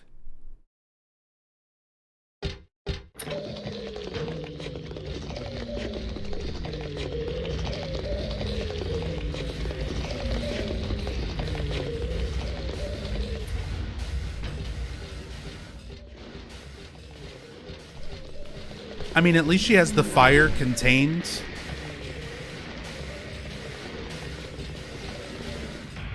It's like in a little bucket. It's not just like right there on the floor. Do I ever do kill all runs? Every once in a while, yep. Because you've got to kill a lot of enemies, basically all the enemies multiple times over, to unlock the Heather Beam secret weapon, New Game Plus weapon. You also need to kill a shit ton of enemies to do the possessed ending. I'm not doing either of those things for this playthrough. This is more just the regular New Game, explain the story in-depth playthrough. But at some point, I'm going to come back to this and do the New Game Plus stuff. We'll do the possessed ending. We'll unlock all the other difficulties. We'll unlock Heather Beam. And in those playthroughs, we'll be killing most of, if not everything, in a run. But otherwise, if you're not going for those specific things, there's not really a whole lot of reason to do it. Or 10-star, if you go in for 10-star rank. That's another reason to kill a bunch of stuff. But again, not the goal of this stream. This is just to go through, talk about the story. And stopping and killing everything is like 200 and something enemies that don't really need to be killed.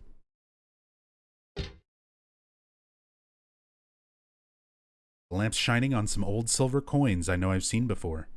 I got one earlier, so I shouldn't really take any more. I mean, I'm no thief. I might act like one now and then, though. So I mentioned earlier in the playthrough, like when we were in the mall, how Heather kind of comments about like, oh, you know, I wish that ring that I liked was still here. Bummer that it's not.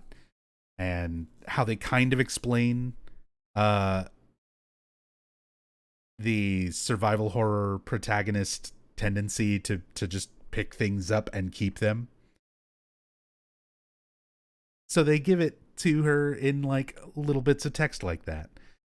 You know, she acts like a thief a little bit every once in a while. Every now and then she'll take things.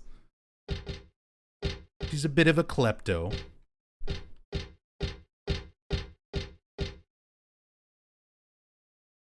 Something written on the wall. Thus one's life turns to riches. What was a bag of silver coins is now the number in a book. Yet fate hath no price. Ah, but do people know this? Silver coin, it's about the size of a quarter. I get the feeling it's really old.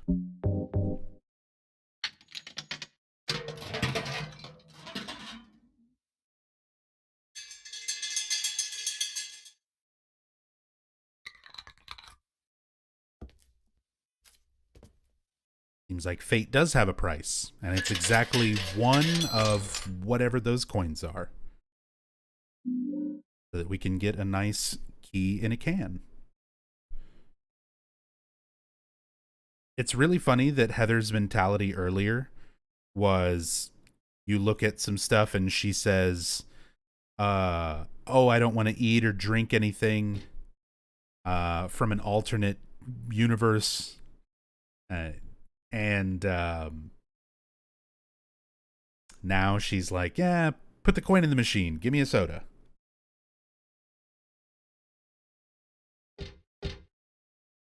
Referencing Judas and the silver coins he got from betraying Jesus.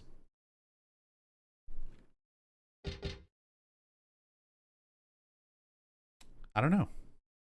They do make a lot of like slight biblical references throughout the series. A little bit more in 2 than in 3, but it's not without them. Also, look at the typo. What was a bag of silver keons?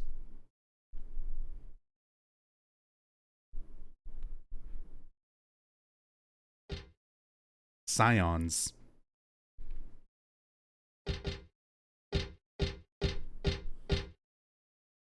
This question's been riding on me. Why did they make Silent Hill Shattered Memories? You're asking the wrong guy. They should have made Silent Hill Cold Heart. I don't know. Ask Tom Hewlett on Twitter. See what he says. Do it. It'll be funny.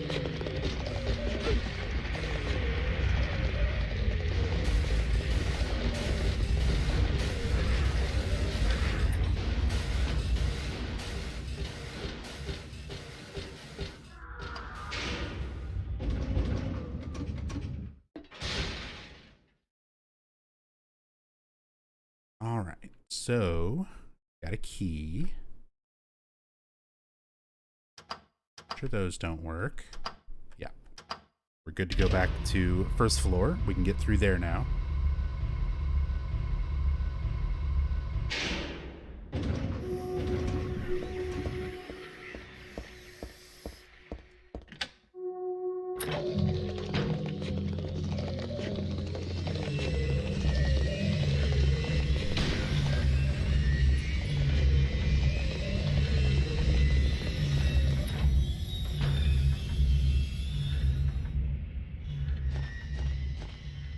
I love this room. Like, it seems like a really kind of simple room. It's like, oh yeah, there's just blood on everything. Not the first time we've seen that. But again, it's this aesthetic we kind of talked about at the very, very beginning, where there's this theme of like voids, just like endless voids and pits with structure just like coming out of them. And we have all these tables and everything set up around this giant bottomless pit, and the legs of these tables just go down and down and down.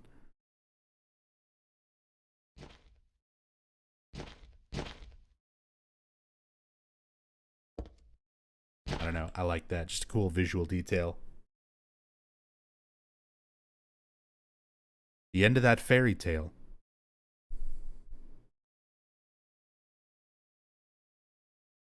The king and his people shed tears at the death of the kind priestess. God took pity upon them and, granting their wishes, healed the priestess. The priestess opened up her eyes just as she had done every morning of her life. She went once more to the monster's lair. So, previously in the story, priestess was killed. Now she's opening her eyes just as she had done every morning. And the sort of ideas of resurrection, rebirth, reincarnation, all reflective in Heather's actual life, or lives at this point. Fool, you wish to die again. No, this time it's your turn. The priestess had come to defeat the monster once and for all. As the priestess was very, very kind, she felt sad about this task, but it had to be done. Swords and spears won't work. Arrows and bullets will just bounce off. You can't kill me. The monster laughed, but the priestess used neither sword nor spear. She chanted but a single spell. Tu fui, ego eris. Do you know what happened then? The monster let out a huge cry and then died and vanished. Thus the villagers were able to use their gates once more. Everyone lavished their gratitude upon the priestess, and they all lived happily ever after. Now, if only we could get a priestess, somebody with some magical abilities, or at the very least some latent psychic powers, to say those magic words and get rid of that giant monster blocking the exit. Tu fui ego eris. Weird writing. What was that? And just like that, turns out Heather is the priestess.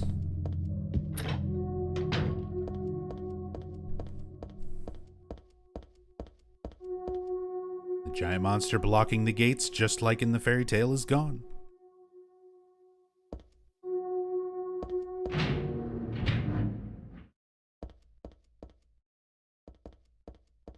Some good dialogue if you try to go this way and examine the blockade here. My apartment is the other way. But what is this thing blocking the path? Am I still having that nightmare? So close to my home? My home.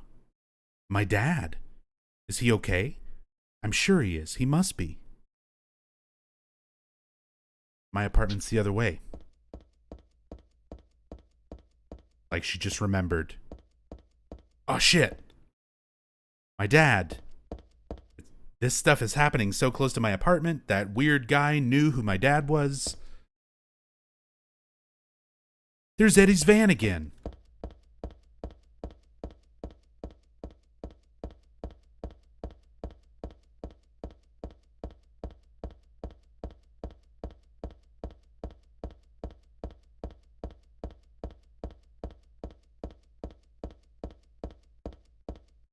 Daisy Villa Apartments.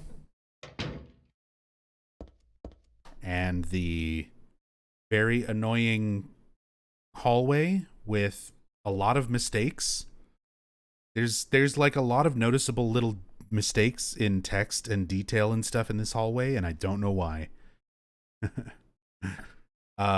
So if we look at Heather's house key, it says Daisy Villa Apartment number 102. It's carved into the key. So that's the key to her front door, her apartment. It's 102. The very first door that you come to in the hallway, 102. That's not my place. Couldn't be this 102. Every other door has a unique number. 105, 104. But there are two 102s. There's the first one, and then there's where her actual apartment is. And I wonder if they meant it to be that first apartment so that you go in as soon as you enter. And then they realized, like, well, then nobody's going to go and explore the rest of this little apartment hallway. So they moved it further down so that people would have to go a little further in and they could put a few more things in the hallway. I don't know. I'm just guessing. But different 102. I don't know why there's two 102s. There's also a bunch of broken text. Not like, it's like not translated correctly and typoed. I don't know whose stuff this is, but I think I'll leave it alone. None of it is really can help me out right now.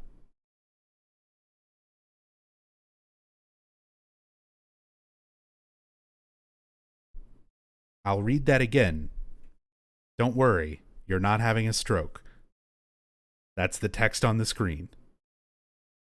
None of it is really can help me out right now.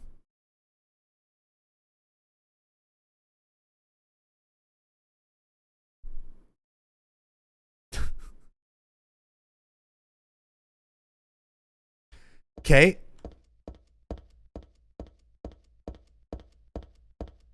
That text was a mood. No kidding.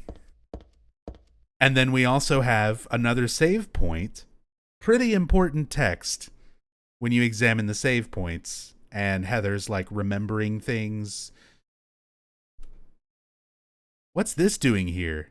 That really pisses me off. It's like having someone spit on your sacred place. Looking at that makes me head hurt. What does it mean?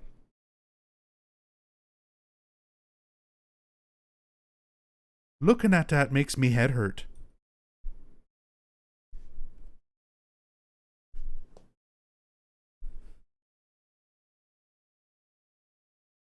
Oh, me head hurts. What happened in this hallway? Why is everything wrong?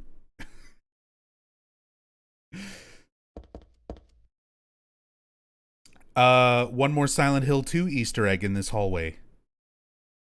This is another one of those things that's only there if you're playing the PS2 version, you had to have a save file from Silent Hill 2 on the same memory card that you're playing Silent Hill 3 with.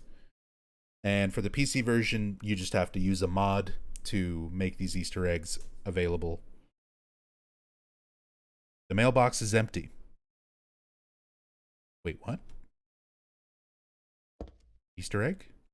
Easter egg. Why is there no Easter egg? I don't know whose stuff this is, but I think I'll leave it alone. None of it is really can help me out right now. Is the mod not working? Oh, that sucks. Maybe, is that one New Game Plus only? That might be New Game Plus only. It should work. The earlier Silent Hill 2 one worked.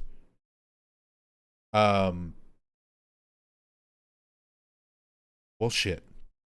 So there's just a little bit of text. It's not like a full-on cutscene like the toilet one. It's just some text that references Silent Hill 2.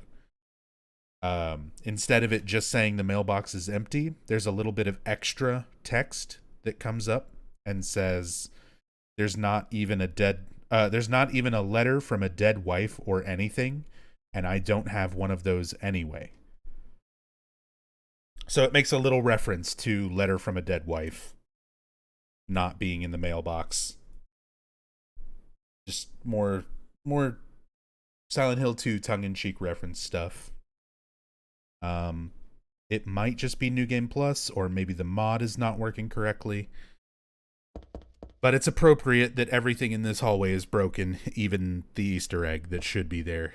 So, yay, me head hurts. Oh, boy. Well, let's save and get ready for fucking sad times.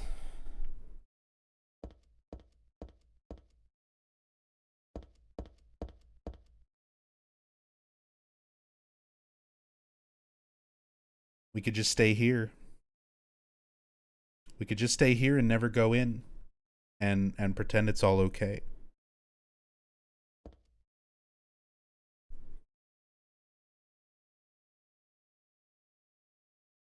But we have to go in. We have to say goodbye.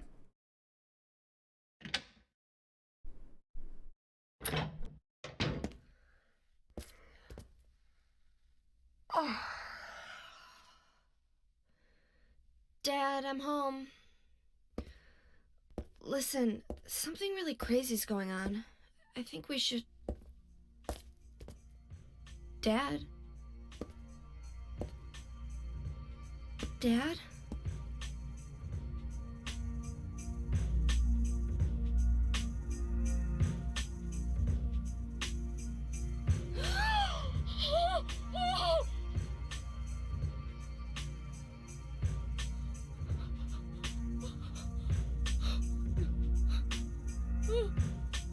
No! No!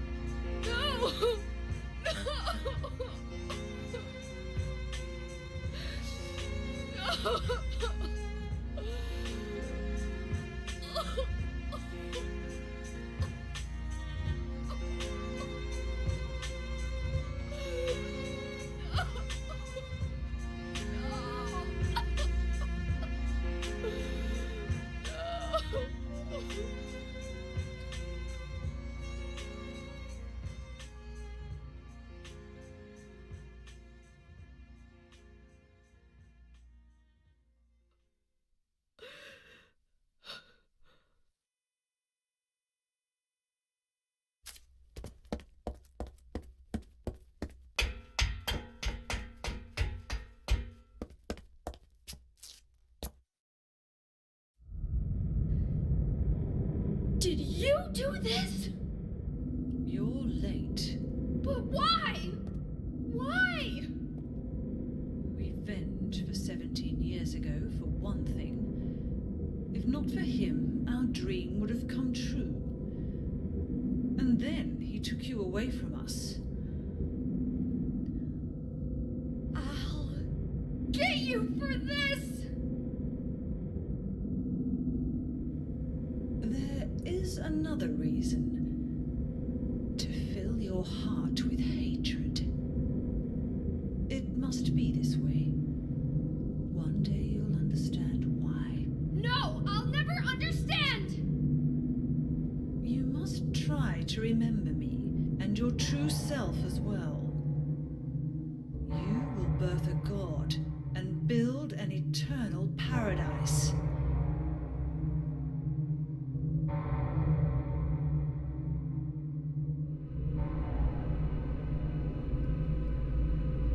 He's the one who killed your father.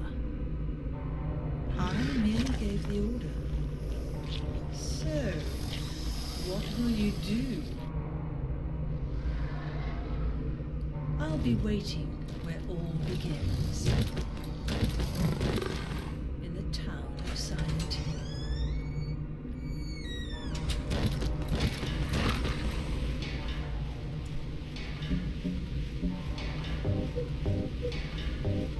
I'll get you, you bitch.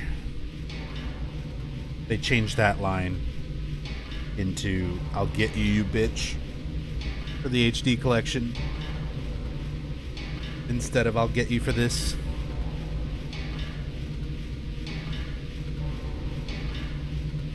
I don't know why. I don't know why they changed lines. I can kind of understand why they would try to re-record voices, whatever. That's one thing. I have no idea why they changed the script.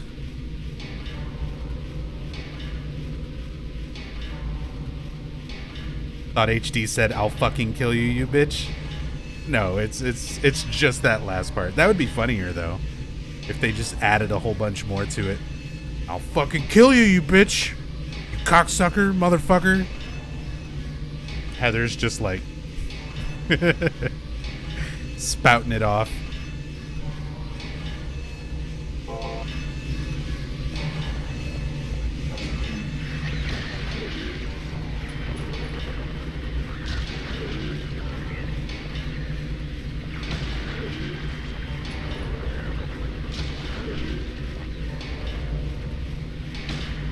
Fuck, too early.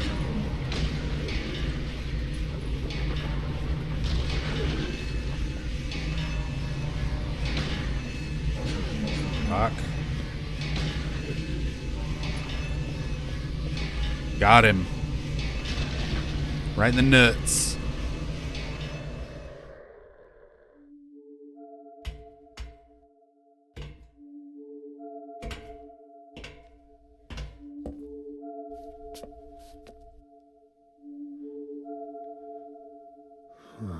I don't know what to say. Then don't say anything. I'm fine, so just get out of here and leave me alone already! Calm down. Calm down? How am I supposed to do that? My father is dead! He's murdered! Get out! This is all your fault! If it weren't for you, I'm sorry. then go! If it'll make you feel better, I will. So Heather tells Douglas to go. Douglas agrees to leave.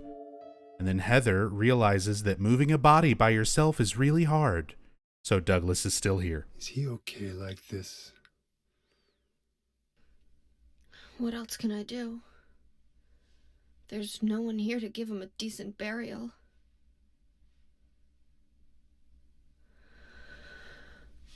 I'm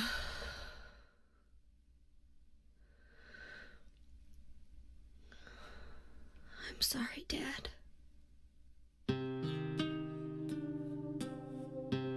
What do you do now?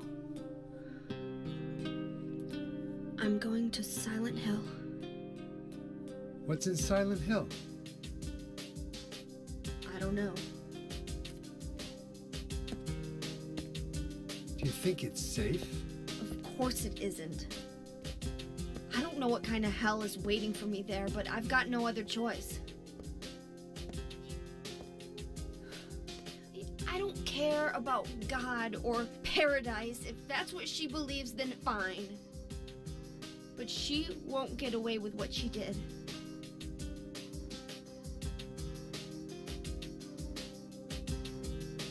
When I find her, I'll kill her myself.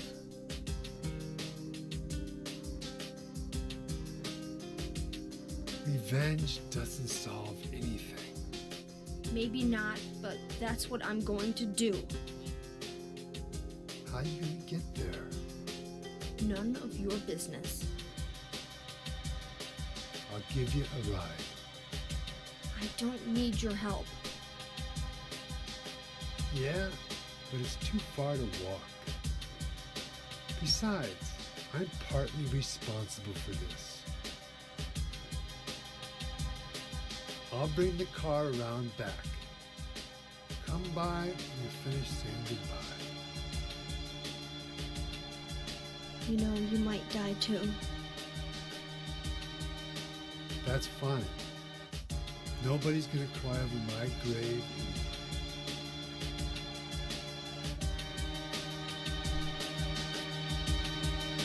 Wasky asks, is this the end? It has been 10 and a half hours.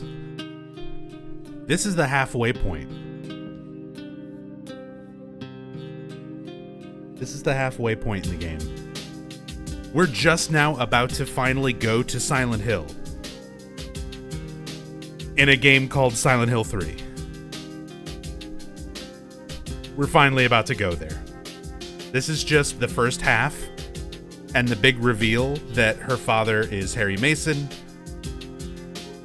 and that this is a continuation of the story of Silent Hill 1. And now he's dead. And Heather wants revenge. And now it's time to go to Silent Hill.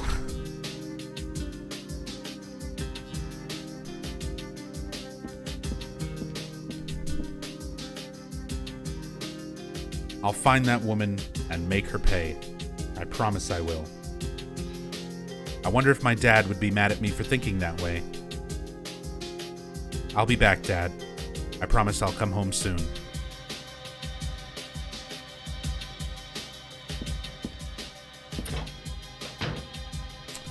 The model, by the way, that's used for Harry Mason in this game, for his body sitting in the chair, is a James Sunderland model.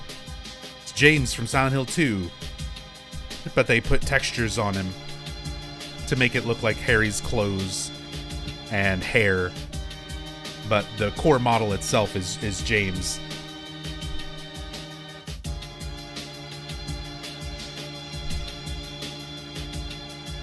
Dad, why did you have to die? You told me you were the strongest man in the world. Liar.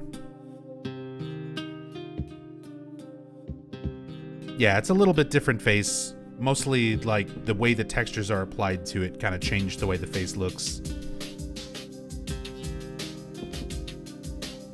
There's some photos and stuff. Not a whole lot, but there's some photos on the wall here that are kind of hard to see, that are somewhat more realistic looking. There used to be another photo on this wall that is not so realistic looking, so it's understandable why they removed it for the final version of the game, like for the retail release. Because originally on this wall there was this.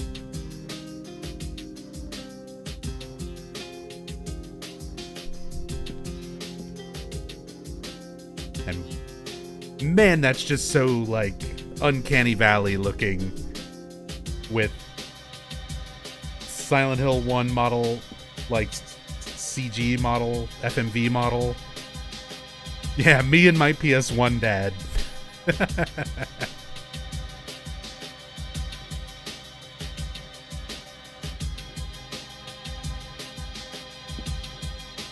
I mean, it's a cute sentiment, but it definitely didn't look quite right. So weird that she calls him a liar. I don't get it. I mean, she's upset. Her father just died and used to tell her that he's the strongest man in the world. And now he's gone, and she's trying to cope with that. She's calling him a liar. He wasn't the strongest man in the world. 'Cause that's Artie from Pete and Pete.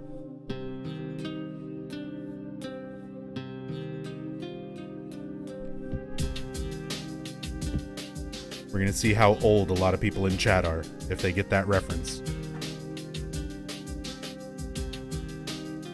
Just the regular TV. There's nothing different about it.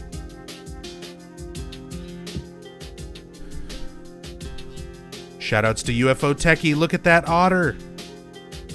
Look at the otter.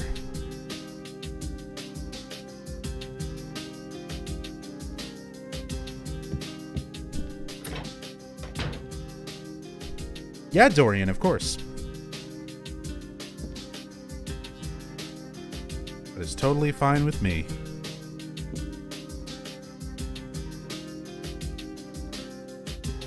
I don't remember exactly when, but I think I got this doll at a garage sale.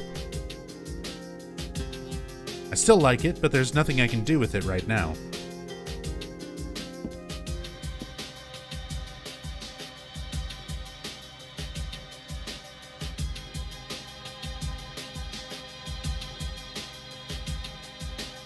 What is wrong with your face?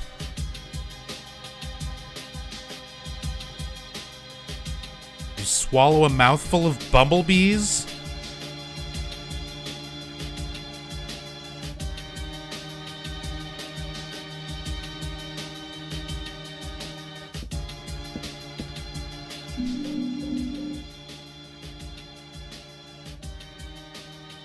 don't need to change. I'll leave it alone. This is my dresser.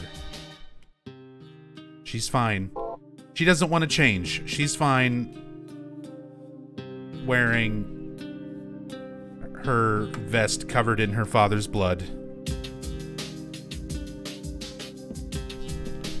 Oh Lord, what is this, Queen?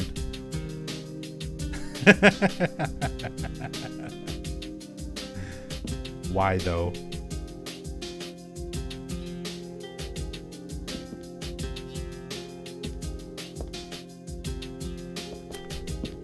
So in her dresser, Heather had a stun gun. And it's not a good weapon, but well, it's okay for certain things. Mostly, I like picking it up just to read the descriptions. Stun gun, high voltage to zap the bad guys. It has to touch them though, so it's very short range. My worrywart dad gave this to me, just in case. I don't usually carry it with me, because it's bulky and gets in the way. Instead, she prefers her fucking switchblade.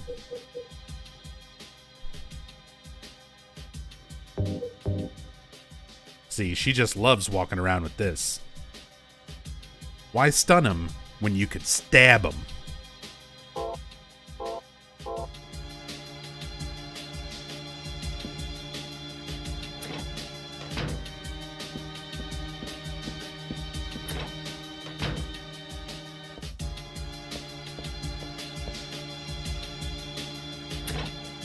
Time to go to Silent Hill. And if you're one of the people who played this game without playing Silent Hill 1, I just met some guy named Vincent. they're gonna explain the plot. Vincent? He's a friend of yours, right? I'm not sure. He said when we get to Silent Hill to look for a guy named Leonard. And he gave me this map. What do you want to do? We can't trust him, but we've got no other choice.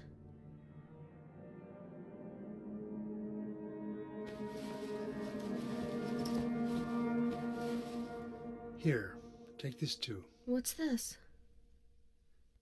Your father was holding it.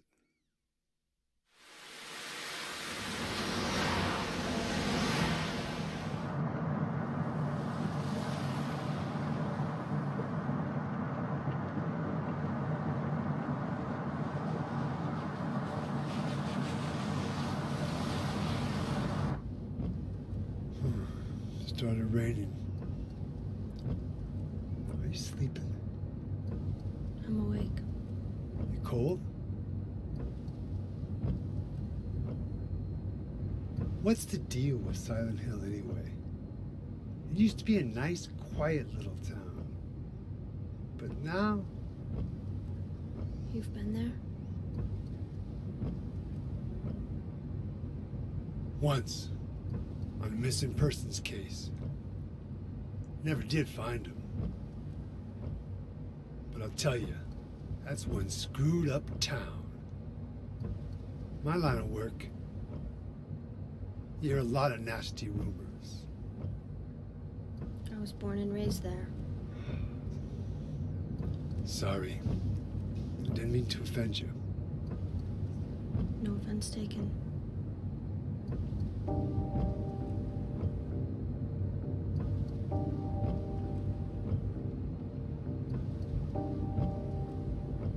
Anyway, I thought you grew up in Portland. What's wrong? Feeling sick? My head's pounding like the worst hangover ever. Maybe you're car sick.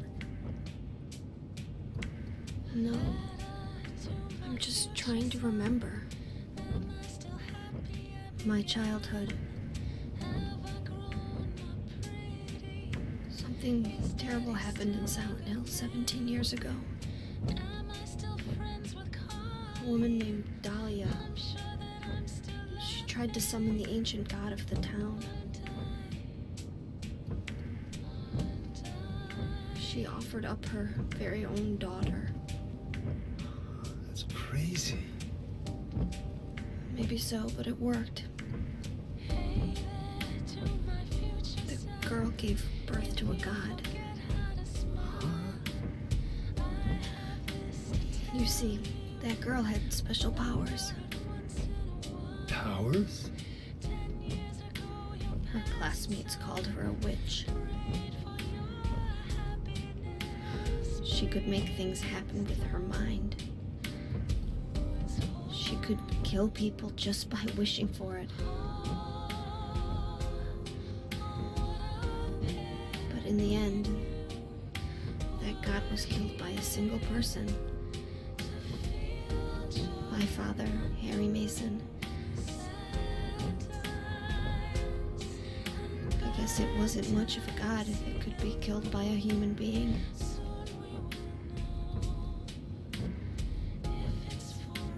But I think Claudia's trying to do the same thing again. And I've been chosen as the sacrifice. You've got some kind of power in you too? After the god was killed, the girl reappeared. She was holding a baby in her arms.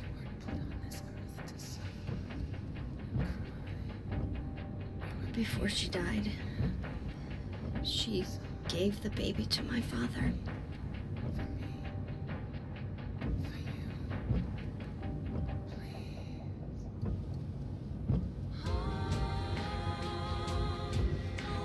He loved me just like I was his very own daughter. Even though he didn't know who or what I was.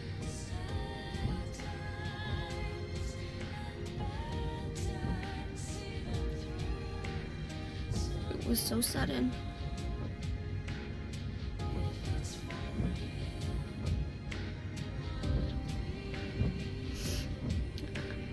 I never had a chance to tell you how happy you made me.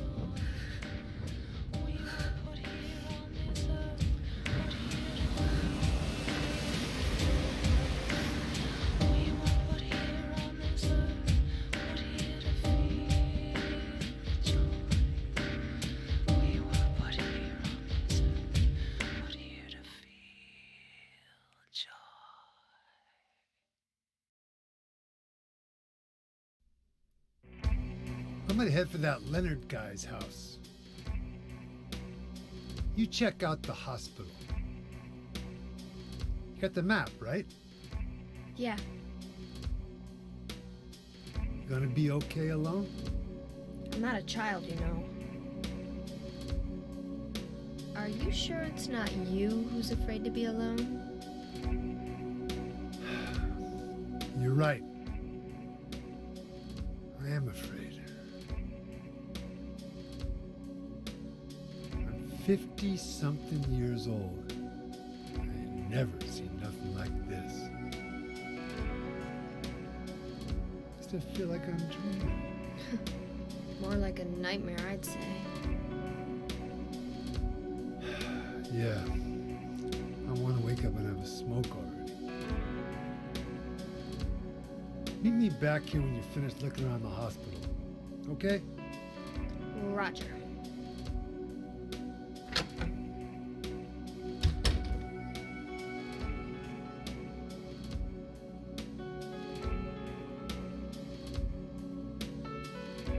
Is that Kaufman? No.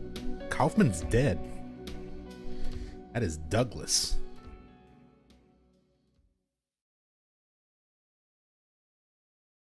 As cool as Brookhaven is, part of me wishes we can go back to Alchemilla. See, this is the part where I totally agree. This second half of this game, where you're actually in Silent Hill, it's pretty good. But I really wish it would have been retracing Harry's footsteps.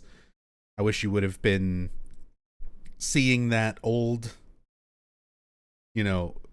side of Silent Hill, the other side of town, but in PS2 graphics, and like re-exploring the same areas finding Harry's notes and notepads and stuff, and just sort of retracing Silent Hill 1 at this point.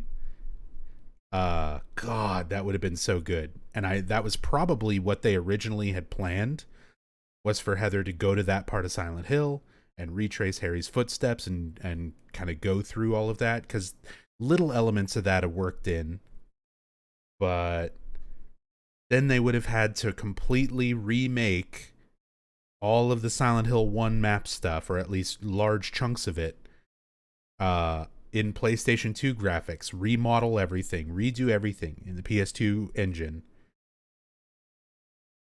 Or they were looking at all of this data that they had from making Silent Hill 2, and they're like, we already made this big expansive other side of the town in PS2 graphics for Silent Hill 2. We could just copy it over and use that. And budget and time, it would make sense to do that. But man, I would have loved to have seen Silent Hill 1, like, side of the town in PS2 graphics, and have Heather running around and exploring, retracing Harry's footsteps. God, that would have been so good. It's got to be a coincidence. But still, that's pretty weird. Who could have done this? So, that whole drive over, that's a great cutscene, beautiful song, and good sort of plot dump for people who didn't play or don't remember Silent Hill 1. A lot of the things we were talking about earlier, people were confused about the timeline, people were confused about Heather's age, things like that. She straight up says, 17 years. Pretty much just explains the plot of Silent Hill 1. That Harry killed a god, that that girl with psychic powers reincarnated, and that was her. So we get a nice exposition there for the car ride scene. And now we're in Silent Hill. Silent Hill 2 Silent Hill, but still Silent Hill.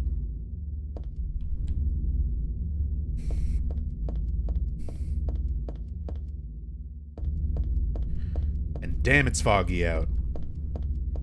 It only took us 11 hours, but we're here.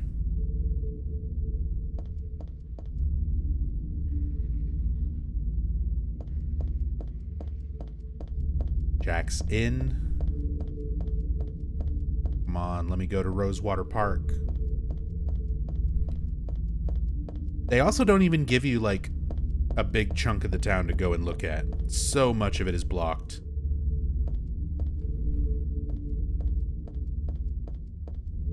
I love this track, this ambient music. So good they used it for the movie. I don't need to go there. That's the wrong place to be.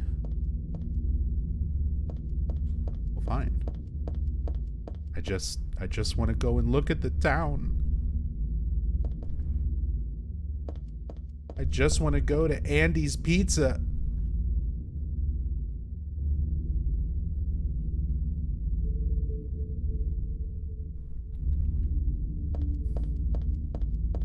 The game looks like our weather outside right now. Yeah, I was honestly just gonna say, the rain and sound effects of the cutscene that were during the driving segment, that driving cutscene with Douglas on the way to Silent Hill, was blending in very nicely with my real world ambient sounds right now, because there's rain hitting my bedroom window.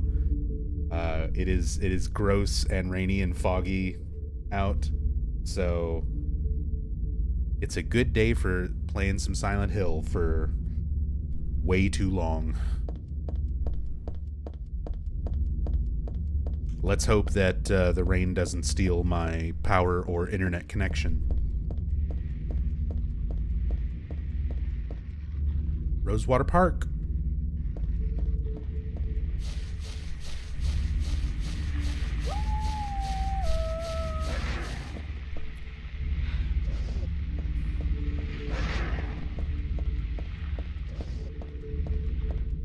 There's Eddie's van. It's Eddie's van again.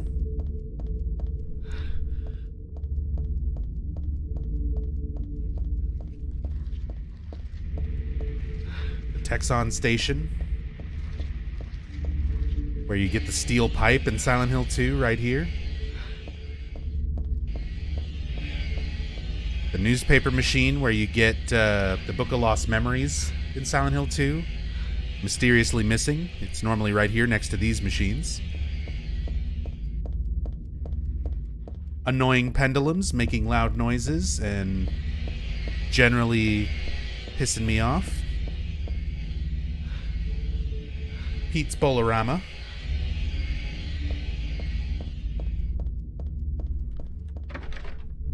Shut tight, won't open at all. Fuck. Wanna go bowling. So yeah, you're pretty limited here with how much you get to go and look at. Try to run this way. I don't need to be here now. Alright, fine. We're going to Brookhaven.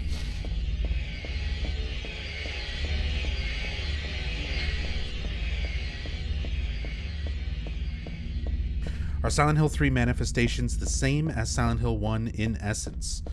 Very much so. Not exactly the same, but in Silent Hill 1, they are strictly from Alessa, from her mind as it was at that time. But 17 years later, it's things from Alessa's mind, things from the original Cheryl's mind, things from this Cheryl, aka Heather's mind. Some of those sort of warp together, sometimes taken from each of them individually, but it's working more or less the same as it did in Silent Hill 1. The town's power is changing reality based on Alessa, or Cheryl, or Heather, or whatever you want to call her.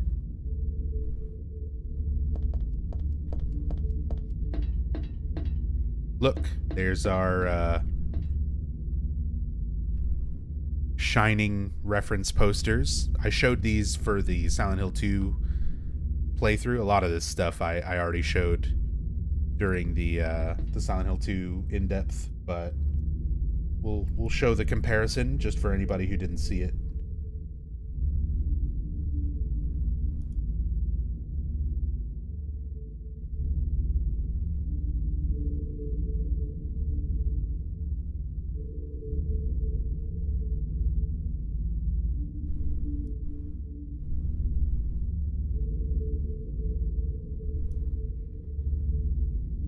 So, Shining poster, Jack Nicholson.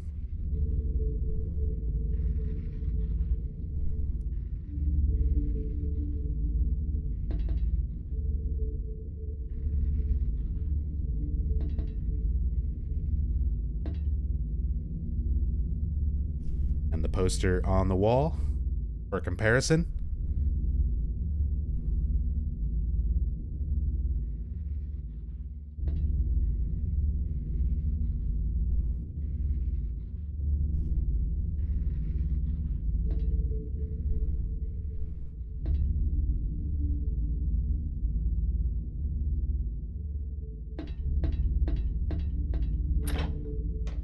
Yeah, the texture's actually not as clear as it is in Silent Hill 2. They let us go inside Heaven's Night. They do. Is the Cammy artwork here? It's gone. They took down the Cammy from Street Fighter concept art that they kept up above the door in Silent Hill 2. Spooky.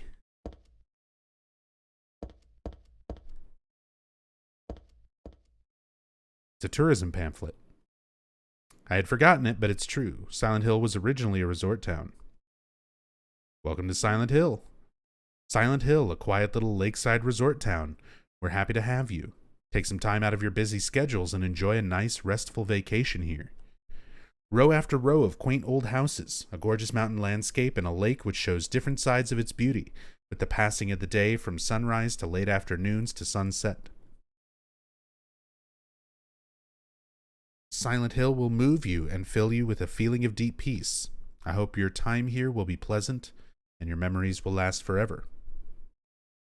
Editor Roger Widmark. Same exact Roger Widmark article about Silent Hill that you find in the apartments in Silent Hill 2. Word for word, exact same one. It's a tourism pamphlet. I had forgotten it, but it's true. Silent Hill was originally a resort town. So I like that comment that she had forgotten it because, like, by this point in the game's timeline, like, it hasn't been a functioning tourist town for a long time. So long that she had forgotten it. Because you kind of get the impression, like, with Silent Hill 1, that shortly before Harry showed up, there was still some people there, but not very many. Lisa mentions that a lot of people moved away when shit started getting weird, but that it was, like, you know, a tourist town relatively not too long before that. Silent Hill's supposed to be built on sacred Indian land, and that's part of why it's sort of cursed. That is the main assumption. That's kind of like the trope, is they specifically say there were native tribes that lived here, and the spiritual power was what they saw as their ancestors, the spirits that inhabited the trees, the rocks, the water. And then English settlers came, pushed all the natives away. The power became corrupted, either through the tribes being forced out or the new religions and cult forming in its place. But it's never made explicitly clear, like, if there's an origin of the town's power or why it is the way that it is. Like, we only get little tiny bits and pieces of like the history, and as far as we know, it's just a fucked up place. It's just a place where there's a spiritual power that affects whoever's there. So if it's the native tribes, it shapes itself based on their beliefs. If it's crazy Puritans, it shapes itself based on their beliefs. Crazy cultists, so on. You know, it just sort of feeds, not even necessarily feeds off of, just is influenced by whoever seems to be in the area. But it may have just been there indefinitely. We don't know.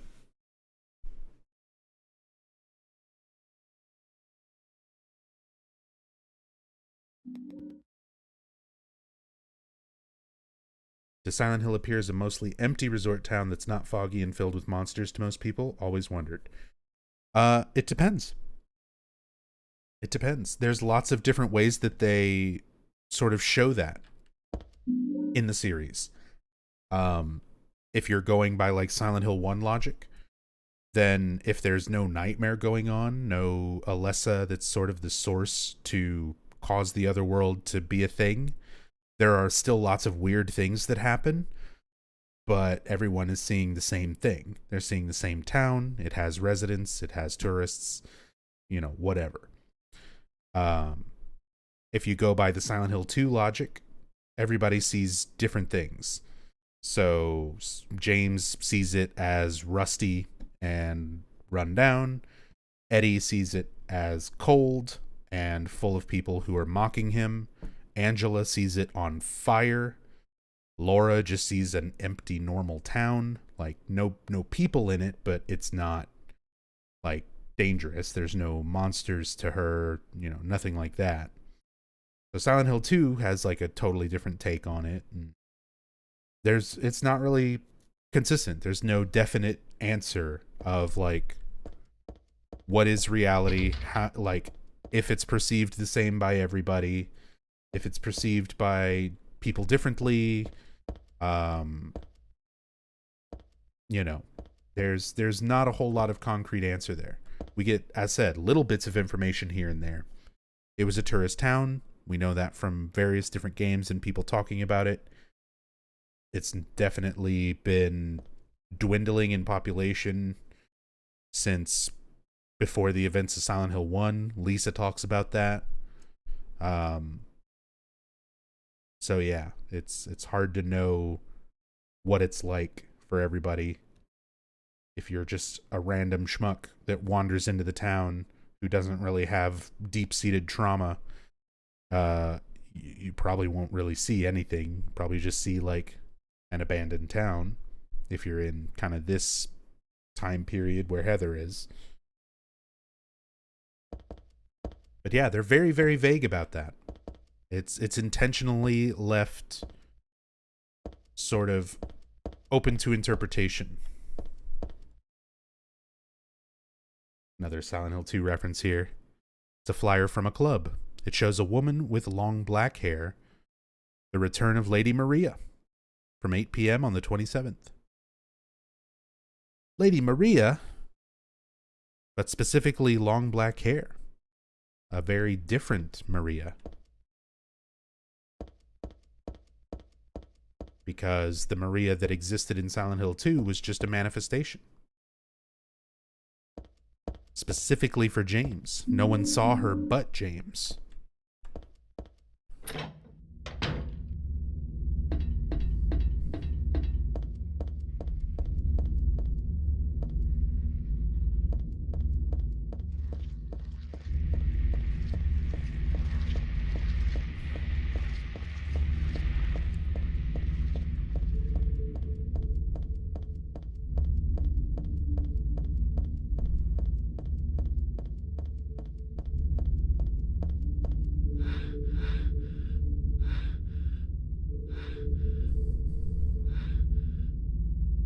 Maria was an Alessa's creation, right? Not Alessa's. The town created her based on James's mind. What he wanted out of Mary. He wanted, Mary was very reserved and sick. He wanted someone more outgoing and sexy who still resembled his wife, Mary. But that was the town creating a manifestation based on James's desire. Yo, Brookhaven.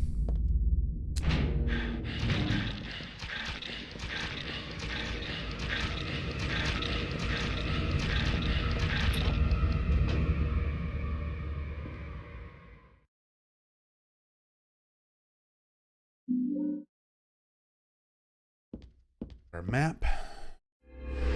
Got a save point with no text, sadly. No memories coming back text.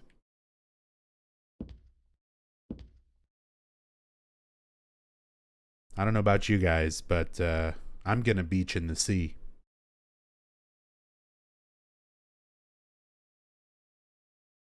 I'm about ready. I'm ready to start beaching in the sea.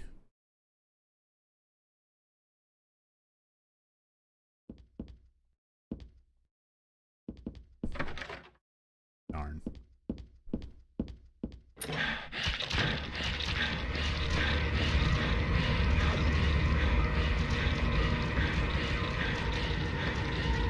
Do we know definitively how long has passed between Silent Hill 2 and Silent Hill 1? No.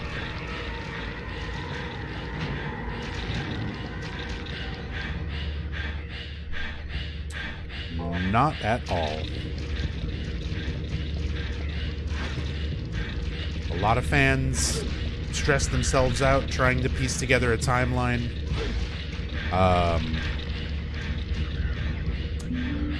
And ultimately, it was just something that the devs didn't really want to be specific about.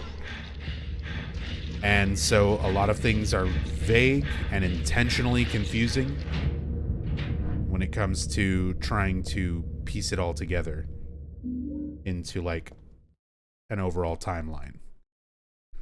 A lot of people have theorized that Silent Hill 2 takes place before Silent Hill 1 because the way that characters dress and James's model of car and things like that make it look like it takes place in the 70s, but there are still elements in technology around the town from 80s, like the VHS player.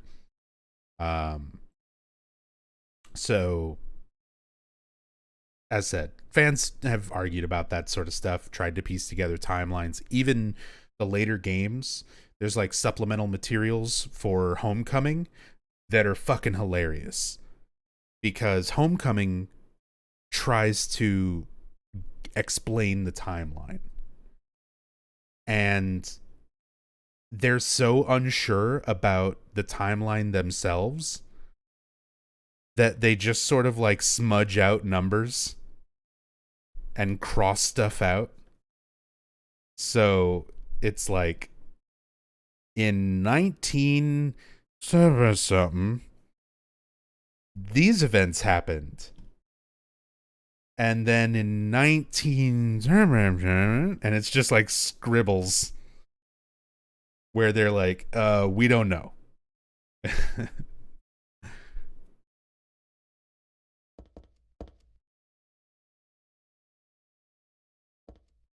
And it's like, if you don't know, don't bother fucking trying. Like, don't force it. Just leave the timeline alone. It doesn't matter.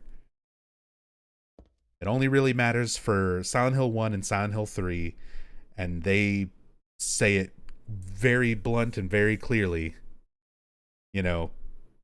17 years ago, Heather was just in the car with Douglas.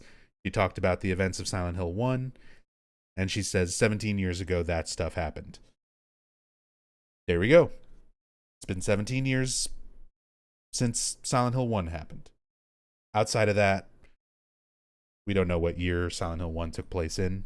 We don't know what the current year for Silent Hill 3 is. What happened in between. Like, yeah. Ultimately, it doesn't really matter.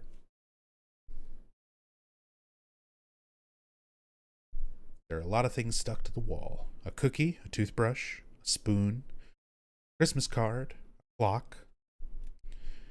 Whoever it was probably used glue, but why do this in the first place?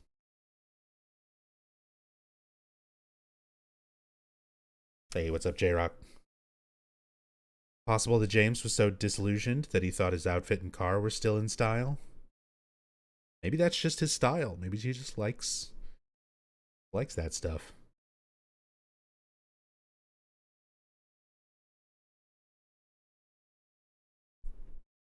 There's a key glued to the wall.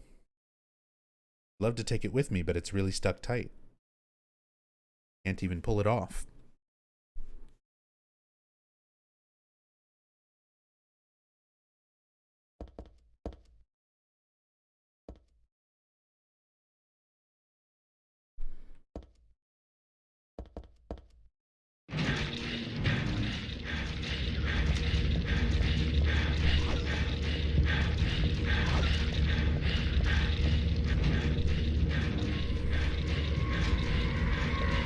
Stairwell's locked. But the elevator works. So Brookhaven's one of those things that it throws me off. It throws me off when I play this game, especially since I played Silent Hill 2 recently. Because this is the exact same Brookhaven.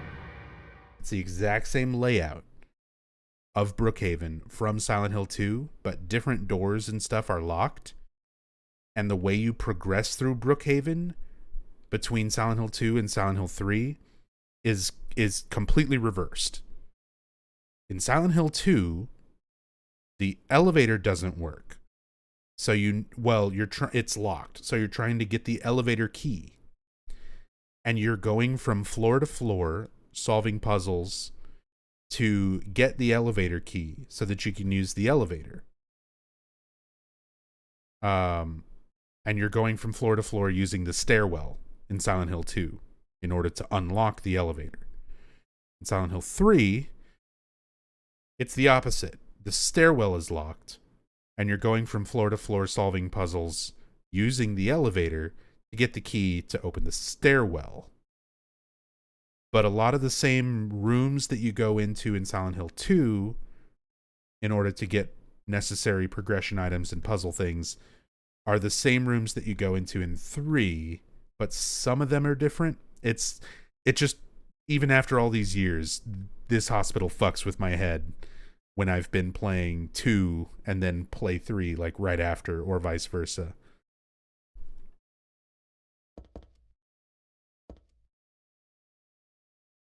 There's stuff written on the whiteboard, but none of it really matters to me. That's the stuff about the patient wing keypad code in Silent Hill 2. There's a memo posted on the refrigerator. Food only. Do not store drugs. I wonder if it's okay to store health drinks in here. Apparently, because there is one.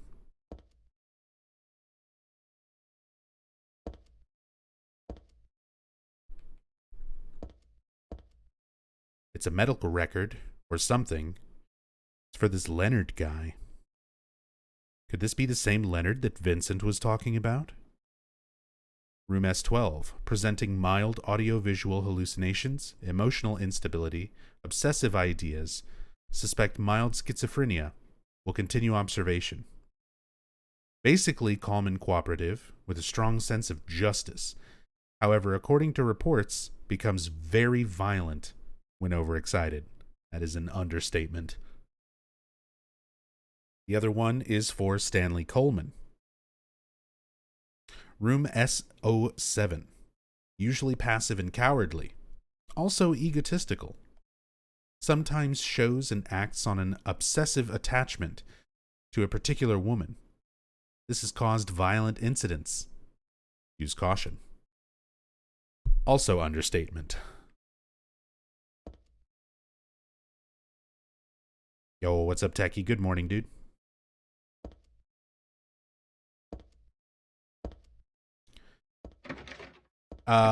So this is one of those parts where I don't do this a whole lot, where I write down like really extensive character explanation notes for myself. But I had so many questions and so many things to try to piece together when it comes to Leonard that in the past I went through and made a whole bunch of notes about little things here and there, and eventually kind of pieced it all together into one kind of long note to explain stuff. So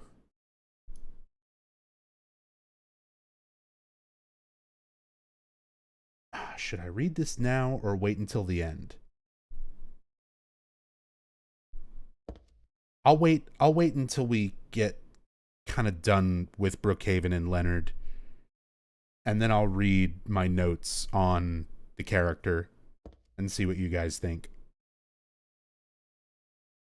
For now, we'll just play through, and all I can say is try to remember all the little things that I bring up about Leonard as we go, and then I'll try to piece it all together at the end by reading my notes.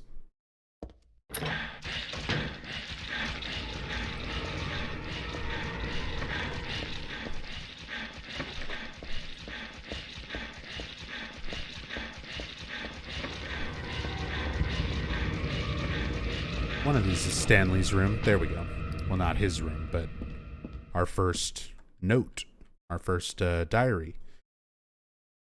So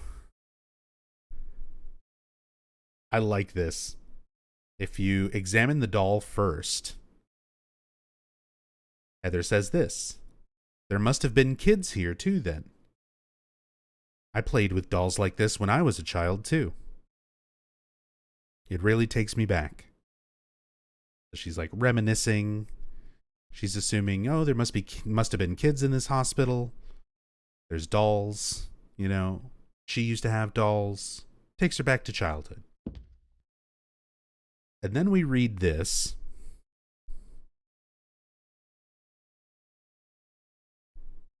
This day has finally come. That's right, the day when you and I will meet. I was always thinking of you here in this gloomy cell. I never even knew your name or face until today. But now I know. I know you're the one I've been waiting for. And haven't you been waiting for me too? That's why you came to rescue me. Oh, how I love you, Heather. I want to give you my prized doll I made to commemorate our meeting, the start of this everlasting love. I can already see your smiling face. Stanley Coleman. We get this creepy fucking note from Stanley Coleman, the patient we just read about in the other room. So it turns out that is not a doll that belongs to a child like Heather initially thought. It's Stanley's prized doll that he's trying to give to Heather as a gift. So at first she's like, oh, there must be kids here. You know, I had dolls. Take me down memory lane. You read that, and then you check the doll again. Disgusting. I won't touch that with a 10-foot pole. Complete 180.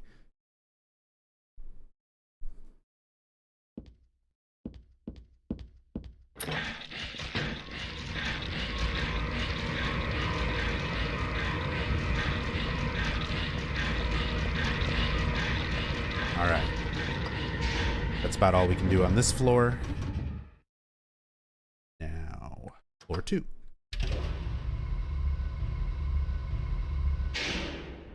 Hey, Map.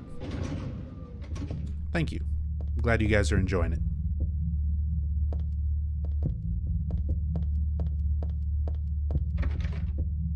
Broken lock. And another Stanley book.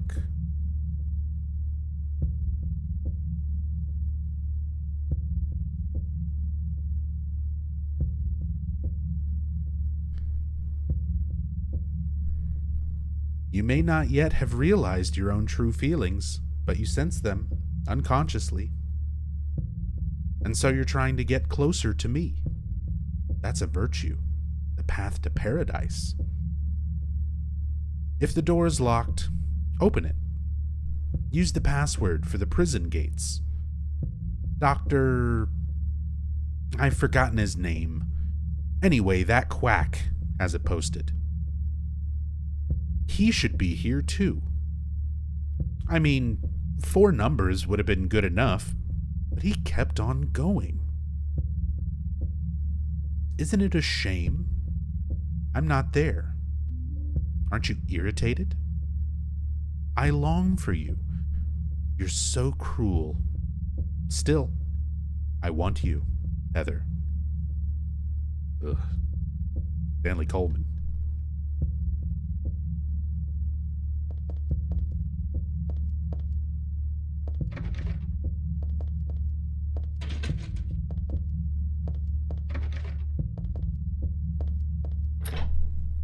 Same room that we go into in Silent Hill 2.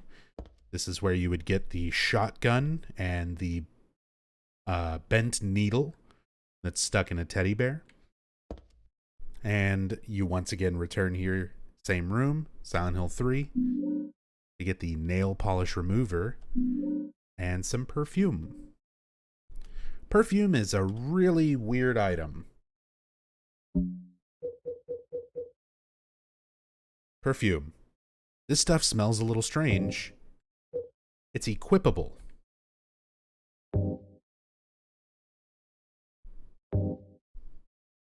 So equipping the perfume actually makes it so that monsters will be more aggressive towards you from further away. The same way that like turning off your flashlight makes it so that they don't notice you until they're much closer.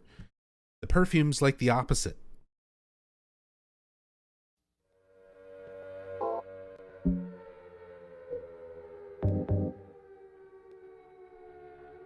Oh my lord. Cat Link.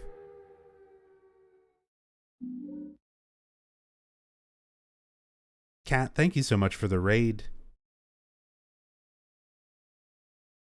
It has been far too long. Hope you were having a good stream. Hope you're having a good morning so far. Welcome, everybody. Playing some Resident Evil Village. Very nice. I'll eventually get to it like 3 years later, like I usually do with new games. Maybe not quite that long. But I'm definitely not in a hurry to jump on the bandwagon and start playing it yet. Was Swell doing the speed runs and stuff? Hell yeah. I watched a little bit of Maxi doing that. It's crazy there's already like out of bounds stuff found like day one practically. But welcome everybody. If anyone's new here, I'm NubZombie. I've been streaming Silent Hill stuff since like 2015. I took a pretty long break this last like year and a half or so away from Silent Hill and streaming in general. Haven't been doing a whole lot and just recently started doing full-time streaming again. So I do super in-depth, very long playthroughs of Silent Hill games, all the games in the series, even the little minor spin-off ones. And yeah, we talk about the development of the games, bits of trivia about them, show off some Easter eggs, read a bunch of notes, watch as many cutscenes as possible, discuss the lore in great depth, talk about fan theories, all sorts of stuff. Super in-depth Silent Hill stuff. And yeah, I've been going through the whole series between last week and this week. Last week we did Silent Hill 1 and 2. Today we're getting through Silent Hill 3. We're at 11 and a half hours. And we're like a little over halfway through the game. We still have a lot to go through. We are well over my estimate for how long this would take. I was telling myself I'm going to try to get through it a little bit faster and a little bit more reasonably because I'm trying to do streams every night this week to get through Silent Hill 3, 4, Origins, Homecoming, Shattered Memories, and Downpour by Friday. I thought I could do this in like 9 hours. I've done this in like 8 or 9 hours in the past. We're at 11 and a half hours, and I've still got about half a game to go. So, thank you for the raid, Kat. Very much appreciate it. And thank you for that big 33 months of support. Very much appreciate it. And happy belated birthday, also. I think I'm not misremembering, right? That was a thing? That was a thing very recently? Happy birthday. Miss your face. Hopefully we can start having like in-person GDQs again before too long.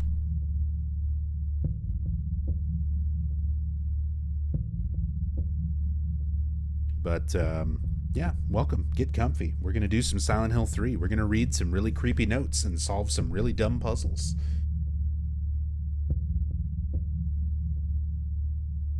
There's a typewritten memo posted here. What's this supposed to mean? Oh, you guys are just in time for me to read like the creepiest fucking note in this whole game. Oh my god, Drewzilla, thank you for the 5 gift subs. Very much appreciate it. Showing some love for the community, showing some support. Thank you so much. That is very, very kind of you. Deus Ex Logic, Leo for the win, Magnum 95, Gut Slush, and Sedniq.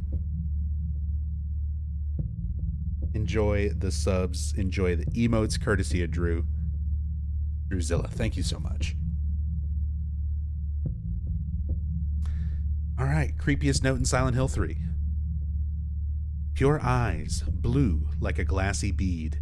You are always looking at me, and I am always looking at you. Ah, you're too meek, beautiful, unspoiled. Thus I'm so sad, I suffer, and so happy, it hurts. I want to hurt you and destroy myself. What you would think if you knew how I felt. Would you simply smile, not saying a word? Even curses from your mouth would be as beautiful as pearls. I place my left hand on your face as though we were to kiss. Then I suddenly shove my thumb deep into your eye socket, abruptly, decisively, like drilling a hole. And what would it feel like? Like jelly? Trembling with ecstasy, I obscenely mix it around and around. I must taste the warmth of your blood. How would you scream? Would you shriek? It hurts. It hurts. As cinnabar red tears stream from your crushed eye. You can't know the maddening hunger I felt in the midst of our kisses. So many of them I've lost count.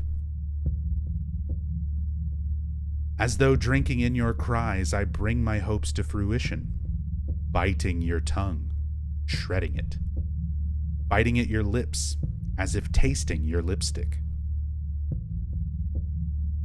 Oh, what euphoric heights I would reach, having my desires fulfilled like a greedy, gluttonous cur. I longed, too, for your cherry-tinted cheeks, tasty enough to bewitch my tongue. I would surely be healed, and would cry like a child. And how is your tender ear? It brushes against my cheek. I want it to creep up to my lips, so I can sink my teeth into its flesh. Your left ear, always hearing words whispered sweet as pie. I want it to hear my true feelings. I never lied, no, but I did have my secrets. Ah, but what must you think of me? Do you hate me? Are you afraid? As though inviting you to the agony at the play's end, if you wish, you could destroy me. I wouldn't care. As you wish, you may destroy me. I wouldn't care.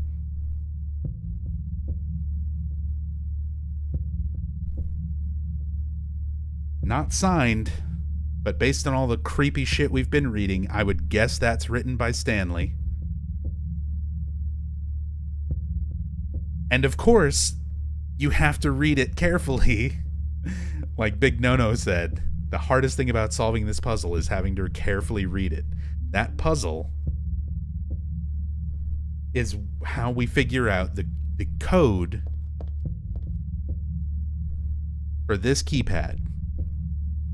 Makes perfect sense, right? Absolute perfect sense.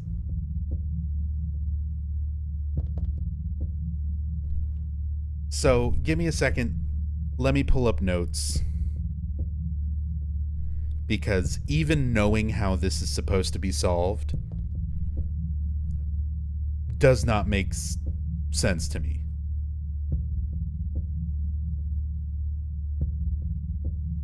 So I want to pull this up and go over my notes of how you're supposed to solve it.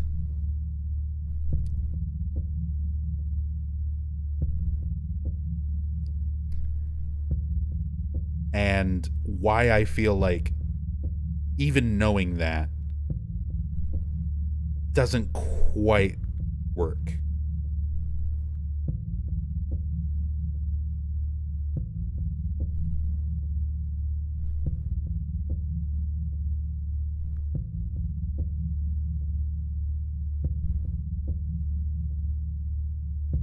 So, the main thing is the poem goes through and very specifically mentions different parts of a face.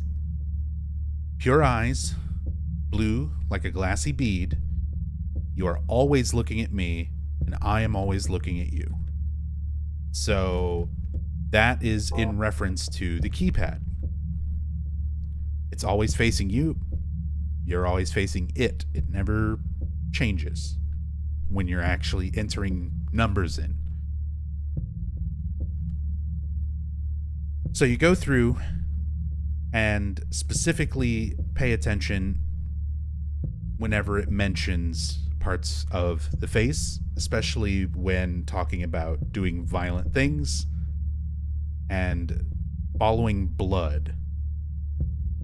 So, place my left hand on your face as though we were to kiss.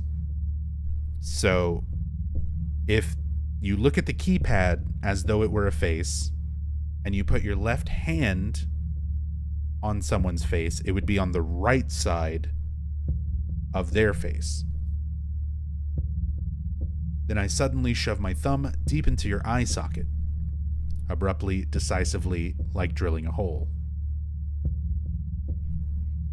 So,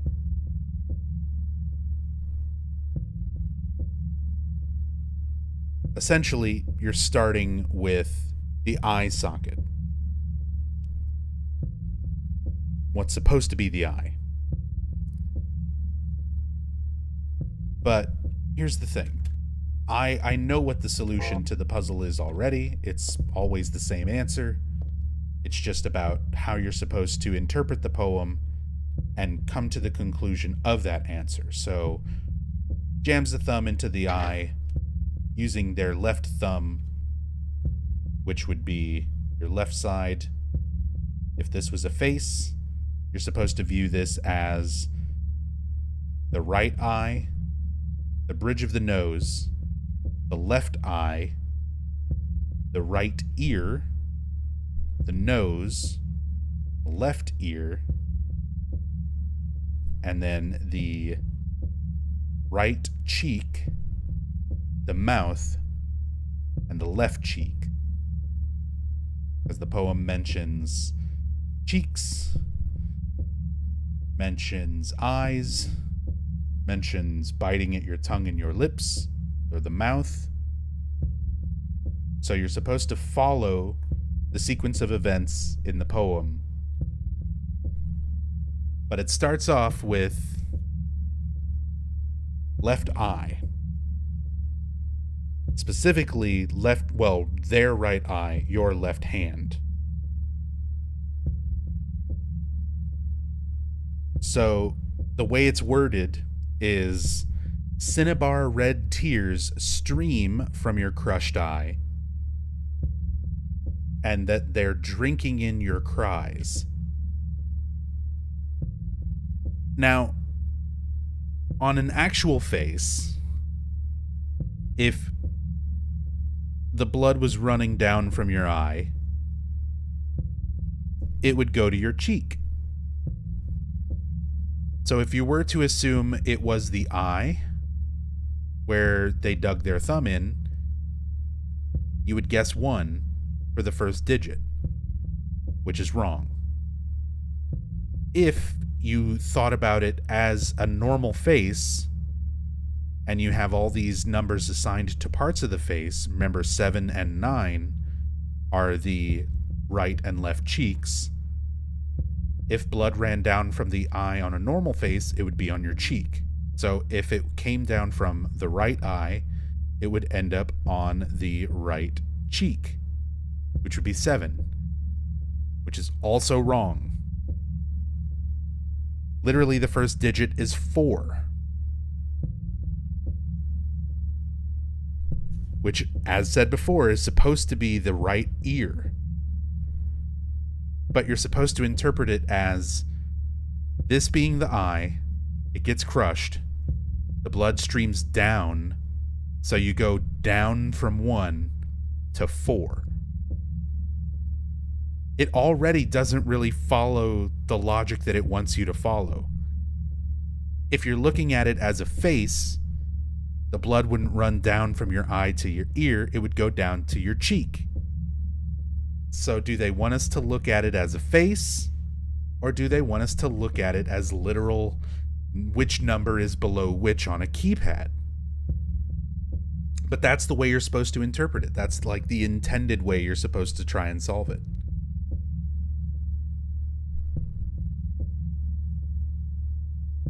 So, eye is crushed, runs down to the ear, I guess. What if the person crushing the eye is on top of the other person who's laying flat on the ground? The blood would go down from the eye socket to the ear. I guess that would make a bit more sense. But then you'd think that there'd be a little bit more of a implication of that in the poem, especially since they make such a big deal about the blood streaming down. So that honestly would make a lot more sense if they included just even the most minor hint that they're on top of the other person. I guess just the creepy nature of it, you're supposed to assume they've already pinned the other person down. So, yeah, that's definitely, oh, excuse me, that's definitely one way to look at it wronged. But either way, you start off with that whole bit about the eye being crushed in, tears streaming down, drinking in your cries, so they're not tasting from the eye socket, but licking the tears off of the face, which would be 4. Stream down from the eye, down from 1 to 4.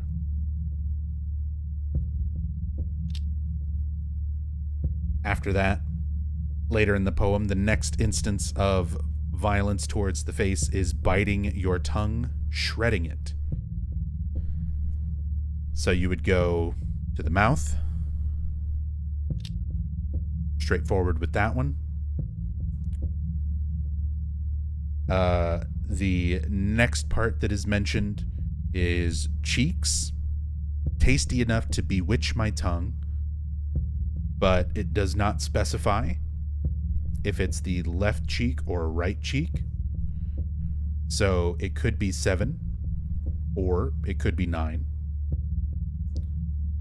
So process of elimination, you'd try it, 4, 8, and then either 7 or 9. And then finally, they mentioned their tender ear and sinking their teeth into it. And they mentioned that it's the left ear, which would be 6. So as long as you can figure out the bullshit for the streaming blood and the right ear being the first part of the face to hit this button, you would at least know the first number's 4, second number, the mouth, is 8. You can try 7, and then you can try 9, and then the last number is 6. So you just have to do trial and error. You can do 4, 8, 7, 6, 4, 8, 9, 6. And ultimately, it winds up being 4, 8, 9, 6.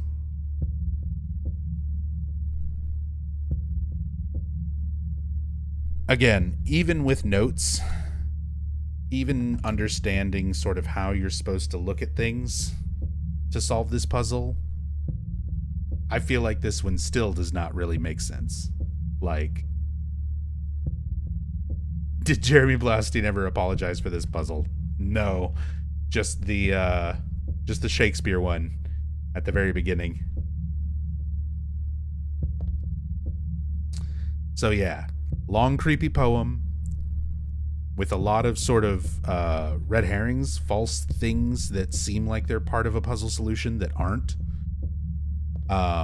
And even if you narrow it down to like all of the times where the author is tasting blood, the whole streaming from the eye to the ear thing, very confusing and throws off how you're supposed to view this, because you're also supposed to come to the conclusion that you're looking at this keypad as though it were a face without really a whole lot of other clues or hints or anything to let you know that you're doing that. Like, yeah, this is such a stretch for how you're supposed to like come to a conclusion for this puzzle. Never minded this one. At least it gives you enough clues to brute force it. I don't even know about that. Like, It doesn't give you any of the numbers. It doesn't, like, say anything about numbers in the poem itself. You just sort of get these vague references to parts of a face, and that's the only real, like, recurring theme that you have to go off of on the poem. It's already such a, like, stretch of logic that you're supposed to look at the keypad as a face and which parts of the face to assign to each number on the keypad. Because there's so many ways that you could do that and do it wrong. You know?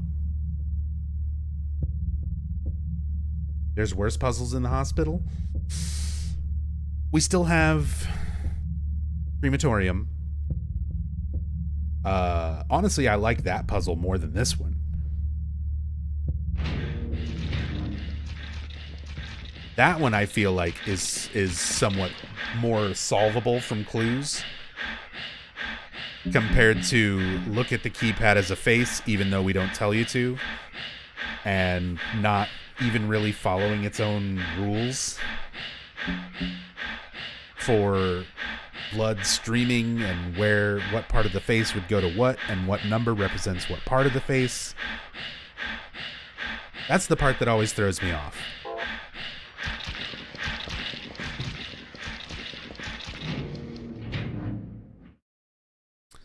Ah.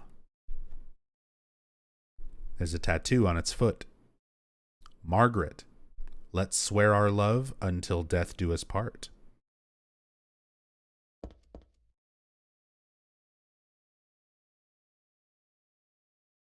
The start time is my key. There's a man's corpse laid out on the stretcher. So this man's corpse is, as we will come to find out, a victim of Leonard Wolf's.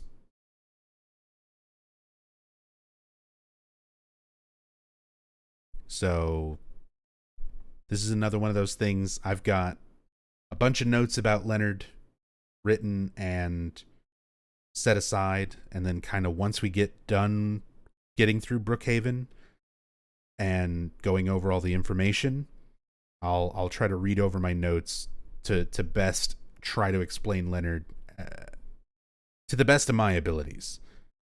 There's a lot of assumptions that have to be made. There's a lot of guesswork involved. Leonard is easily one of the more mysterious characters in the series. He's like one of the only monsters that you hear speak that still appears as a monster. And he's got a complicated relationship with Claudia and the cult. There's a lot of interesting things about Leonard to take into consideration. So, as said, we'll try to get through a lot of this information, and then once we're done with Brookhaven, I'll read out my notes, see what you guys think. There's papers scattered on the floor. Something's written on them, but none of them really seem to be important. There's a medical record here. Could this be for this dead guy? Oh, excuse me. I'm very tired. Background unknown. Name and age unknown. Not admitted patient. Found in poor mental state on hospital grounds and temporarily installed in room M4 at chief's discretion. Died late tonight from blood loss due to severed carotid artery. Damn, just like Walter Sullivan. Was grasping own kitchen knife in right hand. Assume this was cause of neck wound. Possible suicide, but wound angle suspicious. Sent to second floor treatment room for further investigation. Have received no proof or corroboration of event from patient residing in same room.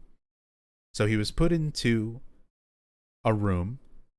He was not an admitted patient to Brookhaven. He was found in poor mental state just near the hospital, and they just took him in and threw him in a room with another patient, that other patient being Leonard Wolf. Have not notified police. However, for future necessity, leave victim's bed and effects intact. Room M4.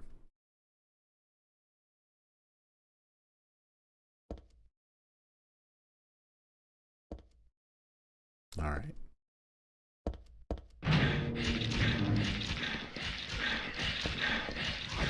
Ow. Fuck you. Shit. Also fuck you.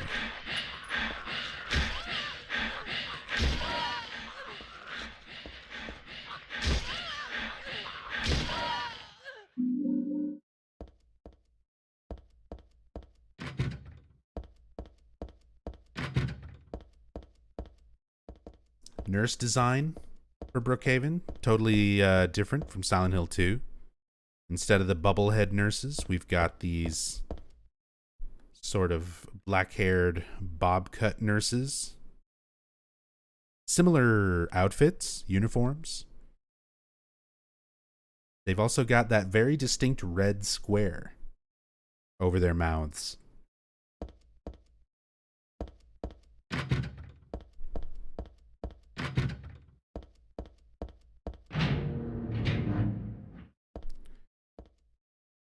Another Stanley note.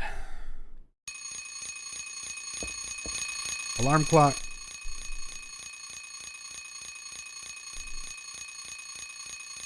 $2.50. But it's hard mode, so you're supposed to make this PM and standard time, or military time, depending on what you call it. So instead of $2.50, we're looking at $14.50.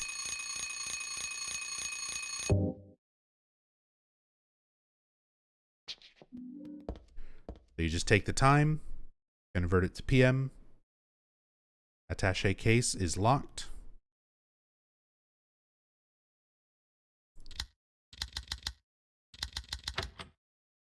Plug in 1450. And it's open. Interesting note as far as a speedrun thing. I'm not sure if... I haven't been keeping up with speedruns for Silent Hill for some time. Years ago, I used to speedrun the whole series. I'm a former world record holder for Silent Hill 3 for multiple categories. And one thing that I saw another runner, a lot of you know Punchy through GDQ, and like he pointed out that there's a strat that with this clock, notice even though I'm not examining the clock hands are where they're supposed to be. Like for this puzzle solution. So it's possible to just run over here and zoom the camera in to look at the clock. And you could even pause the game if you wanted to cheese the in-game timer while you look and determine what time it is. And then plug in the answer without actually looking at it. Because they took the time to make the actual in-game model clock, you know, point at the correct time.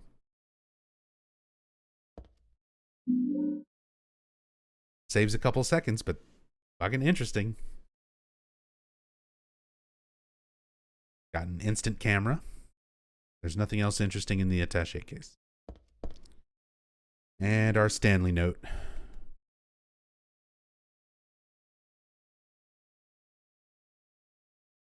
There was a tattooed guy on that rumpled bed. Not anymore, though. That alarm clock and filthy bag are his. Ah, but don't misunderstand. I haven't done a thing. I didn't hate him, though he was a liar. Shall I write something of my own? On my chest? Since I can't cut it open to show you my heart? I love Heather. No. Something a bit more forceful. I love Heather isn't enough for what I feel. Oh, what tender emotion this image brings. Stanley Coleman. Notes just get fucking worse and worse.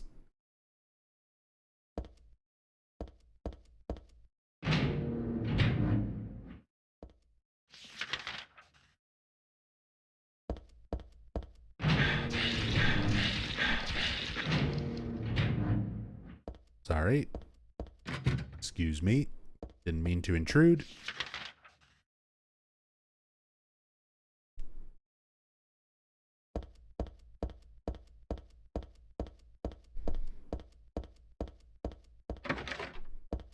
And broken. And broken. Mark everything off.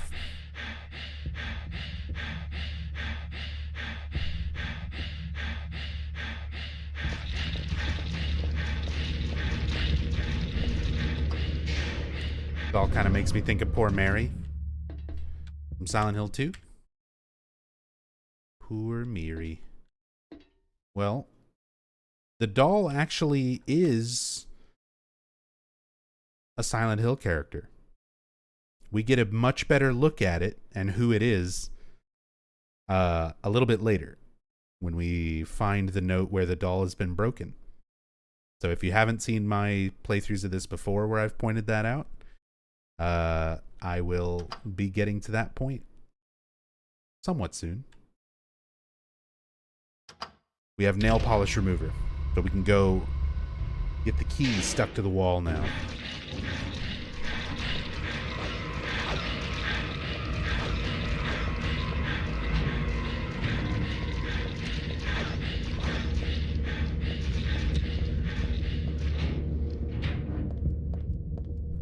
Oh.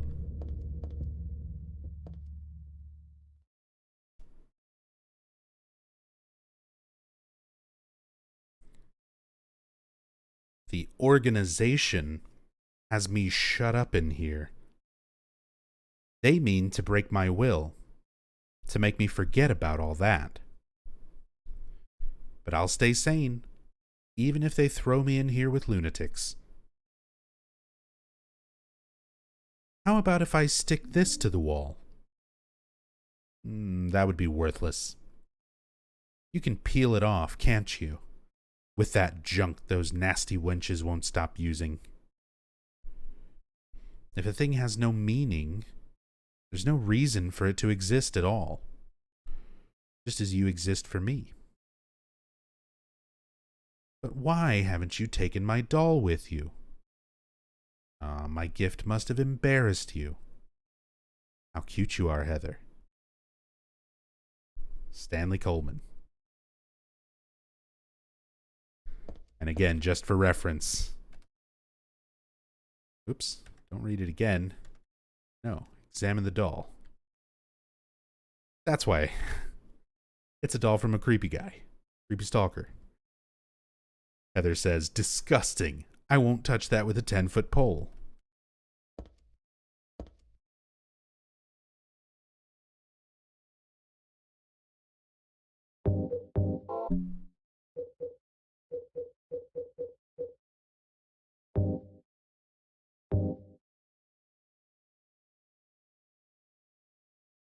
I used the nail polish remover and got a stairwell key.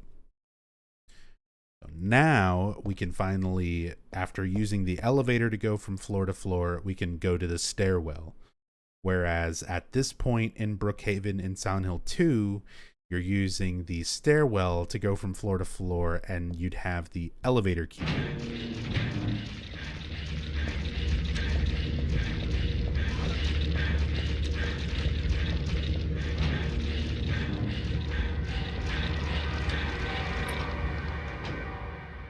I am playing the official PC release.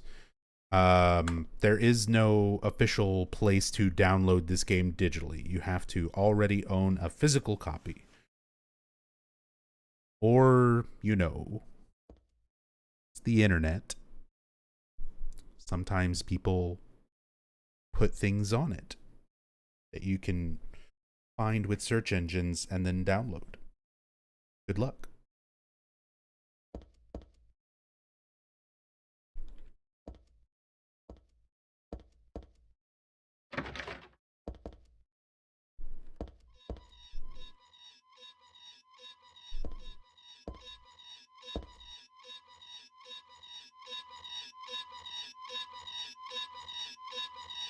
Freaky wheelchair, specifically very reminiscent of a creaky wheelchair in Silent Hill 1 that we find in the alleyway, the nightmare sequence at the very beginning. Very, very reminiscent.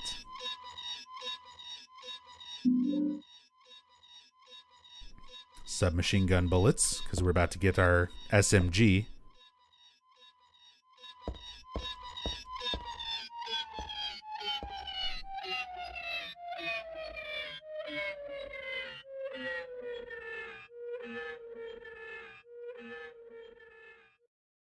All right. Well.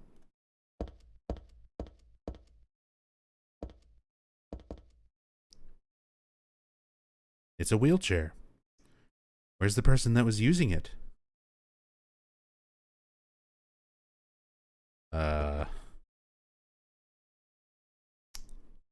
Context clues. There's bullet shells, casings everywhere. A lot of blood.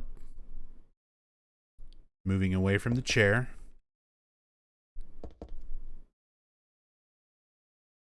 Bullet holes. Gun on ground. Bullet holes, handprints in elevator.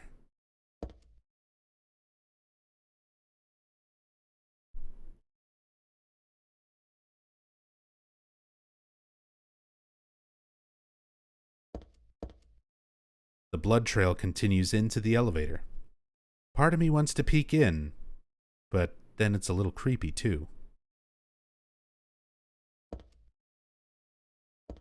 So we'll just take our free gun and not think about it too hard.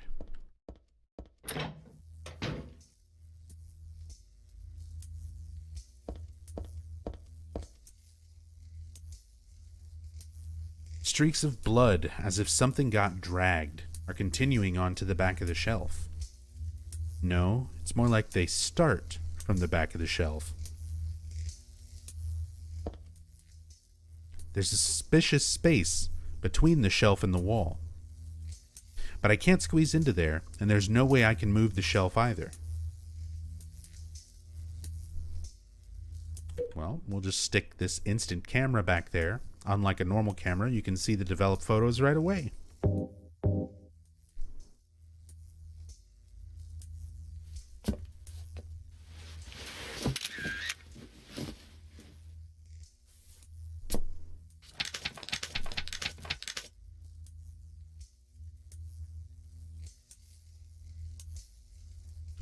One, 4, 8, 9.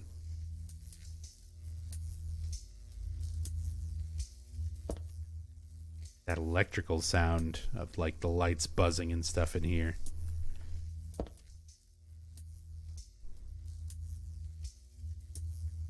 Creepy. Also, does that box say Slort?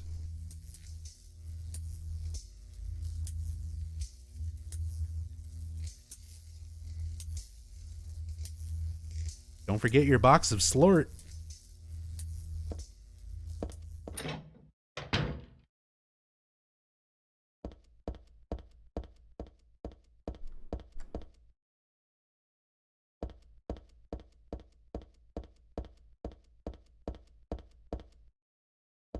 Second floor, we went through.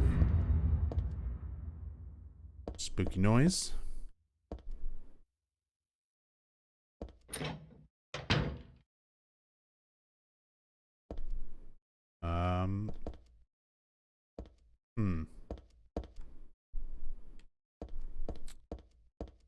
So another door, another keypad.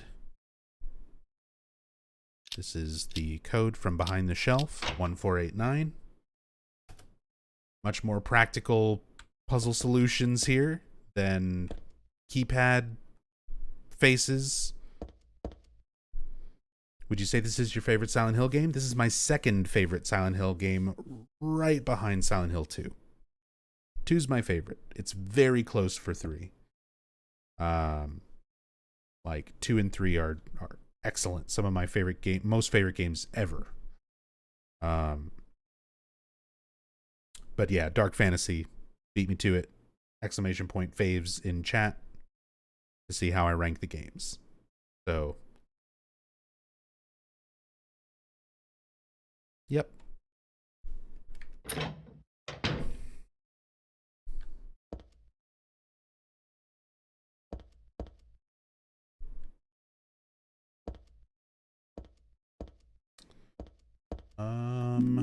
Stun gun battery, health drinks. Isn't there supposed to be a Stanley note in here? Maybe I have to read the roof one first?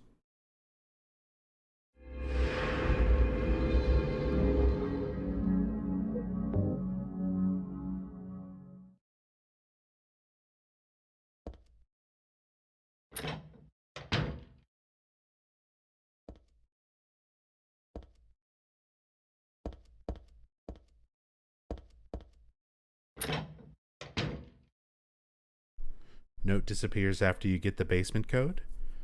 But you don't get to this area until you have that basement code no matter what. I'm guessing it's probably just after this other note. Okay, it's probably after this one. It's either after this one or the roof one.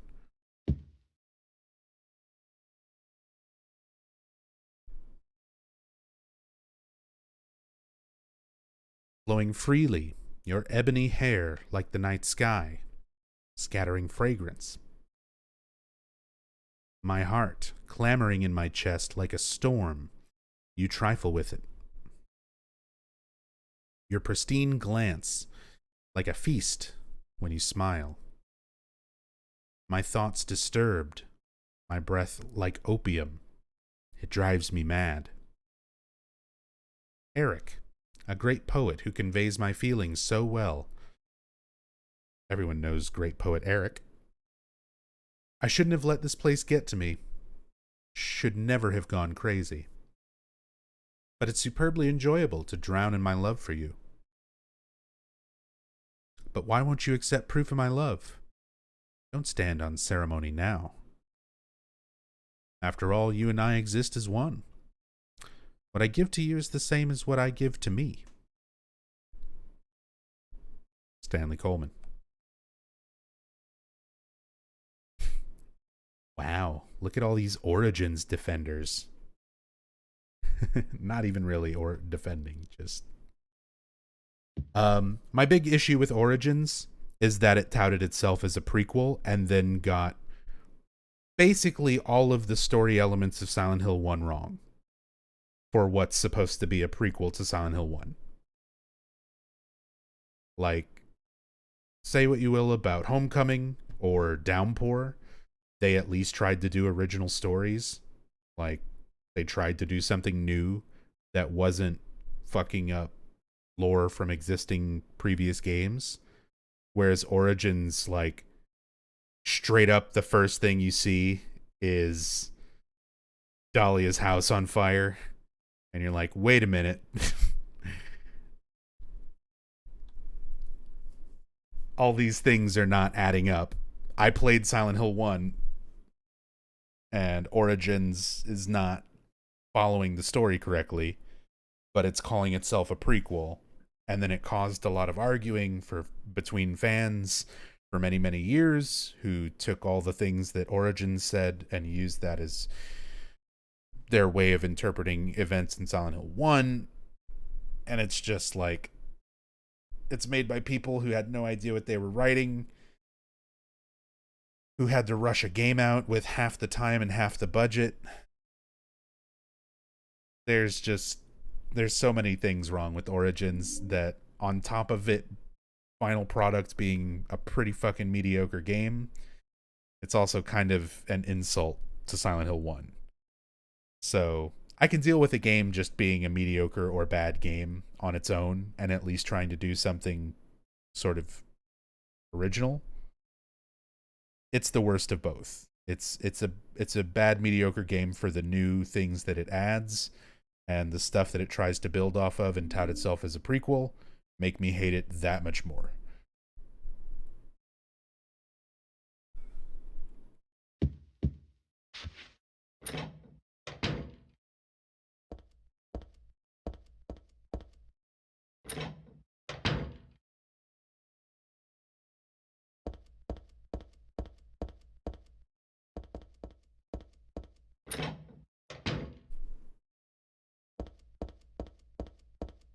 Should have the roof note here.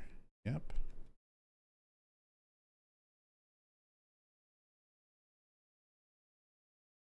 I also like the rooftop. It makes me want to fly. You too? Stanley Coleman.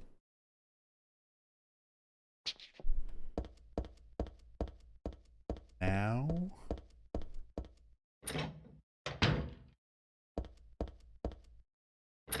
the storeroom one here.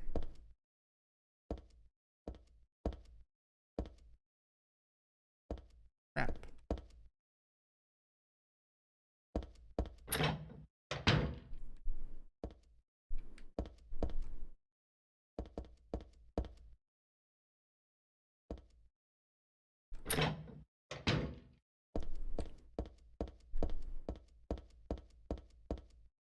Now the roof note's gone.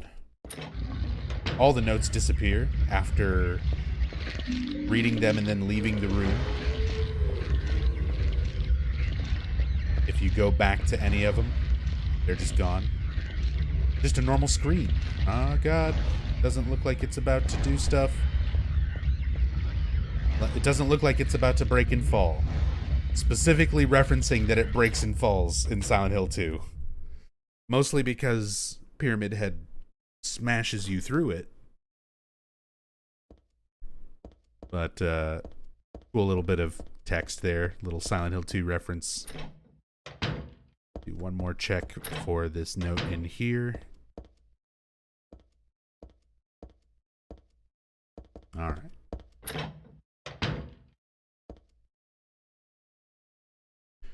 Noticed all the Silent Hill 2 Easter eggs on PC are only available on New Game Plus, except the mall toilet one. Yeah, that's weird to me. I was noticing that the Silent Hill 2 Easter egg, the mailbox one, wasn't working. And I know I've had that working in the past with this same set of mods that I'm using. So I kind of figured it was like a New Game Plus thing. But yeah, it's so weird that you'd have that not working, but the toilet, like the very first one, working. Health drinks. Magazine, just some kind of gossip magazine. Teaching Despair, Hope House. So I've kind of got a little bit of a theory on this. This is a magazine that we find in Silent Hill 4. And as we found out, as I found out through researching these games and learning about like the development and stuff behind them, based on their release dates and based on when they were, you know, working on these games, you can find out that they were simultaneously working on Silent Hill 3 and Silent Hill 4. Like 3 was started in production first, and then not too long after 3 had started being developed, they had members of Team Silent, the non-core members, B-team members basically of Team Silent, start working on a side project called Room 302 at the same time as Silent Hill 3. Room 302 was supposed to be an experiment in doing things very different from how Silent Hill had already been for the first 3 games. They wanted to play around with some new mechanics, new combat, stamina systems, limited item inventory, recurring world hub. Lots of different little things that they wanted to test out in like a separate game, a separate side project. And eventually Konami said this would be much more marketable as a Silent Hill game. So Room 302 became Silent Hill 4. So Silent Hill 3, Silent Hill 4 were being worked on very, very closely together.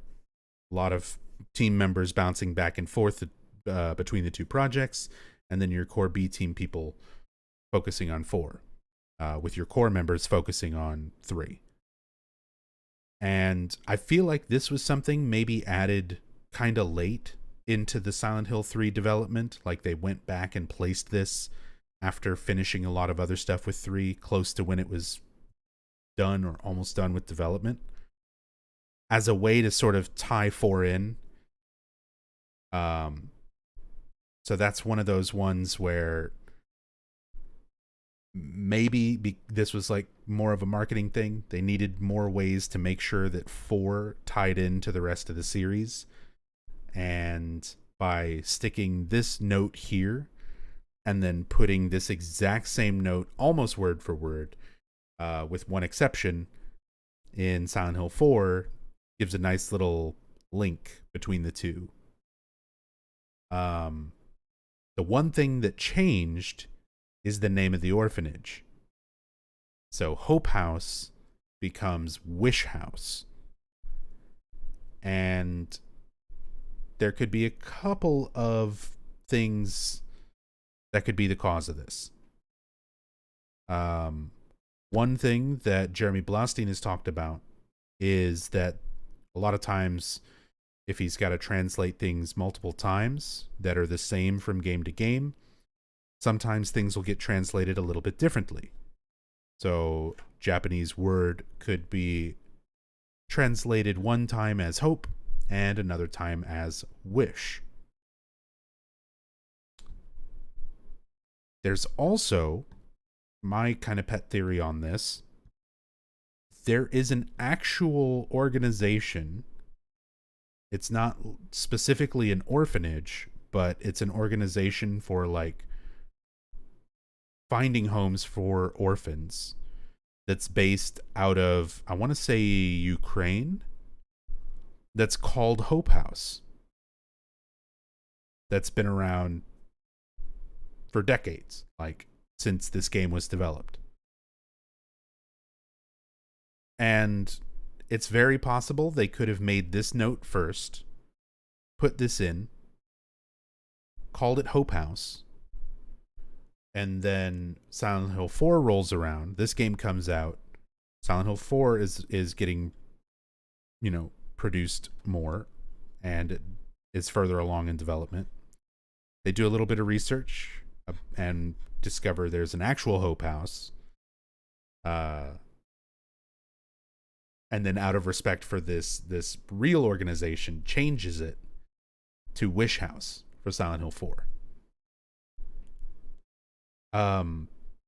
So Dude Man, yeah, they are both translated by Jeremy Blaustein, but again, he's working on a lot of different things at the same time.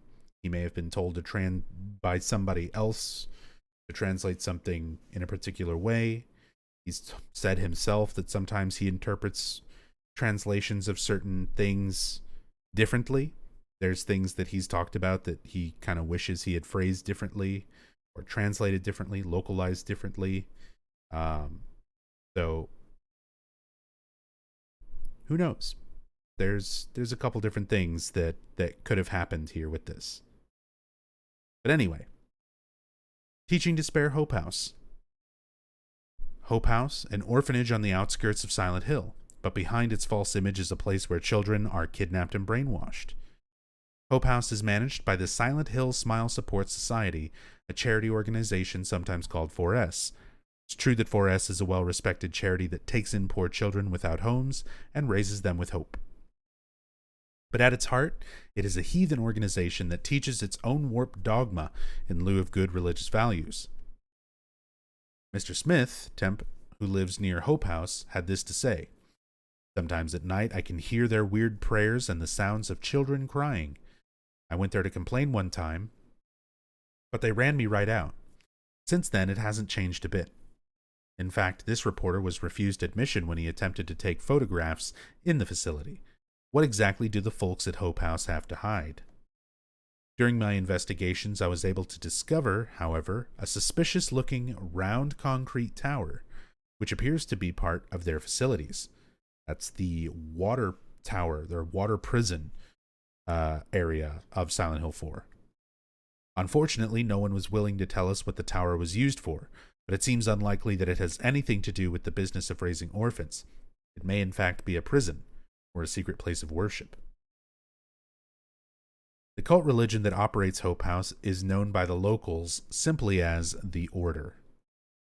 This is big that this is included in Silent Hill 3 and that it's just like an article published in a magazine. So by this point, like for the events of Silent Hill 1, Lisa talks about how only the locals really know about the Order, and even then not all of them.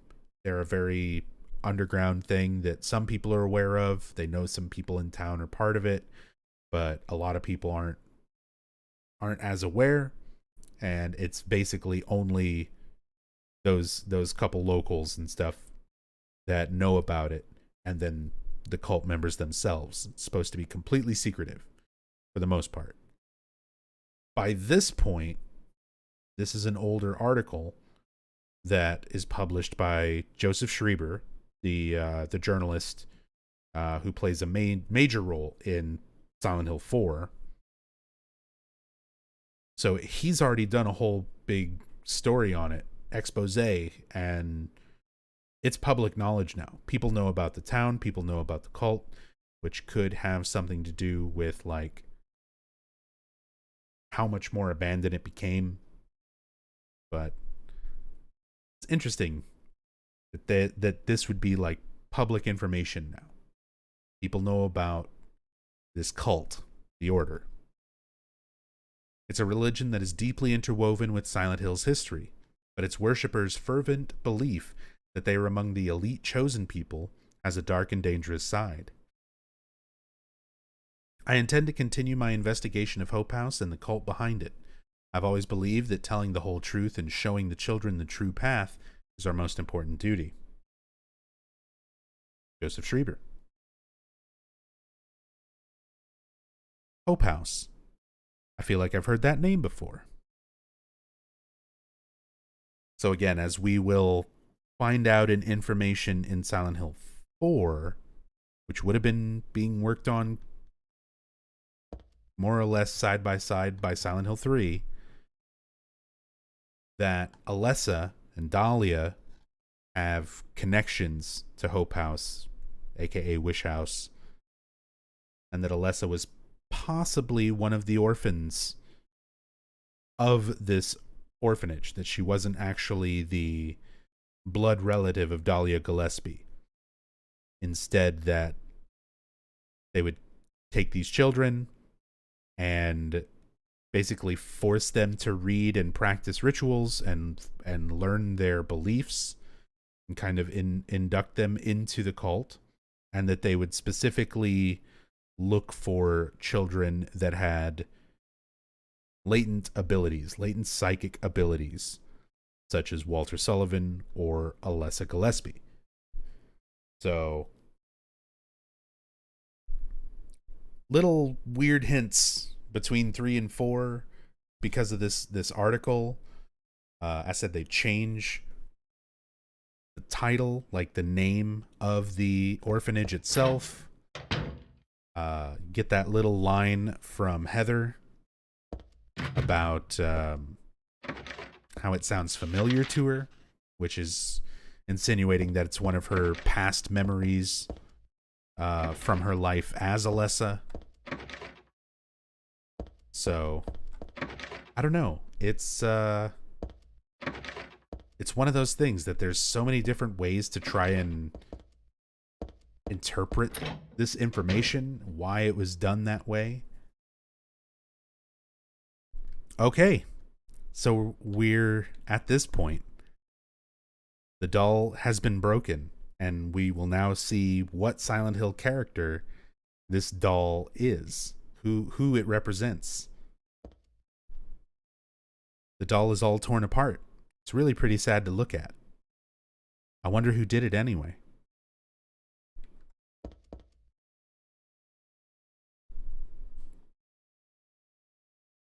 Look at the doll's head. That's Harry's face texture from Silent Hill 1.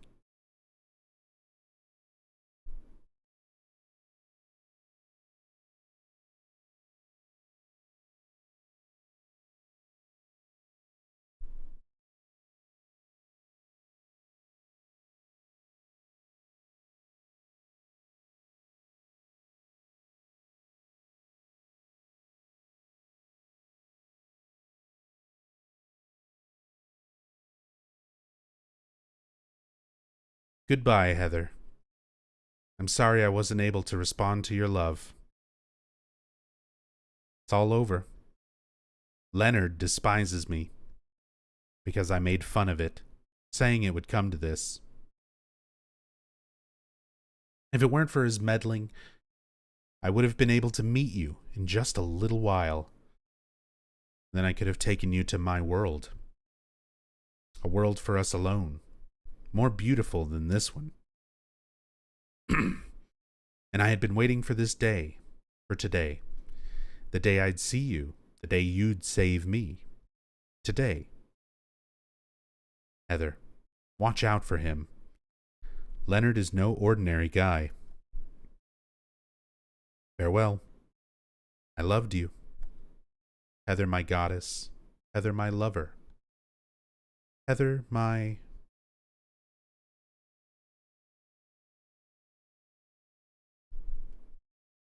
And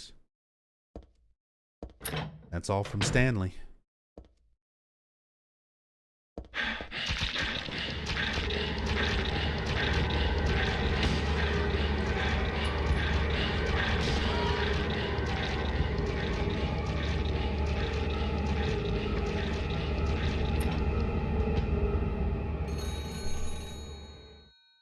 All right. Time to talk to the big man himself, Claudia's father, Leonard Wolf.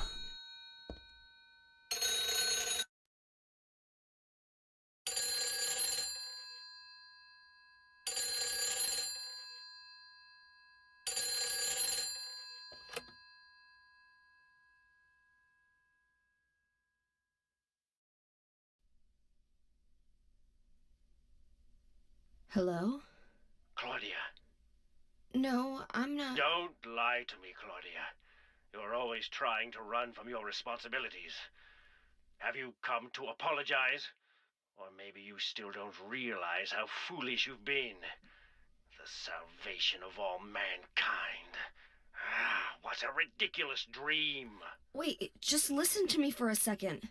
I've heard enough from you already. How did you turn out this way?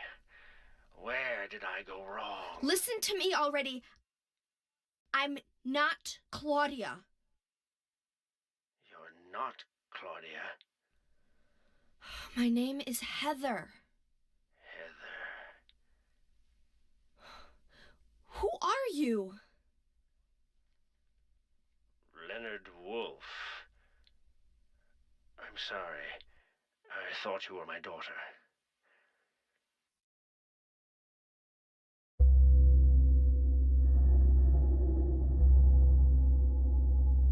Claudia is your daughter? Oh, so you know her, do you? Are you one of her followers? No, never. When I find her, I'm... I can feel the hatred. What? Behind your words. The anger. You plan to kill her, don't you? I'm sorry, but she killed my father. She's a fool. But she's still my daughter. I was going to forgive her if she changed her ways. But I see it's too late. Heather, will you help me? Help you? I'm locked up in here, and I must stop Claudia. Where are you now? I'm not sure myself, but the door is at the end of the hall on the second floor. I think I can be of help to you. I have a seal. Please. A seal?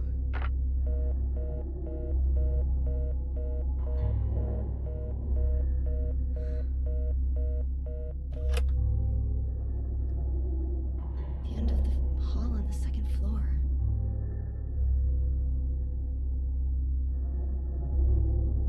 Okay. So there's enough info with Leonard at this point that I kind of want to try and read through some of my notes and explain like that conversation and some other stuff a little bit more now. So these are some notes that I made years ago, little bits and pieces at a time, and then over the years kind of compiled them and cleaned them up, tried to make them make a little bit more sense to me, the way that evidence is presented throughout Brookhaven, as far as Leonard himself. So, yeah. This is the most I can try to like piece together, because Leonard is seriously one of the most mysterious characters in these games. Leonard Wolfe was known to have been a patient of Brookhaven Hospital, admitted some time after stabbing a person over a religious dispute, and is known to try to push his fervent beliefs of the Order's religion onto the patients and staff of the mental hospital. A victim of a slashing can be found in Brookhaven's examining room, with a note nearby stating that although it appears as a suicide, the wound angle is suspicious.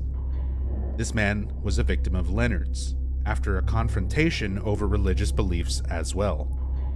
On the victim's body, Margaret, till death do we part, can be seen, a traditional saying rooted in Catholicism during marriage, so we know that he and Leonard would have very opposing views on God.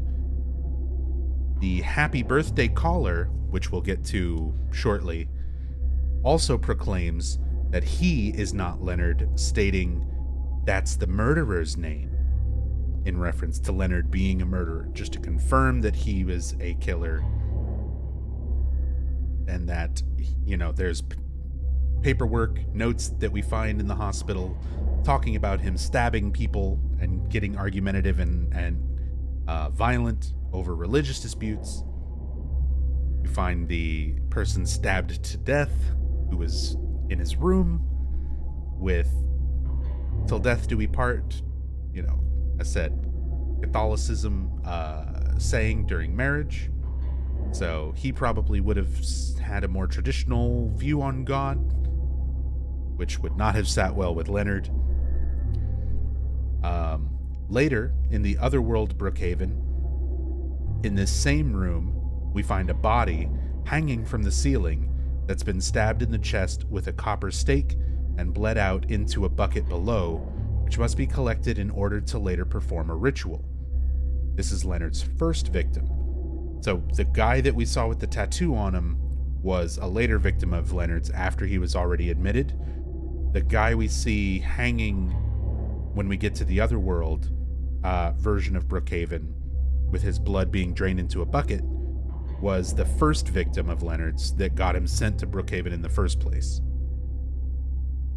At one point, Leonard manages to call a phone in a patient room and begins talking as though he is speaking to his daughter Claudia Wolfe.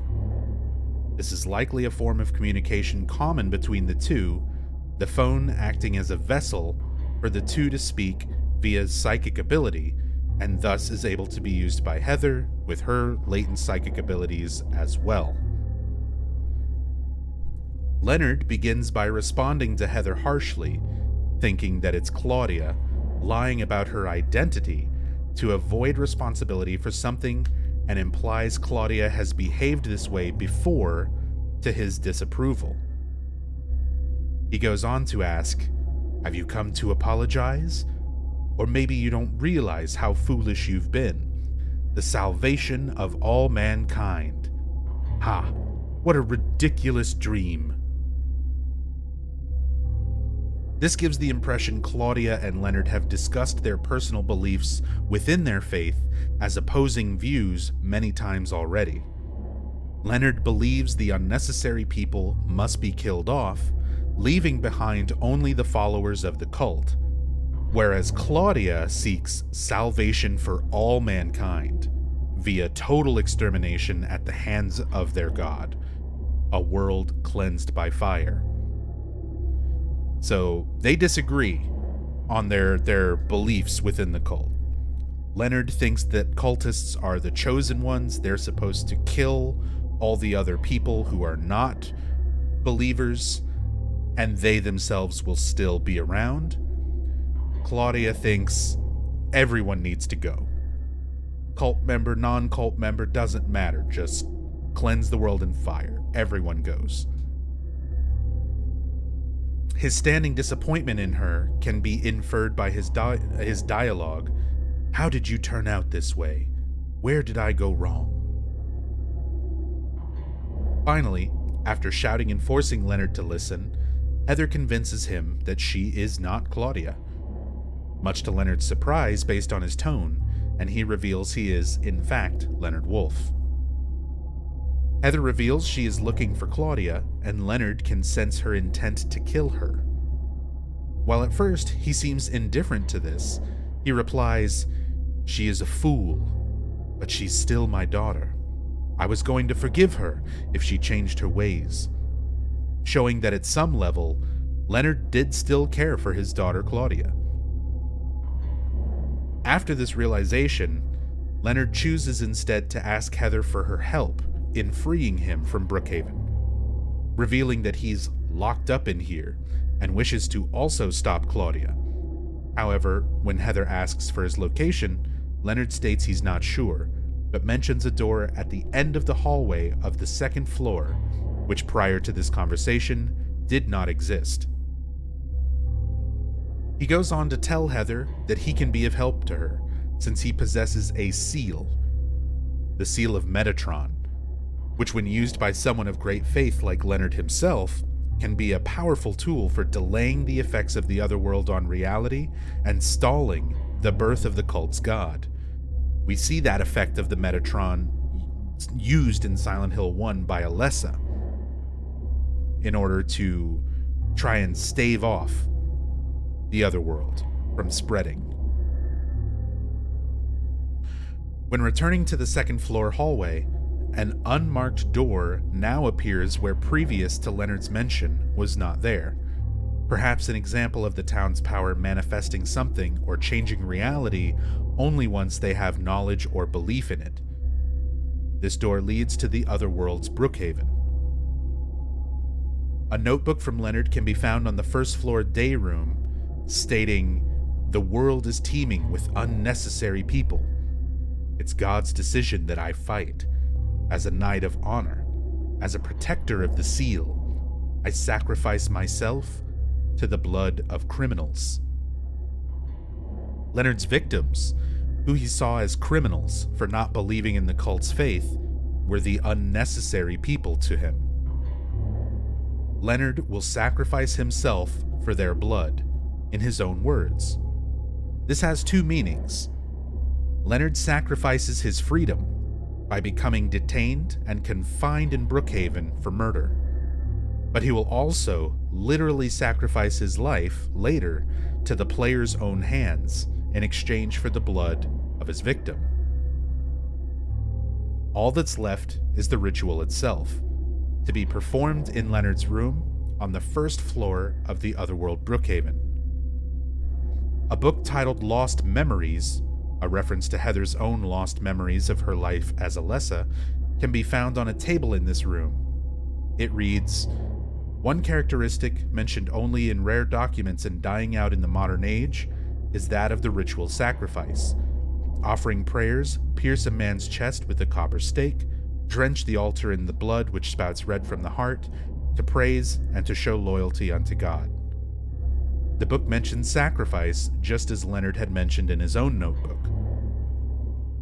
Leonard had performed his own sacrifice in Brookhaven, his own ritual, in a show of loyalty to his god, and now the player, as Heather, must repeat the same ritual, using the knowledge gained from the book, the victim's blood, and a combination of the town's power and her own latent psychic abilities. The altar is prepared, and once you apply Leonard's victim's blood, a hole and ladder down into a watery chamber appear. Leonard Wolf has sacrificed his freedom out of loyalty to his god, and has been given a new, horrible yet powerful form during his incarceration within the Otherworld, to act as the protector of the Seal of Metatron, one of the few things that could potentially prevent the birth of God. Leonard Wolf is here confined to the other world with the seal of Metatron, hidden behind a ritual of his own faith by Claudia in order to distance the powerful item from her and her plans.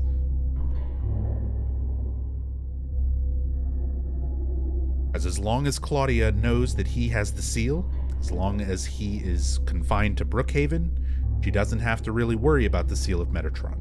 It's not in the hands of somebody who has great faith in the cult's belief like Leonard. So, as long as that's not the case, it won't have any effect in the hands of somebody else.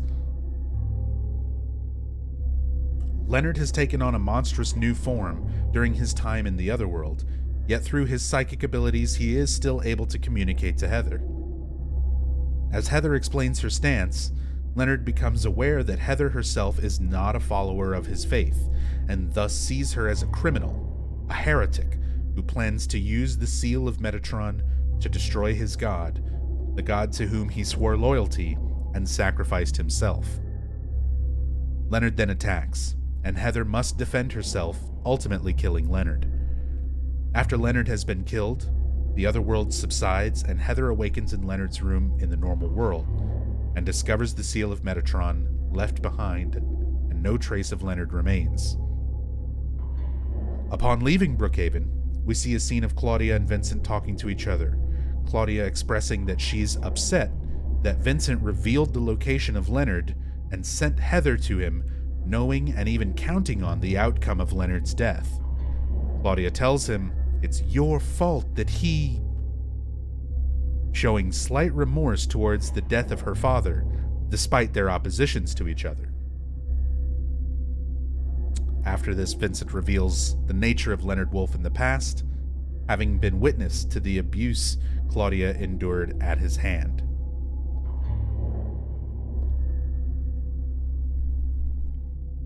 So like I said, it's a little bit disjointed because those are different little pieces of like ideas and thoughts about information surrounding Leonard and things that you find throughout Brookhaven and all these little things that are mentioned in cutscenes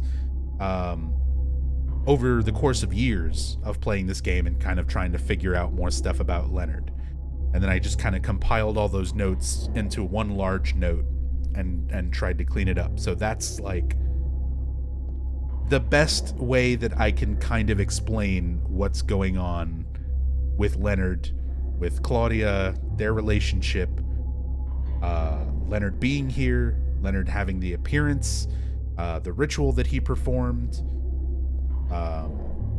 what he's doing as the guardian of the seal, what his intentions are, how that doesn't line up with Claudia's intentions, or Heather's for that matter. It's a lot of little things just kind of pieced together bit by bit over years and put into notes. So that's the best I can really explain that.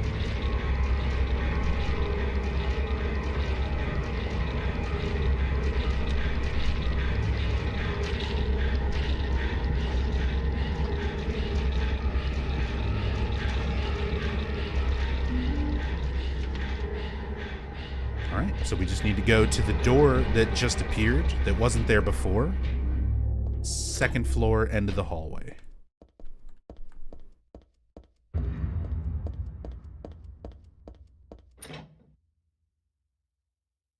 Movie never explains Leonard at all. Well, Silent Hill Revelations is trash and not really a good representation of these games at all anyway. Neither of the movies is a good representation of the games. They're very much their own thing. They change a lot.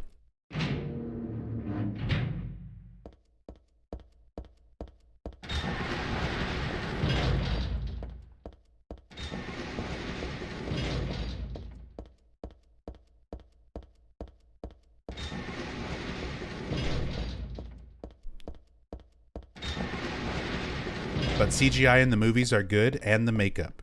Clueless Corgi, I will pull up a screenshot of the mannequin spider monster from Revelations right now. And we'll let however many hundreds of people are here watching judge how good that CGI looks in real time.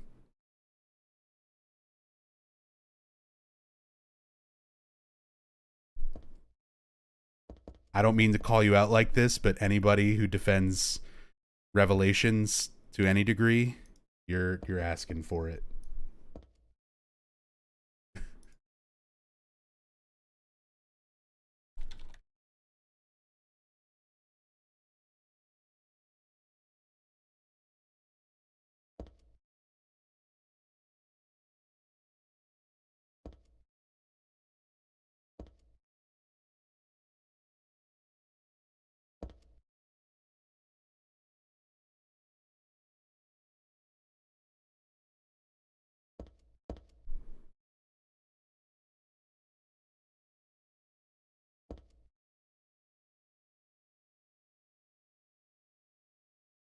Do I already have this? No.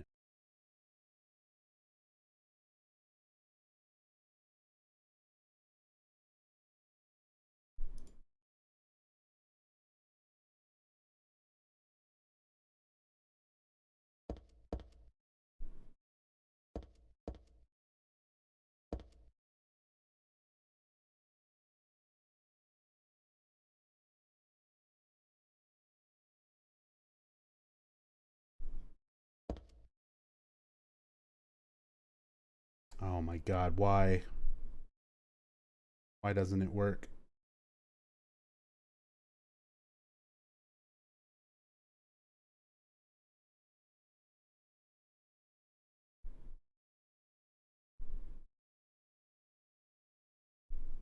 I was trying to show it like actually animating.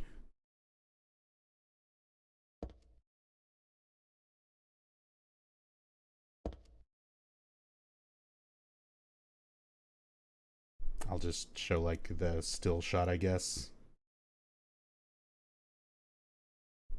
Yes, why are you being weird?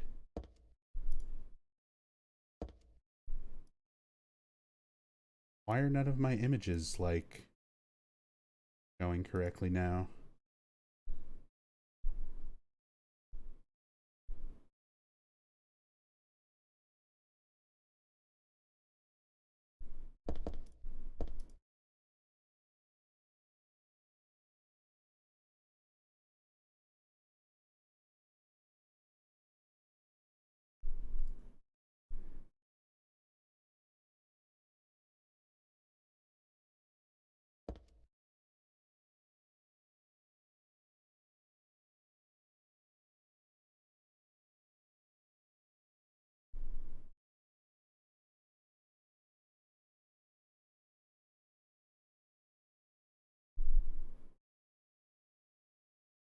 That's some good CGI.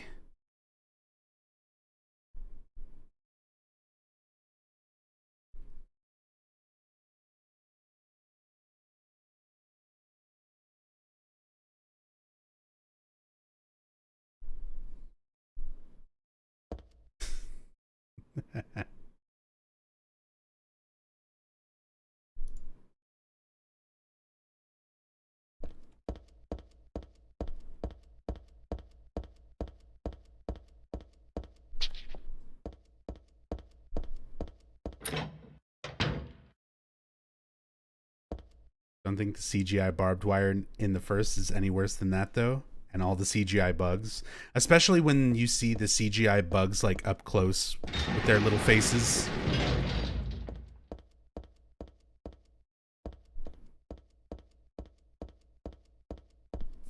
Ugh.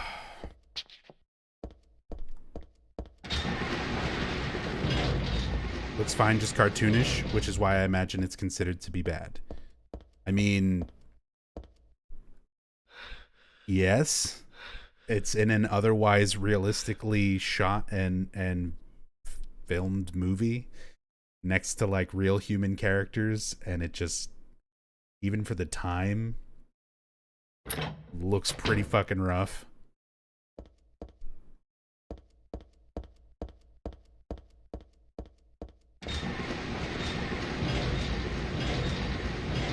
Anyway.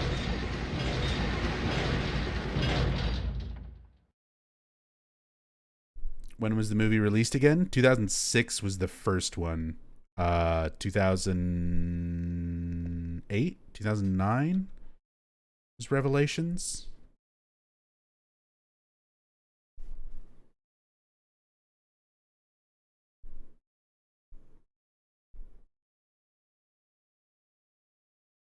2012. Holy shit.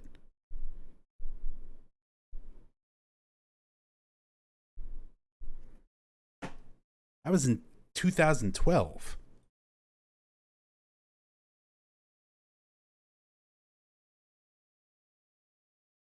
I didn't realize it was that many years after. But I guess so, yeah, because it's got the stupid ending. The downpour ending. So, yeah. The downpour / origins ending.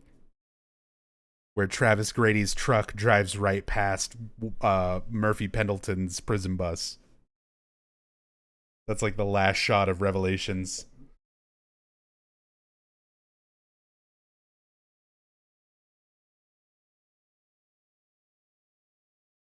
Hey, a seal of Metatron. It's not a save point. It's not the halo of the sun. Distinct and different symbol. This picture, this one doesn't make my head hurt when I look at it. But I know this one. It must be... Still has an unusually high fever. Eyes don't open, getting a pulse, but just barely breathing. Why? What is keeping that child alive?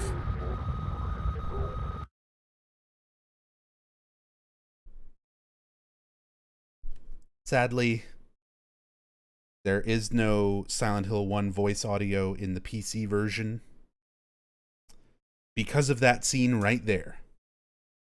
For anybody who missed me talking about it earlier, real quick, I'll go over it again. So, Silent Hill 3 got made. They used a lot of audio clips from Silent Hill 1. The PS2 version came out, and one of the voice actresses, it was brought to her attention that, hey, your voice is being used in that new Silent Hill game.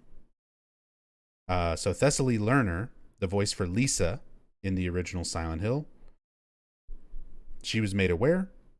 She was like, I never said anything about them using my voice. There was never anything in my contract about like being used in other games. So rightfully, she figured she had a case and was going to take it to court with Konami. She approached Konami first before going to court, and they apparently settled out of court for a couple $1,000s.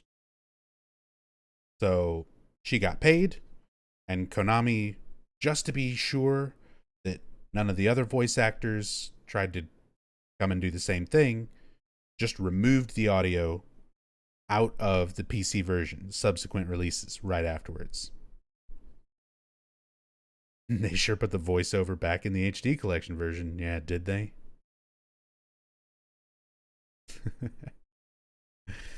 Oh boy. But yeah.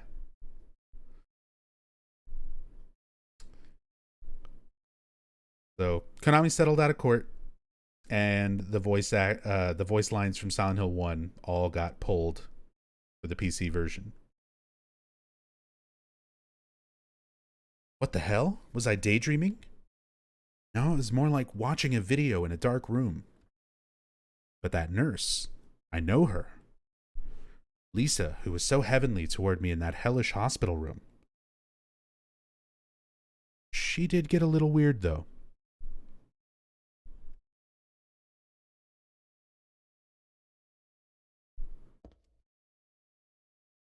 Just a little. Just a little weird.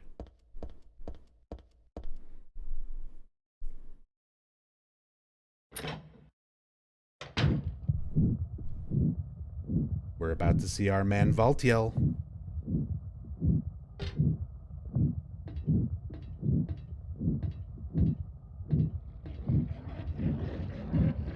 There's our Alessa's shrieking insanity mouth yet again.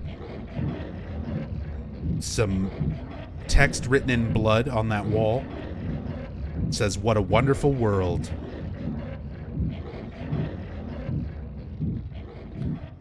And it's kind of hard to see here. You can see it a little bit from below. but there's like a worm tentacle thing coming out from under this bed. And you can see it a little bit, like right as you climb up. See it right at the very bottom of the screen, like wiggling around. Little details about things here that are like so hard to catch. There's no way to alter the camera without like cam hacks and stuff and see that any clearer. Valtiel himself spinning that valve. Our transitionary period here from real world to actual other world. A nurse named Fukuro.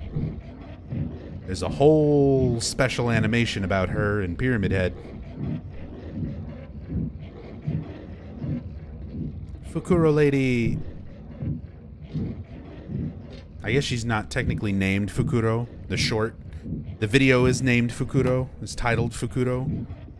I just always reference her as Fukuro, but yeah. Fukuro lady. If you come out here and immediately look to the side, you can see Fukuro lady getting dragged in by Valtiel.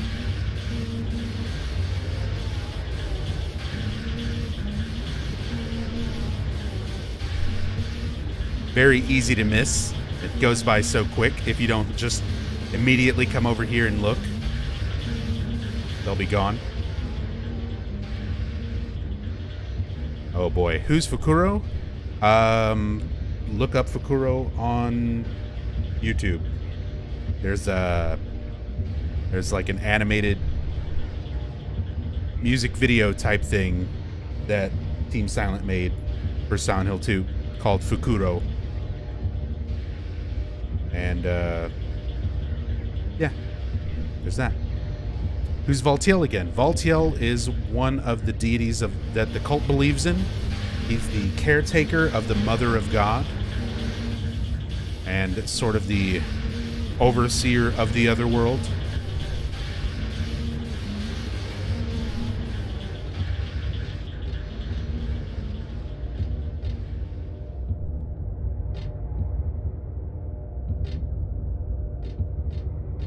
So hard to see doors with this texture.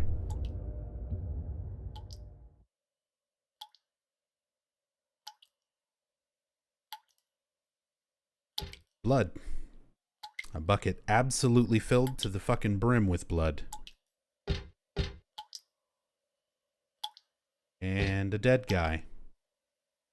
The mutilated, like, head and face on this guy reminds me a lot of the corpses in Silent Hill 2 that resemble James. It's not quite the same, but kind of similar. I'll get a camera angle of the other side.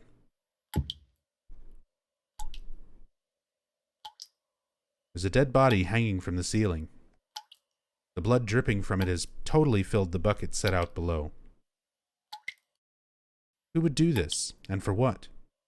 Looks like a full-out bloodletting. Isn't Valtiel Heather's guardian of some sort? I mean, that's what I meant when I said he's the caretaker of the Mother of God. That's Heather.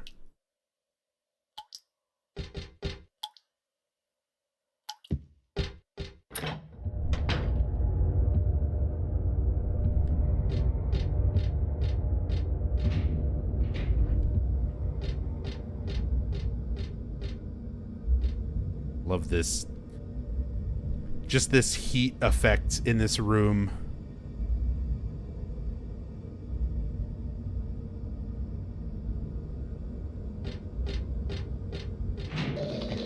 Good camera angles, good creepy visual stuff without a whole lot of, like, other things going on. I like a lot of things in this game and in the series in general that are just sort of like good, creepy visual things that you don't really have, like, you can pick apart and definitely analyze a lot closer, but some things I just like to appreciate as fucking creepy. Ah, fuck. Stop.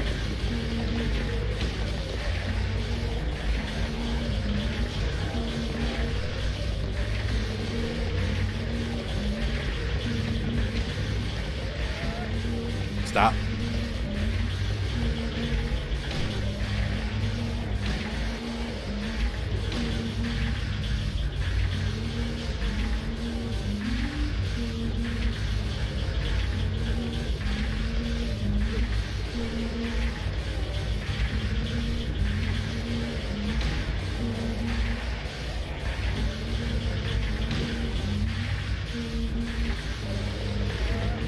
Faked me out.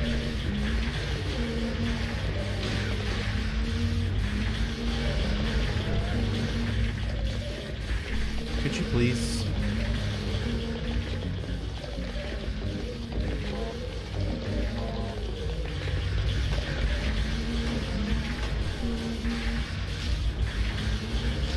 Could you please be dead?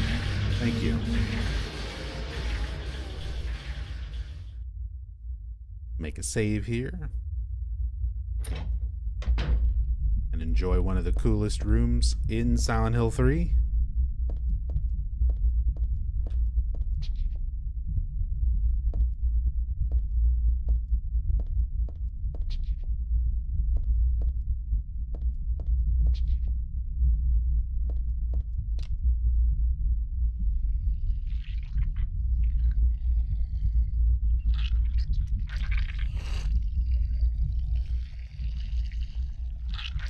Wait, let's try and get an awesome anime katana swing. Oh, she's already stopped.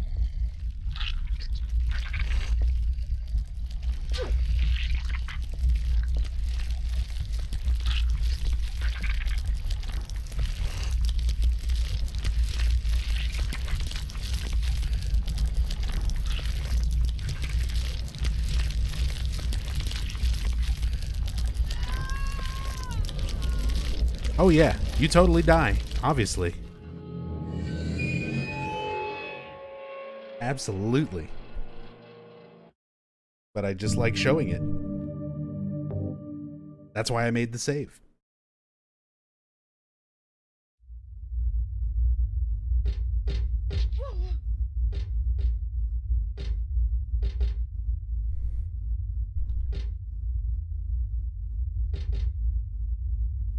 Valtiel's like Pyramid Head's brother? No, not really. They share some design similarities. That's about it. Is Pyramid Head worshipped by the Order? No, not really. Pyramid Head is a manifestation resembling the old executioners, but is more of a specific representation of punishment and guilt for James in Silent Hill 2. He's not specific to the cult.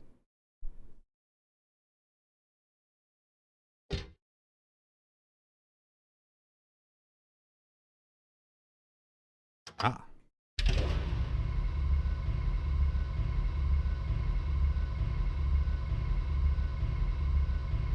Time for a tale about cocks.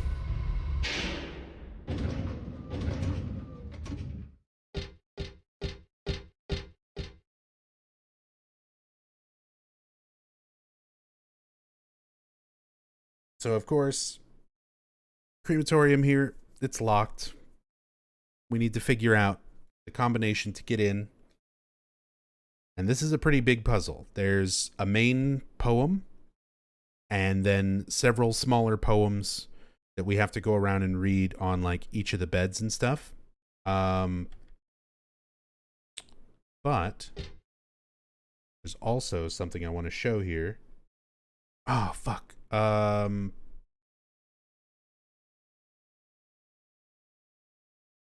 think it'll still work if I approach it now, even though I haven't done the happy birthday call.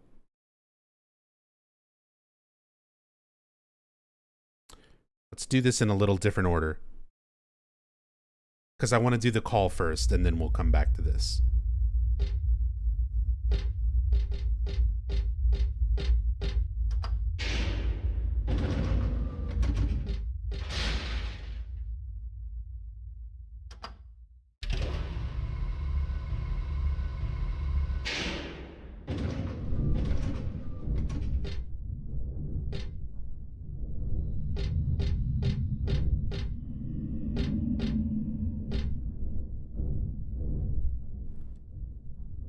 Wonderful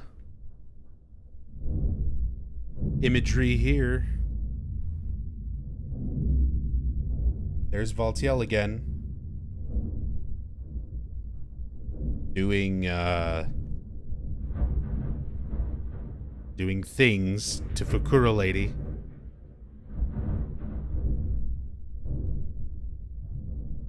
Specifically not fucking. Masahiro Ito said no fucking. Well, he said that about Pyramid Head in Silent Hill 2.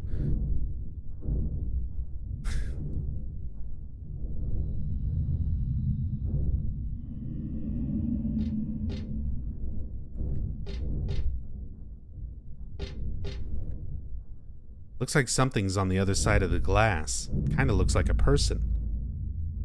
But this smoky stuff makes it hard to tell for sure.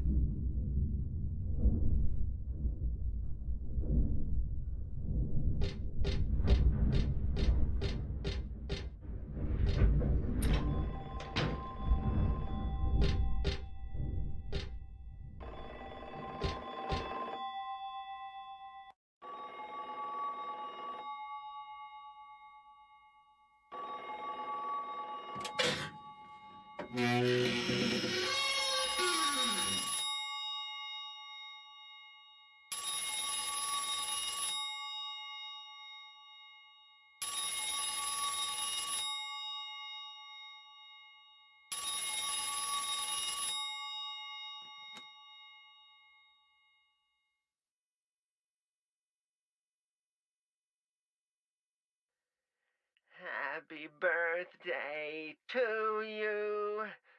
Happy birthday to you. Happy birthday, dear. Oh, I forgot your name. Who are you? Oh, okay, thanks. Happy birthday, dear. Who are you? Happy birthday to you. Happy 31st birthday. Is this Leonard? That's the murderer's name, not my name. I'm not your beloved Stanley either. He's underground now. His new name is Number 7. But don't worry about that now. It's time to celebrate your birthday. You've got me mistaken for someone else. Today's not my... I'm not mistaken. Today is your 24th birthday. And I have a present for you. Which do you prefer? To give pain or to receive it? You can have the one you hate the most. Happy birthday to you! But you're wrong. It's not my birthday.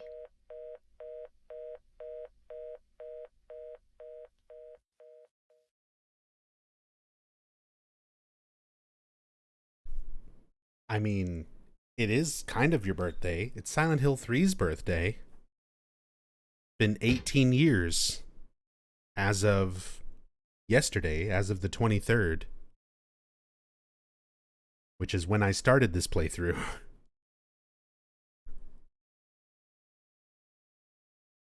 But yesterday was the 18th year since Silent Hill 3 released.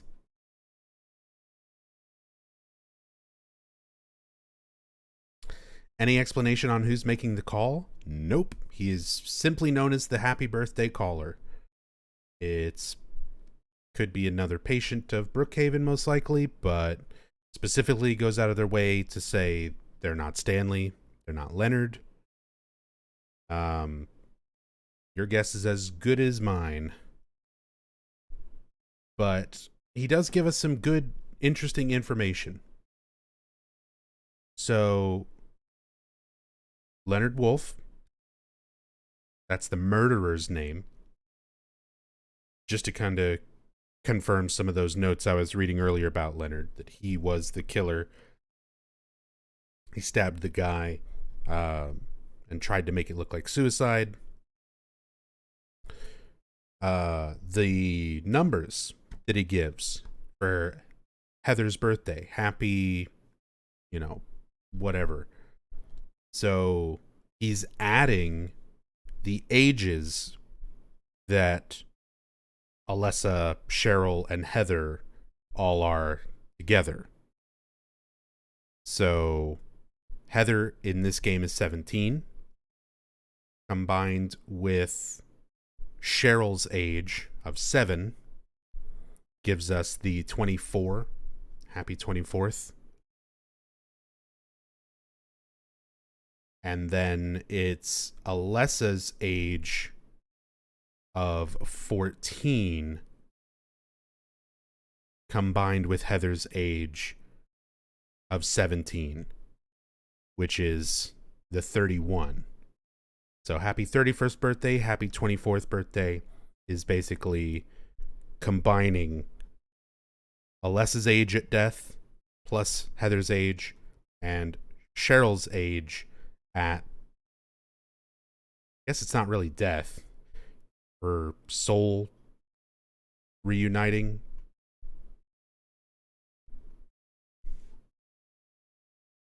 Is this just an Easter egg, or do the ages have any more relevance to the story? I mean, that in itself is a big part of the story. Heather's this reincarnation of Alessa. Alessa's soul was split into Cheryl in Silent Hill 1. It's all about the other half of Alessa's soul coming back to Silent Hill, reuniting, the god attempting to be born, being forced out, being killed by Harry Mason. Alessa dies in this process, but reincarnates again into a small baby. That small baby is given to Harry. Harry escapes from Silent Hill with it.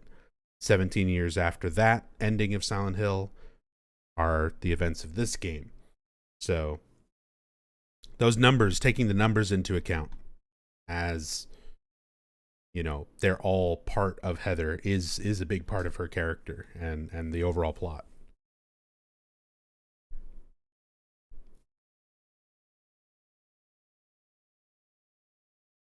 The phone booth ringing in the subway, also the same caller? Leaves you the first present in the form of the shotgun, or is that just overthinking? I'd say a little bit of overthinking there. I mean, if there was more evidence to suggest that it's the same person, then sure, but, I mean, phones are just a thing. We also talked to Leonard Wolf on the phone earlier, and this person goes out of their way to say that they're not Leonard. Yeah, I don't know. It could be. I'm not saying it absolutely isn't, but there's not really evidence to say one way or the other.